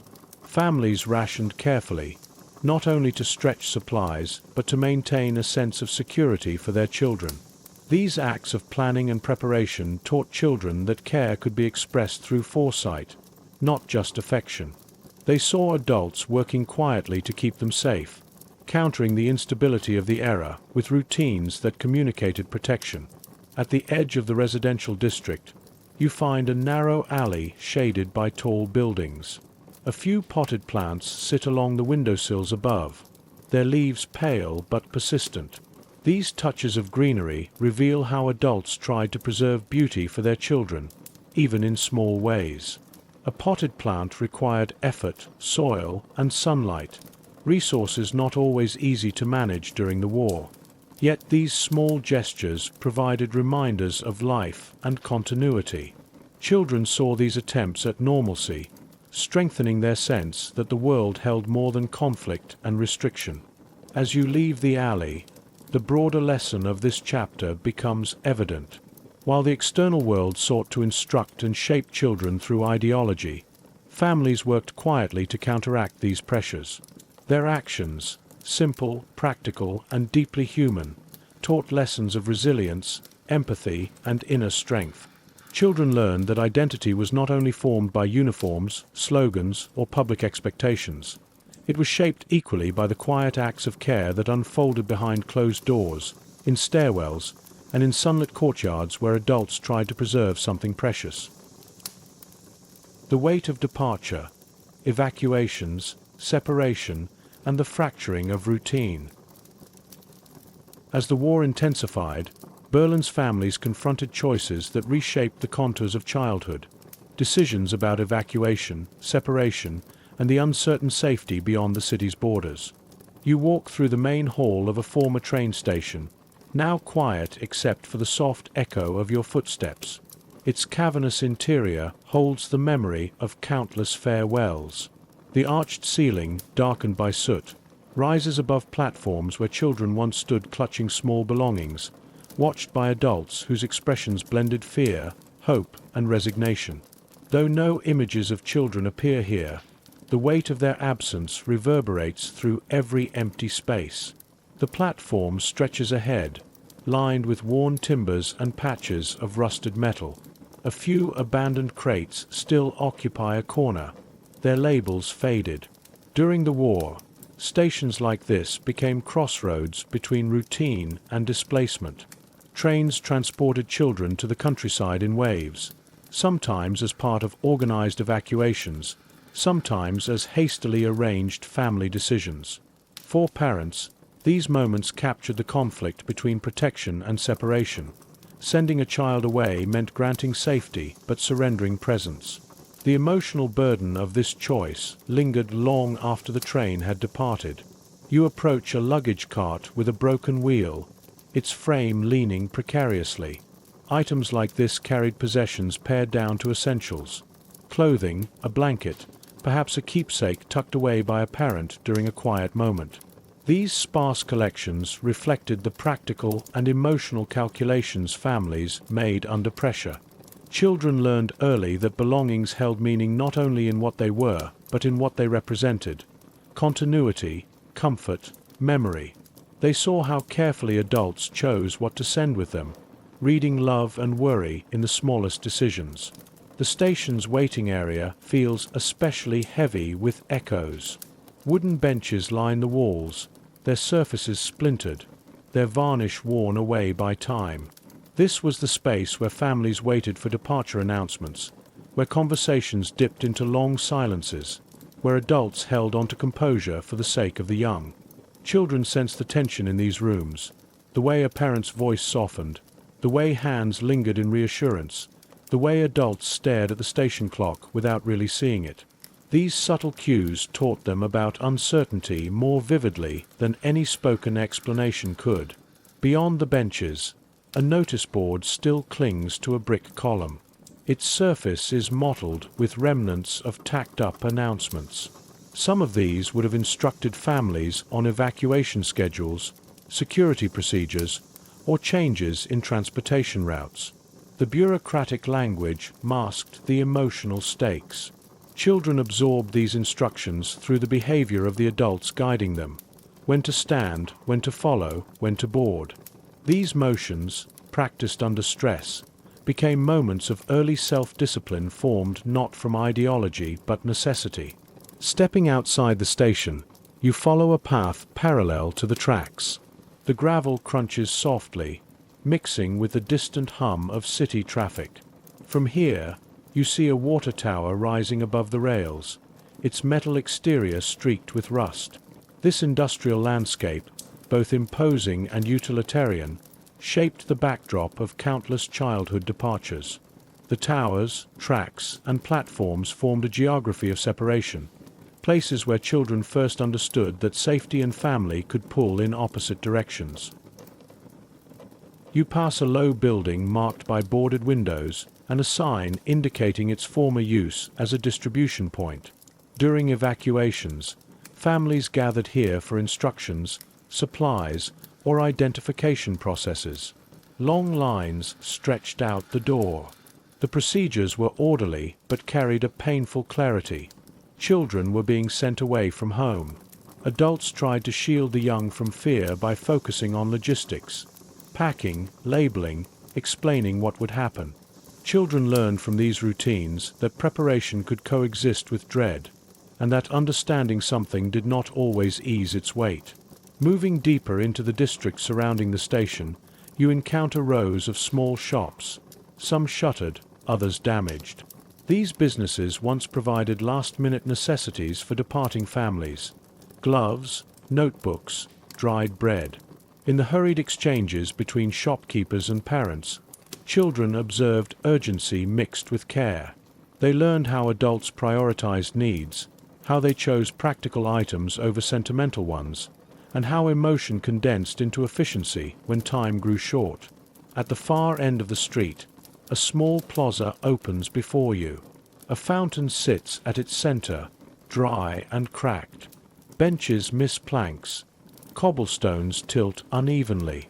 This plaza once buzzed with families awaiting transport, older neighbors saying hurried goodbyes, and volunteers organizing groups of children. Even in the midst of chaos, these gatherings held moments of tenderness: a neighbor adjusting a child's scarf, a teacher checking names, an adult offering a last word of reassurance. Children learned to interpret these gestures as acts of protection, even when they hinted at the gravity of departure. The emotional landscape of evacuation extended beyond the station. Families in Berlin spent nights debating whether to send their children away or keep them close despite danger. You walk past a row of apartment buildings, their stairwells quiet. Behind these doors, households weighed impossible choices while the city rumbled with nightly uncertainty. Children overheard fragments of these discussions, tones of worry, disagreement, longing. They sensed that adults were making decisions out of love, even when those decisions led to separation. As you turn back toward the station, the chapter's lesson resonates. Childhood in wartime Berlin was shaped not only by what was present, but by what was lost or left behind. Evacuations created a particular kind of fracture, one where safety demanded distance, and distance reshaped families. Children learn to navigate absence, to carry memories of home into new and unfamiliar places, and to understand love expressed not through proximity but through sacrifice. The empty hall, the worn benches, the silent tracks all bear witness to these departures, echoes of a world where the young were asked to endure more than they could comprehend.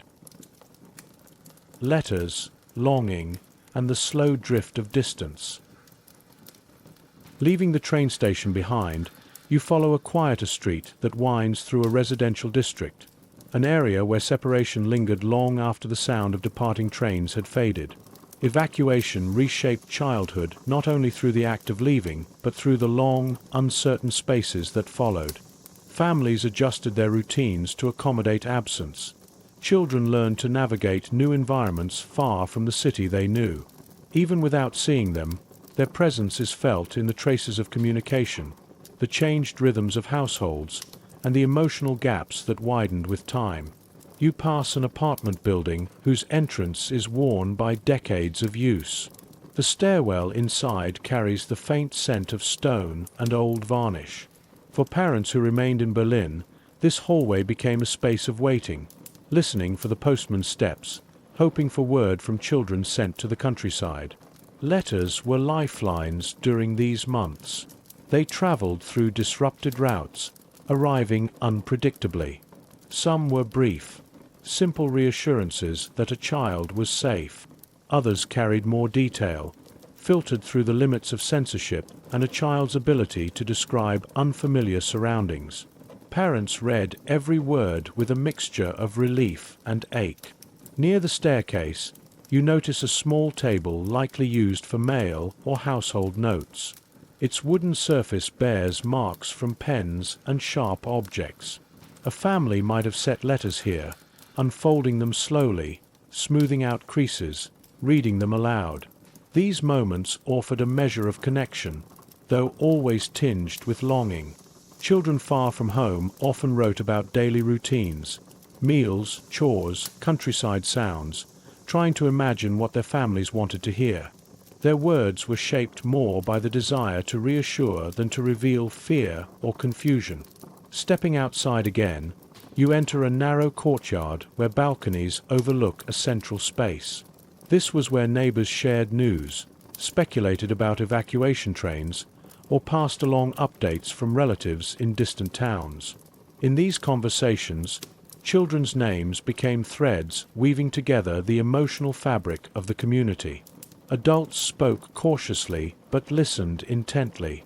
Children in Berlin heard these conversations too, learning about absence not only through what was said but through how often it was discussed.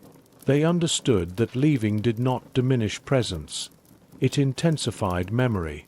As you walk deeper into the courtyard, you notice a wooden bench positioned near a doorway.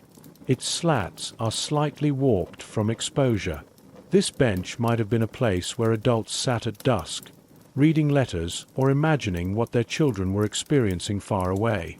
Children in the countryside, for their part, were building new routines, gathering water, helping with chores, attending makeshift lessons in unfamiliar rooms. They formed bonds with host families but carried the sense of dislocation with them. Their letters home often contained reassurances, small victories, and occasional glimpses of loneliness tucked between lines. In an adjacent building, you imagine a modest kitchen where a parent stood preparing food, setting aside a portion to mail if possible. Dried bread, jam, a warm reminder of home.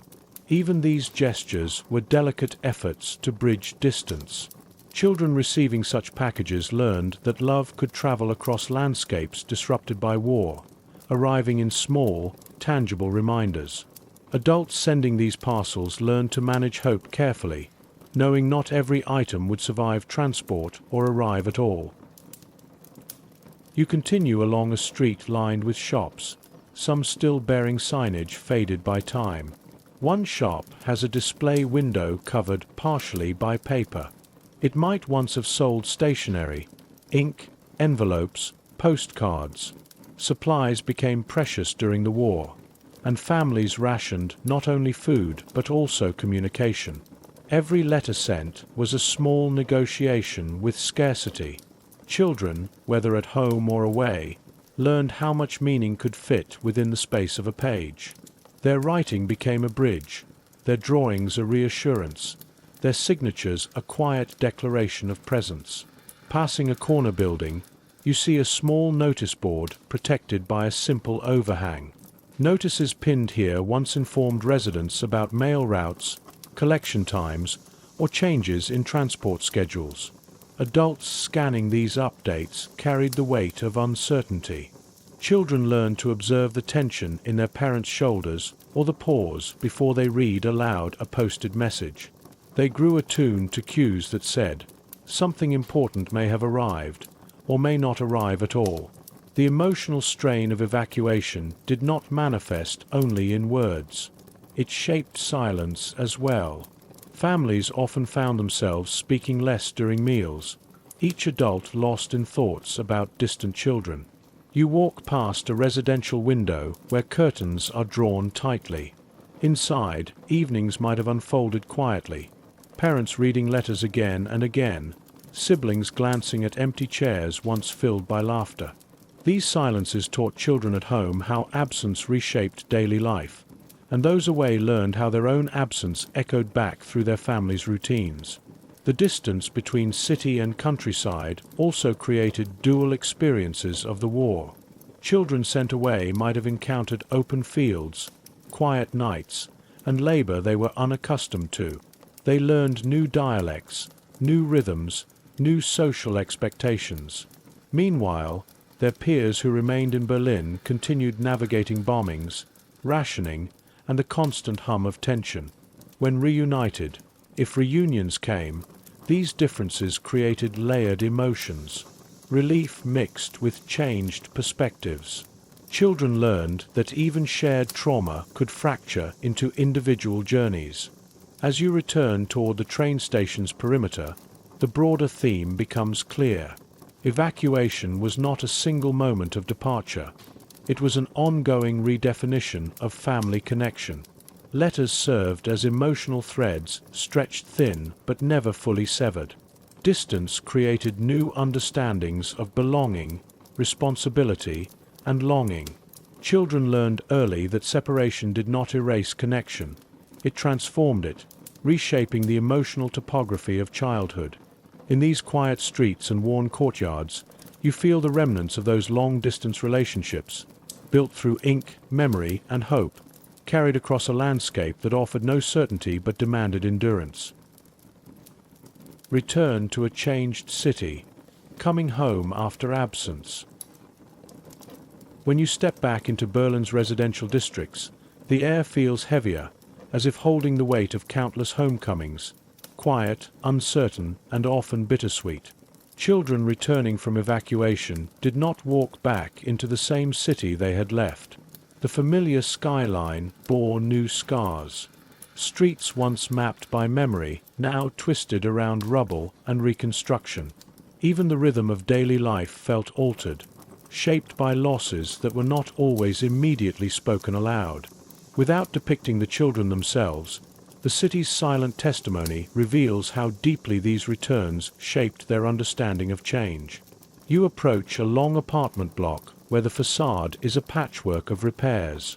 Some windows are intact, others are boarded or reinforced with makeshift materials. A fresh coat of paint covers only part of the wall, leaving the remaining surface mottled. This visual unevenness reflects the emotional landscape awaiting returning children. Families stitched back together in parts, stronger in some places, worn thin in others. The city looked different, and so did the people waiting inside. A stairwell door swings open slightly as you pass, creaking on its hinge. Inside, the steps are uneven from years of hurried evacuations and repeated use during air raids. Returning children would have climbed these stairs with a sense of both anticipation and hesitancy. The home they remembered existed in fragments, sounds, scents, cracks in the plaster, yet everything felt slightly shifted. Adults greeted them with relief, yet their faces held traces of worry, fatigue, and unspoken stories. Children learned in these first moments that homecomings carried more complexity than simple joy. You enter one such apartment now. The room is small but carefully arranged. A tablecloth, worn but clean, covers the dining table. A candle stands ready for evening light. Returning children would often notice changes immediately. A missing chair where a relative once sat, new cracks in the ceiling, rearranged furniture to compensate for damage or loss. Homes bore the imprint of survival. Children understood intuitively that while they had been away, life in Berlin had continued under strain. They had changed too, gaining habits shaped by rural life, different routines, and the quiet loneliness of separation. In the kitchen, a pot rests on the stove, its bottom blackened with use. On a nearby shelf sits a jar with a frayed cloth tied over the lid. Rationing had persisted in their absence, and scarcity continued to shape meals. Returning children quickly recognized that the city's hardships had not paused for their sake. Adults prepared food with practiced efficiency, adapting recipes to whatever ingredients remained available. These kitchens taught children that resilience was not temporary. It had become a daily requirement. Moving toward the living room, you see a radio positioned near the window. Its casing is chipped, one knob missing. This device held enormous importance during the war, and it retained its central role even after children returned. Families gathered around it to hear updates about distant fronts, political shifts, or the whereabouts of loved ones. Returning children learned that news, whether good or bad, could reshape the tone of an evening. They learned that adults sometimes changed the station quickly, not to hide information, but to soften it. On a small shelf, a photograph in a simple frame offers another reminder of change. The image is slightly tilted, its glass cracked. For returning children, these photographs held sharp emotional resonance. Some faces in these frames might have aged in their absence. Others were missing entirely. Children learned to read the meaning of such changes without direct explanation. Adults spoke more softly around these images, their gestures conveying both memory and sorrow. The city's destruction was visible in its architecture. The war's emotional cost was visible in its frames. As you step into the bedroom, you see a trunk pushed against the wall, its lid partially open. Inside are small belongings, folded garments, a notebook, perhaps a blanket that had accompanied a child during evacuation. These items, returned with them, became symbols of continuity, bridging two worlds: the countryside where they had waited out danger, and the urban home they had left behind. Children learned to reconcile these identities, rural routines and urban memories, forming an understanding of themselves shaped by dislocation. Outside on the street, the neighborhood carries signs of quiet reunions. A broken railing has been repaired clumsily. A window box contains a few thriving plants. The presence of these repairs and additions suggests the return of people who invested themselves in restoring their surroundings. For children, these gestures conveyed a message. The city still belonged to them, even if it had changed. Yet this sense of ownership came with the awareness that rebuilding required effort from everyone, including the youngest members of the community, who absorbed these shifts as part of their emotional reality. And then there were the absences. You walk past a doorway where a wreath hangs, its edges dry and brittle, a simple symbol, yet unmistakable. Returning children encountered these signs with a mix of confusion, curiosity, and quiet dread. Adults rarely explained immediately. Explanations came slowly, in fragments, if at all. Children learned from these silences. They learned that loss shaped the city just as much as rubble, and that not all stories reached a peaceful conclusion. By the time you reach the open courtyard behind the apartment, the lesson of this chapter becomes clear. Returning home in wartime Berlin did not mean returning to what once was. Childhood, interrupted by evacuation, was reshaped by the collision between memory and the altered present. The city taught children how to navigate discontinuity, how to hold on to pieces of their past while adapting to new realities. The homecomings were not simple restorations. They were emotional recalibrations, teaching the young that presence and absence often intertwined. Picking up the threads, relearning family, neighborhood, and the meaning of belonging. Stepping deeper into Berlin's residential blocks, you begin to understand that the true challenge of returning from evacuation was not the journey home. It was the delicate process of re-entering a life that had continued without you. Children who came back into the city confronted not only physical change but emotional distance, routines that no longer aligned with memory, and relationships subtly reshaped by absence. The quiet hallways, worn courtyards, and patched facades offer silent testimony to the slow work of reconnecting. You enter a stairwell where a few names remain etched on a wooden mailbox panel. Some are faded, others have been crossed out and rewritten in smaller handwriting. Families had moved, combined, or disappeared over the course of the war. Children returning here had to relearn their own buildings. Who lived where, who was gone, who answered the door now. Each change required adjustment, and these adjustments shaped their understanding of community. Familiarity became something to rebuild, not something automatically granted. Inside an apartment, the atmosphere is both warm and fragile. Adults, relieved to have their children home, struggled at times to bridge the experiences separating them. Parents had lived through bombings, shortages, and constant fear. Children returning from evacuation often carried their own quiet burdens, memories of unfamiliar places, moments of loneliness, or gratitude mixed with guilt for having escaped the worst of the city's destruction. These differences rarely emerged in direct conversation. Instead, they surfaced in the pauses during meals, in the careful tone adults used, or in the brief moments when children hesitated before asking questions. A small writing desk sits near a window. Its surface holds a few items: a dull pencil, an envelope, and a notebook with folded corners. These objects hint at efforts to reconnect through shared routines, writing letters together, documenting daily life, or simply sitting in the same room again.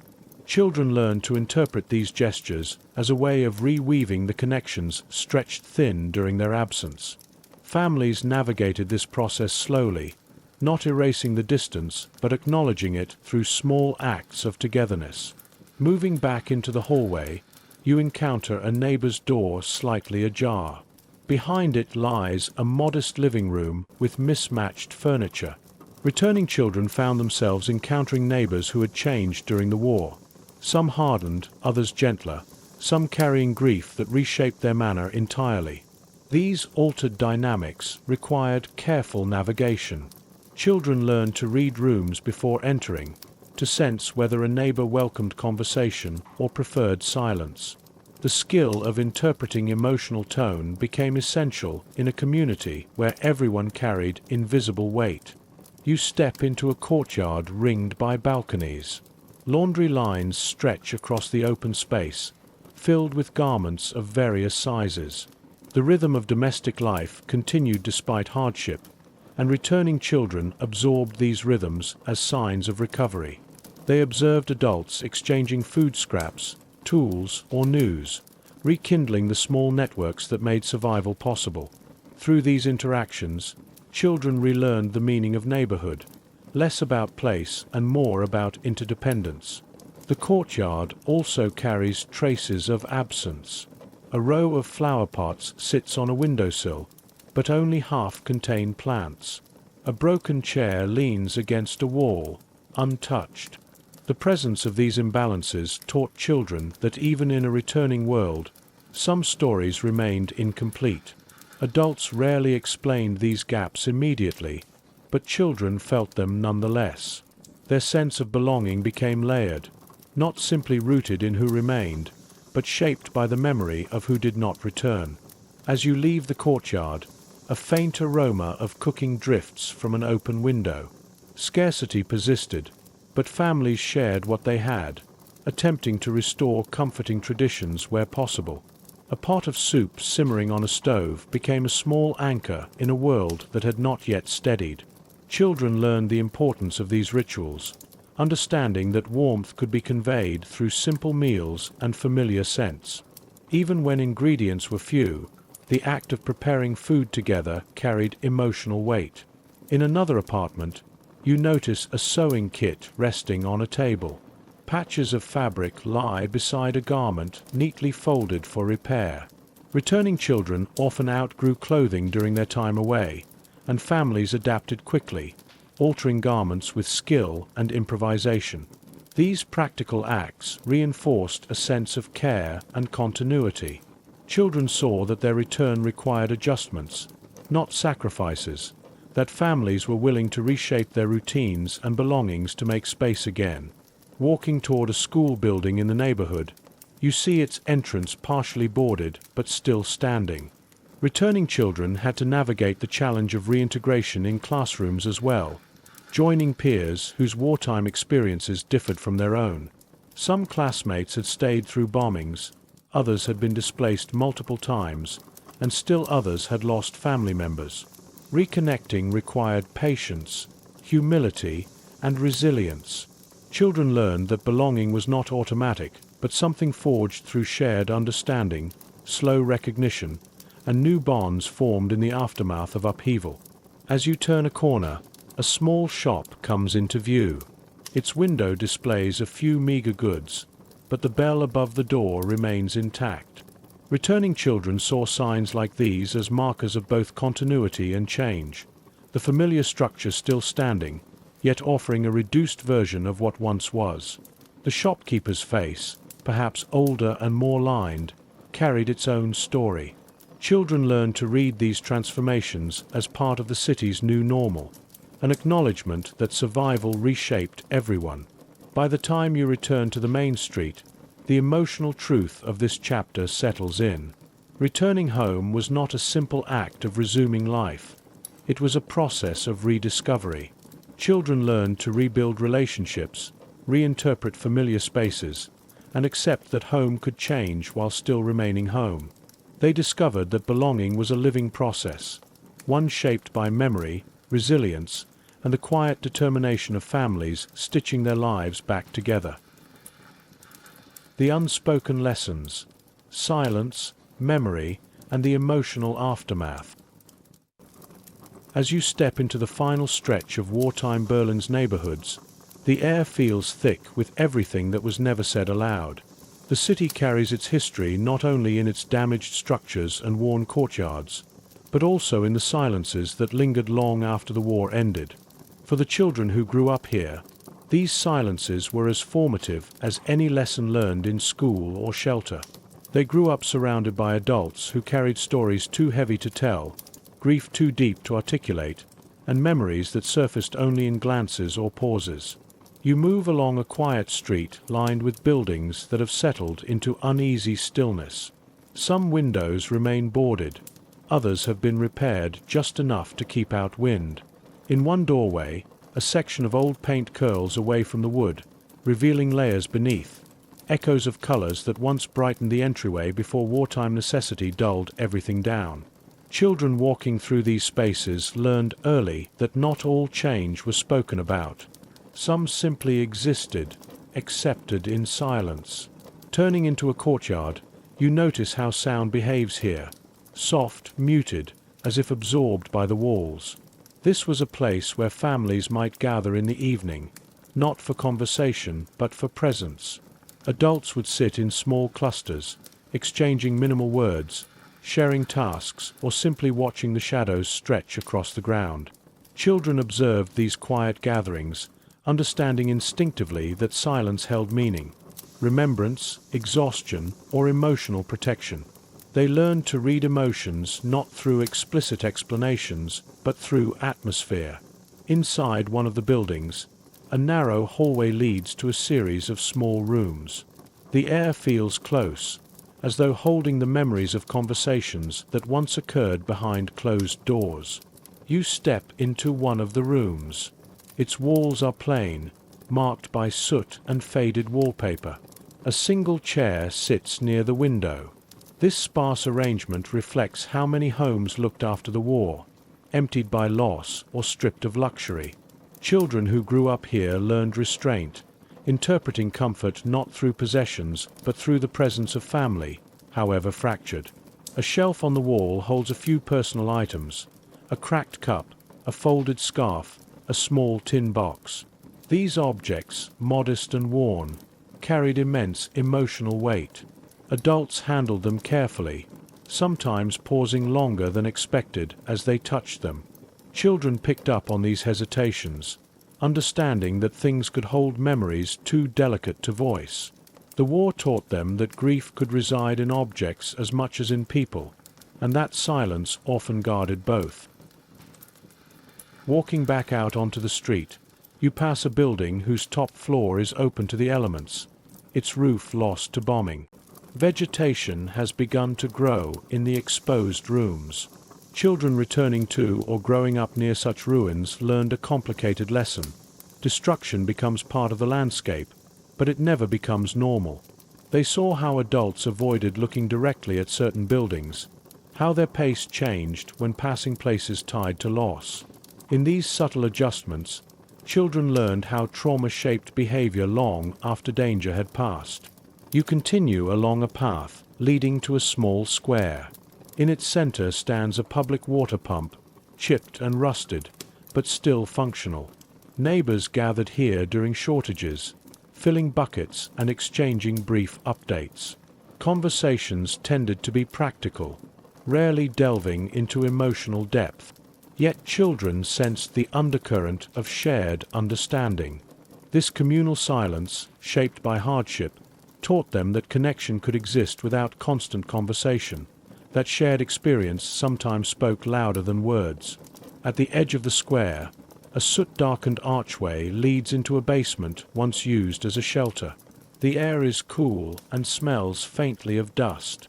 The interior walls are covered in scratch marks, some deliberate, some incidental. Families spent countless hours here, often saying very little. Children learn to discern meaning in the smallest gestures.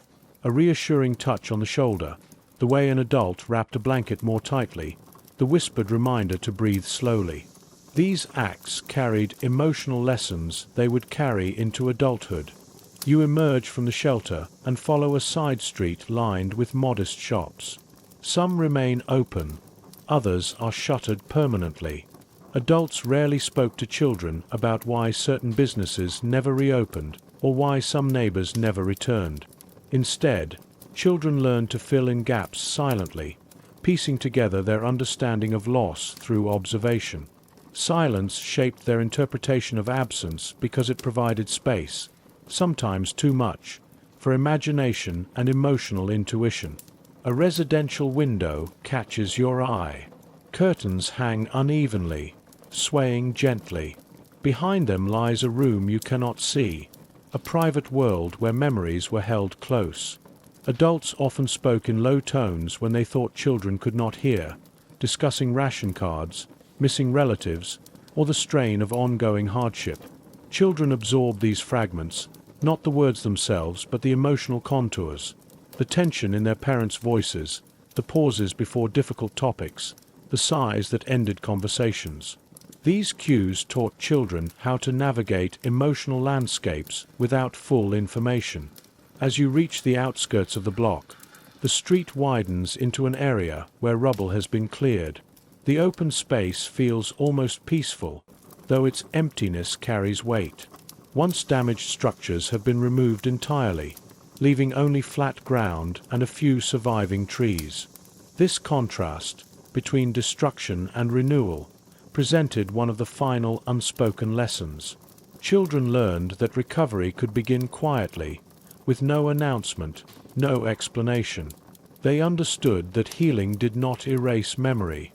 It built around it. By the time you reach the corner and look back over the district, the emotional truth of this chapter becomes clear. Childhood in wartime Berlin was shaped as much by what adults did not say as by what they did. Silence taught children to listen deeply, to interpret subtle cues, and to understand the world through atmosphere rather than detail. These unspoken lessons forged emotional resilience, empathy, and an intuition that followed them long into adulthood. When childhood meets memory, carrying the echoes forward. You continue through the winding streets of Berlin, where the final lessons of wartime childhood linger not in what the city shows, but in what it holds back.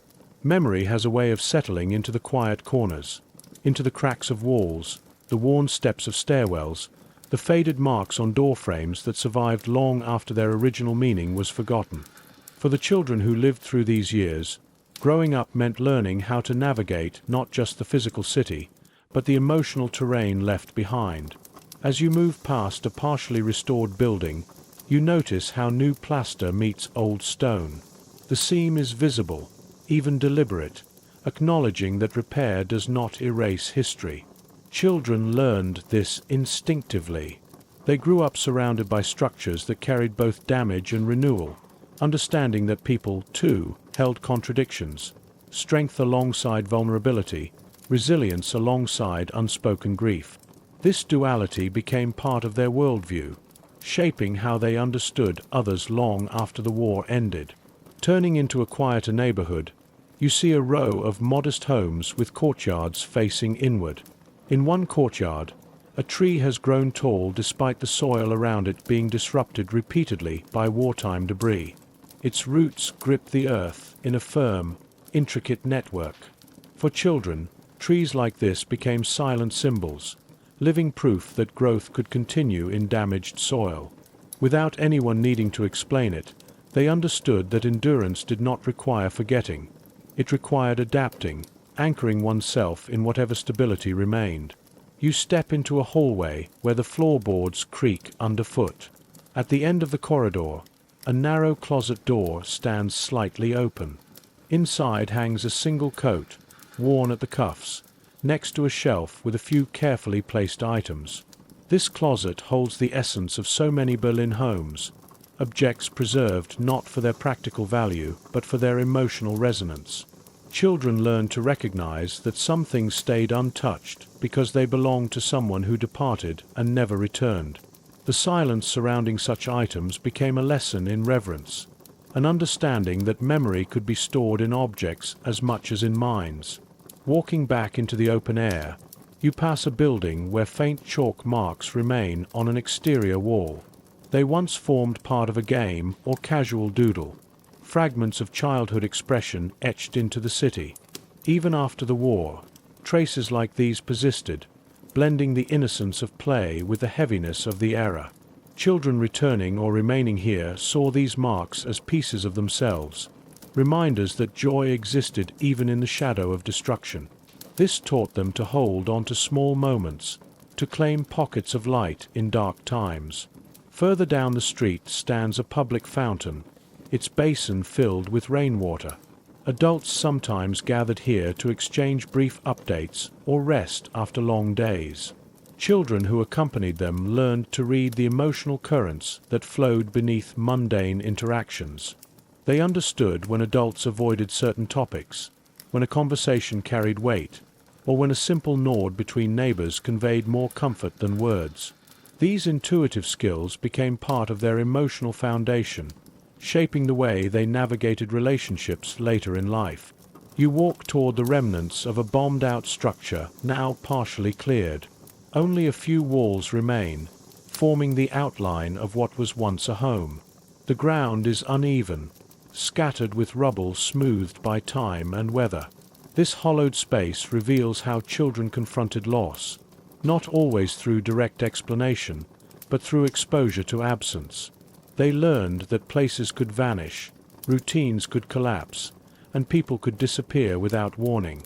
Yet they also learned that communities rebuilt themselves, even if the process was fragile and incomplete. Passing through the ruins, you notice how the wind moves through open doorways and shattered windows. Its sound is soft but carries a certain clarity, as though the air itself has become a storyteller. Children who grew up here learned to live with echoes, echoes of raids, of hurried footsteps, of quiet reassurances whispered in shelter rooms. Over time, These echoes formed part of their internal rhythm. Even as adults, they carried an awareness of fragility and strength intertwined in the same heartbeat. A narrow alley leads you to a modest building whose exterior bears signs of careful maintenance. The stone steps are swept, the railing repaired, the window box tended with fresh plants. These efforts represent the final silent lesson. Restoration is not an event, but a practice. Children witnessed adults rebuilding not only structures but lives, patching walls, mending clothes, repairing relationships, and finding ways to move forward. This embedded in them a quiet resilience, a belief that healing happens through steady, persistent effort. At the end of the alley, the street opens onto a wider view of the neighborhood. Rooftops stretch unevenly across the horizon, some intact, others bearing scars. The sky above is calm now, holding none of the dread it once carried. And yet, the memories remain. For the children who lived through this period, memory was not simply something recalled. It was something embodied. They carried the weight of what they had seen, what they had heard, and what they had sensed through years of silence. By the time you reach the corner and pause beneath a street lamp whose metal is mottled by age, the essence of this chapter becomes unmistakable. The children of wartime Berlin grew into adults shaped not only by events, but by the quiet, emotional maps they constructed from the world around them. Their memories, fragmented, layered, sometimes wordless, became guides for how they understood danger, love, family, community, and resilience. In this final turn before the aftermath, the city itself seems to exhale. The streets hold the weight of everything learned in shadows and silence, waiting for the moment when those lessons will be reflected upon, honored, and finally understood. Quiet reckonings in a city learning to breathe again. In the calm that settles after the war, Berlin feels unfamiliar, too quiet in some places, too exposed in others, as though the city is relearning how to inhabit its own spaces. You walk through its streets not as one who lived these moments, but as someone listening closely to what remains. The children who grew up here are adults now, though the memories they carry still sit close to the surface. And as you move through the soft light of an early morning, you begin to sense how their childhoods were shaped not only by fear or absence, but by the slow, persistent work of rebuilding a sense of self in the shadow of everything they once endured. The air feels different in these post-war years. There are no sirens now, no engine hums that tighten the chest. Instead, there is a quiet that feels tentative, as though the sky is holding itself still out of respect for what the city has lived through. You step into a courtyard where weeds push through cracked pavement. This was once a place of hurried gatherings, of mothers calling out names, of neighbors exchanging urgent news. Now it is simply quiet, waiting for new routines to form. For the children who return here as adults, memory folds into the present. They see both the broken benches of their youth and the possibility of new ones not yet built. Along the streets, buildings stand in varying states of repair. Some have been fully restored, their facades bright and clean against the sky. Others hold onto their wounds, missing stones, patched walls, scars left visible as reminders. You run your hand along a section of plaster that feels smoother than the rest, evidence of recent work. The city repairs itself the same way its people do, in uneven patterns, guided by need, shaped by memory. Those who were children during the war learned early that healing is not linear. They grew into adults who understand that restoration requires patience, and that some marks are meant to remain. Passing a schoolhouse, you pause at the doorway. The windows are clean now, no longer taped or boarded. Desks sit in tidy rows, waiting for lessons unburdened by ideology or fear. Yet for those who once sat in rooms like these under very different circumstances, the echoes linger. They remember the quick glances toward the sky, the shortened curricula, the interrupted childhoods carried in satchels filled with more uncertainty than books. Now, as adults watching new students file through these doors, They recognize the quiet gift of normalcy, a gift they rarely knew. A narrow staircase leads you down into what was once an air raid shelter. The walls are cool to the touch, the air stale but calm. Lamps no longer flicker here. Voices no longer fall into hushed tones. Yet the space carries a weight that does not lift easily. Children learn to endure here, to sit still while the world shook above them, to read the emotions of adults who tried to mask fear behind reassuring nods. As adults, they return to such places not out of necessity but remembrance, acknowledging the parts of themselves shaped in shadows and stone. When you climb back into the daylight, the city feels brighter, but not simple.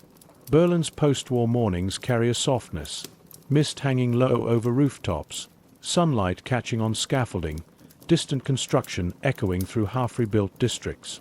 The generation that grew up here learned to navigate contrasts long before peace arrived. Quiet after danger, laughter after grief, rebuilding after ruin. These contrasts became part of their emotional vocabulary, guiding them as they rebuilt families, communities, and identities. You move through a residential street where new windows gleam against repaired walls. A flower pot sits on a sill, its leaves reaching toward the light. These details seem small, yet children once raised in scarcity understand their significance. They know the effort behind beauty in a place accustomed to loss. For them, a single plant can feel like a declaration. Life continues, and it grows even in places where it once seemed impossible. A little farther on, you find a section of rubble preserved as a memorial. The stones are arranged intentionally now, inviting reflection rather than fear. Adults who once played near such ruins as children stand before them with quiet recognition, seeing both the devastation and the resilience intertwined. They carry memories of chalk games drawn beside broken walls, of conversations whispered under sirens, of farewells spoken on train platforms that changed the direction of their lives. These memories form the invisible architecture of the city, shaping how its people walk through it long after the physical scars have faded. As the day warms, you reach a hill overlooking a stretch of rebuilt streets. The view is uneven, some rooftops new, others patched, some still awaiting repair. The city feels like a mosaic, each piece telling its own story. The children of wartime Berlin learned to read mosaics early, fragments held together by resilience, meaning found not in perfection but in endurance. This understanding became the quiet strength they carried into adulthood. Standing here, you feel how memory and present time intermingle, how the stories of those children exist not in grand monuments, but in the small, persistent gestures of a city still healing. In the way neighbors nod to each other. In the way a repaired window reflects afternoon light. In the way silence settles comfortably now, no longer a warning but a resting place. And as you take a final look across this landscape, rebuilt, reshaped, and still carrying the faint echoes of falling shadows, you recognize the quiet truth at the heart of their story. Childhood here did not break, it transformed.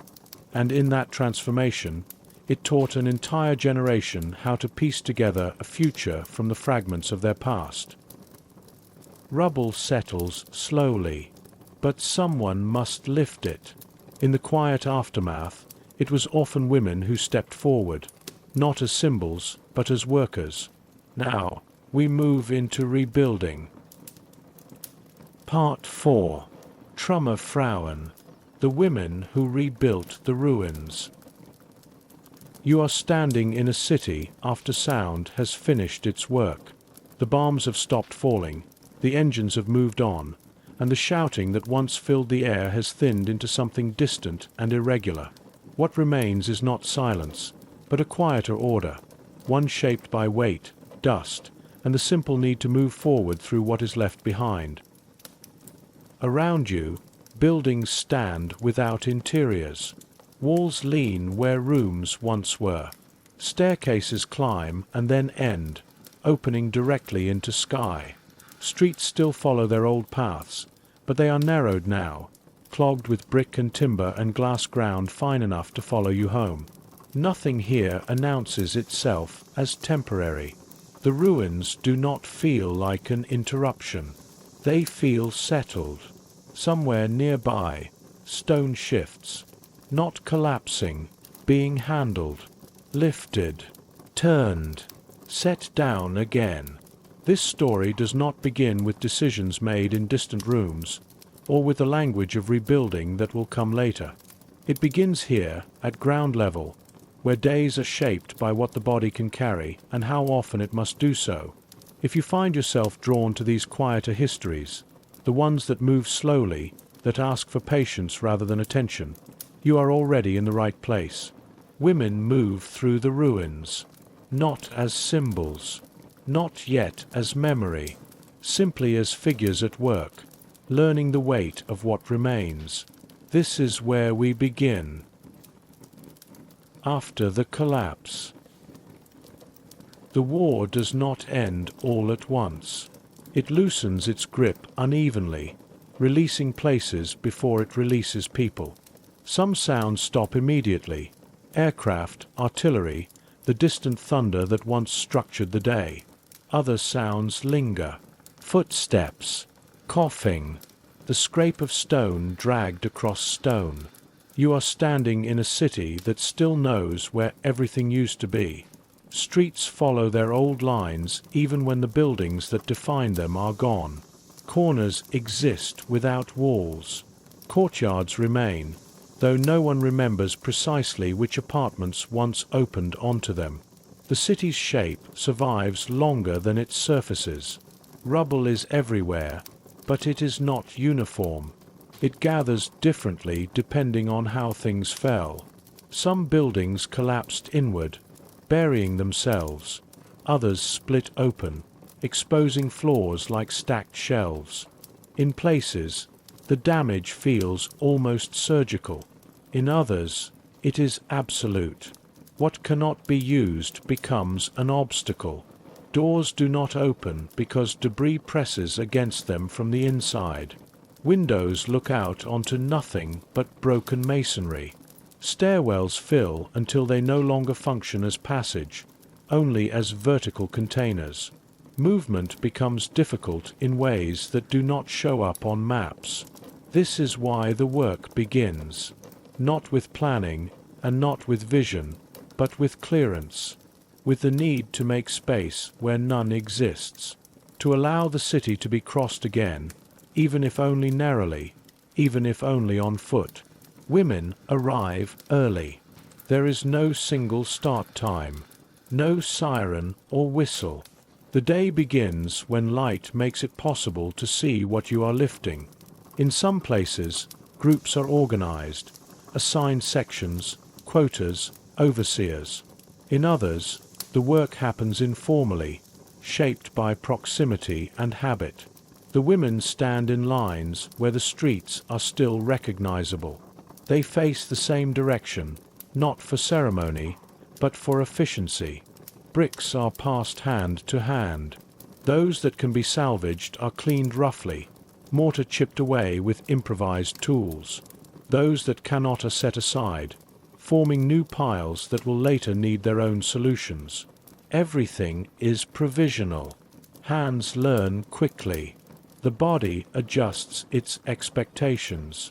Weight becomes familiar. Pain becomes background. There is little conversation at first, partly because dust fills the air, partly because there is nothing yet to say that will change the task. The work repeats. Lift, turn, pass, step back.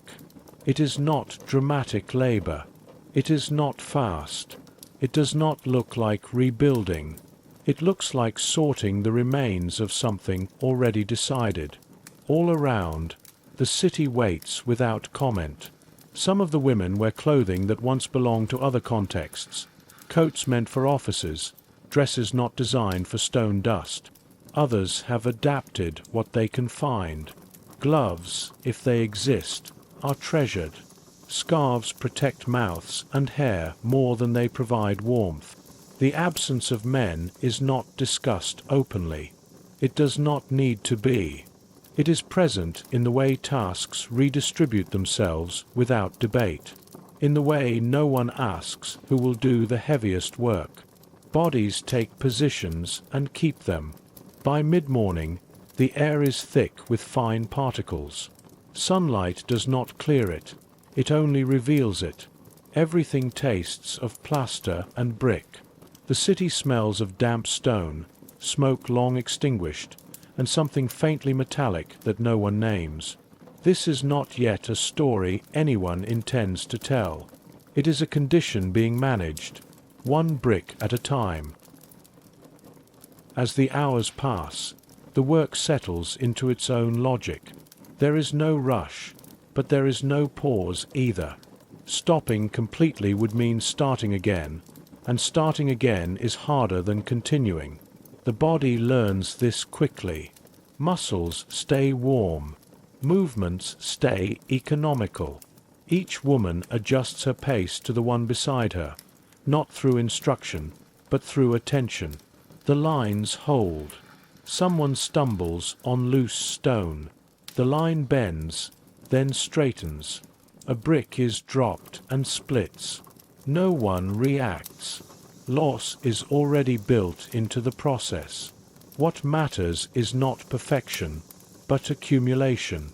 By midday, the piles have shifted. What was once a wall is now a series of sorted materials. What was once impassable can be crossed, carefully, without climbing. These changes are small enough to be overlooked by anyone not present for the hours that produced them. You notice how the women rarely look up. Eyes stay level, fixed on hands, on ground, on the person directly in front of them. Looking outward offers no useful information. The scale is too large. The ruin does not respond to being surveyed. Instead, attention contracts. There is an efficiency to this narrowing of focus. It conserves energy. It prevents despair from interrupting motion. The city is not approached as a whole, but as a sequence of tasks that can be completed before nightfall.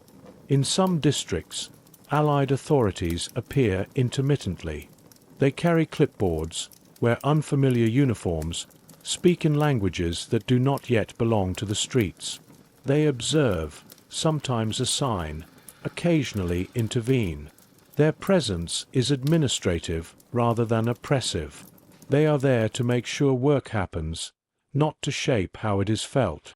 The women do not perform for them. No one straightens posture. No one increases pace. The work continues as it has, because the work answers to conditions more immediate than oversight.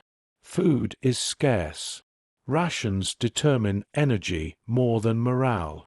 A slightly larger portion can mean the difference between finishing a section and leaving it half cleared.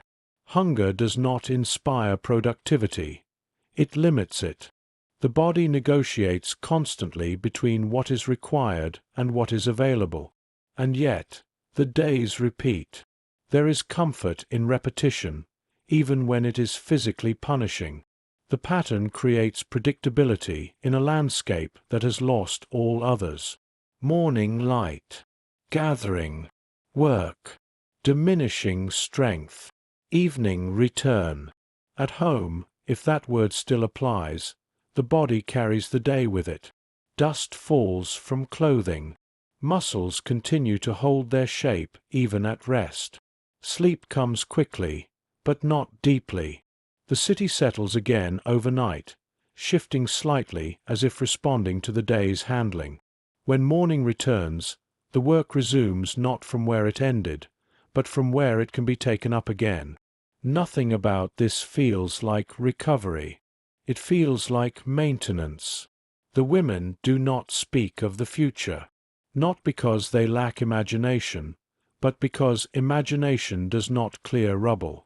What matters is that tomorrow can be entered with roughly the same effort as today. This is how collapse becomes inhabitable, not through meaning, not through vision, through sustained, unremarkable motion. the body learns the work. At first, the body resists, not in protest, but in confusion. The muscles involved are not the ones used before the war. Lifting rubble is not like lifting groceries or furniture. The weight is uneven. Bricks pull sideways. Stones shift in the hand. Nothing is balanced the way it is supposed to be. The body searches for familiar patterns and does not find them. Arms tire quickly. Backs stiffen after only a few hours. Knees ache from standing on unstable ground that never quite offers a level surface. Small injuries appear early. Split skin, bruised fingers, twisted wrists, and then become ordinary. You notice how quickly the women stop reacting to pain. Not because it disappears, but because responding to it would interrupt the sequence. Pain is acknowledged, adjusted around, and then folded into movement. The body recalibrates what it considers tolerable. Within weeks, posture changes. Shoulders round forward slightly. Hands thicken, skin hardening in places that never needed it before. Grip strength improves not through intention, but through necessity. The body learns where to place force so that it can be repeated hundreds of times without collapse. This learning is quiet. No one instructs it. There are no demonstrations, no training sessions. Each woman adapts privately, guided by fatigue and observation. You see someone adjust how she holds a brick. You copy it. Someone shifts her stance to protect her knees. You try the same. Technique spreads without language. The work demands a specific rhythm. Too fast and exhaustion arrives early. Too slow and the day stretches beyond what the body can endure. Over time, the women find a pace that keeps them functional. Not comfortable. Functional. The city imposes this lesson repeatedly. Dust becomes a constant companion. It coats the inside of the mouth. It settles in hair and eyes. Coughing is common, but brief. Lingering would slow the line. Breathing adjusts too. Shallow when lifting. Deeper in the pauses. The lungs learn to work around irritation, just as the hands work around sharp edges. This adaptation is not framed as resilience. It is framed as practicality. The body becomes a tool, but not an expendable one. It must last. There is no replacement waiting. Every movement is evaluated unconsciously. Can I do this again tomorrow? This question governs everything. As the weeks pass, the work stops feeling temporary. The body stops waiting for it to end. Instead, it integrates the labor into its understanding of normal. The weight of rubble becomes a known quantity. The absence of alternatives becomes settled. Eventually, the body stops asking whether this is sustainable. The question fades not because it has been answered, but because it no longer serves a purpose. The work is happening regardless. Energy is rationed instinctively. Movements are chosen not for speed, but for durability. The body becomes less expressive, more efficient. You can see it in the way the women stand when they are not lifting. Weight shifts to one leg. Arms hang close to the torso. There is a stillness that looks like rest, but is actually conservation. Even pauses are shaped by work now. The hands are the most visibly changed. Skin thickens unevenly. Fingertips lose sensitivity and then regain a different kind of awareness, one tuned to pressure and texture rather than softness. The hands learn to read materials quickly. Which brick will hold, which will crumble, which edge will cut. This knowledge is never formalized. It is carried entirely in the body. The body also learns limits. Not moral limits. Physical ones. How many hours can be endured before coordination slips? How much weight can be managed before grip weakens? When to stop, not because the work is finished, but because continuing would make tomorrow impossible. Stopping is not failure. It is maintenance. Some women begin to arrive already injured, wrists wrapped in cloth, fingers stiff from old breaks that never healed correctly. They adjust their roles within the line, passing instead of lifting, sorting instead of carrying. The line absorbs these changes without comment. This flexibility keeps the work going. There is no hierarchy, but there is awareness. Everyone knows who is nearing exhaustion. No one needs to announce it. The pace shifts subtly to accommodate it. Efficiency is collective, or it is nothing. As months pass, the work leaves marks that cannot be washed away. Spines curve. Knees stiffen. Certain movements become difficult outside the context of labor. Lifting a child, bending at home, turning quickly.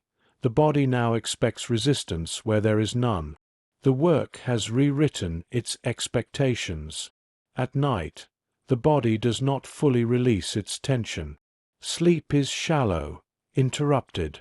Muscles remain partially engaged, as if waiting for the next lift.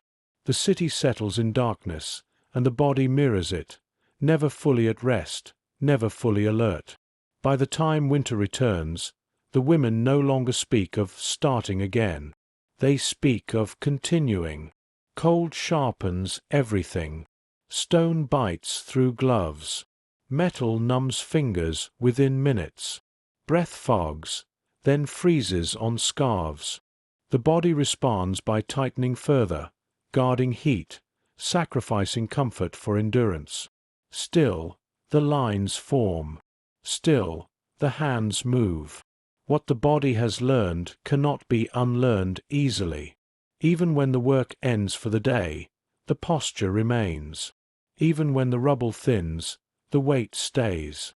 The city is changing shape. So are the women who move through it. Work without recognition. At first, the work does not have a name. It exists as activity, not identity. Women are not yet described by what they are doing, only by the fact that they are doing it. The term will come later, once there is distance enough to need one. For now, there is simply the work, visible, continuous, and largely unremarked upon. It happens in public spaces, yet it is rarely watched. Passers-by move around the lines without stopping. Officials pass through, make notes, then leave. The work is present but not foreground. It does not demand attention. It occupies space quietly. This is not accidental. Labor that is necessary but unspectacular often disappears into the background. It becomes part of how the environment functions, like traffic or weather, not noticed unless it stops. You begin to understand how easily this kind of effort can go unrecorded. There are no ceremonies marking the clearing of a street. No plaques when a courtyard becomes passable again. Progress is measured informally, by how far one can walk without climbing, by how many doorways open again. Recognition is practical, not symbolic. Someone notices that a route to the water pump is easier. Someone else realizes that coal can now be delivered closer to home. These acknowledgments are immediate and fleeting. They do not accumulate into status. The women do not expect them to. There is no shared language for pride here. Pride implies choice, intention, an audience. This work is framed instead by obligation and continuity. It must be done whether or not it is seen. In some areas, men begin to return. They are thinner than remembered, quieter. Their presence alters the lines subtly, but not immediately. The work does not stop to reorganize itself. Tasks redistribute slowly, unevenly. Some men join the clearing. Others find different roles. No announcement is made. The women do not step aside all at once. They continue where they are, because stopping would create gaps the city cannot afford. Over time, roles shift, but the memory of who carried what first does not translate into authority or recognition. The work does not grant claims. As reconstruction efforts formalize, new language enters the streets. Planning, development, renewal. These words belong to offices and meetings. They describe processes that unfold above ground level, often away from the rubble itself. The women's labor does not translate easily into these terms. It has already happened by the time it is named. Photographers arrive eventually. They frame the women against ruins, emphasizing contrast, fragility and strength, destruction and effort. The images are compelling. They circulate. They begin to stand in for a much larger reality. But photographs freeze what was never static. They capture effort without duration. They suggest intention where there was routine. They imply recognition that did not exist at the time. You sense the gap forming between what is being remembered and what was lived. By the time the term Trümmerfrauen begins to circulate, much of the work it describes is already finished. The word arrives late, applied retroactively, as language often does when it tries to contain something that exceeded its notice. It gathers together years of labor into a single category, smoothing differences, compressing time. What it cannot capture is duration. The women do not suddenly recognize themselves in the name. It does not alter their days. It does not change how the body feels at the end of work, or how the hands stiffen overnight. For many, the label remains abstract, something used elsewhere by others. Recognition, when it comes, is indirect. A newspaper article, a photograph displayed briefly, a mention in speeches about recovery and renewal. These acknowledgments gesture toward the past without reopening it. They do not restore strength or reverse wear. By now, the city has changed enough that the rubble is no longer the dominant feature. Streets reopen. Transport resumes in limited form. New construction rises where ruins once stood, its clean lines erasing the irregularity of what came before. The work shifts away from clearance and toward building, a different kind of labor with different requirements. The women are less visible now. Some leave the work gradually, returning to domestic responsibilities or other employment as options reappear. Others remain longer, their bodies already adapted, their skills still relevant. There is no ceremony marking these departures. They simply stop arriving. In the official record, their presence fades quickly. The rebuilding of Germany becomes associated with plans, policies, and economic frameworks. The physical act of making space, of clearing what blocked movement, recedes into prehistory. And yet, its effects remain embedded everywhere. Every foundation laid depended on a cleared site. Every reopened street required someone to remove what once filled it. The city rests on layers of effort that were never formalized. You begin to see how easily foundational work becomes invisible once its function has been fulfilled. The women themselves carry the memory differently. In some bodies, the labor leaves lasting damage, chronic pain, reduced mobility, hands that never quite regain sensitivity. These changes are rarely connected publicly to the years of rubble work. They are treated instead as personal conditions, detached from cause. In others, the work lingers as habit. Movements remain economical. Strength appears where none is expected. Certain tasks feel easier than they should, others unexpectedly difficult. The body remembers what the narrative does not. When asked later about those years, many women respond briefly. They describe what they did, not what it meant. Meaning was not part of the job. It was not necessary for completion. The city stands. People move through it without thinking about what once blocked their path. Buildings rise where debris once lay. Life reorganizes itself around new routines. The work without recognition has succeeded, and because it has succeeded, it disappears. Clearing as necessity, not choice. There is a temptation, later on, to describe the work as voluntary. The word appears in summaries and retrospectives, used to suggest agency where, at the time, there was little room for it.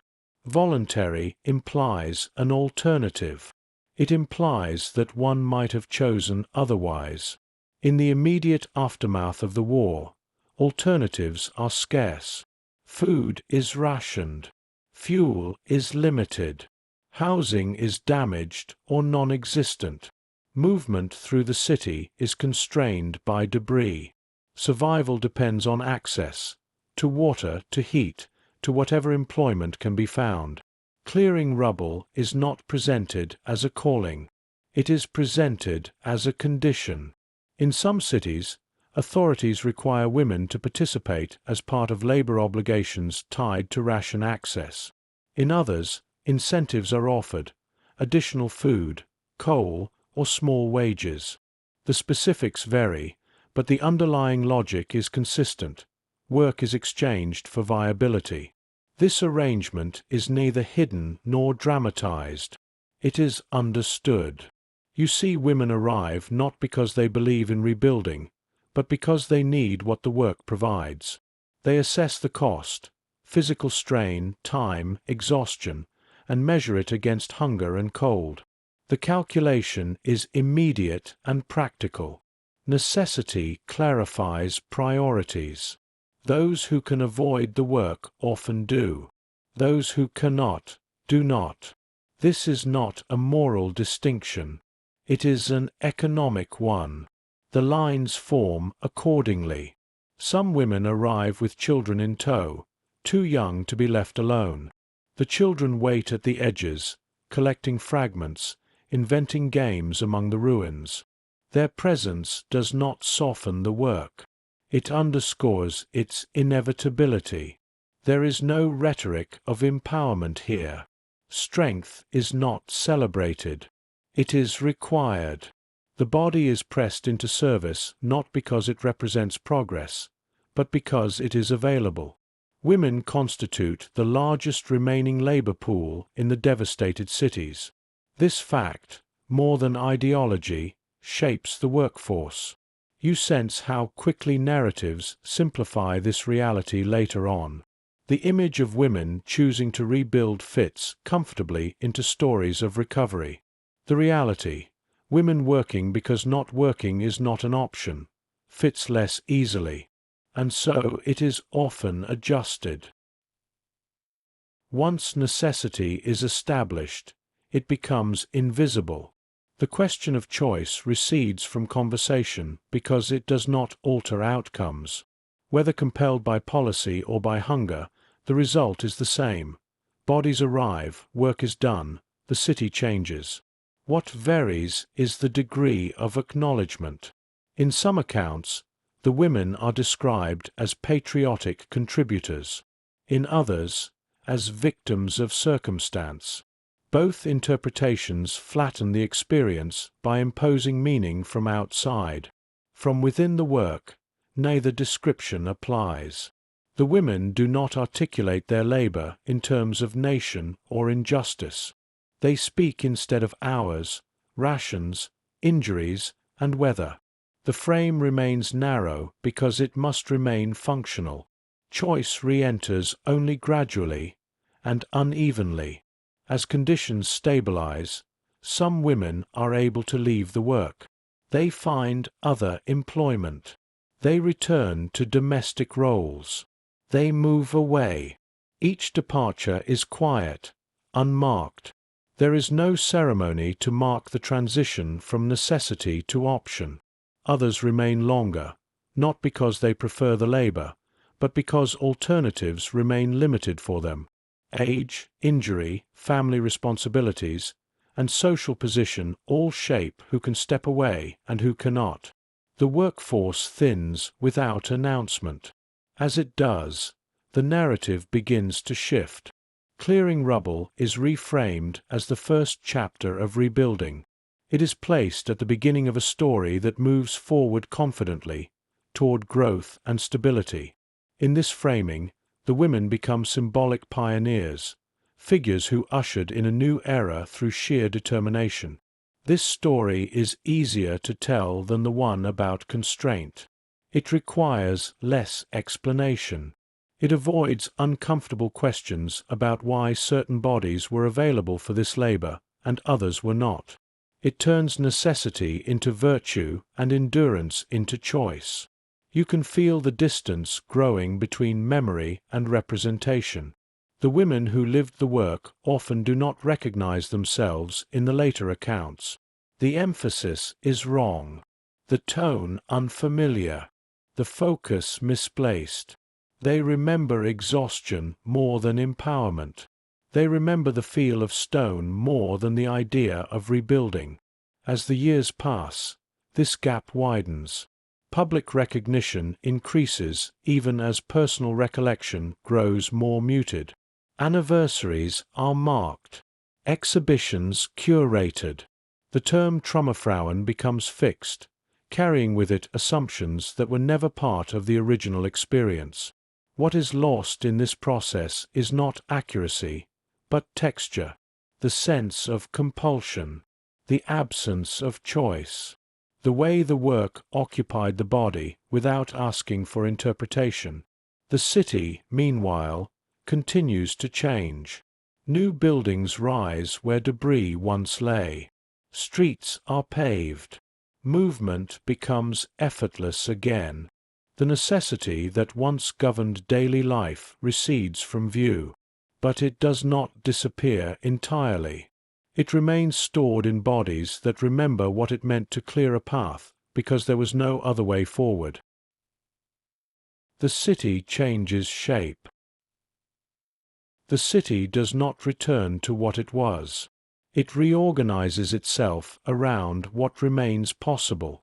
As rubble is cleared, space opens unevenly. Some streets become passable months before others.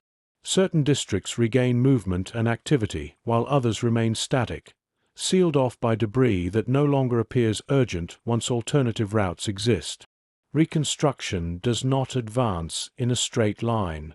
It follows priority.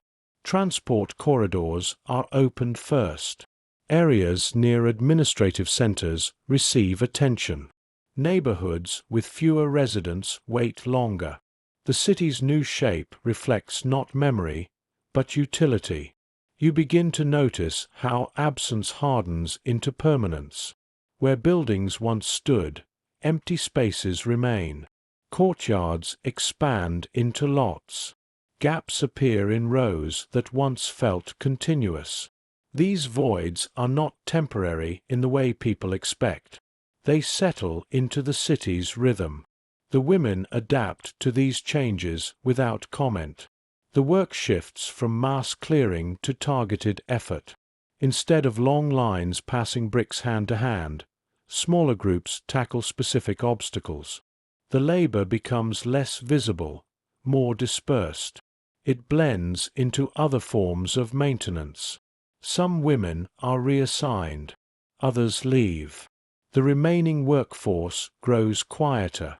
The body responds to the changing demands. Lifting gives way to sorting. Carrying gives way to precision. The strength built for repetition is redirected toward tasks that require steadiness rather than force. The body, already shaped by the work, adjusts again. This adaptability is not recognized as skill. It is treated as availability. As new construction begins, boundaries harden between types of labor. Professional builders arrive with tools and training. Their work is documented, planned, credited. The clearing that made their work possible recedes into the background. The women are rarely integrated into these new structures. Their labor belongs to an earlier phase, one that is now being folded into the past. You sense how quickly functional necessity gives way to institutional preference. The city wants to look forward. As reconstruction formalizes, the language surrounding the city changes. Where once there was talk of rubble and clearance, there is now talk of planning, zoning, and growth. These words imply order and direction. They suggest that the city is once again something that can be managed from above. The women's work does not translate easily into this vocabulary. It was situational, responsive, defined by what blocked movement rather than by what could be built. Once the obstacles are gone, the labor that removed them becomes difficult to locate within the new framework. You see this shift in the streets themselves. Surfaces smooth out. Edges are straightened. The irregularity that once demanded attention is erased. Walking becomes effortless again. The body no longer needs to calculate each step. For those who carried rubble, this ease arrives without celebration. It is noticed only in passing, a recognition that something once difficult is no longer so. The memory of effort lingers longer than the conditions that required it. In some neighborhoods, the transformation is abrupt.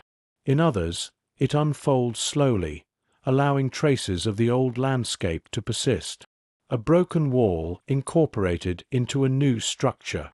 A foundation left visible beneath fresh construction. These remnants are rarely labeled. They exist as quiet witnesses, legible only to those who remember what came before. The women move through these changing spaces differently now. Their bodies still expect resistance. Hands still brace for weight that is no longer there. Movements remain cautious even when surfaces are stable. The city's new shape does not immediately overwrite what the body has learned. Over time, routines shift. New forms of work appear. Domestic labor resumes prominence. Wage labor expands. The women's presence in public clearing work diminishes until it becomes unusual rather than expected. No announcement marks this transition. It is felt instead as a thinning. Fewer familiar faces in the streets, shorter lines, tasks completed by different hands. The city begins to forget the effort that preceded its reorganization. Not deliberately, efficiently. What remains is a structure that no longer shows the strain it once carried. The streets hold. The buildings stand. Movement flows again. The work that made this possible is complete precisely because it is no longer visible, and in that invisibility, it is absorbed into the city itself. Memory after use. Once the work is no longer required, it begins to change its shape in memory. Not all at once. Not deliberately. Memory does not erase. It reorganizes. It keeps what can be carried forward and lets the rest fall away, especially when the present no longer depends on it. For the women who cleared the rubble, this shift is subtle. There is no moment when they are told that what they did has ended. No formal conclusion. The work simply stops appearing on the day's list of necessities. Other demands take its place. Life fills the space. The body notices first. Muscles that were once essential begin to feel excessive. Strength no longer has a clear outlet. Certain movements, lifting, carrying, balancing, remain easy, while others feel strangely unfamiliar. The body holds on to its training even when the context has disappeared. This persistence is not celebrated. It is rarely even acknowledged. When the women speak of those years later, the descriptions are often brief. Factual. I worked clearing rubble. We went every day. It was hard. The language resists elaboration, not because the memory is weak, but because it does not lend itself to narrative. There is no arc to recount, no resolution to emphasize. The work did not lead anywhere. It allowed other things to happen. In public memory, however, the story begins to take shape. Exhibitions are curated, articles written. The women are framed as symbols of resilience, endurance, renewal. The images resurface, often the same ones, reused across decades. These representations are not false. They are incomplete. They compress time. They remove constraint. They replace necessity with intention. In doing so, they make the past easier to admire and harder to understand. You sense how this reframing distances the lived experience from its retelling. The women themselves rarely contest it.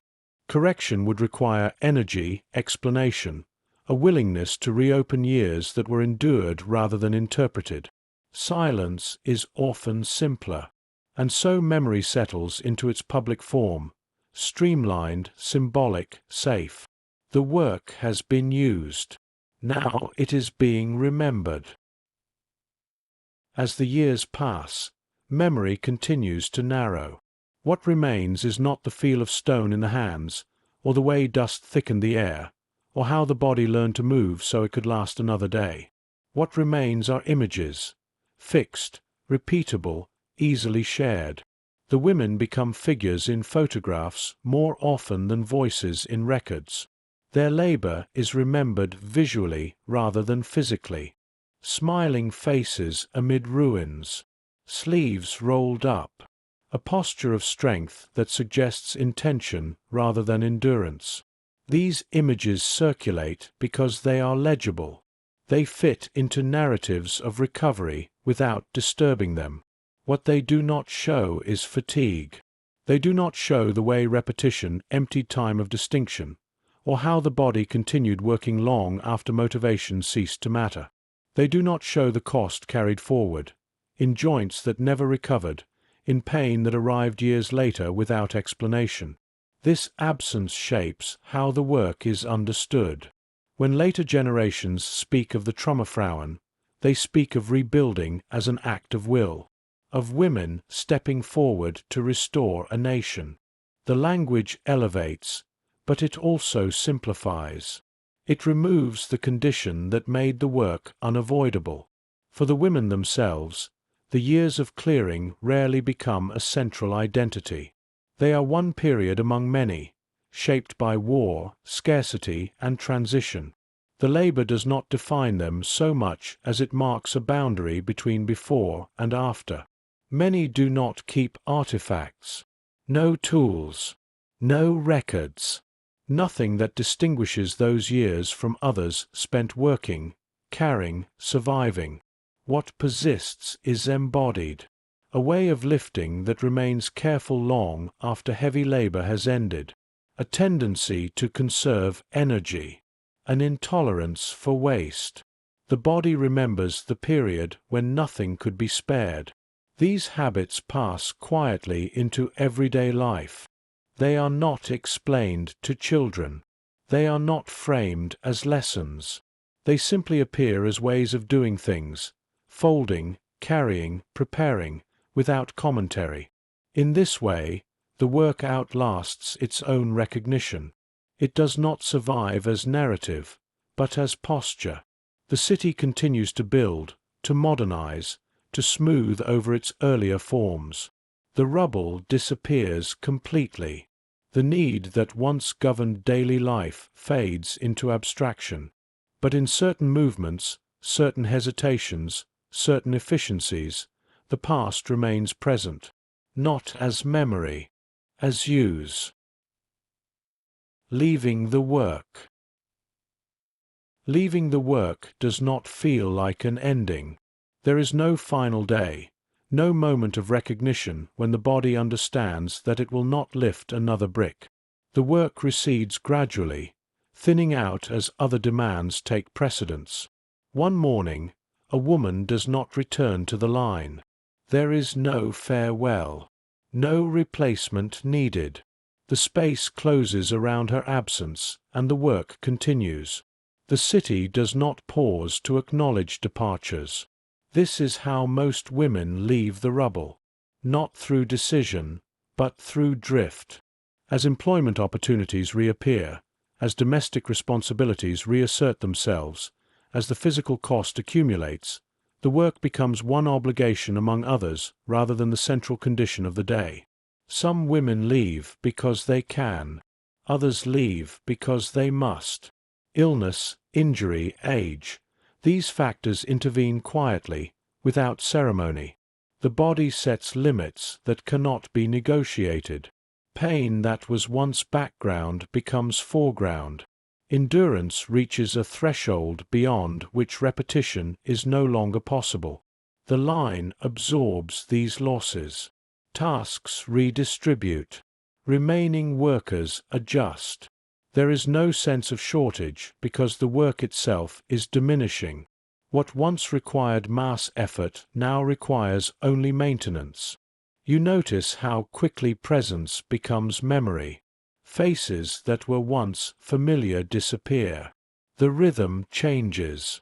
The day feels different, though it is difficult to say why. The work has not ended, but it has lost its density. The city no longer depends on it in the same way.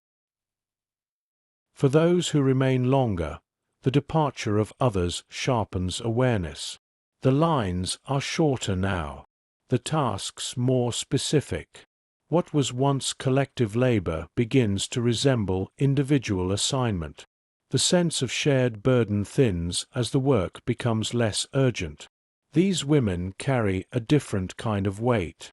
They are aware, often for the first time, that the work is ending, not because it has been completed, but because it is no longer needed in the same form.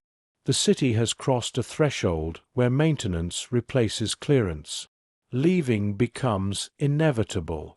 When it happens, it does not feel like release.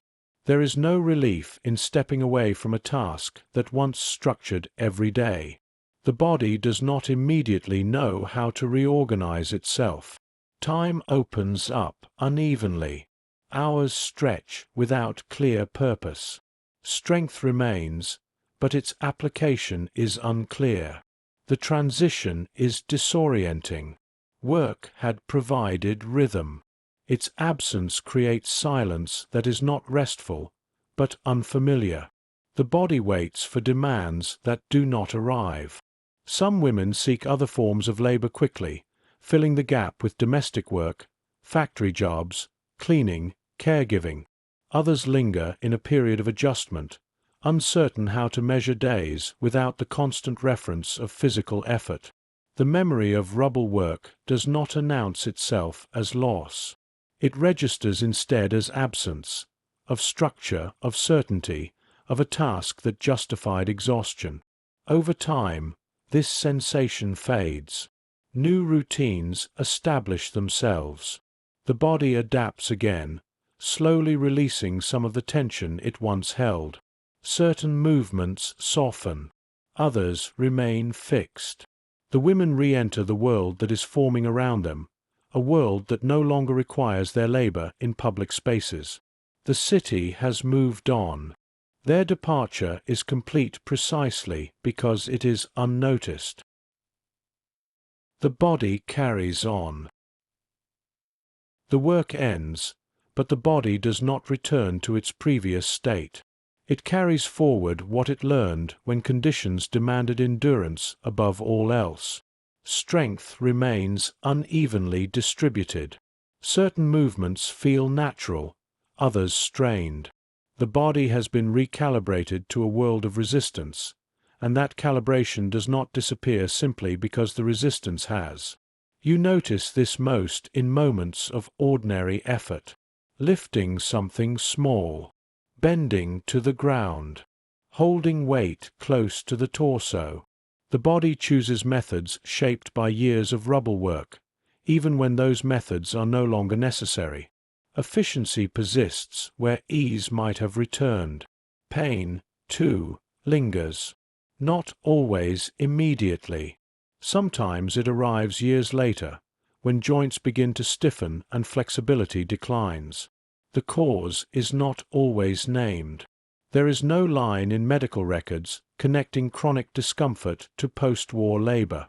The work has passed beyond documentation. What remains is sensation. Some women adapt easily to this persistence. They incorporate it into daily life without reflection. Others experience it as limitation, a reminder of what was required of them at a time when alternatives were scarce.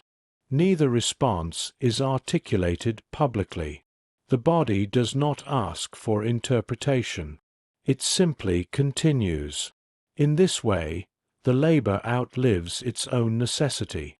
It is no longer visible in the city. It is no longer referenced in planning documents or economic narratives. It is stored privately, carried forward without acknowledgement. You see how this kind of endurance resists commemoration. It does not culminate in an event. It does not leave behind a clear artifact. It cannot be easily honored because it does not present itself as exceptional. It was, at the time, simply required. As decades pass, the connection between the work and the body weakens in language, but not in experience. The women age. The city transforms again, layering new structures over old foundations. The post-war years become history rather than memory. New generations move through streets without knowing what once blocked them. The body, however, continues to respond to traces that are no longer visible. A hesitation before lifting, a preference for conserving motion, an instinct to repair rather than replace. These habits are not taught. They are retained. They appear in small, ordinary choices. How food is portioned, how objects are stored, how waste is avoided. The work that once demanded attention now expresses itself as restraint.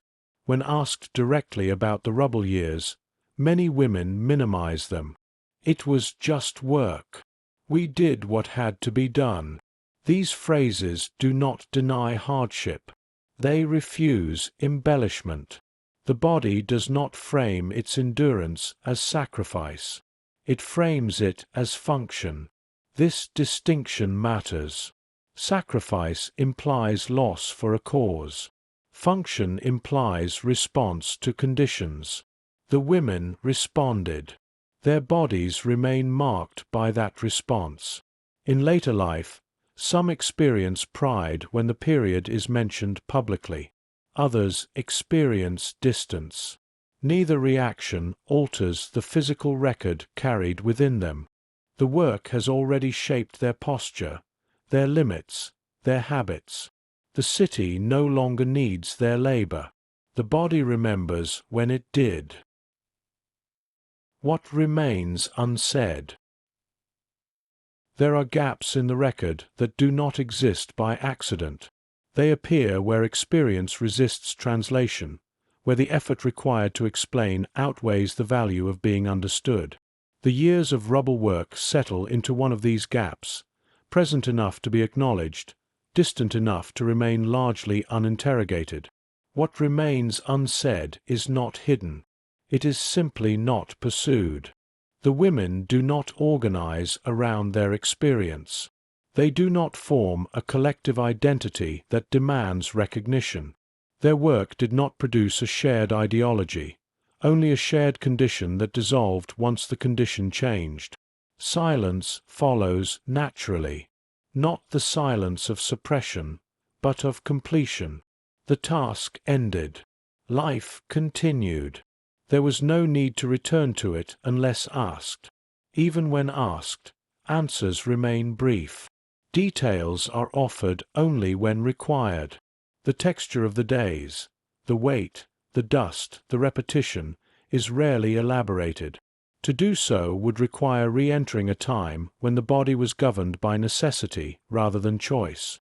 That return holds little appeal. Public narratives move more confidently than private memory. They speak of reconstruction as a national achievement. They identify milestones, turning points, economic recovery.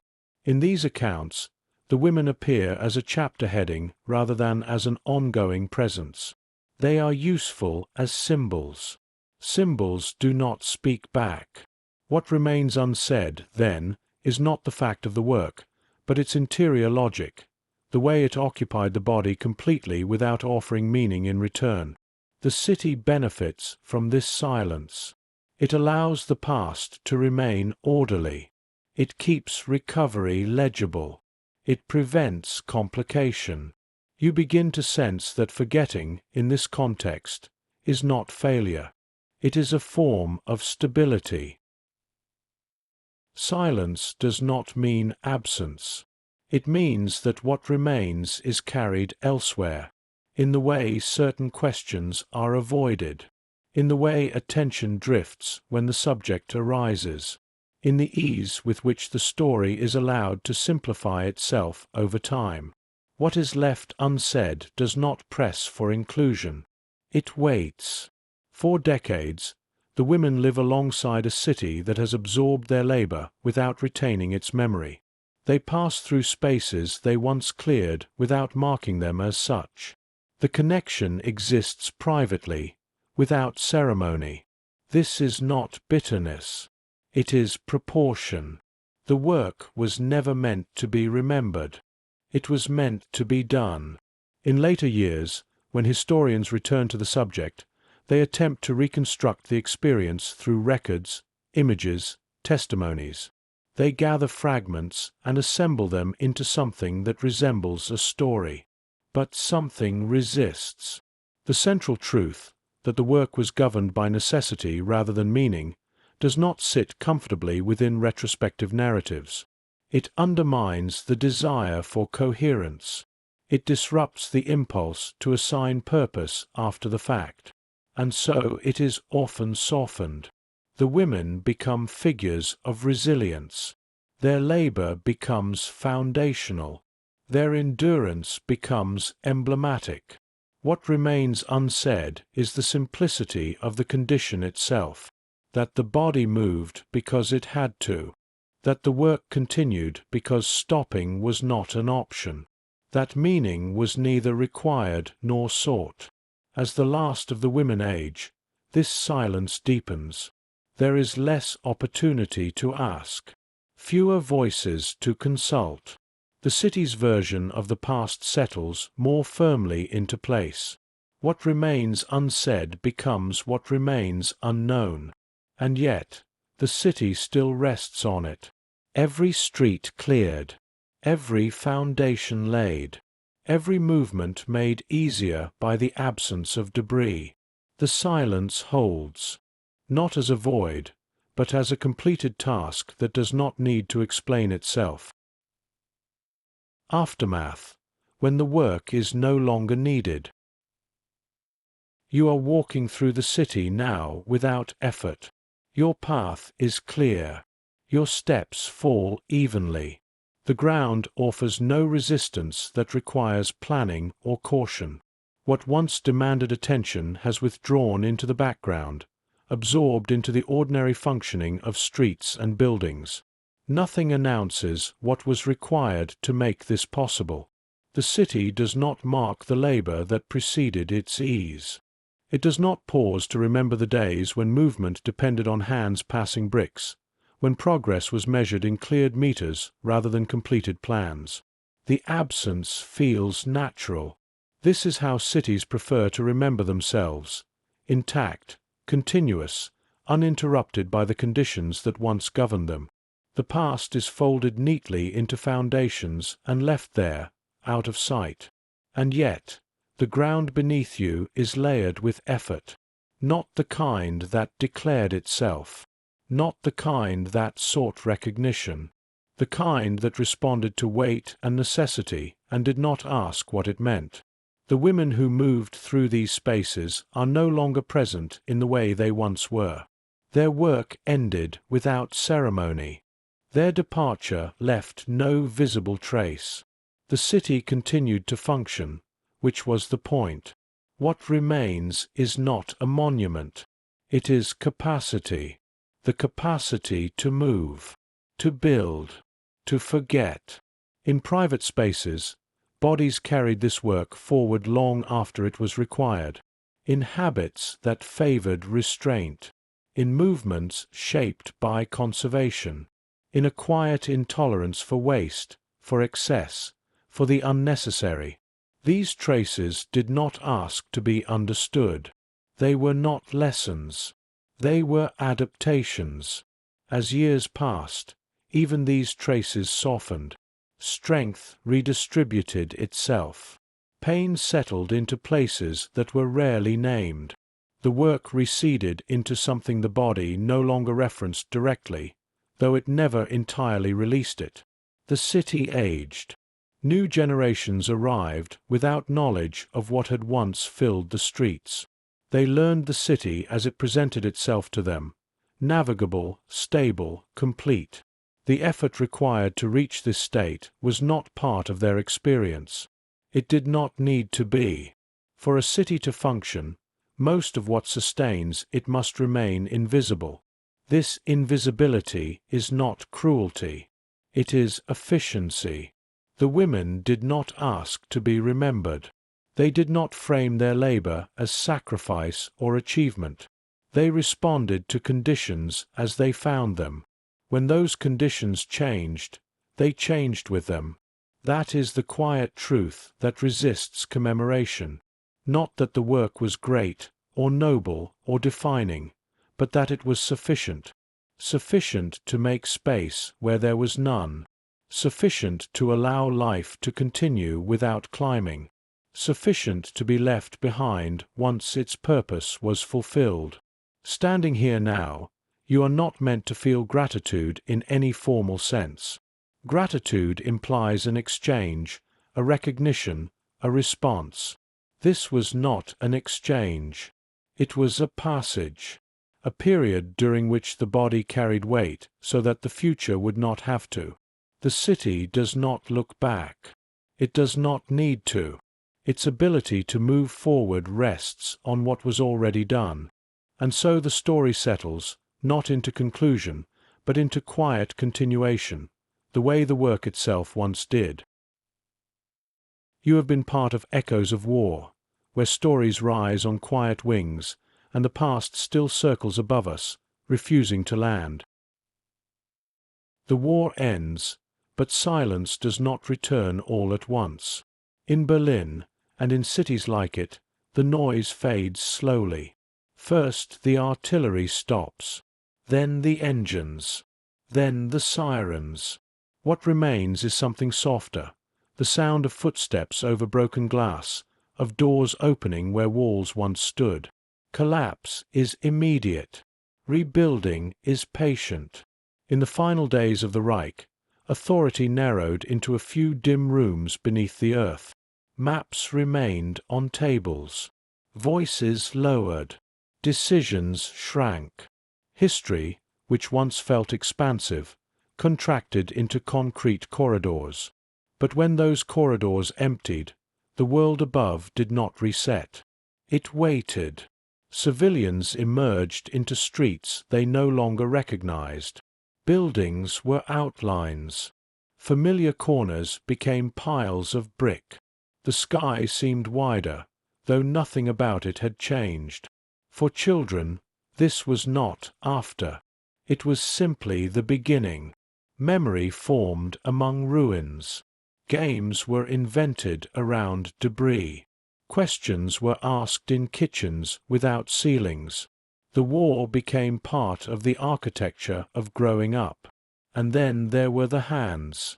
Hands that lifted stone. Hands that carried fragments.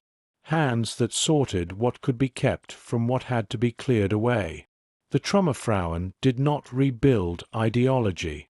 They rebuilt streets. They did not reconstruct power. They reconstructed walkways, staircases, foundations. Their work was repetitive, uncelebrated, often physically punishing. But it was steady. History often remembers collapse in dramatic strokes: the fall of a capital, the signing of surrender, the last broadcast from underground. It remembers rebuilding more quietly. Yet it is rebuilding that lasts longer. Regimes dissolve.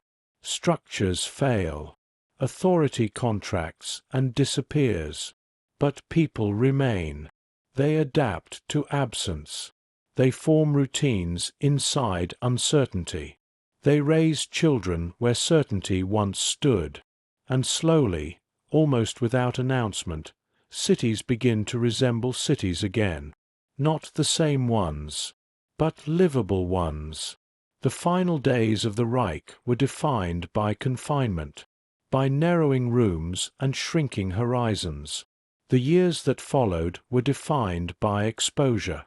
Open air, open streets, open questions.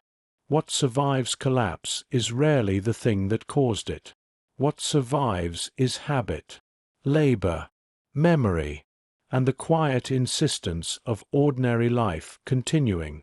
Long after the bunker doors were opened, long after the rubble was cleared from the main roads, the deeper reconstruction continued. In families, in schools, in private conversations. The war ended in 1945. Its imprint did not. Tonight, we have moved from underground corridors to open ruins, from authority in retreat to hands at work, from endings to beginnings that did not announce themselves as such. History does not resolve itself cleanly. It settles, layer by layer, brick by brick, memory by memory. History does not end when regimes collapse. It lingers in bricks, in memory, in the hands that rebuild. And long after the sirens fade, the quiet work continues. You've been part of echoes of war, where stories rise on quiet wings, and the past still circles above us, refusing to land.